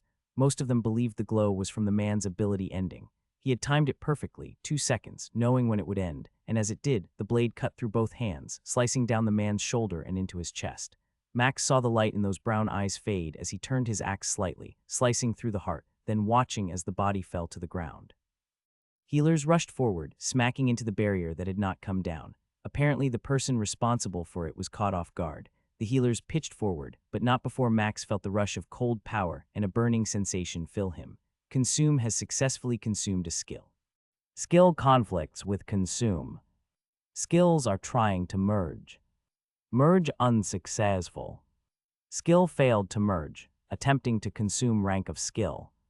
Skill rank is equal to current rank. Power stored for future use. Consume is evolving. Max fell to the ground, breathing hard as his body fought against him. People were running past him, laying hands on the boy who had just died, and Max felt someone pull him back. The crowd was shouting and cheering as 20 soldiers rushed out and surrounded Max, each pointing a spear at him. Yet Max couldn't stand. Inside him was a war, a change. Something was taking place, and he didn't know how to explain it. The power of his skill battered against the walls of his will to hold it back. And then it vanished. The feeling of the struggle was gone. I said, "Stand." A spear poked his side, and Max realized someone was talking to him. Rising to his feet, Max had a grip on his halberd, not having yet realized his situation. Dropped the weapon. Seeing and sensing he was surrounded, Max put his halberd in storage and watched as the soldiers waited. The coliseum was filled with boos at the soldiers' actions. He glanced over and saw the healers shaking their heads and looked to follow their eyes. The 2 queens stood on the edge, watching him and the situation unfolding before them. Outrage filled the crowd as the soldiers started to herd Max toward the queen's box. One of them raised a hand, the one with red hair, watching him intently. The sound from the building ended faster than one could snap their fingers. Max glanced around at the soldiers who appeared scared to be this close to the queens and perhaps also suffer from their outrage. Seth Pendle, why did you kill him? Max stood there, feeling his mind being tugged at and something wanting him to speak a certain way. Consume has detected an attack by an unknown ability. Consume is trying to defend. Consume has partially resisted attempt. I didn't think it would kill him. Max's words felt like he was talking into a long hallway. They felt distant, but he knew they came from his mouth. Were you warned about killing him? Max nodded. Yet you still killed him. Max found himself nodding again. The other queen moved up next to her sister, and Max realized the one talking to him had eyes that were glowing red. The 2 of them conferred for a moment, but Max could not hear any sound coming from them. Each glanced at him a few times before returning to their conversation. He wanted to turn his eyes away, to scan the crowd, the soldiers, but he couldn't. He was somehow drawn to them, unable to look away. Are you there? Can you help? No response came, and Max wondered why it had gone silent. Those last notifications had seemed different. What does evolving mean? A force drew him from his thoughts as he felt the queen's eyes staring at him. Both pair of eyes were locked on him, and each of them were glowing red. Was there any way you could have not killed Alfred? I could have let him kill me. One of the queens laughed at his response, and the other shook her head. They waited, watching, thinking, and Max could only stand there, unable to move. Did you expect to kill him? The question seemed weird, yet Max saw many ways to answer. His mind raced around in different circles in an instant. He felt the tugging, pulling an answer they wanted from him, yet he found a way to reply that would satisfy them and protect his secret. He used some skill that blocked every attack that I made. It appeared that skill wore off as my attack struck, and he was not able to resist it. Both sisters nodded slowly, and the pressure he felt began to ease for a moment as their eyes started to dim. He felt they were waiting and wondered what they might ask next. A man with weird clothes appeared next to them, barely in his vision, but Max realized it was the announcer. The queen with the red hair stared at him, her eyes glowing like rubies with a light behind them. Your actions will cost you the money you have made tonight. That will go to the family whose son you killed. That shall be your punishment. I will not let them collect your life. You have my word. If anyone asks you, this was your idea to forfeit the money. Do you understand? Max nodded. With that, she turned. The pressure that held him was gone, and the world seemed to roar back into existence. Ladies and gentlemen, please settle down and let me inform you of what your queens have proclaimed. The crowds turned and looked at the box, watching the massive ball that was hanging from the room and the vision on it. The winner, Seth Pendle, has informed me and my sister that he is saddened that his one attack ended the life of our previous champion, Alfred. As such, he informed us that he would donate the gold he earned tonight to the family to help ease their pain and suffering. Please congratulate our victor. She motioned to Max, who turned, raised his hand, and waved. A smile was on his face, and yet he couldn't understand why. It was like he was acting without his own will. The crowd roared and cheered for him. His name was being chanted. But we are not done. Max walked off with the soldiers, none pointing weapons at him now as they left the floor. He ignored the announcer, talking about the remaining fights they had to do. There were still 4 more brackets of higher levels to compete. The only thing on his mind right now was returning to his inn. Staring at the ground, Max saw the gate open, and the guard who had escorted him all night looked ready to grab him and dance. The soldiers waited for Max to enter the room before dispersing elsewhere along the coliseum floor. That good? Max asked, smiling at the guard. Dear gods, yes. Over 5 years of my pay in a few hours. Max realized it had only been a few hours. What felt like forever was just the first part of a long night for the city. As the gate closed and Max prepared to leave with his guards, Unral appeared suddenly. Max watched the older man stare at him. A minute passed and neither of them moved or said a thing. Sir, we need to get him out of here. Unral looked at the guard and held up a hand. Seth, I understand what happened. Tell me, were you going to keep your part of the deal we struck had that one blow not ended it? Max studied the older man, obviously needing an answer for someone else. I honestly didn't want to kill him. I would swear that on all the good that lies within me. The man nodded, studying Max as he spoke. Very well. In that case, Unral took a moment to pull a backpack out of storage and dropped it on the ground. Inside is the equipment you won tonight. Fine choice of words when you offered to give the gold to the family. Know that you are safe from us and most likely his family. Max nodded and took the backpack, putting it immediately into storage and not bothering to glance inside. Pray we never meet again. With those words, the man turned and walked away, leaving Max with his 2 guards. Come on, sir, something tells me you need a few drinks. Max nodded and let them lead him toward the exit. He would need more than a few. Max had been surprised at how empty the streets were as he left the Coliseum. The sound of the crowd inside echoed across the inner city as he made his way toward the bridge that led to his inn. There on the bridge, waiting, were Fowl and Tanilla, bouncing slightly as they saw him come into view. Max smiled as he saw the 2 of them begin moving toward him. Fowl, Tanilla, the hug he got from both of them lasted longer than Max had expected. Still waiting for either of them to shout or yell at him for being stupid, Max hardened himself once the embrace broke. You okay? Looking at Tanilla, Max saw the concern in her eyes. I am, he replied, nodding slowly. I'm actually better than I had originally expected. She smiled, and Max could see her relax, her body not as stiff as it had been. Those fights were unbelievable, Fowl said, glancing around the empty street. Perhaps we should talk about them inside, where it's a bit more private. Looking behind him for a second, Max nodded. Alexander had congratulated Max the second he walked into the inn. Somehow, word had already spread out here, and after answering half a dozen questions, the man let them use a private room. Sitting at the end of a massive table that could easily seat 20 people, Max took a moment and ate, realizing now just how hungry he was. Fowl and Tanilla just watched as Max devoured the food Alexander had brought for them, waiting till he was ready to talk. So you gave up all your winnings? Fowl asked as Max set down his second tankard of ale and let out a sigh. I did give up my gold. I was told it was my only choice if I wanted to live. He saw Tanilla's face scrunch and watched as Fowl started to stroke his beard. Both sat for a moment, not responding. It kind of defeated the whole purpose of doing this, Max added. Fowl nodded, picked up his tankard, and started to take a drink. Being told, I had to give back over 2,000 gold. Fowl sputtered and choked as he drenched Max with the ale he had been swallowing when that number was announced. 2,000 gold, Tanilla exclaimed, leaning forward in her chair. You won 2,000 gold. Max nodded, wiping the ale from his face and chest as Fowl continued to try to catch his breath. God, Seth, too, how in the hell did you get that much? Fowl finally managed to ask between coughs. I bet every round on myself. Each time I wagered everything. The odds plus the wins just added up. I was a bit surprised at the number also. Fowl shook his head, wringing out the ale that ran through his beard. Imagine 2,000 gold, you could have done so much with that. Max nodded at Fowl and shrugged. I'm just glad I survived and didn't lose myself during this whole thing. Tanilla leaned forward and rested her arms on the table. Tell us everything. Fowl and Tanilla had asked their questions as he told the story. Once he finished explaining the notification of consume, saying it was evolving and partially resisting whatever ability the queen had used on him, everyone sat in silence for a few minutes. Has it changed? Like, what does your skill say now? Tanilla asked finally. Skill description consume. Staring at that notification, Max knew he was making a weird expression from how the other two looked at him. It says evolving and has some weird letters and numbers for the description. Nothing else. Tanilla tapped her chin and stared at him. And you picked up dark magic and an upgraded weapon mastery. Max nodded. Seems like a typical day in the world of Seth, teased Fowl as he picked up a piece of fruit and ate it.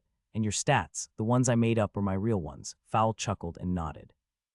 Let's say the real ones. I want to cry a little more. Muttering, Fowl shook his head. Gods, I'll repeat it, that is so broken. Level 38, Tanilla whispered. Come again? Fowl asked, not hearing her. What? Looking at Fowl, Tanilla's head moved slowly up and down as she did the math again. He is basically level 38, that many points it's.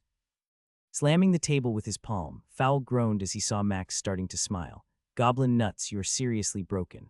Broken or not, Max said with a shrug, my plan only worked partially. I lost all the money I hoped to acquire to pay for Batrayer's elixir. All I got now is a bag of gear from the people I defeated. Max pulled the backpack out, and when he dropped it on the floor, it made almost no noise.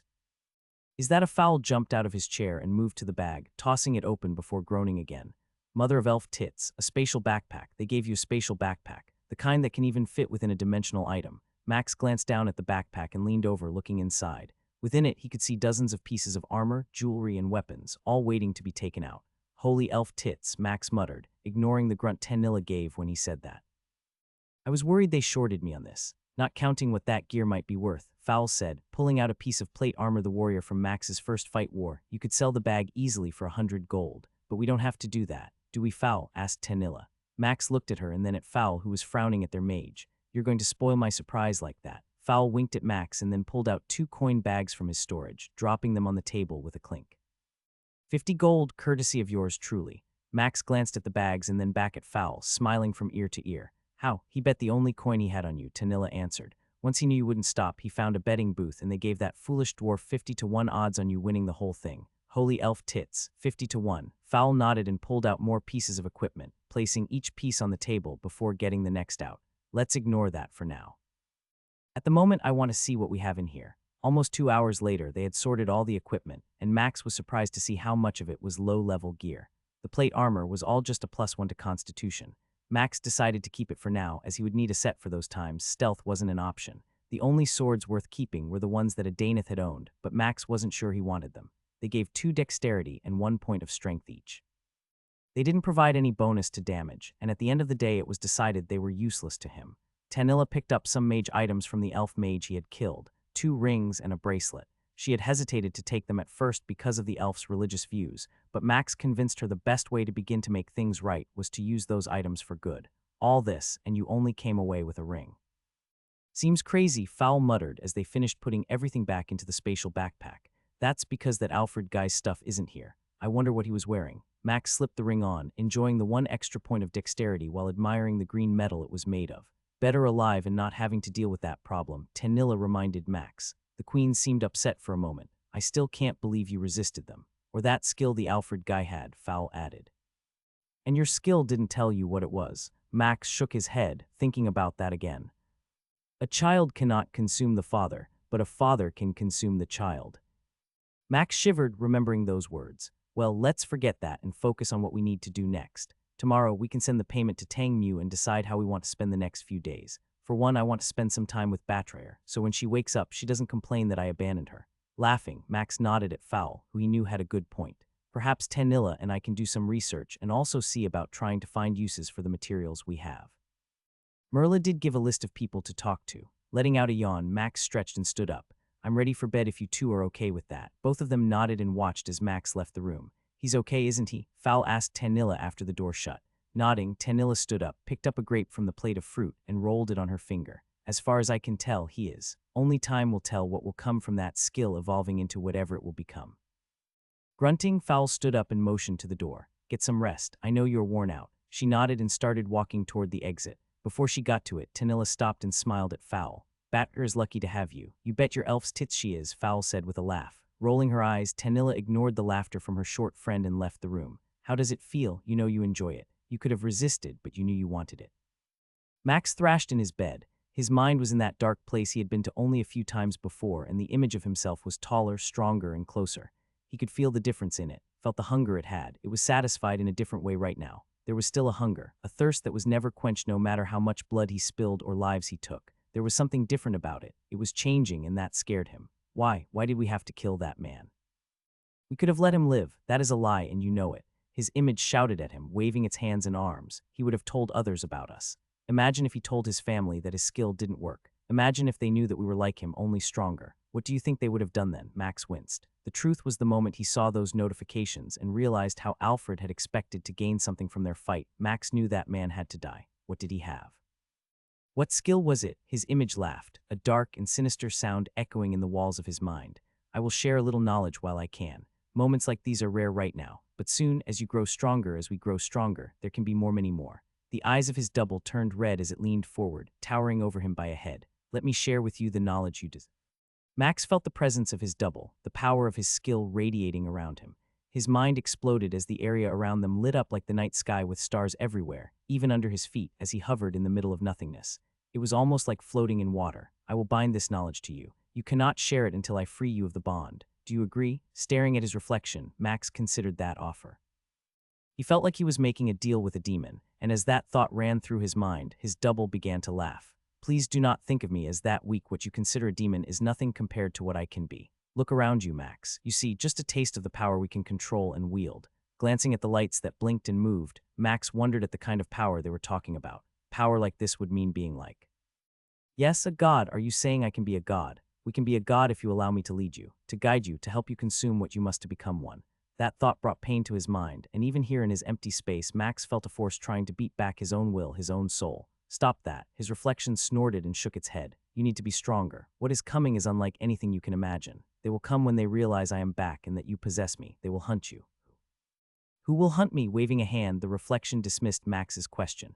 I don't have that much time. Now listen. Agree to my offer or not. Sighing, Max nodded. He needed to know more, to prepare for what he was being warned of. The darkness disappeared and 3 shadows appeared on a white floor. There are 3 of us, 3 black skills as you call them. His reflection snorted, then laughed for a moment. Such a terrible way to describe what we are, but I understand the limits of your mind.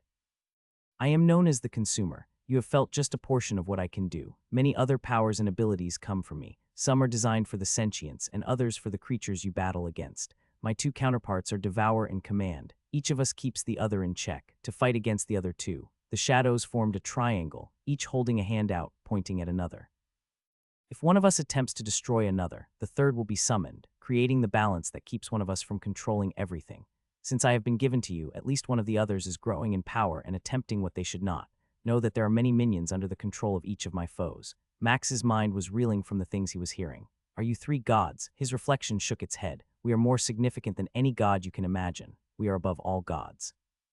Yet we can also become gods through you. Clenching his eyes shut, Max struggled to understand. Questions began to flow through his mind, and he was overwhelmed with hundreds of things to ask. No, stop. There is no time. Even now I must stop this. We have spent more time talking than I should. Doing so is dangerous for you and me. Now listen. Max felt a hand on each of his shoulders, and his head was forced up, his eyes opening as he stared into the red flames in his reflection's eye sockets. One day you will need to choose to let me take over. You will need to allow me to be what I am. I am the fire that cleans the plains and the forest, claiming everything alive to fuel my needs. The longer you resist No, I won't become a monster. I won't become. Stop, listen, you foolish man. Max saw his reflection shrink, the massive size disappearing as it became smaller than he was. I do not want you to die. I do not want to have to wait to be sent again. I will work with you, but there will be a day. You will know it when it comes. Then you will experience what we can truly be. His reflection grew smaller until it was gone, and Max felt his head snap back. Wake up. Stars were visible through the small window of his room, and the breeze felt cold against his skin. As goosebumps rose up on Max's skin and he leaned over the edge of his bed, he sensed it. Under the window someone was stealthed. They waited there, not moving, with one weapon out. With his sonar, Max could see the faint glow that distinguished them from every other person that entered his skill's range. They had a red aura. They were a killer. Opening his storage, Max knew what he needed to do. He took out his halberd and as he did, sensed the person start to move. Smiling, Max activated stealth. The person froze mid-step, but Max didn't hesitate. Power strike. His spear pierced the chest armor, pinning the would-be attacker to the wall. They flailed at him, their dagger not reaching as his halberd gave him 4 feet of distance between them. A long braid ran down their back, pointy ears sticking out from underneath their leather helm. They cursed at him in Elvish, and Max kept the weapon pressed into them, keeping them pinned against the wall. Who sent you? Max growled, watching as the woman's eyes became dull and her attempts at freeing herself slowed down. You shall die, she hissed, blood seeping from her mouth. We shall have our revenge. Frustrated, Max pressed harder. The sounds of bones cracking and a cough came as the woman sent blood flying toward him. Cold power washed over him as Max watched her body go limp against his weapon. 6 dexterity consumed. Consume has consumed a higher rank skill. Stealth uncommon has been upgraded to stealth rare. The voice inside him laughed, and Max felt himself shaking from what had just happened. Did you know they were there? No response came as Max pulled his weapon free, allowing the woman to fall and her weapon to clatter against the floor. Moving quickly to the window, he pulled it shut and closed the small curtain. Taking a few deep breaths, Max finally found himself able to focus. There on the ground next to him was a woman he had killed in self-defense, and he was going to have to deal with this. Leaving her there, he changed out of his wet nightclothes and put on all his gear. Weapon still in hand, he opened the door slightly, and when he was sure no one was outside it, poked his head out. Max took a step into the hallway and, using the butt of his weapon, banged on the door across from him.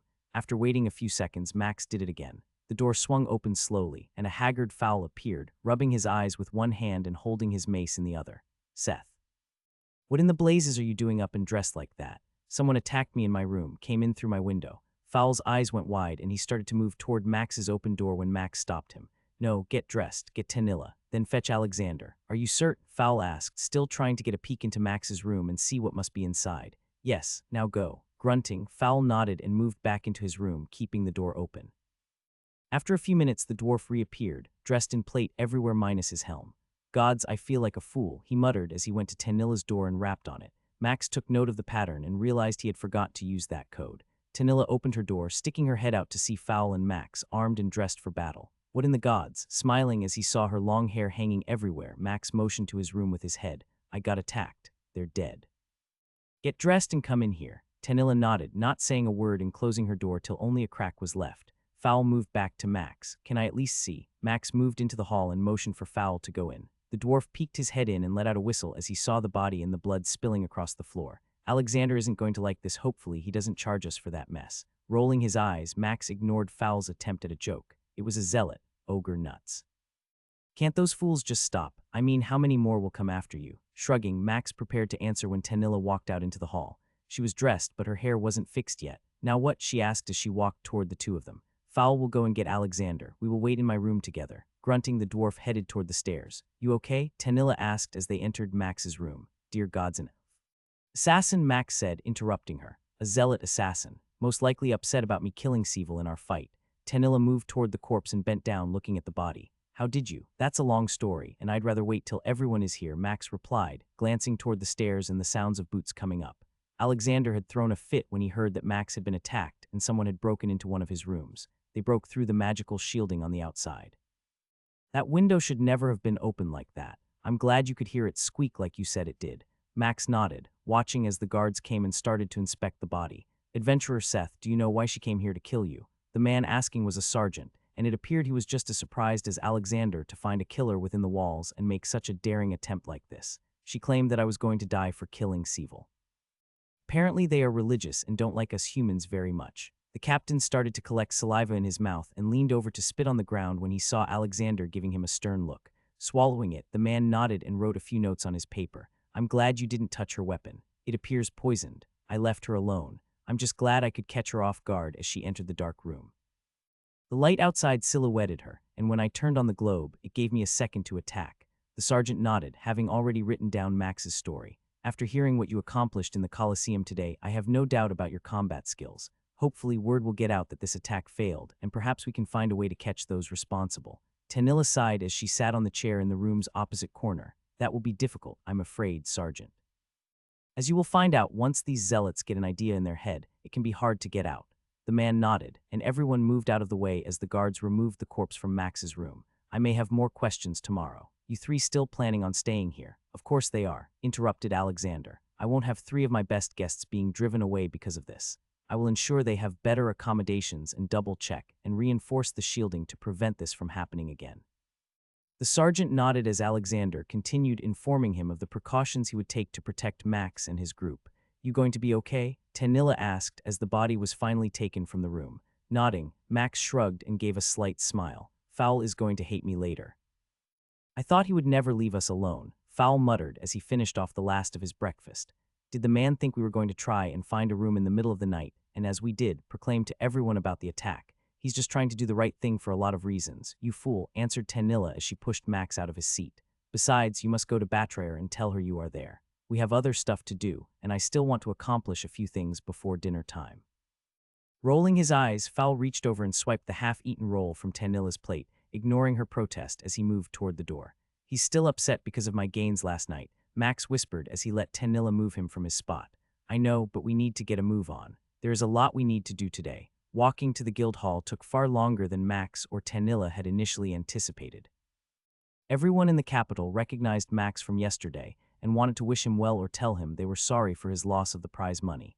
Most admitted they had lost a fair bit betting against him and said they would never make that mistake again if he fought in the future. The guild hall had fewer people congratulating him, but they did receive their fair share of stares. Are they upset with me for fighting? Max asked Tanilla as they waited for their attendant to come back. No, but you did something that surprises many. You offered each person but won the chance to surrender. You only killed those you had to. Countless others have fought for money and lost or died. Still, those who win always struggle with taking a life or not. You showed compassion and honor. Shouldn't all adventurers show that? She nodded and motioned to the returning attendant. They should, but don't. Adventurer Seth, the dwarf exclaimed, putting the backpack he had given the man on the counter. I was able to get everything you had in here cataloged and listed at what we would deem is a fair price. As things sell, you will be paid by checking in here or turning in quest items. Is there anything else I can do for you? The dwarf nodded and smiled, watching Max move away from the counter while storing his backpack. As they moved toward the middle of the hall and prepared to leave, Max heard his name, Seth Pendle.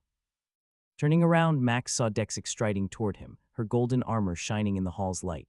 This is the faction woman I told you about, Dexic, Max whispered to Tanilla as he waved. We still haven't talked much beyond our initial conversation, Max said. Right now, we are more concerned about our healer and her recovery. Dexic nodded and pulled out a piece of paper with a wax seal. If you change your mind or want to come and see our property, just present this to the guards and they will bring you inside. Shaking Max's hand once more, the woman smiled. Amazing job again last night. Whatever faction does manage to acquire, you and your friends will be lucky. As she strode off, Tanilla leaned over and whispered to Max, someday, you're going to have to make a proper offering to whatever god has made it so even your crap is gold. Laughing, Max took her arm and led her away through the hall. If only that was true, then our money problems would be over. 3 different blacksmith forges had made offers for the carapace's fowl, and Tanilla had harvested from the rare boss. Each was excited at the chance to work with something so rare. Merla's recommendation meant something to each of them, and they promised to refrain from telling others regardless of whether they were chosen or not. 2 alchemist shops also made solid offers for the different parts, each explaining how they could form a partnership if Max and his team desired. Goods and other services could be part of the payment, and reduced costs for special requests. Then came the difficult task of splitting up and going to their individual libraries for more research, all while stopping every 20 feet to deal with Max's fame. Standing outside a magical shop, Quirky Contraptions, Max decided to make a gamble and went inside. Max met the owner, Ferbina, and explained his problem to her firsthand. Nodding, Max glanced at the wares she had laid on the counter. I can do something about people easily recognizing you, but your problem is, first, you're bald and that stands out. Second, your eyes. They do make a statement. Also, your equipment. Max glanced at his outfit and hated that he was still walking around in his gear. After that attack last night, he didn't feel safe to go out in just regular clothes at the moment. People can easily recognize you because of those 3 things. So what do you suggest? Ferbina tapped a brooch. This will help to stop people from immediately recognizing you. It won't work against those who know you well, but for the average person, it will take them a few glances and some staring to know for certain. She then picked one of the vials that was standing on the tray. We can dye your armor so it doesn't look the same. It won't change the magical properties, but it will help hide you in plain sight. You being in armor may stand out, but not as much as you currently do. You could even take that cloak off as its color really draws people's eyes to you. Max groaned and nodded, undoing the clasp and storing it once it was off. I know you mentioned that you were a little light on funds because of your donation to the family of the last fight. Max nodded, making sure to keep a controlled smile on his face. Ferbina massaged her chin, the orange beard on her face becoming slightly unkempt as she did. I know who you are and that you would be good for the money. I could accept a small down payment, and we could work out something over time. Between those 2 things, I think that would help you with your current problem. How much would you say all this would cost? Normally 25 gold, but for you, I am willing to do it for 15. I did make quite a bit on you last night. Max flashed his best smile and gave a bow. I have only 2 gold on me at the moment. Would that work? Rubbing her hands together, Verbena nodded and snapped her fingers, summoning one of her employees who had been watching the two of them from a distance. If you don't mind, Alana will take you to a room to swap your gear and clothes in, and then I can start changing their color. It should only take about 20 minutes. The young human woman motioned for Max to follow her, apparently unable to speak while her mouth fought to stay closed. The squeal she had made when summoned over was enough to warn Max he had another fan in his presence. Stepping out of the shop, Max waited to see if anyone was going to accost him. A minute passed as people walked by, some glancing at him for a moment before looking away, and a smile appeared as he moved toward the library. He tried to ignore the fact all his armor was bronze. Verbena had told him multiple times that this would be the best color for blending in. Anything else would stand out even more. As a pair of guards passed him, their bronze armor glistening in the sun, Max made a mental note to find a way to repay the dwarf for her kindness. The librarian was beaming at Max. Max could sense the man's excitement from his racing heart, even with his robes hiding most of his body. I believe you mentioned other creatures you have faced that might be of value. Max nodded. Let me ask a question first. After some conversations with others, it recently came to my attention that monsters possess certain skills and abilities that are not always recorded. This is because they are considered bad or evil, if I remember right. Adam frowned as Max spoke, and his once happy face turned sour. Yes, there are things most would not record or share. There are many things regarding skills that the man paused and looked around them, ensuring no one was nearby. Only people of a certain station are supposed to have access to it. Max nodded, frowning himself. That is what some of my friends told me. They have access to the other race's information, and teased me horribly about how little our race knows about things. Snorting, Adam's face showed the man was clenching his teeth as his jaw muscles bulged. Again, another true statement. They are a little more free with the information about certain things. We librarians struggle to get the knowledge we believe others should have. Is trading for knowledge allowed? I mean, I only ask because I was offered some special and hidden secrets for my knowledge of two rare beasts I have seen and defeated. Max could hear the man's heart thumping inside of his chest. His face fought the rush of color that came as blood began to surge through him. You say, Adam coughed, clearing his throat at the higher pitch of his voice, that others have offered knowledge you don't already have or things I might not know. Both, Max replied, thumbing a book's cover as he glanced down at one he just returned to the man. Skills, different colored skills, and what they mean to the as though chai. Max glanced up as Adam cut him off. The man walked over to the end of the row of bookshelves and glanced sideways, quickly checking the 2 rows on each side before hurrying back to Max. We shouldn't talk about those here. Come with me. I know of a room. Standing in a small room with a massive dome and lights that allowed him to see, Max wondered why one would build a round room with 20-foot-tall bookshelves that required a ladder to climb up and down to retrieve them. In the middle of the room was one desk, and Max heard Adam closing the door behind them. You realize talking about those things can get you into trouble with the nobility. Shrugging, Max shook his head. I didn't, but that is why I wanted to ask you first. They seem to think it was okay to tell me certain things in exchange for what I know. Adam sighed, a small smile appearing as he motioned to the bookshelves around them. In here is most of the knowledge we have about skills. Typically you wouldn't be allowed, but we can stay for a moment since I am here. Max nodded, seeing the man puffed out his chest in pride at being able to bring him in here. So they mentioned red and clear skills, and one other. Max scratched his forehead, pretending to struggle to remember. Adam's eyes were growing wider as he spoke, and Max could see the man holding his breath as he pretended to try and remember something he had forgotten. They also said BL. Adam rushed over and almost put his hand over Max's mouth, shaking his head the entire time. Do not ever mention that color. Pretending to look shocked, Max gave a few quick nods and stepped back. Sorry, I didn't know. The elves and dwarves seemed to mention them like they were no big deal. Forgetting where he was, Adam spat on the ground and then realized and used his foot to clean up the mess. They are fools. That kind of knowledge is only spoken of by a few, and anyone else would be interrogated as to why they were openly sharing it. Wincing, Max waved his hand in surrender. Sorry, I didn't know. They just started talking about it, and I let them go on. It was as if they were proud about knowing stuff. Adam took a deep breath and let it out. He moved closer to Max and whispered, Do you remember what they said? Nodding slowly, Max watched as the corner of the librarian's lips curled upward. Are you willing to tell me? Wouldn't I get in trouble if I did? Max whispered back. The man shook his head as he pursed his lips. I wouldn't tell a soul. Max smiled. Okay, well, they told me. Max finished reading and copying the book Adam had loaned him. He was only allowed to have it for one whole day and would make the most of it. Every rare spawn, boss, and anything else he considered worthy of facing within the capital went into his notebook. Tanilla had joined him in the private room again, both occasionally comparing notes before returning to the books they had acquired. You two have been doing that for how long? Rubbing his eyes, Max shrugged and closed the book for a moment. What time is it? It's dinner time. Alexander told me to let him know when you two want food brought in. He said both of you barely paid him any attention when he came in and gave you a snack and some more drinks. Max nodded and saw Tanilla was still writing down something. I only had one day. I needed to make the most of it. Fowl grunted and sat down in a chair across from the two. Well, Batrier looks the same. Someone is coming in and bathing her and giving her beard a good waxing. She will appreciate that when she wakes up. Max saw how the dwarf looked. How are you? Sure you have multiple times, Max said, waving off his friend's words. You and I both know she also means a lot to us. Fowl nodded and stroked his beard a few times. You two think you can put those books away while I tell our host we are ready for dinner? Max nodded and started stacking up the books and notes. You ready to stop? He asked Tanilla as she looked up from her notes for a moment. Yawning, she nodded while covering her mouth and letting out a small groan. I haven't studied this much since I was a child. I forgot how much I actually enjoy books. Once dinner was done and the dishes were cleared away, Max pulled out the book again. Fowl laid back in his chair and dozed, snoring slightly. I think I got everything out of here that I can, Max said. There isn't much more I can glean that is useful. What about you? Tapping her pencil against her notes, Tanilla bobbed her head from side to side as she thought. I guess I'm the same. We have a lot to go over in the next few days. You still think you can trust that librarian? I don't think he would dream of telling anyone about what I shared. He will probably spend the next few months secretly investigating the red skills I mentioned and hinting at there only being a few black skills. I thought he would offer me literally anything when I started giving him a few small breadcrumbs.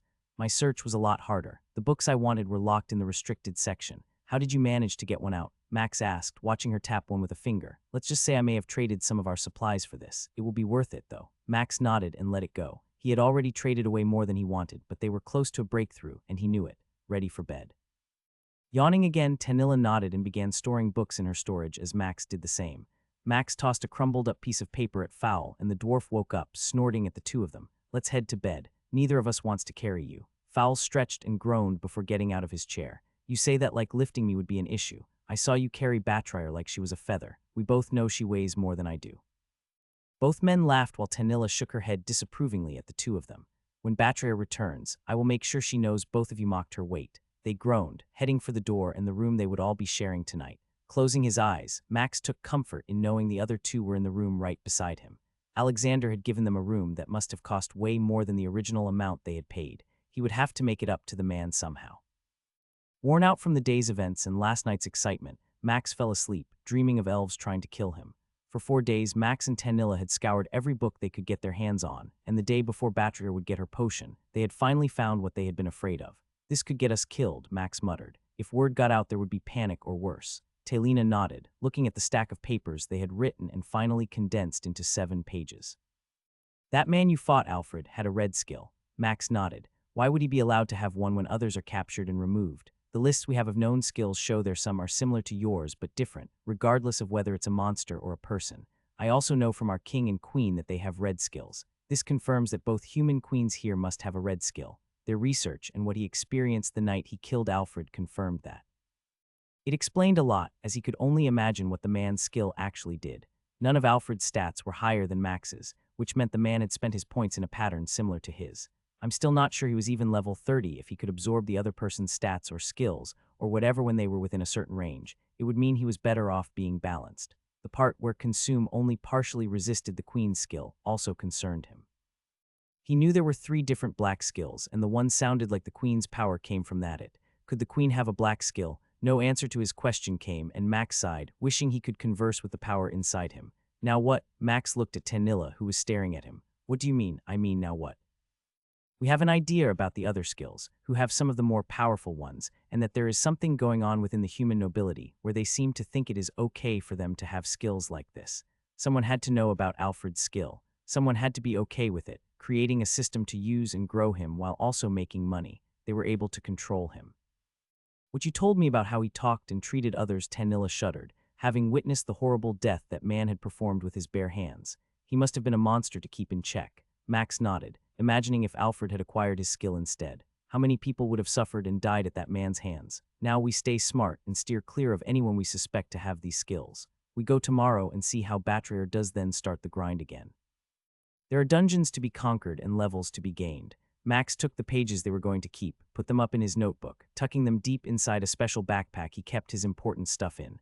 Storing it, he turned to Tanilla and stood up. Let's go for a walk. She took the hand that he held out and smiled, rising to her feet and letting him lead her out the door. Walking through the city streets, neither said much, enjoying the weather as it cooled down, the sun starting to hide behind the city's western edge. People were running around, returning from adventuring or other jobs they had. No one seemed to recognize Max in his bronze armor as the warrior from the Coliseum. "It's weird," Max finally said after they had walked half a mile. "I never would have imagined this life. The idea of being an adventurer was foreign to me. All I wanted to do was bake," Tanilla said, cutting him off as she smiled and motioned to a bakery further down the road. "Exactly. I knew it took a while to level, but I didn't care. I was going to be content spending my life playing with ingredients now. All I want to do is conquer everything that comes our way, to see how far our team can go." Tanilla nodded, letting Max lead. "What about you?" Tanilla snorted, covering her nose in embarrassment as she did, but Max didn't tease or make fun of her.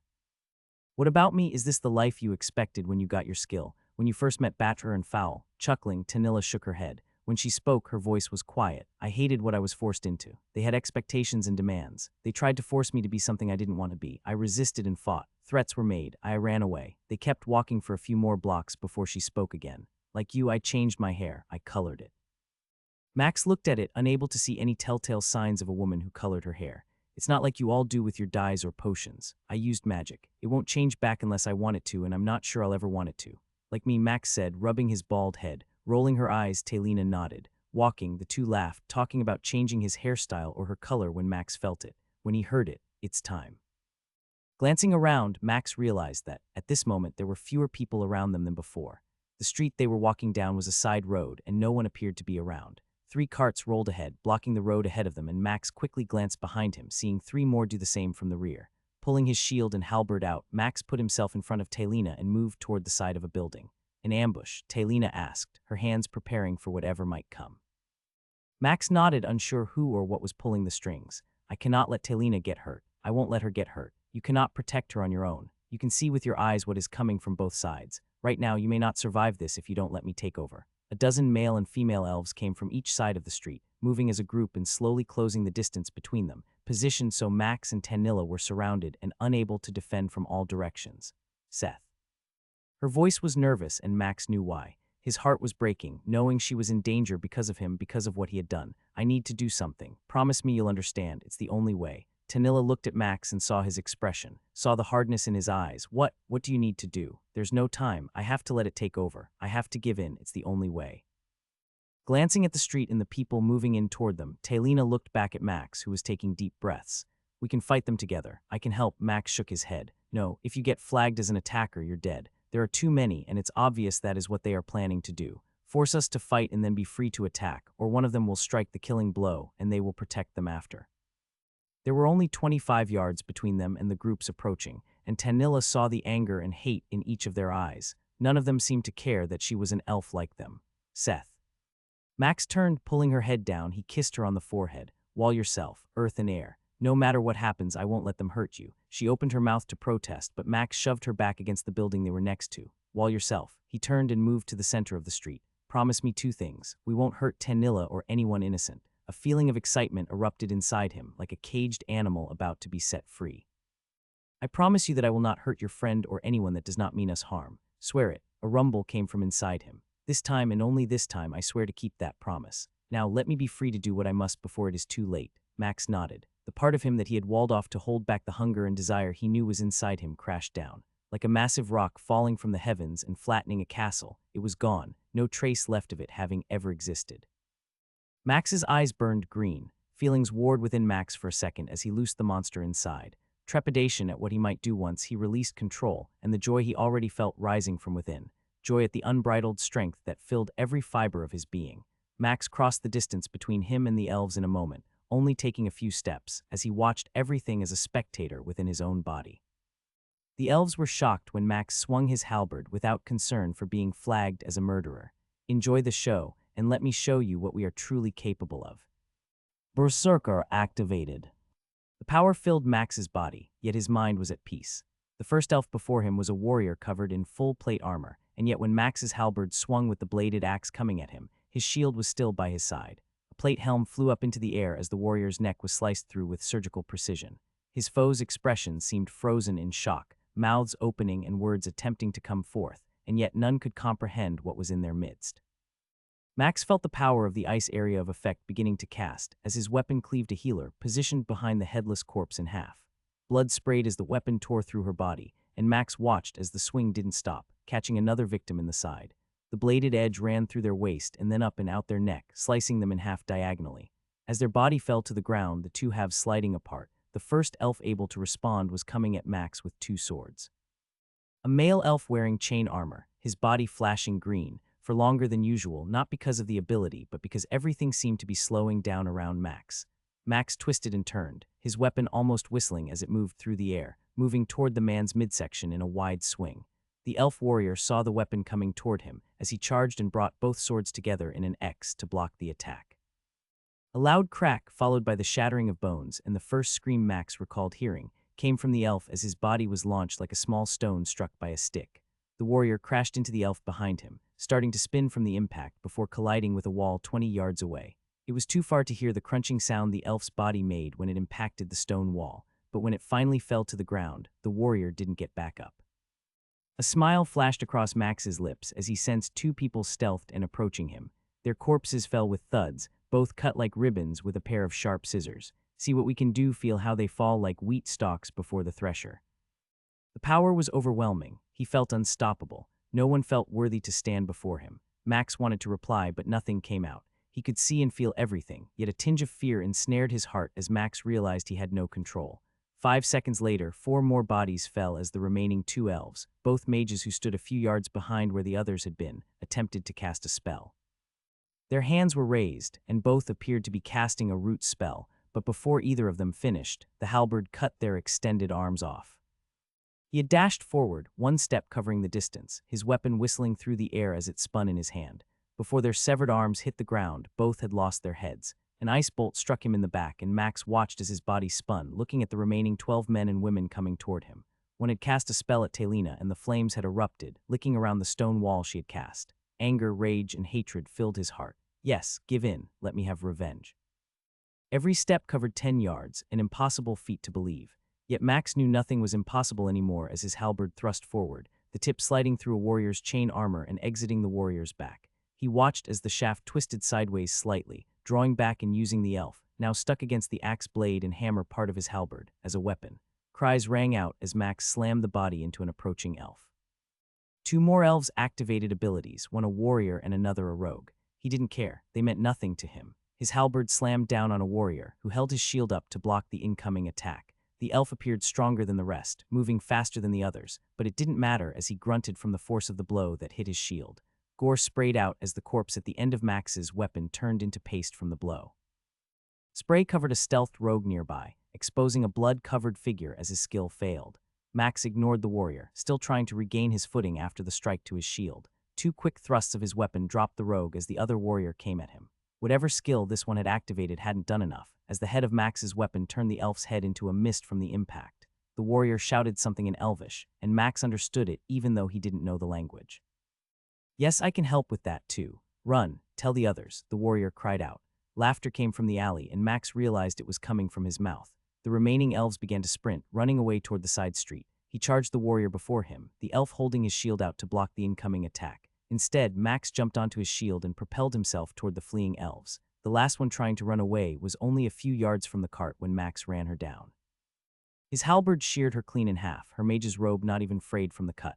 The second the killing blow was made, he rushed back at the warrior, the only one left standing, who was still trying to take it all in. 4 attacks later, the elf was on the ground, each of his limbs cut off at the joint. Max leaned over the elf, ignoring his shouts and cries of pain. You zealots never learn. Max could hear his voice, but it sounded different. It was still his voice, yet there was a power behind it. You'll watch me eat your heart before you die. His hand thrust toward the warrior's chest. Seth, a single inch of space remained when his hand stopped its thrust. Stop, don't do that. You have no idea how fantastic of a feeling it is, holding the beating heart of your enemy in your hand. Like lightning, his hand came back up, and the hammer portion of the halberd crushed the armor over the elf's heart, ending his life. His weapon was gone, stored again, and Max heard the sound of shouts coming from both ends of the street. He turned to see Tanilla looking at him, her eyes wide in horror, tears running down her cheeks. I have kept my part of the deal. Enjoy the victory. Realize what we can do together, what we can become. Tanilla had paused 10 feet away, watching him, trembling as if she wanted to approach but couldn't. Give me back control. You must wait. If I relinquish it now, the berserker ability will cause you to attack your friend. I believe you would blame me for that death. Time seemed to drag in his heightened state, and Max heard the sounds of shouts getting closer. This next part falls to you. If you desire to fight your way out, I will make no promises about innocence. I will simply allow us to survive. Finally, the presence that controlled him vanished as his body sagged as the ability wore off. Seth, Tanilla asked as she took a step toward him. Max nodded and moved closer, wanting to reach out his arms and embrace her.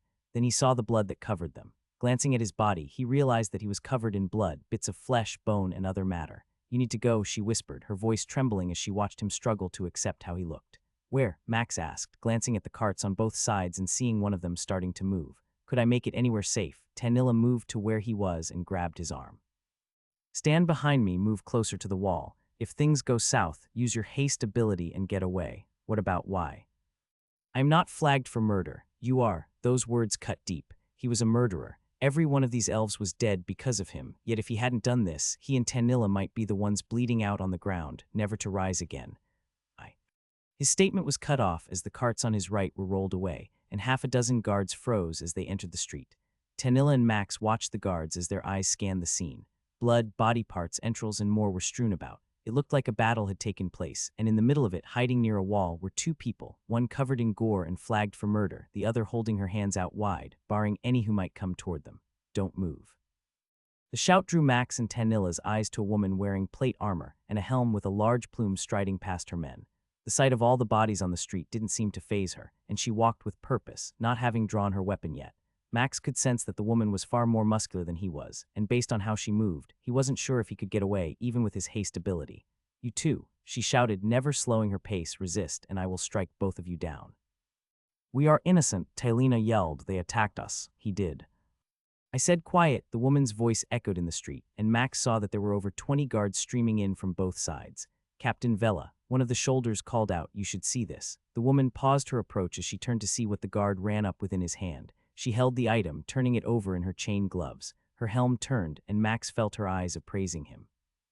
She motioned with her free hand, and a dozen guards moved toward Max and Talina, surrounding them in a half circle. No weapons were out, but Max could tell it was only a moment away if their captain called for them. "It's him," the man who had given something to the captain said. The captain's head bobbed slightly. The man who was standing behind her watched Max. His blue eyes could not hide his surprise at recognizing who Max was: Seth Pendle.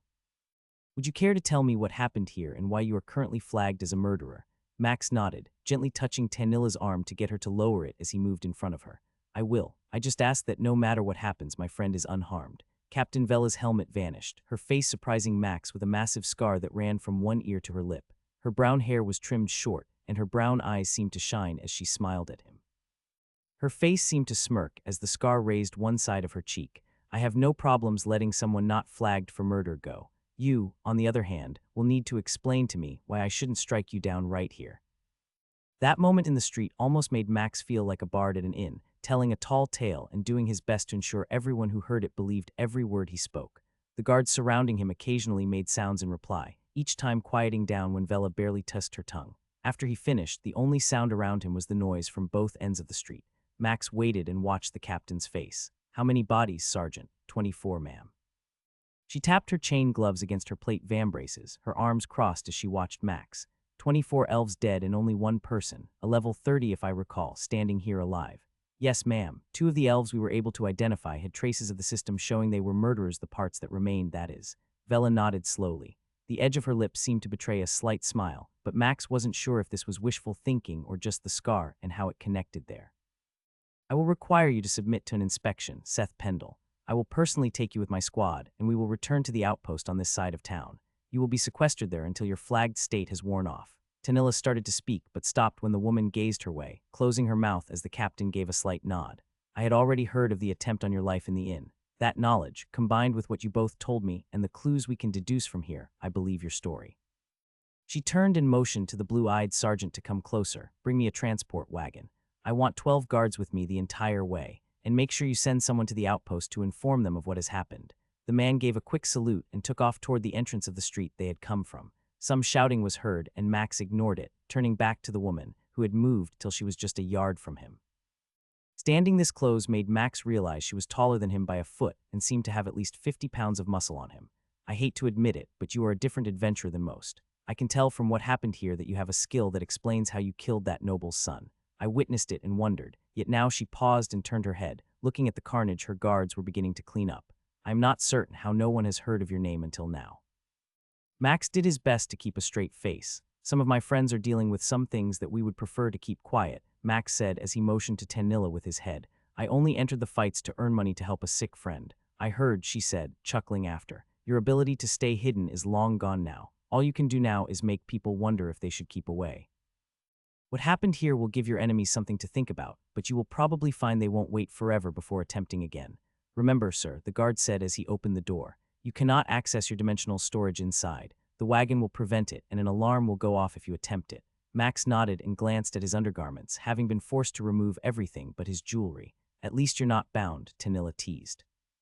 He grunted and climbed into the wooden cart that would take him to the outpost. Memories of the one he had been locked in back in his hometown almost made him unable to breathe. Tanilla held her hand out to him from inside, knowing why Max was slow to get in. I'm right here, she whispered, waiting for him. Sitting on the bench along one side, Max grunted and closed his eyes, leaning his head against the wooden wall. He heard the cart's door shut and the lock click and realized he was squeezing his leg with his hand tighter than he had intended. That bad. Max opened his eyes and saw Tanilla sitting next to him. Thankfully, this cart had 2 bright light orbs in it. It is. I didn't realize how much it bothered me until now. She grabbed his arm and gave it a squeeze. If you do that too much, you'll be covered in this mess. Tanilla laughed and squeezed even tighter. How could I be worried about that after what I saw? I mean, I still can't believe.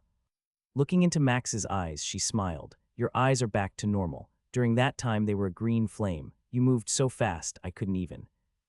The cart lurched forward, and Max felt her squeeze his arm again. I'm sorry I had to do that. There was no. Don't apologize, Tanilla said, cutting him off.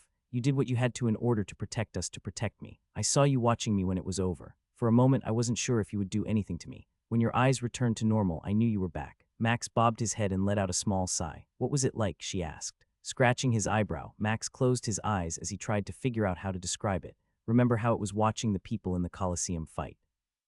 You could see them on the orb, but knew it wasn't how the real fight occurred. That was how it was for me. I could see myself moving and feeling everything that happened, but it was like I was watching it also. I was.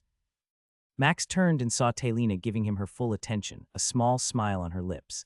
I was angry, so upset that they would possibly harm you. It fed that part of me made it stronger. I was unstoppable. The world slowed down, and my skill didn't overwhelm me like it had before. It wasn't a blind rage, but a controlled rage as I killed every one of them. It was intoxicating. How much stronger did you get? Having forgotten the other part of his skill, Max saw the notifications waiting for him. Gods, I never even thought to check. Consume has successfully consumed multiple skills. Consumed skills are equal or lower rank to current skills. Would you like to learn bulwark? Would you like to learn throwing weapons? Would you like to learn poison making? Would you like to learn trap detection? Yes, no. No.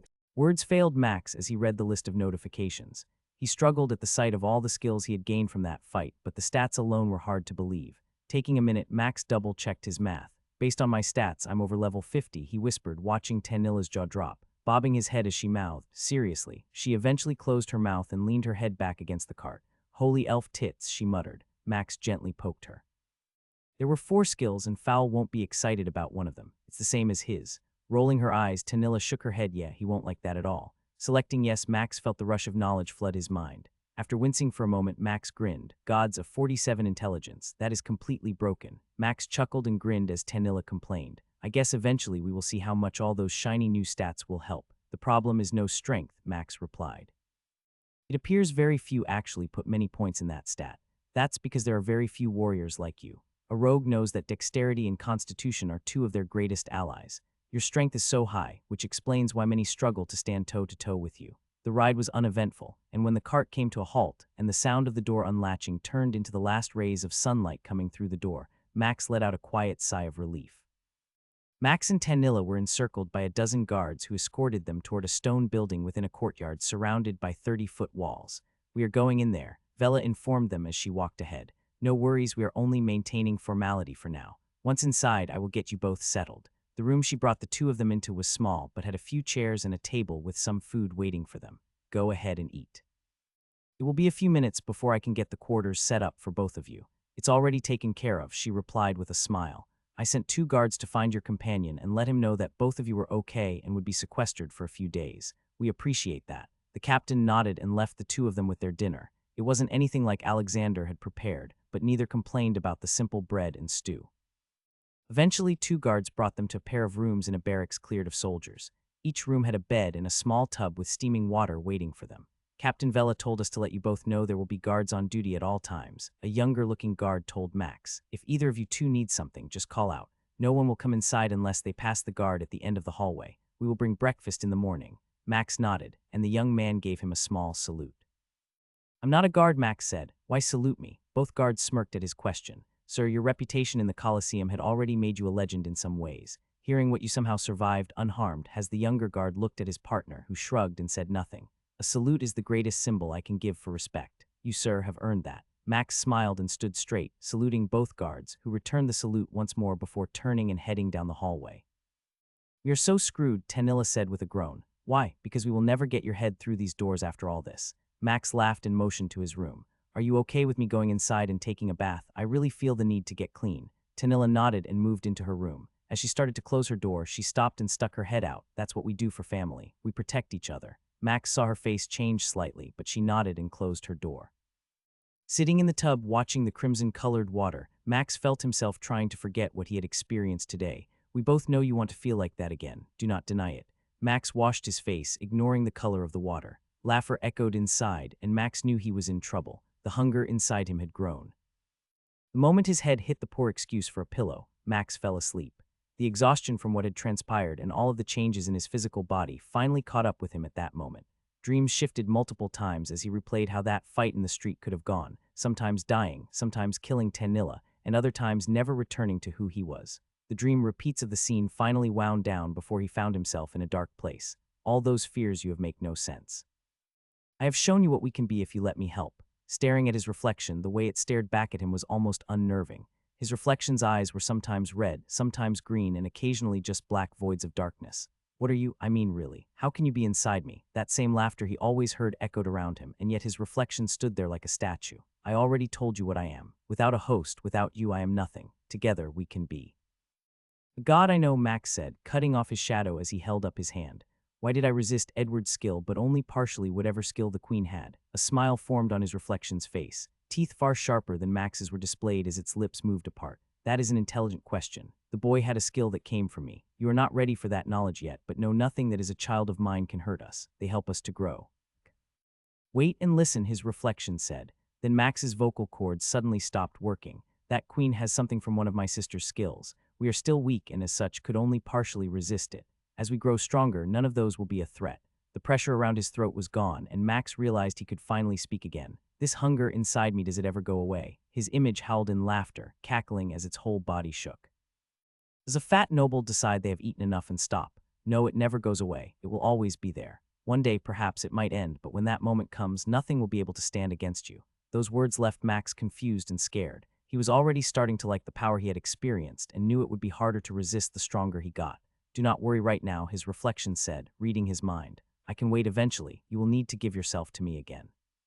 It always happens that way. When the next time comes, I won't let the bargain be as much in your favor. His reflection raised its hand and tapped his forehead with a finger. Go, enjoy the last gift I have for you. Seth, hearing that name, finally woke him from his slumber. He turned, surprised to find Tanilla staring at him from the doorway. The memory of what he had just experienced flooded his brain. Sorry, she said once she saw he was awake. I figured you might want to get out of bed and meet with our guests. Rubbing his eyes, Max spun his legs over the edge of his bed and stretched, his body feeling better than he could ever remember. He knew the voice inside him was correct. He wanted to feel this every day. Can I ask who our guests are? He asked, a hint of concern in his voice. Betrayal and Foul are waiting for us, she replied, grinning as his expression changed at her words. Now get dressed and come join us. She left the room, closing the door, and he jumped to his feet, quickly getting dressed and pulling his boots on before opening the door and glancing toward Tanilla's room. As he prepared to step into the hallway, a notification popped up. Consume is cleansing JIH1U08. Consume will notify when finished. The message made Max pause. Cleansing what? What are you doing? Nothing replied, and after a moment Max took a deep breath and tried to forget about it. Tanilla's door was open, and he could hear laughter and a few whispers as his friends waited for him to join them. As he entered the room, Betrayal stood up from a chair while Foul appeared ready to catch her if she fell. Gods, you are an idiot, Betrayal said, scowling at Max as the red murder glow caught her eye when he entered the doorway. I leave you alone for one. Max was across the open space, picking her up off her feet, giving a hug and squeezing her tight. She returned the embrace, and after a moment when Max set her back down, wiped the tears from her eyes. I would have given anything you were. Forget me, Batra cut him off with a wave of her hand. I have already heard about what I endured and what you three have done since I was put in the stasis spell. What I don't understand and what Tanilla hasn't told us about is what happened yesterday. Fowl was walking around Max, shaking his head in disbelief as Batra spoke. Holy elf tits, Fowl cursed, coming up next to Max and punching him in the arm. Tell me, what in the god's name did you do? Pointing at the chairs, Max moved to the doorway and looked toward the other end of the hall, where a door was closed and guards were stationed on the other side. Shutting it, he held up a finger to his lips. Sit, it's going to be a story. Fowl grimaced, groaning at the news that Max now had bulwark, the same skill he had just picked up at level 25. You seriously aren't going to need us at some point, are you? I'll always need someone to cut the balls off the ogres I kill, teased Max. Looking at Batraer, who had sat there the entire time, barely saying a word, he saw how she looked at him. What, having drawn attention to how she was sitting, Tanilla and Fowl looked at her, waiting to see what she might say. How long till we have to move again? Batraer asked. What do you mean? She leaned forward in her chair and looked at Max, staring at him sternly. Are we going to have to leave this city because of the group you just fought? Is word going to get out about what you did and make it so we cannot stay? How many more times will we need to pack up and move? Batraer, why are you? Max nodded, staring at the ground. No one said anything after Batraer finished speaking. Fowl glanced back and forth between his three friends, waiting for someone to talk. What the hell is wrong with you? Fowl said, jumping to his feet and moving to stand before Batraer. He risked his life for you to get the money so you could live. Everything he has done has been to protect us. You don't understand what that pressure is like. Fowl, you don't. Cutting her off by slapping away the hand that Batraer had raised toward him, Fowl shook his head and glared at her. Snorting, he pointed a finger at her, then turned and motioned to Max. He is a warrior, a protector, and one of the few humans I would completely trust with your life. In fact, I already have, and it is only because of him that you are alive today. If you cannot handle him with all the faults and struggles he openly shares, then we are done.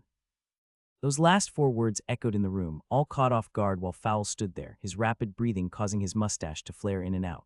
Are you serious? Batraer asked. There are only 3 things in life that I am serious about, Fowl replied. First, I love you more than anything. Second, I would die for you. Lastly, I will never abandon a friend. Pointing his finger at Max again, Fowl shook his head. He is a friend and, as we said multiple times, family. Family isn't perfect. We make mistakes, we upset each other, but we do not abandon each other. You know my hope is to return one day to my family, prove my worth and earn back a spot with them. Tears ran down Batraer's cheeks, disappearing into her beard. She nodded and glanced past Fowl at Max, who sat there stunned by his 2 dwarven friends' words. Fowl, Tanilla said, getting his attention for a moment. She is coping with almost dying, and it takes time to. How many of us have almost died? Fowl asked, cutting her off. I have. Did I pack it up? No, you all made sure I kept pushing because this is the life we chose for ourselves. Not everyone here can go back to baking. Fowl's random comment caught them off guard for a second, and everyone chuckled slightly. Fowl winked at Tanilla and smiled. In a rare feat, his wordplay was working as intended. Getting down on his knees, Fowl leaned against Batraer as she sat in her chair. He put a hand on her knee and squeezed. You know I am right. It doesn't happen often, and I will remind you of it often, but deep down in your beautiful heart, you know I am right. We cannot abandon Max. Watching his friends fight about him hurt. Max didn't want to endanger them, and the idea that he was causing this much conflict hurt even more. Yet Max understood just how much he meant to Fowl and the others for the first time in a long time. A notification appeared, and Max felt something in him change. Consume is cleansing JIH1U08. Consume has finished cleansing JIH1U08. Something had happened, but Max couldn't figure out what. Holy dwarf balls, Tanilla muttered, her eyes on Max as she covered her mouth with her hand.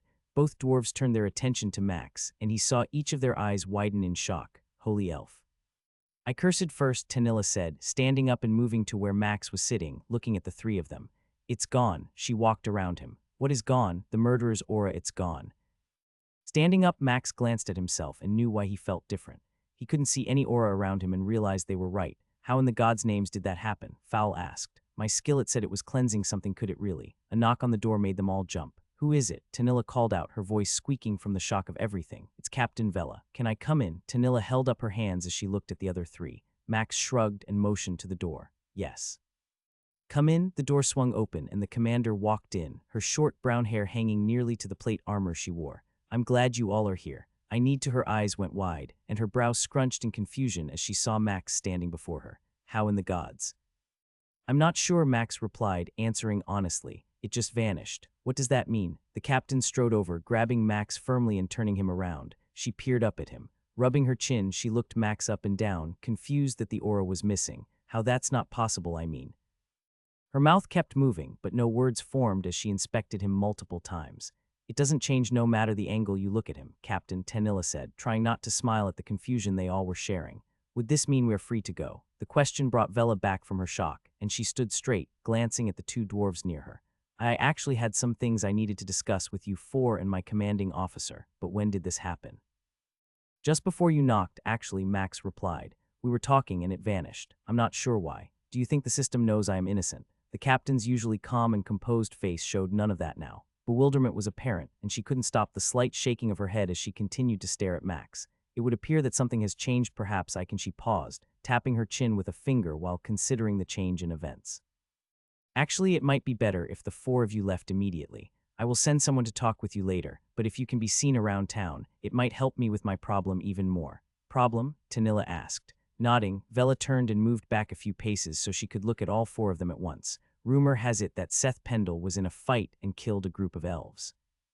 I have done everything I could to stop this rumor, but if you can be seen around town, it would be hard for people to believe such a thing since obviously you should be flagged a murderer for at least 7 days. For the system to do this. Tanilla didn't hesitate. She moved over to the table where she had a few things sitting out. Noticing Max was still standing and not moving, she pointed to her door. You heard the captain. Go get your stuff and let's leave. I feel the need to do a light dungeon if Batrer is up for it. Their healer glanced at Tanilla and then at Vela before shaking her head. Sounds like something we all could use.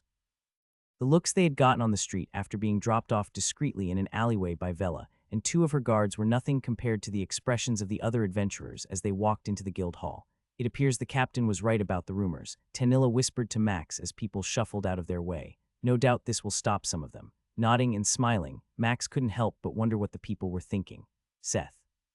Turning to the voice that called his name, he saw Chorus, the dwarven rogue he had partied with in the troll dungeon, running toward him. God's man, I heard you had died, or worse yet, had killed a ton of elves. Noticing the look on the dwarf's face and seeing Uliak coming running up behind him, Max shrugged. I have heard that rumor as well. Perhaps there's another Seth Pendle out there doing these things. Chorus nodded and laughed, looking at the others standing near Max. These the party members you were talking about. They are. This is Tanilla, our mage, Batrir, our amazing healer, and Fowl, our resident meat shield. After each of them had exchanged greetings, Uliak approached Max and leaned in. Careful out there. Rumor has it some people think you murdered a bunch of elves. I didn't believe it, but I'm sure you know some wouldn't hesitate to kill a human for that. Max gave a slight nod. I understand and appreciate the warning. Hopefully, people will realize I am not the Seth Pendle they are looking for. Probably those bastard nobles whose son you killed in the arena trying to stir things up, Chorus said before spitting on the ground. I know people will talk about anything, but for now, we are heading into a dungeon. Both dwarves waved and wished them good luck. This is going to make our lives harder, isn't it? Asked Fowl. Only time will tell, replied Max. Gods, this isn't fair. Fowl cursed as Max cleaved the head off another dragonkin warrior with a single strike. You're basically able to kill all of them on your own now. At least the experience is good, and Batrer isn't having to work that hard. Fowl nodded in agreement before swapping out his hammer and shield to harvest items from the dragonkin. I guess I shouldn't complain. The experience is amazing, especially at the speed at which we're clearing this. Correction, the speed at which Seth is clearing this, Batrer added, doing her best to smile and join in on the teasing. Fowl winked and bobbed his head. Yes, I'm just the meat shield that looks pretty. Who said anything about being pretty? Tanilla asked, laughing as the others joined in. Holding up his middle finger, Fowl smiled before turning to slice open one of the corpses. We sure about this? Fowl asked as they looked at the massive 10-foot-tall pair of stone golems slowly meandering around the canyon the group was positioned in. Everything I've read says they are slow but hit super hard and resistant to most magic and slashing weapons, Max replied. With your mace and my halberd, we should be fine. There's that keyword again, should be fine. Max nodded and activated stealth as Fowl threw a stone to attract the attention of the golems. The speed at which the golems approached was slightly faster than everyone's walking speed, requiring Fowl to move closer rather than letting them come to him. As Max drew near, the golem closest to him turned and raised a hand. His stealth dropping, Max rolled sideways and out of the attack range. He actually felt the ground shake when its stone fist smashed into it. Where it hit, the ground fractured from the impact. Careful, Max shouted. He swung the hammer side of his halberd and hit the back leg of the golem, causing the stone to crack. If they hit you, it will hurt. Fowl laughed, preparing for the slam he knew was coming. Watching Fowl's health bar while dodging to the side and swinging at the golem's leg again, Max saw it dip down about a fifth after taking a hit head-on with his shield. Elf tits, Fowl cursed, having been smashed between the ground and the other golem's attack. The golem Max was fighting swung at him, its body apparently not having a front or back, its thick rock arm coming at his head. Dodging under it, he let himself smile. These things are so slow. Max went to work like a sculptor, repeatedly chipping away at the leg in the same spot. He easily dodged each of the golem's attacks, and after about Max's 20th strike, the leg shattered, sending the golem to the ground. Watching it flounder for a second, Max ran over to where Fowl was and started helping out with the golem trying to kill his dwarven friend. Another 20 swings took off its leg, almost collapsing it on top of Fowl. Gods, are these even worth it? Fowl asked as they started attacking the creature while it struggled to fight back. After 12 minutes of attacks, both golems were dead. When they shattered the crystals inside their chest, it killed the golems immediately. 2 strength consumed, 2 strength consumed. Wiping sweat from his forehead, Max shook his head after in disbelief. These things are stronger than me, just what could their numbers be? No one knows well, no one but you, Tanilla replied, studying the shattered crystal in the golem's chest. You can make a large amount of money if you ever sell your book on the stats of each monster. Looking at Tanilla with shock, he heard his dwarven friend start to chuckle. You all know. Yes, we know. It was obvious you started writing them down weeks ago. It's not a bad idea, actually. Well, the good news is we know their constitution isn't over 60. Groaning, Fowl rolled his eyes. I still can't believe you don't do more damage even with your improved weapons mastery. Glancing at Fowl, Max nodded before turning back to look at the crystal Tanilla was tapping. Any value in it? She nodded and pulled out a dagger, starting to pry the larger pieces out. Sadly, most of these pieces are too small, but hopefully 1 or 2 will be big enough. Whenever you 3 are done chatting, there are still more enemies in the dungeon to fight. We have at least another hour or 2 before we will need to head back. Almost 2 hours later, 10 more golems were destroyed. Fowl and Max were done with the speed at which they cleared the dungeon. The experience is good even at this pace, but I just don't see this being worth it anymore. Fowl groaned as he rotated his shield shoulder. Even a glancing blow from one of these things hurts worse than I want to admit. Let's finish getting these last 2 crystals and head back to Alexander, Max said. No doubt he is worried about us. Tanilla poked Max as he dug out one of the crystals she had pointed at. Seems the 10 strength points you gained today were well worth it on the last pack. Max nodded, carefully slipping the blade next to the rock and crystal fragments and gently tapping the handle to try and chip away the rock surrounding it. Fowl cursed silently to himself about Max and his strength gains while going over to where Betrayer was standing and hugged her as they waited for Max and Tanilla to finish up. You seem better, Fowl whispered, holding her close. Squeezing Fowl, ignoring the plate armor he wore that prevented her from actually feeling his skin, Betrayer nodded. I'm just worried about you. I'm not sure what I would have done if that had been you in the recovery room instead of me. But it wasn't, and we all know that had it happened with any other party, even a full party of 5, they would have never made it back. Barely nodding, Betrayer kissed Fowl's bearded cheek. I know. Adventurer Seth, I'm glad to see the rumors were not true, Merla said when she spotted them waiting to turn in a few quests.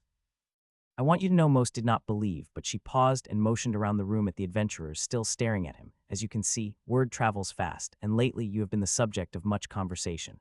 As an old healer, I'm glad to see you are well. Now if you 4 will excuse me, I need to go and help a few others.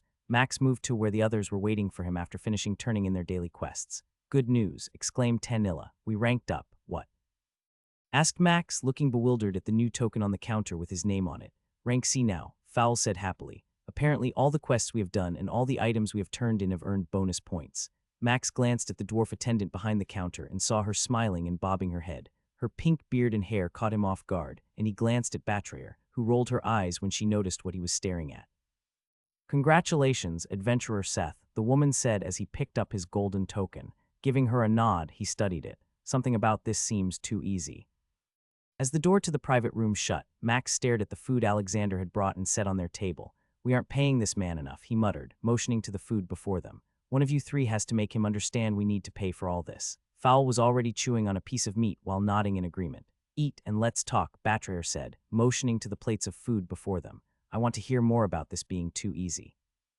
Sighing, Max nodded, picked up his tankard, and took a long drink. We shouldn't have near enough points to hit rank C yet. We just hit D and now we are suddenly C. That doesn't make sense. Tanilla nodded. The question is, who can make that happen and why? Having swallowed the massive bite of food, Fowl pointed a finger at Max and Tanilla. You're both looking at things wrong. We are rank C and we should rejoice in that. However it happened, someone is looking out for us.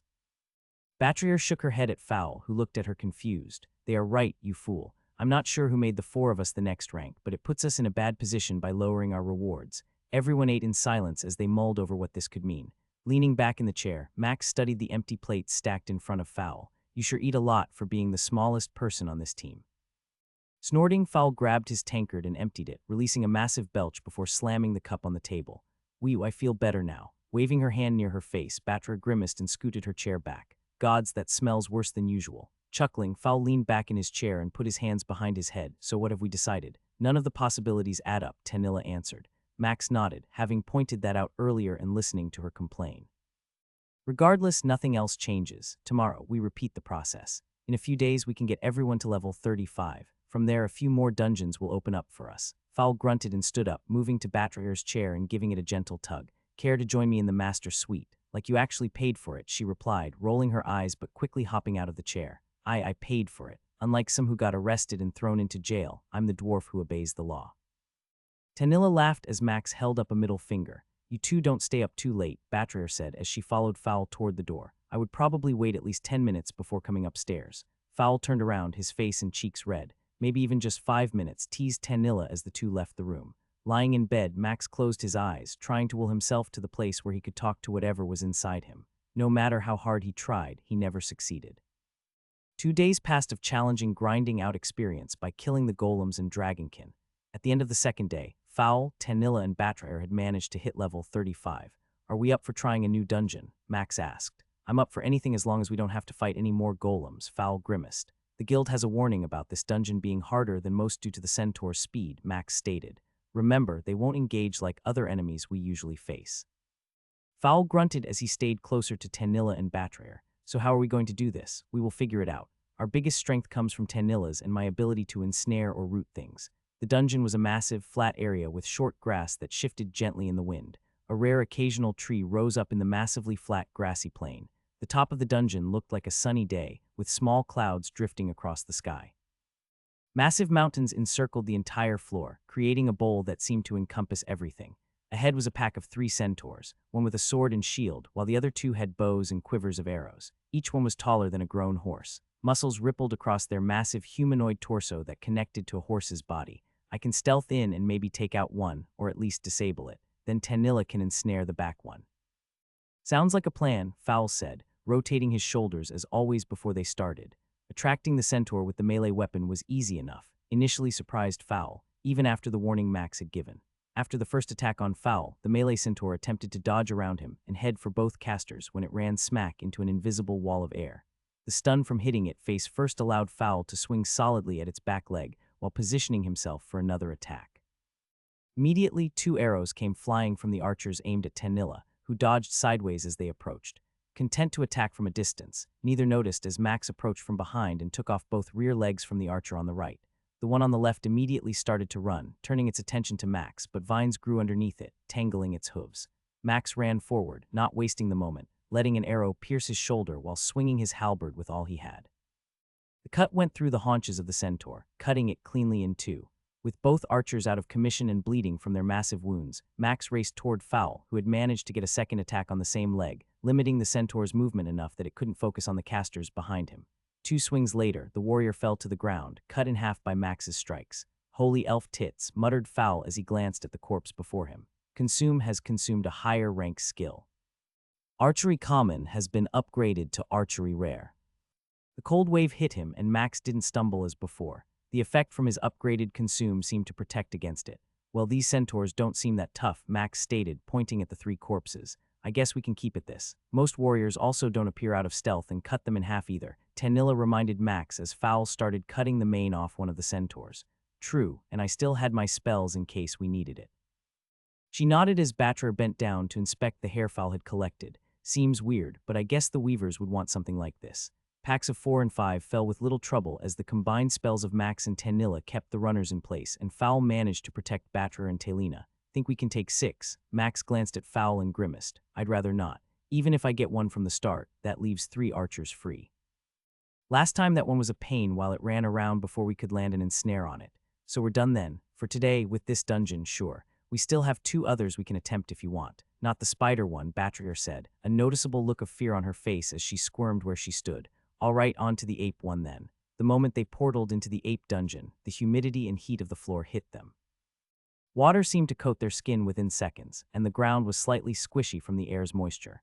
Massive jungle trees with vines running everywhere filled the zone around them, and Max couldn't help but groan as he saw the thick brush that would need clearing to get through. This seems worse than the centaur one, Tanilla said as she pulled at her robe to keep it from sticking to her chest. Are we sure this one was supposed to be easier? Laughing, Max shook his head. I didn't say easier, I said different. None of these are considered easy. Let's just try one and see what happens, Fowl said, motioning at a path that seemed to lead through the underbrush and trees. Warriors first, Batra said, motioning for Max or Fowl to lead. Incoming. Max didn't have time to activate stealth as three massive gorillas, each over 10 feet tall and wearing plate armor, fell from the treetops above them. Their path was a perfect ambush spot for an attack from above. With Fowl at the back, both casters were trapped between the two warriors. Freezing, Tanilla didn't hesitate to cast her ice prison on the one that dropped in the middle near them, stopping it a few meters from where the two of them stood. The other two gorillas roared and charged, colliding with Max and Fowl. Both pulled massive clubs from their backs and unleashed a flurry of blows that sounded like a gong as they impacted against the warrior's shield, rooting. Max parried and blocked, struggling with hits from the gorilla's massive attack, unable to land any real attacks of his own. Large roots came from the ground, grabbing at the gorilla's feet. As they did, it didn't hesitate, ignoring Max momentarily. It started swinging at the roots that were binding it. They are smart, Max shouted as he stepped back, put away his shield, and swung with his halberd at the gorilla's side. Power strike. The beast tried to parry the attack, but with the added strength from the skill, it sliced through the club and tore through the creature's chest. The gorilla roared for a moment before falling backward, its torso sliced in half, spraying blood everywhere. 2 strength consumed. Consume has successfully consumed a skill. Skill does not match being's body type. Consume is adjusting skill. Would you like to learn intimidation? Yes, no. Max selected yes, thankful when he didn't stumble as the skill flowed through his mind. Max turned, looking at the gorilla locked in the ice and saw it still frozen solid. I'm coming, he shouted, running behind the creature and activating stealth. Using both hands, Max drove the tip of the halberd into the beast's skull, right under the base of the plate helmet wore, killing it with 1 strike. 2 strength consumed. Grinning, Max raced to where Fowl was suffering under a consecutive rain of blows. His plate armor was taking the hits well, but the strikes Fowl landed did minor damage compared to what the gorilla did. 10 yards from Fowl, Max saw the gorilla open its mouth and roar. A wave of unknown force assaulted his mind, causing him to pause for half a second. Fowl froze as the skill hit him, unable to block the subsequent attacks that rained down on his head and shoulders, knocking him to the ground. Both Tanilla and Batra appeared unaffected, resisting the skill as Max had. Thankfully, Batra was able to heal the injuries Fowl was sustaining as Tanilla threw up a stone wall, blocking the attacks for a moment. Suddenly, the gorilla leaped over the stone wall and came at Tanilla, almost covering the distance in 1 jump. A wall of air caught it in the chest, and as it slid off it toward the ground, Max spun, delivering a massive blow to the gorilla's left side. It roared and turned, limping from the almost 5-inch deep gash. Casting and snare, Max watched as the roots came up from the ground. They were not as thick as Tanilla's, but were still doing their job and held the beast in place. It was unable to move and struggled to stay standing. Max ran behind it, using its limited movement to his advantage, and hacked and stabbed at the creature until he severed its spinal column near its legs. The roars it let out as it fell echoed through the jungle, and a few new ones responded moments later. That's bad, Tanilla exclaimed. Nodding, Max pointed back in the direction they had come. You two go, I got Fowl. Max sighed as the 2 women ran past him, ignoring the dying gorilla and dashing to where Fowl was starting to come around. Grabbing his dwarven ally by the back of his plate armor, Max hoisted him up and threw him over his shoulder as he ran along the path they had just come. Behind them, the jungle echoed with roars that matched the one the crippled gorilla had made. Everyone was panting when they returned to the portal, the sounds of the gorillas having died down. Put me down, Fowl shouted, kicking lightly at Max, who set him on the ground. Now you know how I felt, Batra said, chuckling at Fowl as he took a moment to get situated. Outside now, snapped Tanilla as some of the trees off in the distance seemed to be shaking. No one argued as everyone raced into the portal. Gods, that was awful, groaned Fowl as he took his helmet off and stored it. It was like my brain shut off for a moment. All I remember was something pounding my chest over and over, and then the next thing I knew, Seth had me over his shoulder like a sack of flour. I'm guessing that is a no for now, Max said, looking at the portal they had just exited. I didn't expect it to be anywhere near that difficult. The creatures are getting smarter, that is for sure, added Tanilla. How they dropped out of the trees and surrounded us proves it, if there had been 4. Everyone nodded as she trailed off. No chance we can find a 5th party member, can we? Betrayer glanced at Max and saw the smirk on his face as he asked that question. Somehow, I doubt it would solve our problem if we did. He nodded and pulled out a sheet of paper from his storage. The only other dungeon in this area of town for us to try would be the spider one.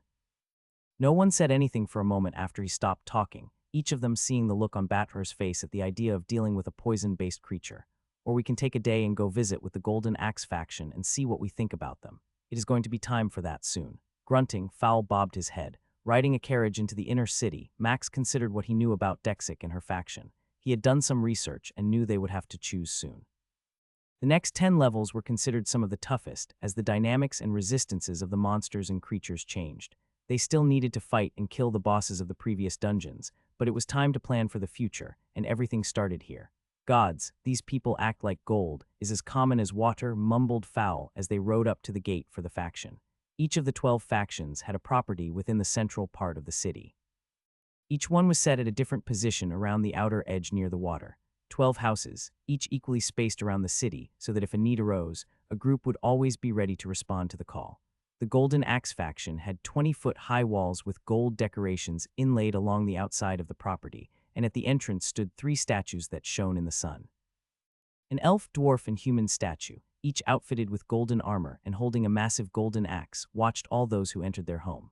The wooden doors had a pair of crossed golden axes on both sides. Rumor is it the Lightning Brotherhood has lightning arcing around the gates, Tanilla said. Each of the factions likes to make sure you know how powerful they are. Nodding, Max waited for Betrayer to get out of the carriage. He saw the 4 guards watching them as they prepared to move toward the gates.